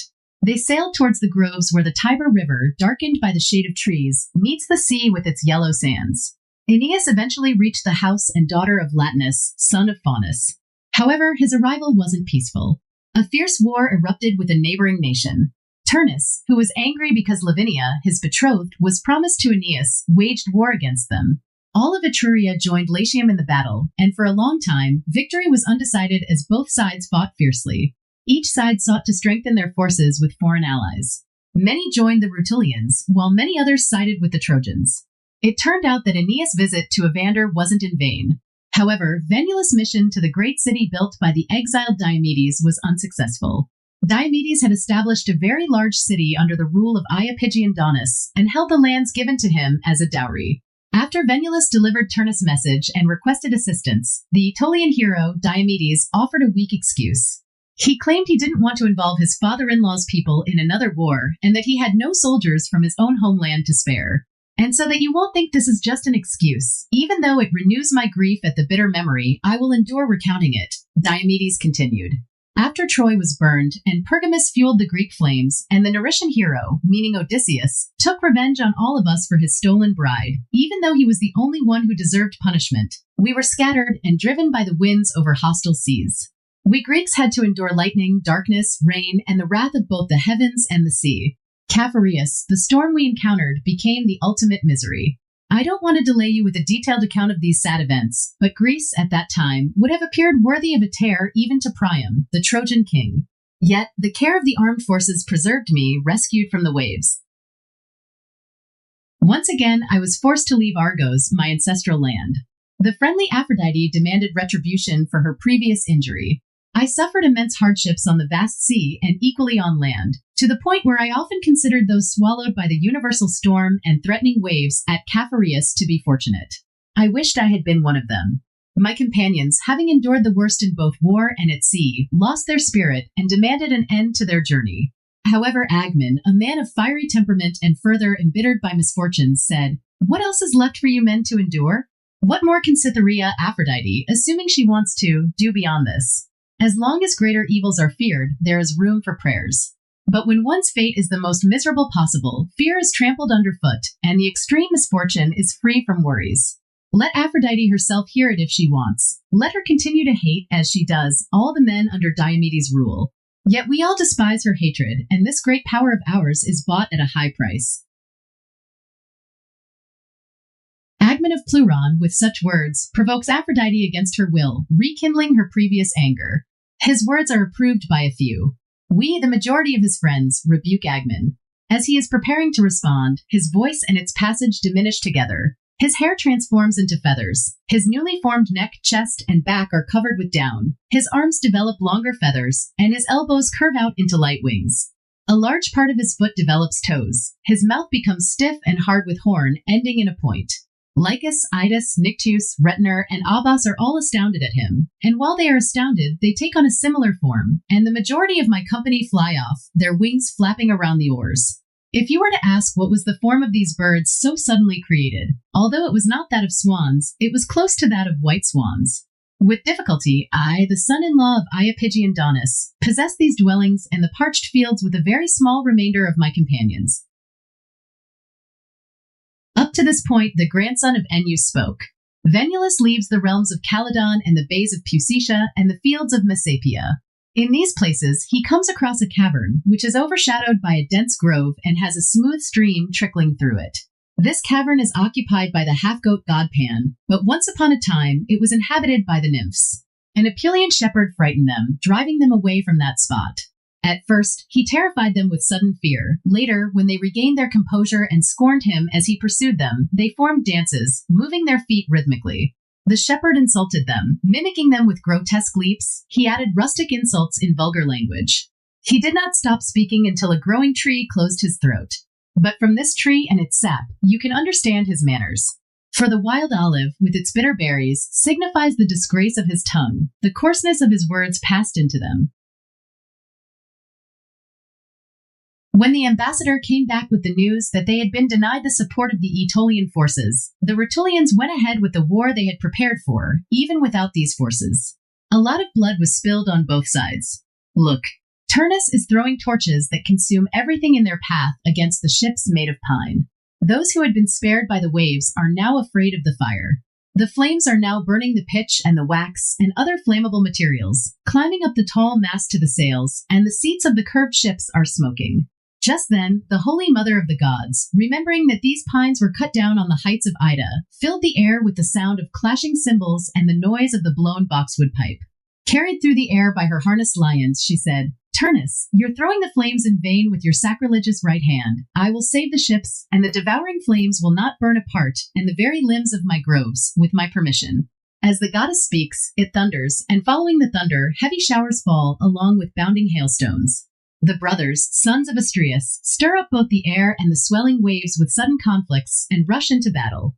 The genial mother, using the strength of one of these, first breaks the hempen cables of the Phrygian fleet, carries the ships headlong, and buries them beneath the ocean. Their hardness now softens, and their wood changes into flesh, the crooked sterns transform into the features of a head, the oars taper off into fingers and swimming feet. What was once the side remains the side, and the keel, laid below in the middle of the ship, changes for the purposes of the backbone.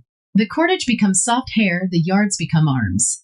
Their color remains azure as it was before. As naiads of the ocean, with their virgin sports, they stir those waves which they once feared, and, born on the rugged mountains, they inhabit the flowing sea. Their origin does not influence them. And yet, not forgetting the many dangers they endured on the boisterous ocean, they often lend a helping hand to the tossed ships, unless anyone is carrying men of the Grecian race. Remembering the disaster in Phrygia, they despised the Pelasgians. They joyfully observed the wreckage of the ship from Neritos and took pleasure in seeing Alcinoa's ship harden on the rocks, with stone growing over the wood. There's a hope that the fleet, having been given life in the form of sea nymphs, might cause the Rutulian to abandon the war out of fear of this miracle. However, he persists. Each side has its own gods, and their courage matches that of the gods. Now they're not seeking kingdoms as a dowry, nor the scepter of a father-in-law, nor you, Virgin Lavinia, but only to conquer.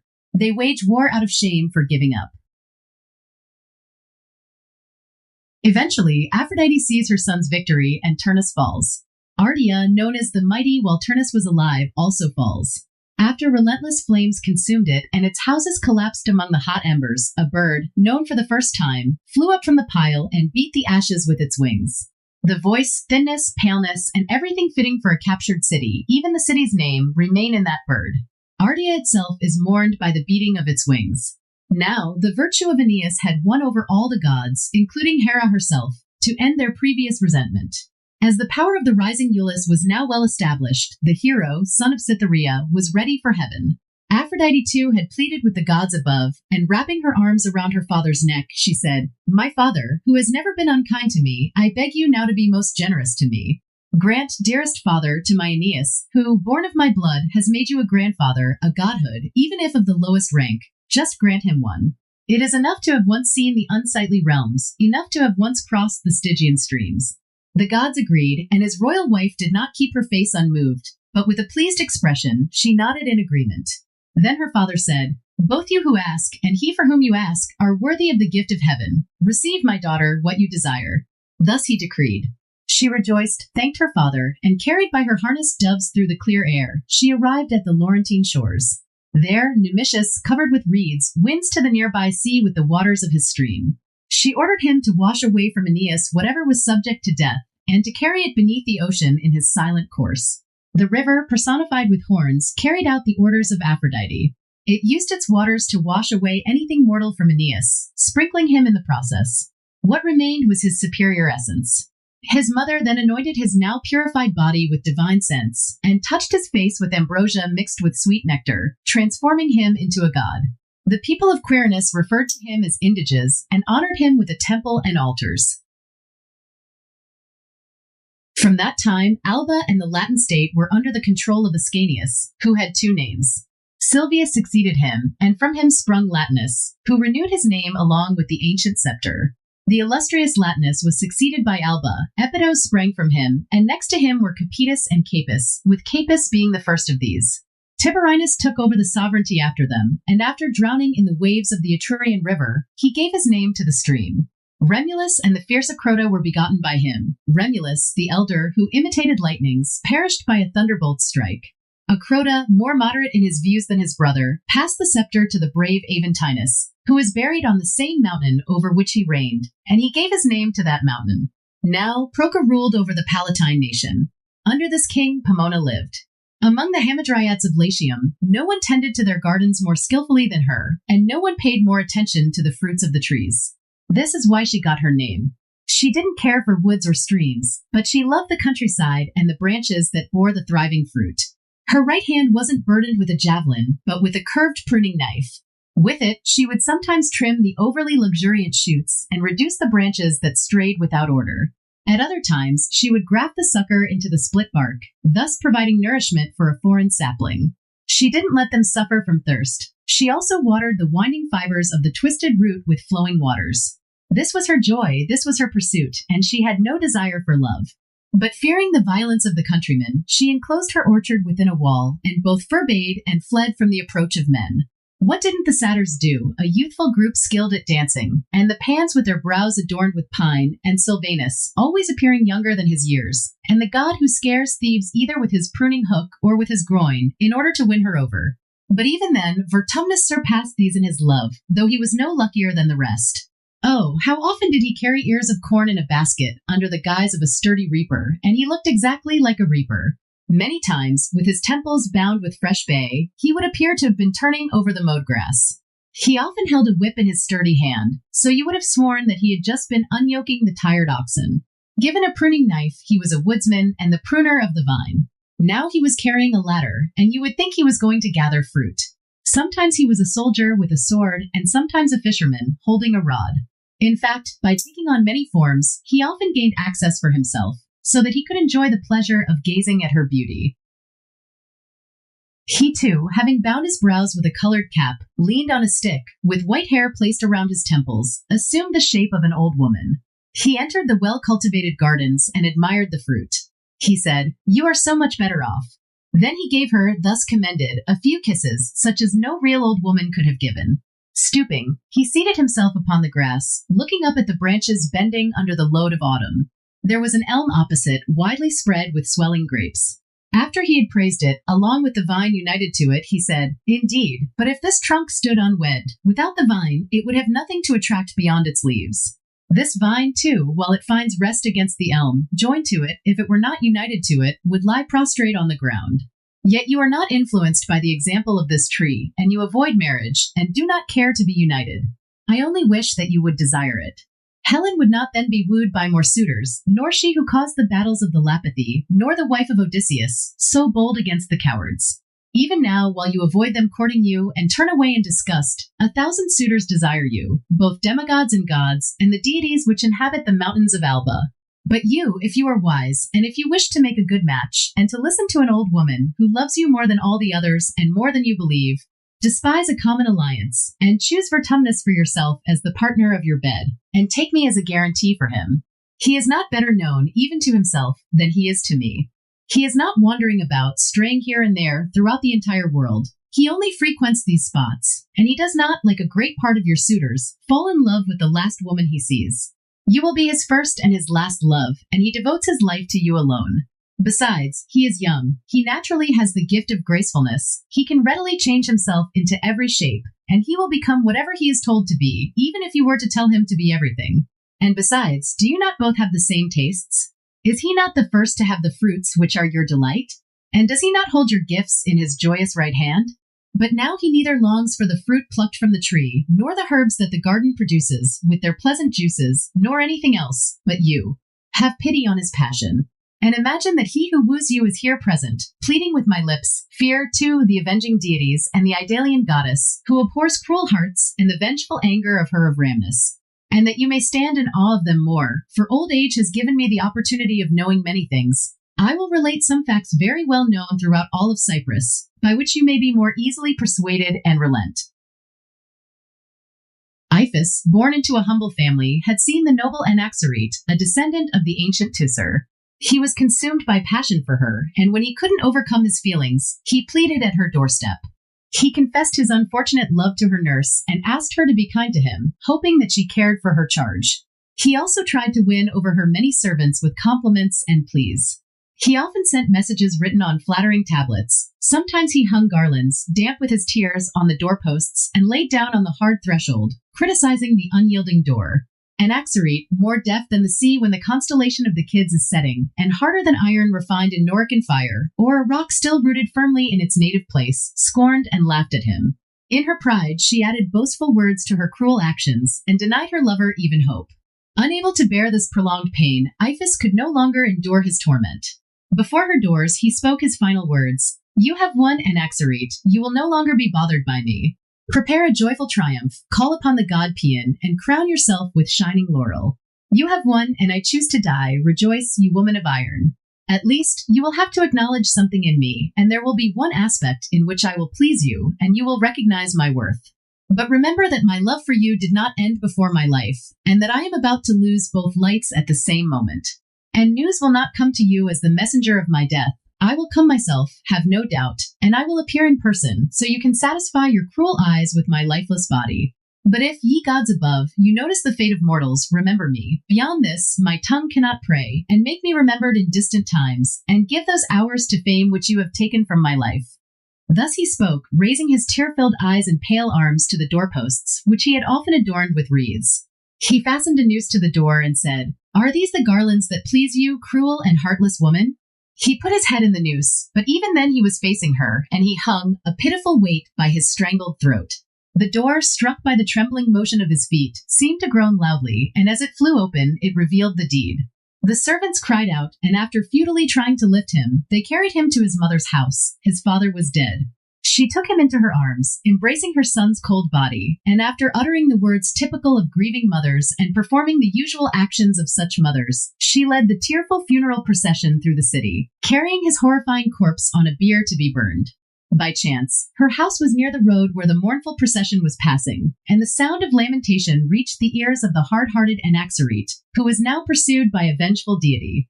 However moved, she said, Let us witness these sad rites, and she went up to an upper room with wide windows. She had barely seen Iphis laid out on the bier when her eyes became rigid, and a pallor spread over her as the warm blood left her body. As she tried to turn back, she found herself rooted to the spot, and as she tried to turn her face away, she found she couldn't. Gradually, the stone that already existed in her cruel heart took over her body. And lest you think this is a tale, Salome still preserves the statue in the form of the maiden. It also has a temple named Aphrodite, the lookout. Remembering these things, O nymph, put aside your prolonged disdain, and join with one who loves you. Then may neither the cold and spring nip your fruit in the bud, nor may harsh winds knock them off in bloom. When the god, capable of taking any form, had spoken these words in vain, he returned to his youthful form and removed the guise of the old woman. He appeared to her as the sun does when it has dispersed the opposing clouds with its brilliance and shines forth, unobstructed by any cloud. He intended to use force, but there was no need for violence, and the nymph was captivated by the god's form and felt a mutual wound. Next, the soldiers of the wicked Amulius ruled over the realms of Ausonia. With the help of his grandsons, the aged Numitor regained the kingdom he had lost, and on the Festival of Pales, the city walls were founded. Tatius and the Sabine fathers waged war. Then, with the path to the citadel laid open, Tarpeia met a just end, crushed under the weight of the arms piled upon her. Upon this, those born from the town of Cures, like silent wolves, held their tongues and fell upon the bodies now overcome by sleep, and rushed to the gates, which the son of Ilia had secured with a strong bolt. But Hera, the daughter of Saturn, opened one herself, making no sound at the turning of the hinge. Aphrodite alone noticed that the bars of the gate had fallen, and she would have closed it, were it not that a deity is never allowed to undo the actions of other gods. The Naiads of Ausonia occupied a spot near the Temple of Janus, a place sprinkled by a cold fountain. She implored their aid. The nymphs did not resist the goddess's fair request. They released the springs and the streams of the fountain. But the paths to the open Temple of Janus were not yet closed, and the water had not blocked the way. They placed sulfur with its faint blue light beneath the abundant fountain, and they applied fire to the hollowed channels with smoking pitch. Through these and other violent means, the vapor reached the very sources of the fountain. Waters, which could recently rival the coldness of the Alps, did not yield in heat to the flames themselves. The two doorposts smoked with the flaming spray, and the gate, left open in vain for the fierce Sabines, was made impassable by this newly created fountain, until the warlike soldiers had taken up their arms. After Romulus had readily led them forward, and the Roman ground was covered with Sabine bodies and its own people, and the cursed sword had mixed the blood of the son-in-law with the gore of the father-in-law, they decided that the war should end in peace. They agreed not to fight to the last extremity with weapons, and that Tatius should share in the rule. Tatius was now dead, and you, Romulus, were giving laws to both peoples. Then Mars, his helmet removed, addressed the parent of both gods and men in these words: "The time has now come, O Father, since the Roman state is established on a strong foundation and no longer depends on the guardianship of just one, for you to give me the reward you promised, and to your grandson so deserving of it, and removed from earth, to admit him to heaven. You once said to me, a council of the gods being present, for I remember it, and with a grateful mind I noted the affectionate speech, 'He shall be one, whom you shall raise to the azure heaven.' Let the tenor of your words now be fulfilled." The all-powerful god nodded in agreement, and he filled the air with thick clouds, alarming the city with thunder and lightning. Gradivus recognized this as a signal for the promised ascension. Leaning on his lance, he boldly climbed onto his steeds, burdened with the blood-stained pole of the chariot, and urged them on with the whip. Descending through the steep air, he stood on the summit of the wooded Palladium Hill and took away the son of Ilia, who at that moment was issuing royal decrees to his own Quirites. His mortal body glided through the yielding air, just as a leaden weight, launched from a wide sling, tends to dissolve itself in midair. A beautiful appearance followed, one more fitting for the lofty couches of heaven, and a form like that of Quirinus in his royal robe. His wife was mourning him as lost when royal Hera commanded Iris to descend to Hersilia along her arched path and convey her commands to the bereaved wife. O matron, the special glory of the Latian and Sabine races, you, a woman most worthy to have been the wife of such a great hero, and now of Quirinus, cease your weeping, and if you wish to see your husband, under my guidance go to the grove that flourishes on the hill of Quirinus, overshadowing the temple of the Roman king. Iris obeyed, and gliding down to earth along her colored bow, she delivered Hersilia the commanded words. Hersilia, with a modest expression, barely raising her eyes, replied, "O goddess, for although I cannot say who you are, it is clear that you are a goddess. Lead me on, and show me the features of my husband. If the fates allow me to see him just once, I will confess that I have seen heaven." Without any delay, she ascended the hill of Romulus with the virgin daughter of Thaumas. There, a star fell from the sky and landed on the earth. The hair of Hersilia caught fire from the blaze of this star and ascended with the star to the heavens. The founder of the Roman city welcomed her with his familiar hands.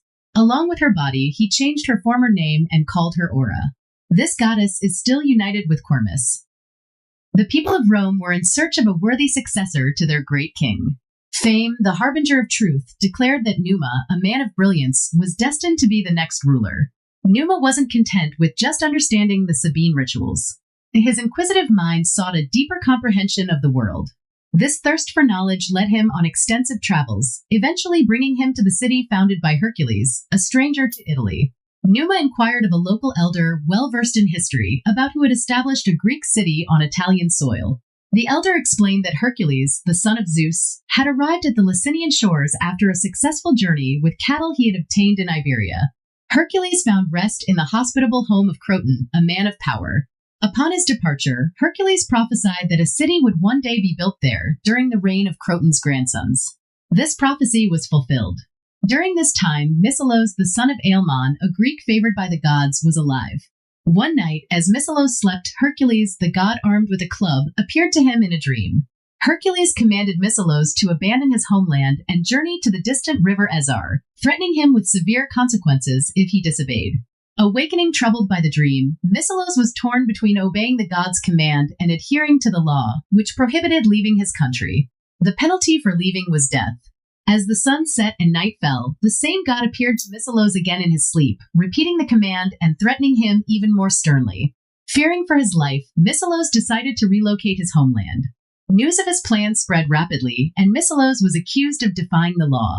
During his trial, with the evidence against him clear, Miscelos raised his hands and face towards the heavens, pleading for Hercules' assistance, the god who had put him in this predicament. In ancient times, verdicts were determined by white or black pebbles. White pebbles signified acquittal and black pebbles indicated conviction. In Miscelos' case, all the pebbles cast were black, condemning him. However, as the pebbles were poured out to be counted, their colors miraculously changed from black to white. With Hercules' intervention, Miscelos was acquitted. Miscelos expressed his gratitude to Hercules, the son of Amphitryon. He then sailed across the Ionian Sea with favorable winds, passing by Tarentum, Sybaris, Nethys, Thurium, Temesa, and the Iapygian fields. Finally, he reached the mouth of the river Ezar, as instructed by Hercules. Not far from there, Miscelos discovered a burial mound where Croton's remains were interred. He constructed his city walls on that designated spot, naming the city after Croton, who was buried there. According to tradition, this is the origin of the Greek city built on the Italian coast. A man from Samos, who had fled his homeland and its rulers due to his disdain for tyranny, believed he could communicate with the gods, despite their distant location in the heavens. Using his mind's eye, he sought to understand the secrets of nature that were hidden from humans. After careful study, he shared his knowledge with the public. He gathered crowds who listened in awe as he revealed the origins of the universe, the causes of things, the nature of God, the source of snow, the cause of lightning, was it Zeus or the thundering winds, the reason for earthquakes, the laws governing the stars' movements, and other mysteries hidden from mortals. This same man was also the first to prohibit the consumption of animals as food. Despite his wisdom, his words were not believed. Mortals, stop defiling yourselves with such disgusting food. You have grain, apples heavy on branches, grapes swelling on vines, delicious herbs, and some that can be softened by fire. You have milk and honey scented with thyme. The earth generously provides riches, pleasant food, and delicacies without slaughter and bloodshed. Beasts eat flesh, but not all of them. Horses, sheep, and cattle survive on grass.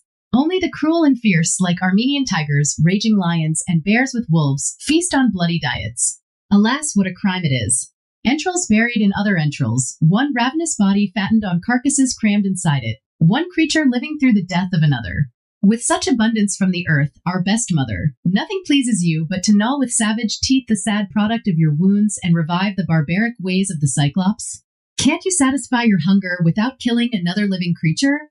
The Golden Age, as we call it, thrived on fruits, herbs, and didn't stain its mouth with blood. Birds flew freely in the air, and hares wandered fearlessly. Fish were not betrayed by hooks. Everywhere was peaceful, untroubled, and safe.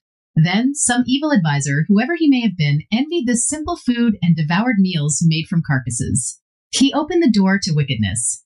I believe that steel, now stained with blood, was first warmed by the slaughter of wild beasts. And that would have been enough. I admit it's okay to kill animals that threaten us, but even then, they shouldn't be eaten. This wickedness went further.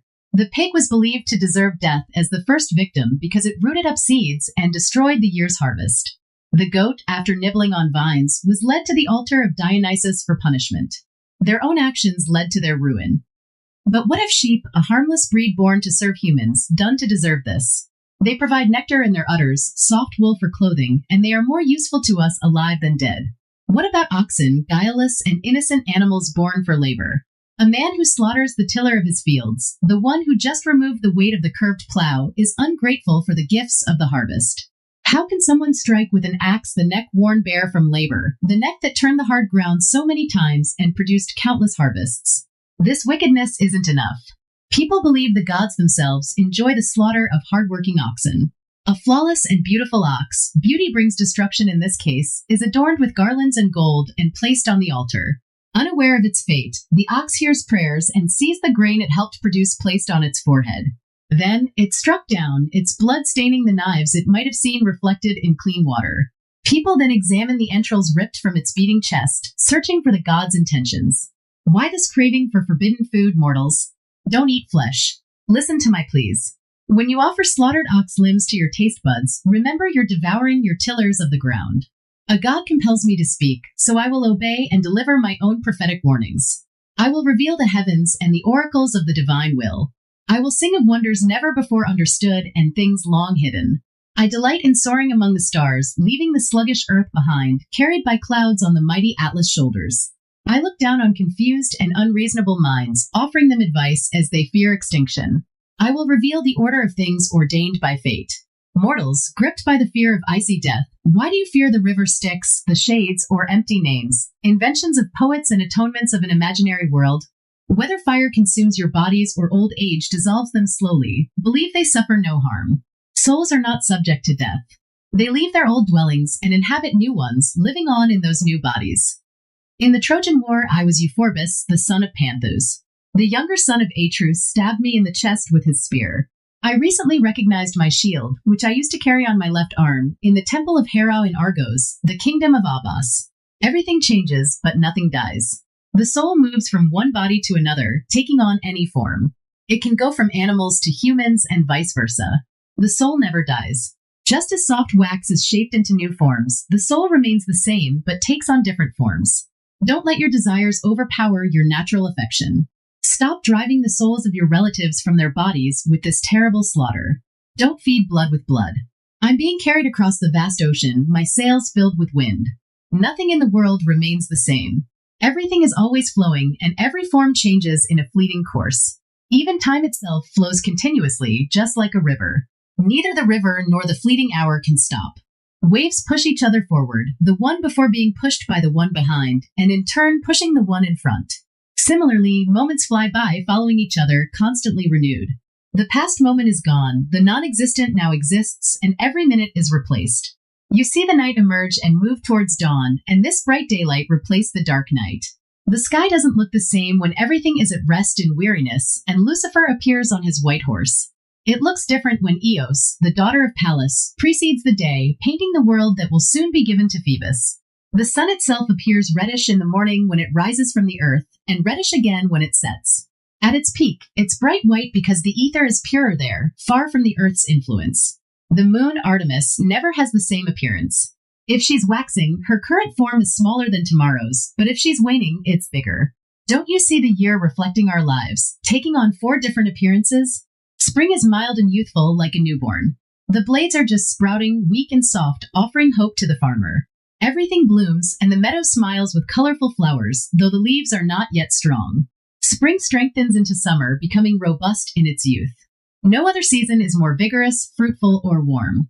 Autumn follows the youthful ardor gone. It's mature, positioned between youth and old age, with moderate temperatures and a few white hairs on its temples. Finally comes harsh winter, repulsive with its trembling steps, either bald or white-haired. Our bodies are indeed constantly changing. We won't be the same tomorrow as we are today or yesterday. Before birth, we were just embryos, a tiny hope for a human being, living inside our mother's womb. Nature used her skills to prevent our bodies from being cramped in our mother's stretched insides. She brought us out from that enclosed space into the open air. Newborns are weak. They crawl on all fours like animals at first.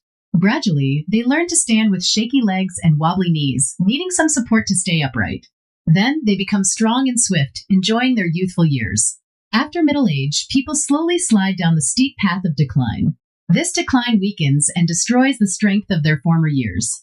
Milo, once strong, now cries when he sees his once powerful arms, which rivaled Hercules, hanging limp and weak. Helen of Troy, too, weeps as she sees the wrinkles of old age in the mirror. She wonders why she was abducted twice for her beauty. Time, the consumer of all things, and hateful old age work together to destroy everything. Slowly, they wear everything down with the teeth of age, leading to a slow death. Even the elements we know aren't permanent. Here's how they change. The vast universe consists of 4 basic elements. 2 of them, earth and water, are heavy in sync because of their weight. The other 2, air and fire, even lighter than air, rise because nothing weighs them down. Though separate, everything is created and dissolves into these elements.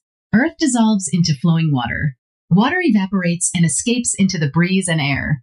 Once its weight is gone, the lightest air shoots up to the fires of the ether above. From there, they return and the cycle repeats. Fire condenses into thick air, which changes into water, and water condenses into earth. Nothing stays the same shape, and nature, the renewer of all things, transforms one form into another. Indeed, in this vast universe, nothing truly dies. It merely changes its appearance. To become something different from what it was before is referred to as being born. To cease being the same thing is referred to as dying. Perhaps things are simply transferred from one place to another, but overall, everything always exists. I agree that nothing stays the same for a long time. Golden ages turn into iron ages.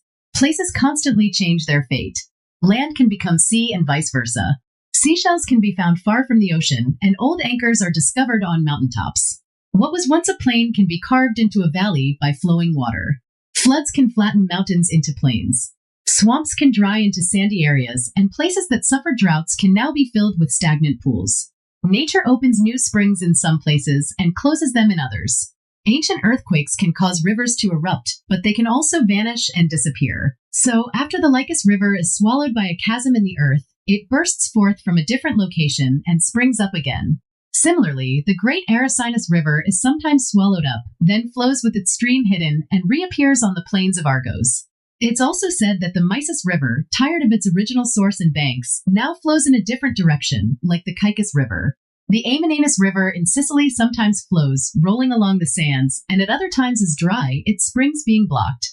The water of the Anigros River, which was once drinkable, now pours out water that you would refuse to touch. This is because, unless we disbelieve the poets, the centaurs, creatures with both human and horse bodies, washed their wounds there, wounds inflicted by the club-wielding Hercules. And what's more, doesn't the Hypanis River, which was once sweet, become bitter after rising from the Scythian mountains? Antissa, Pharos, and Phoenician Tyre were once surrounded by waves. None of these are now islands. The ancient inhabitants had looked as attached to the mainland, now the sea surrounds it. Zancle is also said to have been connected to Italy until the sea separated the neighboring region and pushed back the land with its flowing waves. If you look for Hellas and Burrus, cities of Achaia, you will find them beneath the waves, and sailors still point out these flattened towns, with their walls submerged underwater. There is a high hill near Treason of Pythius, which was once a very flat plain, but is now a hill. This is because it's terrifying to tell the raging power of the winds trapped in dark caves, wanting to find an outlet and having long struggled in vain to enjoy freer air, swelled the extended earth, just as the breath of the mouth inflates a bladder, or the skin stripped from a two-horned goat. That swelling remained in place, and still looks like a high hill, and has hardened over time. Although many other examples may come to mind, either heard of or known to you, I will mention a few more.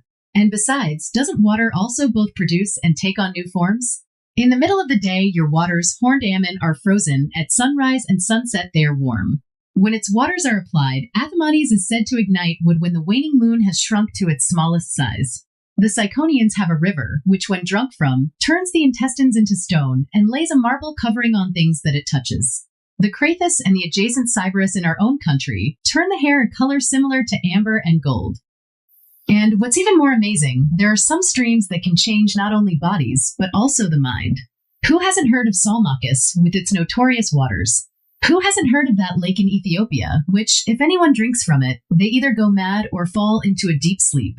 Anyone who quenches their thirst from the Clitorian spring hates wine and enjoys sobriety with pure water. Whether it's because there's a virtue in the water that opposes the heating of wine, or whether, as the locals tell us, after the son of Amithon used his charms and herbs to free the raving daughters of Pretus from the Furies, he threw the mind medicines into that stream, and a hatred of wine remained in those waters. The Lyncestis River flows differently from that stream. As soon as anyone drinks from it excessively, they reel, as if they had been drinking undiluted wine. There's a place in Arcadia, the ancients called it Phenios, known for the dual nature of its water.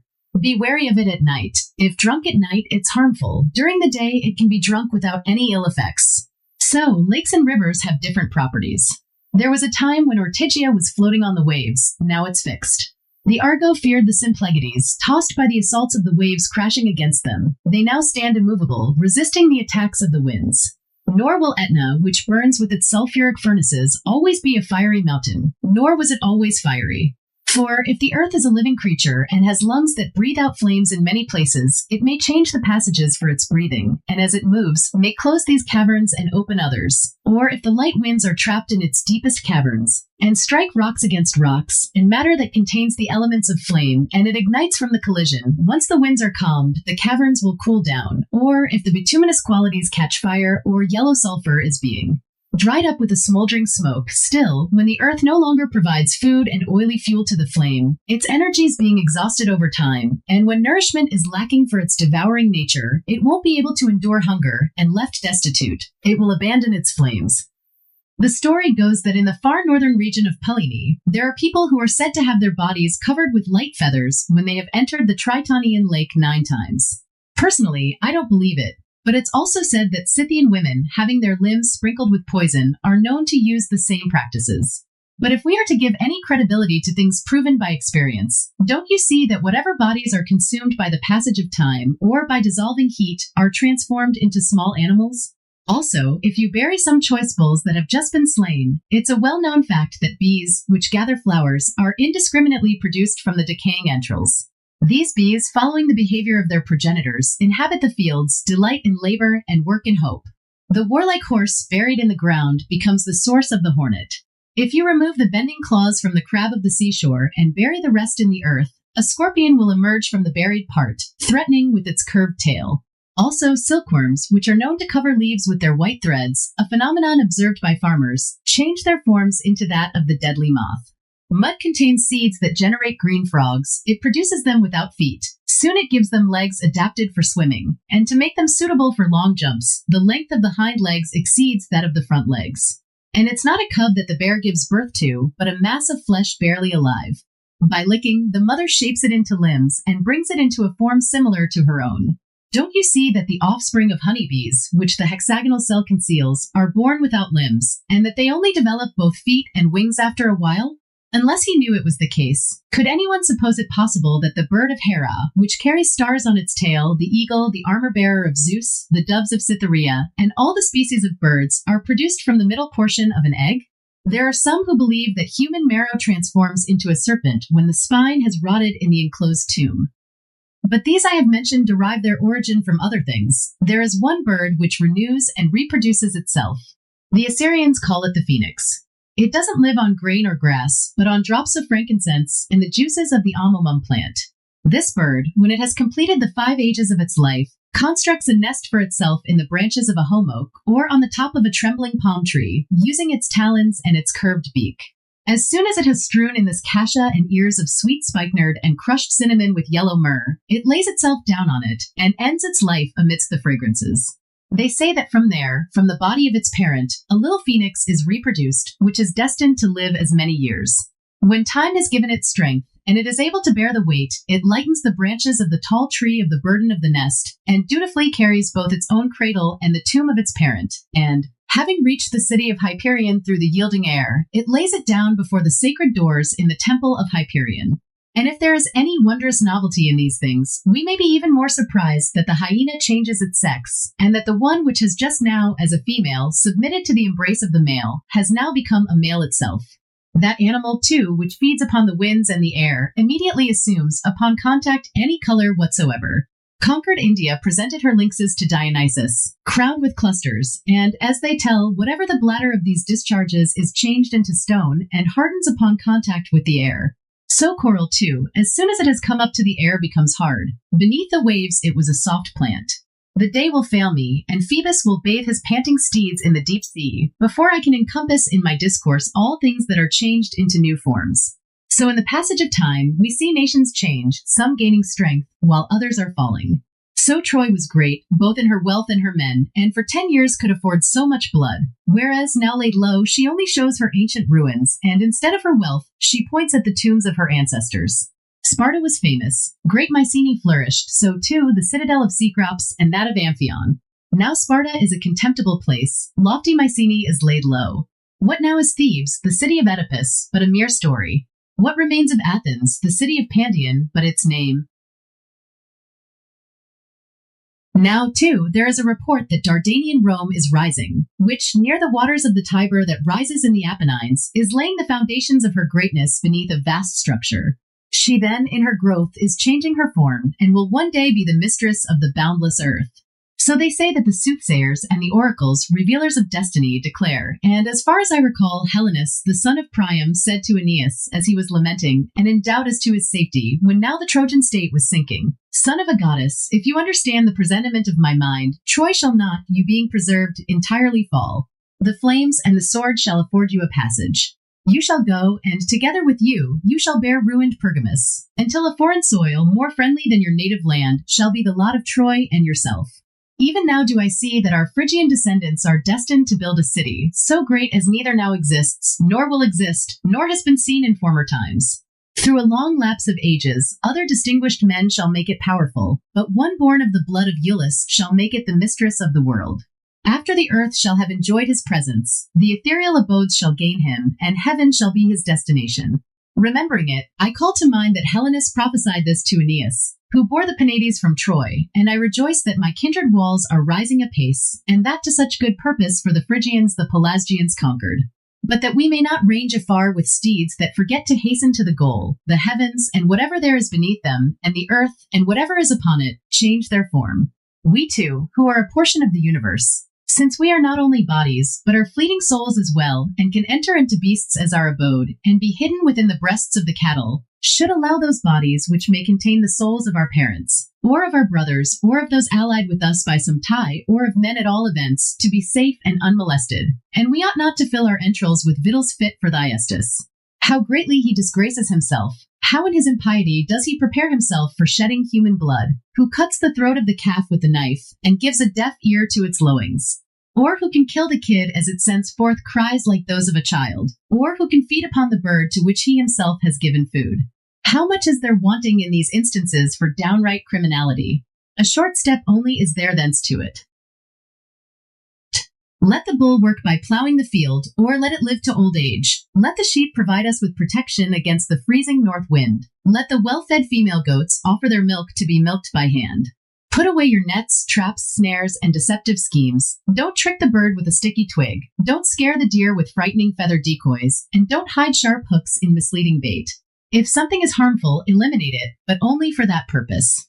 Refrain from eating it, and instead consume more appropriate food. With teachings like these and others, it's said that Numa returned to his homeland. He was willingly invited and accepted the leadership of the Roman people. Blessed with a nymph as his wife and the muses as his guides, he taught the rituals of sacrifice and introduced a people accustomed to brutal warfare to the arts of peace. After a long life and reign, he passed away. The women of Latium, the people, and the senators mourned Numa's death. His wife, however, left the city and hid herself in the dense woods of the Erisha Valley. Her cries and lamentations disrupted the sacred rites of Artemis, which were brought there by Orestes. The nymphs of the grove and the lake often pleaded with her to stop and spoke comforting words. The hero, the son of Theseus, also frequently told her as she cried, "Stop this, your fate is not the only one to be mourned. Consider the similar misfortunes of others, and you will bear your own better. I wish an example, not my own, could ease your sorrow, but even my own can do so. I guess you've heard in conversation that a certain Hippolytus died because of his father's gullibility and his wicked stepmother's deceit. You'll be surprised, and I'll hardly be able to prove it, but I am he. In the past, Pusiphe's daughter, after failing to tempt me, claimed that I wanted to violate my father's bed, something she herself wanted to do. She turned the accusation against me, whether more out of fear of being found out or humiliation at her rejection. She accused me. My father, believing her, banished me, innocent as I was, from the city, and as I left, he cursed me with harsh prayers. I was heading to Treason, Pythia's city, in my swift chariot, and was traveling along the shores of the Corinthian Gulf when the sea stirred up. A huge mass of water seemed to rise and form a mountain, making a roaring sound and splitting at its very peak. From there, the waves parted, and a horned bull emerged, standing upright in the open air up to his chest, spewing a large amount of seawater from his nostrils and mouth. My attendants were terrified. My mind remained fearless, focused only on my exile, when the wild horses turned their heads towards the sea, their ears pricked up in terror.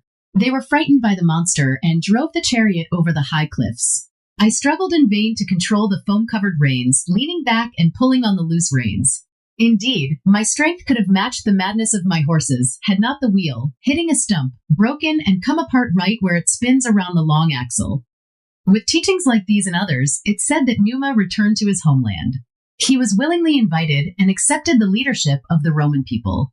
Blessed with a nymph as his wife and the muses as his guides, he taught the rituals of sacrifice and introduced a people accustomed to brutal warfare to the arts of peace. After a long life and reign, he passed away. The women of Latium, the people, and the senators mourned Numa's death. His wife, however, left the city and hid herself in the dense woods of the Erisha Valley. Her cries and lamentations disrupted the sacred rites of Artemis, which were brought there by Orestes. The nymphs of the grove and the lake often pleaded with her to stop and spoke comforting words. The hero, the son of Theseus, also frequently told her as she cried, "Stop this, your fate is not the only one to be mourned. Consider the similar misfortunes of others, and you will bear your own better. I wish an example, not my own, could ease your sorrow, but even my own can do so. I guess you've heard in conversation that a certain Hippolytus died because of his father's gullibility and his wicked stepmother's deceit. You'll be surprised, and I'll hardly be able to prove it, but I am he. In the past, Pasiphae's daughter, after failing to tempt me, claimed that I wanted to violate my father's bed, something she herself wanted to do. She turned the accusation against me, whether more out of fear of being found out or humiliation at her rejection, she accused me. My father, believing her, banished me, innocent as I was, from the city, and as I left, he cursed me with harsh prayers. I was heading to Treason, Pythius city, in my swift chariot, and was traveling along the shores of the Corinthian Gulf when the sea stirred up. A huge mass of water seemed to rise and form a mountain, making a roaring sound and splitting at its very peak. From there, the waves parted, and a horned bull emerged, standing upright in the open air up to his chest, spewing a large amount of seawater from his nostrils and mouth. My attendants were terrified. My mind remained fearless, focused only on my exile, when the wild horses turned their heads towards the sea, their ears pricked up in terror. They were frightened by the monster and drove the chariot over the high cliffs. I struggled in vain to control the foam-covered reins, leaning back and pulling on the loose reins. Indeed, my strength could have matched the madness of my horses, had not the wheel, hitting a stump, broken and come apart right where it spins around the long axle. I was thrown from my chariot, and the reins wrapped around my limbs. You might have seen my quivering entrails dragged, my sinews caught on the stump, my limbs partly torn apart and partly left behind, snagged by various obstacles. My bones made a loud noise as they broke, and my breath was exhausted. There was no part of my body that you could recognize. All of me was one continuous wound. Can you, nymph, dare to compare your misfortune to mine? I have visited the realms devoid of light, and I have bathed my lacerated body in the waves of Phlegethon. Life could not have been restored to me except through the powerful remedies of Apollo's son. After I received it, through potent herbs and Paeon's aid, much against Hades' will, then Cynthia threw thick clouds around me so that my presence would not increase his anger at this favor. To ensure my safety and that I could be seen securely, she gave me an older appearance and left me with no recognizable features. For a long time, she was unsure whether to give me Crete or Delos to inhabit. Abandoning Delos and Crete, she placed me here and at the same time ordered me to discard my name, which might have reminded me of my horses. She said, "You who were Hippolytus are now Virbius." From that time, I have lived in this grove, and as one of the lesser gods, I remain hidden under the protection of my mistress, to whom I am devoted. But even the misfortunes of others could not alleviate Egeria's grief.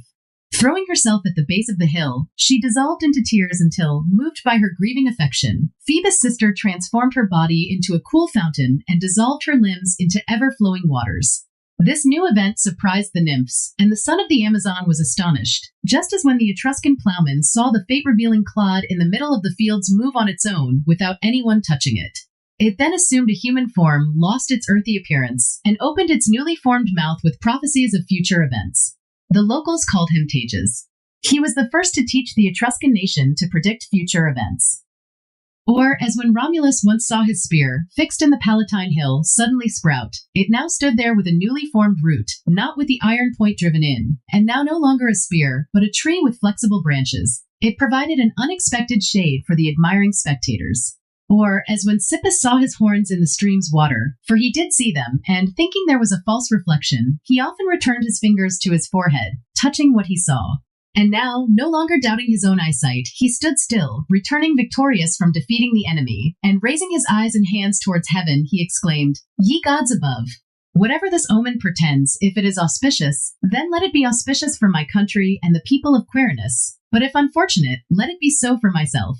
Then he made atonement at the grassy altars built of green turf, with fragrant fires, and offered wine in bowls, and consulted the panting entrails of slaughtered sheep about its meaning. As soon as the soothsayer of the Etruscan nation had inspected them, he saw in them the great beginnings of future events, but still not clearly. But when he raised his searching eyes from the sheep's entrails to the horns of Sippus, he said, "Hail, O king! For you, Sippus, you and your horns shall this place and the Latian towers obey. Only do you lay aside all delay, hasten to enter the wide-open gates, thus the fates command you. For, once received within the city, you shall be king, and you shall safely enjoy a lasting scepter." He retreated backward, and turning his stern face away from the city walls, he exclaimed, "Far, oh far away may the gods drive such omens. I shall live in exile more righteously than if the capital were to see me as a king." Thus he says, and immediately he convenes the people and the dignified senate. But first, he veils his horns with laurel that signifies peace, and he stands upon a mound raised by his brave soldiers, and praying to the gods in the ancient manner, "Behold," says he, "one is here who will be king, if you do not expel him from the city. I will tell you who he is by a sign, not by name. He wears horns on his forehead. The augur predicts to you that if he enters the city, he shall give you laws as his slaves. He, indeed, was able to enter the open gates, but I have opposed him, although no one is more closely allied with him than myself. Forbid your city to this man, ye Romans, or, if he shall deserve it, bind him with heavy fetters, or else end your fears by the death of the destined tyrant. As the murmur which arises among the groves of the slender pine, when the furious east wind whistles among them, or as that which the waves of the ocean produce, if anyone hears them from afar, such is the noise of the crowd. But yet amid the confused words of the shouting multitude, one cry is distinguished. Which is he? And then they examine the foreheads and seek the predicted horns.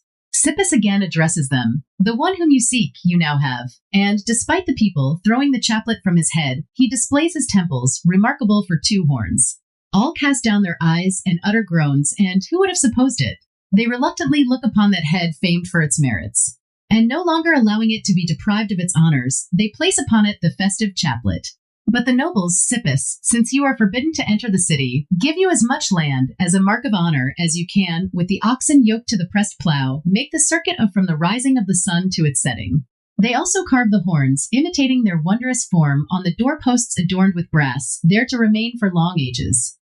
Now, muses, who are the guardians of poets, tell us, for you know, and nothing from ancient times is hidden from you, how it came to be that the island surrounded by the Tiber River introduced the son of Caronus into the sacred rites of the city of Romulus. A terrible plague had once infected the air of Latium, and the pale bodies were deformed by a disease that dried up the blood. When they were exhausted from so many deaths, they found that human efforts were useless, and that the skill of doctors had no effect. They sought help from heaven. They went to Delphi, which is the center of the world, the oracle of Apollo, and begged him to help their distressed situation with a response that would bring health and end the suffering of such a great city. The place, the laurels, and the quivers it has all shook at the same time, and the tripod gave this answer from the depths of the sanctuary, striking awe into their astonished hearts. "What you seek here, O Roman, you could have sought closer to home, and now seek it closer to home. You don't need Apollo to lessen your grief, but the son of Apollo. Go with good luck and invite my son." After the wise Senate received the commands of the deity, they asked which city the young son of Apollo lived in, and they sent some to reach the coasts of Epidaurus with the winds. As soon as those sent had reached them in the curved ship, they went to the council and the Greek elders, and begged them to grant them the divinity, who by his presence could end the mortality of the Ausonian nation, for the infallible response had directed so. Their opinions were divided and differed. Some thought that help should not be refused. Many refused it, and advised them not to part with their own protector, and to give up their own guardian deity. While they were debating, twilight had now driven out the fading day, and the shadow of the earth had brought darkness over the world, when in your sleep the saving God seemed, O Roman, to be standing before your bed, just as he is usually in his temple, and, holding a rustic staff in his left hand, he seemed to be stroking the long hair of his beard with his right, and to utter these words from his kind heart: "Lay aside your fears, I will come, and I will leave these my statues. Only observe now this serpent, which with its coils wraps around this staff, and accurately mark it with your eyes, so that you may be able to recognize it again. Into this I will be transformed, but I will be greater, and I will appear to be of a size as great as that into which heavenly bodies should be transformed." Immediately, with these words, the god departs, and with his words and the god, sleep departs, and a pleasant light follows upon the departure of sleep. The following morning has now dispersed the starry fires. Uncertain what to do, the nobles meet together in the grand temple of the god then sought, and beseech him to indicate, by heavenly signs, in what place he would wish to reside. Hardly have they well ceased, when the god, all glittering with gold, in the form of a serpent, with crest erect, sends forth a hissing, as a notice of his approach, and in his coming he shakes both his statue, the altars, the doors, the marble floor, and the gilded roof, and as far as the chest he stands erect in the middle of the temple, and rolls around his eyes that sparkle with fire. The frightened crowd is alarmed. The priest, having his pure hair bound with a white band, recognizes the deity and exclaims, "The god! Behold the god! Whoever you are that are present, be of good omen, both with your words and your feelings. May you, most beautiful one, be seen to our advantage, and may you aid the nations that perform your sacred rites. Whoever are present, adore the deity as bidden, and all repeat the words of the priest over again, and the descendants of Aeneas give a pious omen, both with their feelings and in their words. To these the god shows favor, and with crest erected, he gives a hiss, a sure sign, repeated thrice with his vibrating tongue. Then he glides down the polished steps, and turns back his head, and about to depart, he looks back upon his ancient altars, and salutes his accustomed abode, and the temple that he has inhabited for so long. Then, with his vast bulk, he glides along the ground covered with the strewn flowers, and coils his folds, and through the middle of the city repairs to the harbor protected by its winding quay. Here he stops, and seeming to dismiss his train and the dutiful attendance of the accompanying crowd with a calm countenance, he places his body in the Ausonian ship. It is aware of the weight of the god, and the ship now laden with the divinity for its cargo, the descendants of Aeneas rejoice, and a bull having first been slain on the seashore, they loosen the twisted cables of the ship decorated with garlands. A gentle breeze has now propelled the ship. The god is conspicuous aloft, and pressing upon the curved stern with his neck laid upon it, he looks down upon the azure waters, and with the gentle zephyrs along the Ionian Sea, on the 6th rising of the daughter of Pallas, he reaches Italy, and is carried along the Licinian shores, ennobled by the temple of the goddess Hera and the Cilician coasts. He leaves Iapygia behind, and flies from the Amphissian rocks with the oars on the left side. On the right side he passes by the steep Sarania, and Romecium, and Colin, and Neritia, and he crosses the sea and the straits of the Sicilian Pelorus, and the homes of the king the grandson of Hippotas, and the mines of Temesa, and then he heads for Lycosia and the rosebeds of the warm Paestum. Then he coasts by Capri and the promontory of Athena, and the hills ennobled with the Serentine vines, and the city of Hercules and Stabii, and Parthenope made for retirement, and after it the temple of the Cumi Sibyl. Next, the warm springs are passed by, and Linternum, that bears mastic trees, and then Vulturnus, that carries much sand along with its tide, and Sinuessa, that abounds with snow-white snakes, and the pestilential Minturni, and she for whom her foster child erected the tomb, and the home of Antiphates, and Trachas, surrounded by the marsh, and the land of Circe and Antium, with its rocky coast. After the sailors have steered the sail-bearing ship here, for now the sea is stirred up, the deity unfolds his coils, and gliding with many a fold and in vast coils, he enters the temple of his parent, that borders the yellow shore.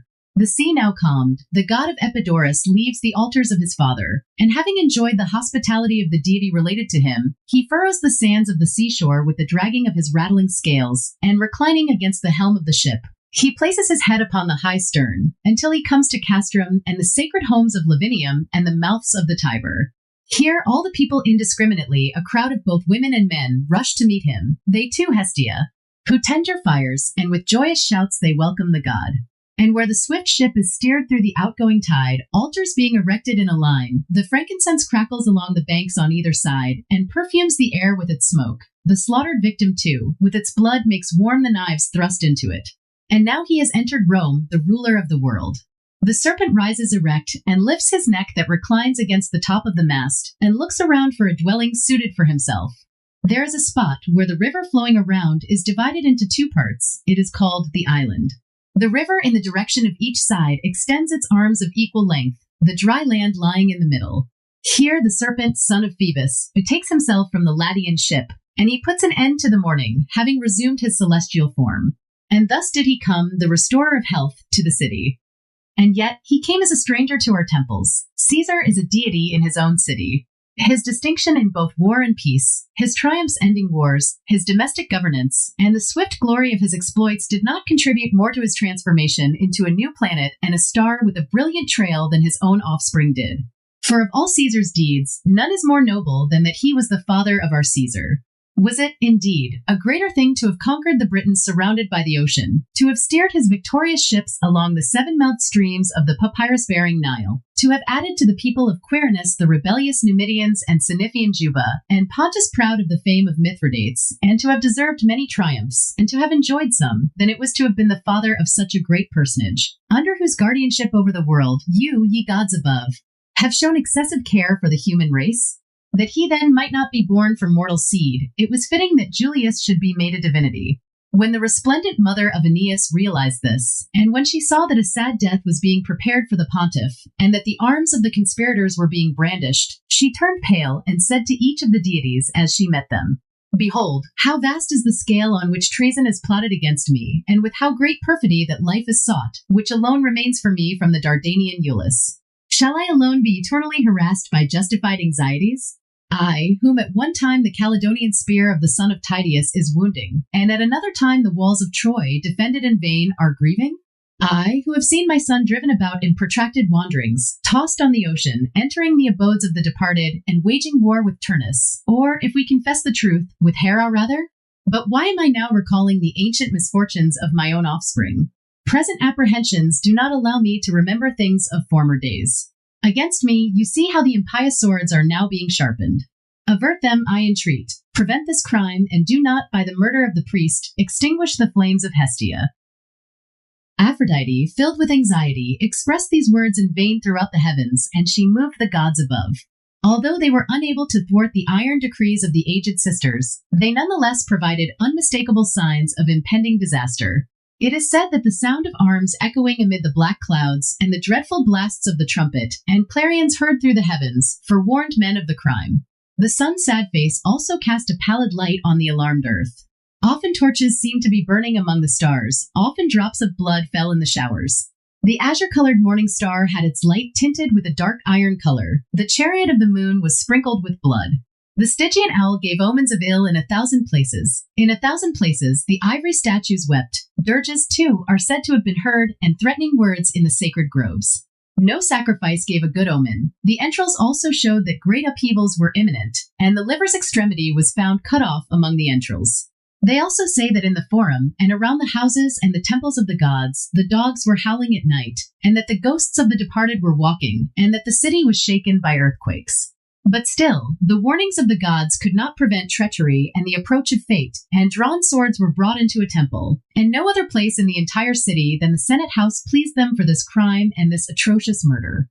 Then Cytherea beat her breast with both her hands, and tried to hide the descendant of Aeneas in a cloud, in which, long ago, Paris was carried away from the hostile son of Atreus, and Aeneas had escaped from the sword of Diomedes. In such words did her father Zeus address her. Do you, my daughter, unaided, attempt to change the insurmountable decrees of fate? You yourself may enter the abode of the three sisters, and there you will behold the record of future events, wrought with vast labor, of brass and of solid iron. These, safe and destined for eternity, fear neither the thundering shock of the heavens, nor the rage of the lightnings, nor any source of destruction. There you will find the destinies of your descendants engraved in everlasting adamant. I myself have read them, and I have marked them in my mind. I will repeat them, so that you may not still be ignorant of the future.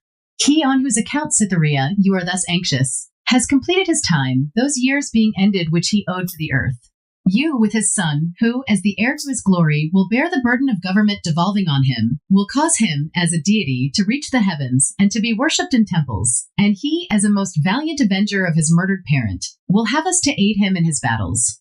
The conquered walls of Mutina, besieged under his auspices, shall sue for peace. Pharsalia shall be sensible of him, and Philippi, again drenched with Emathian gore, and the name of one renowned as great shall be subdued in the Sicilian waves. The Egyptian dame too, the wife of the Roman general, shall fall, vainly trusting in that alliance, and in vain shall she threaten that our own capital shall be obedient to her canopus. Why should I recount to you the regions of barbarism, and nations situated in either ocean?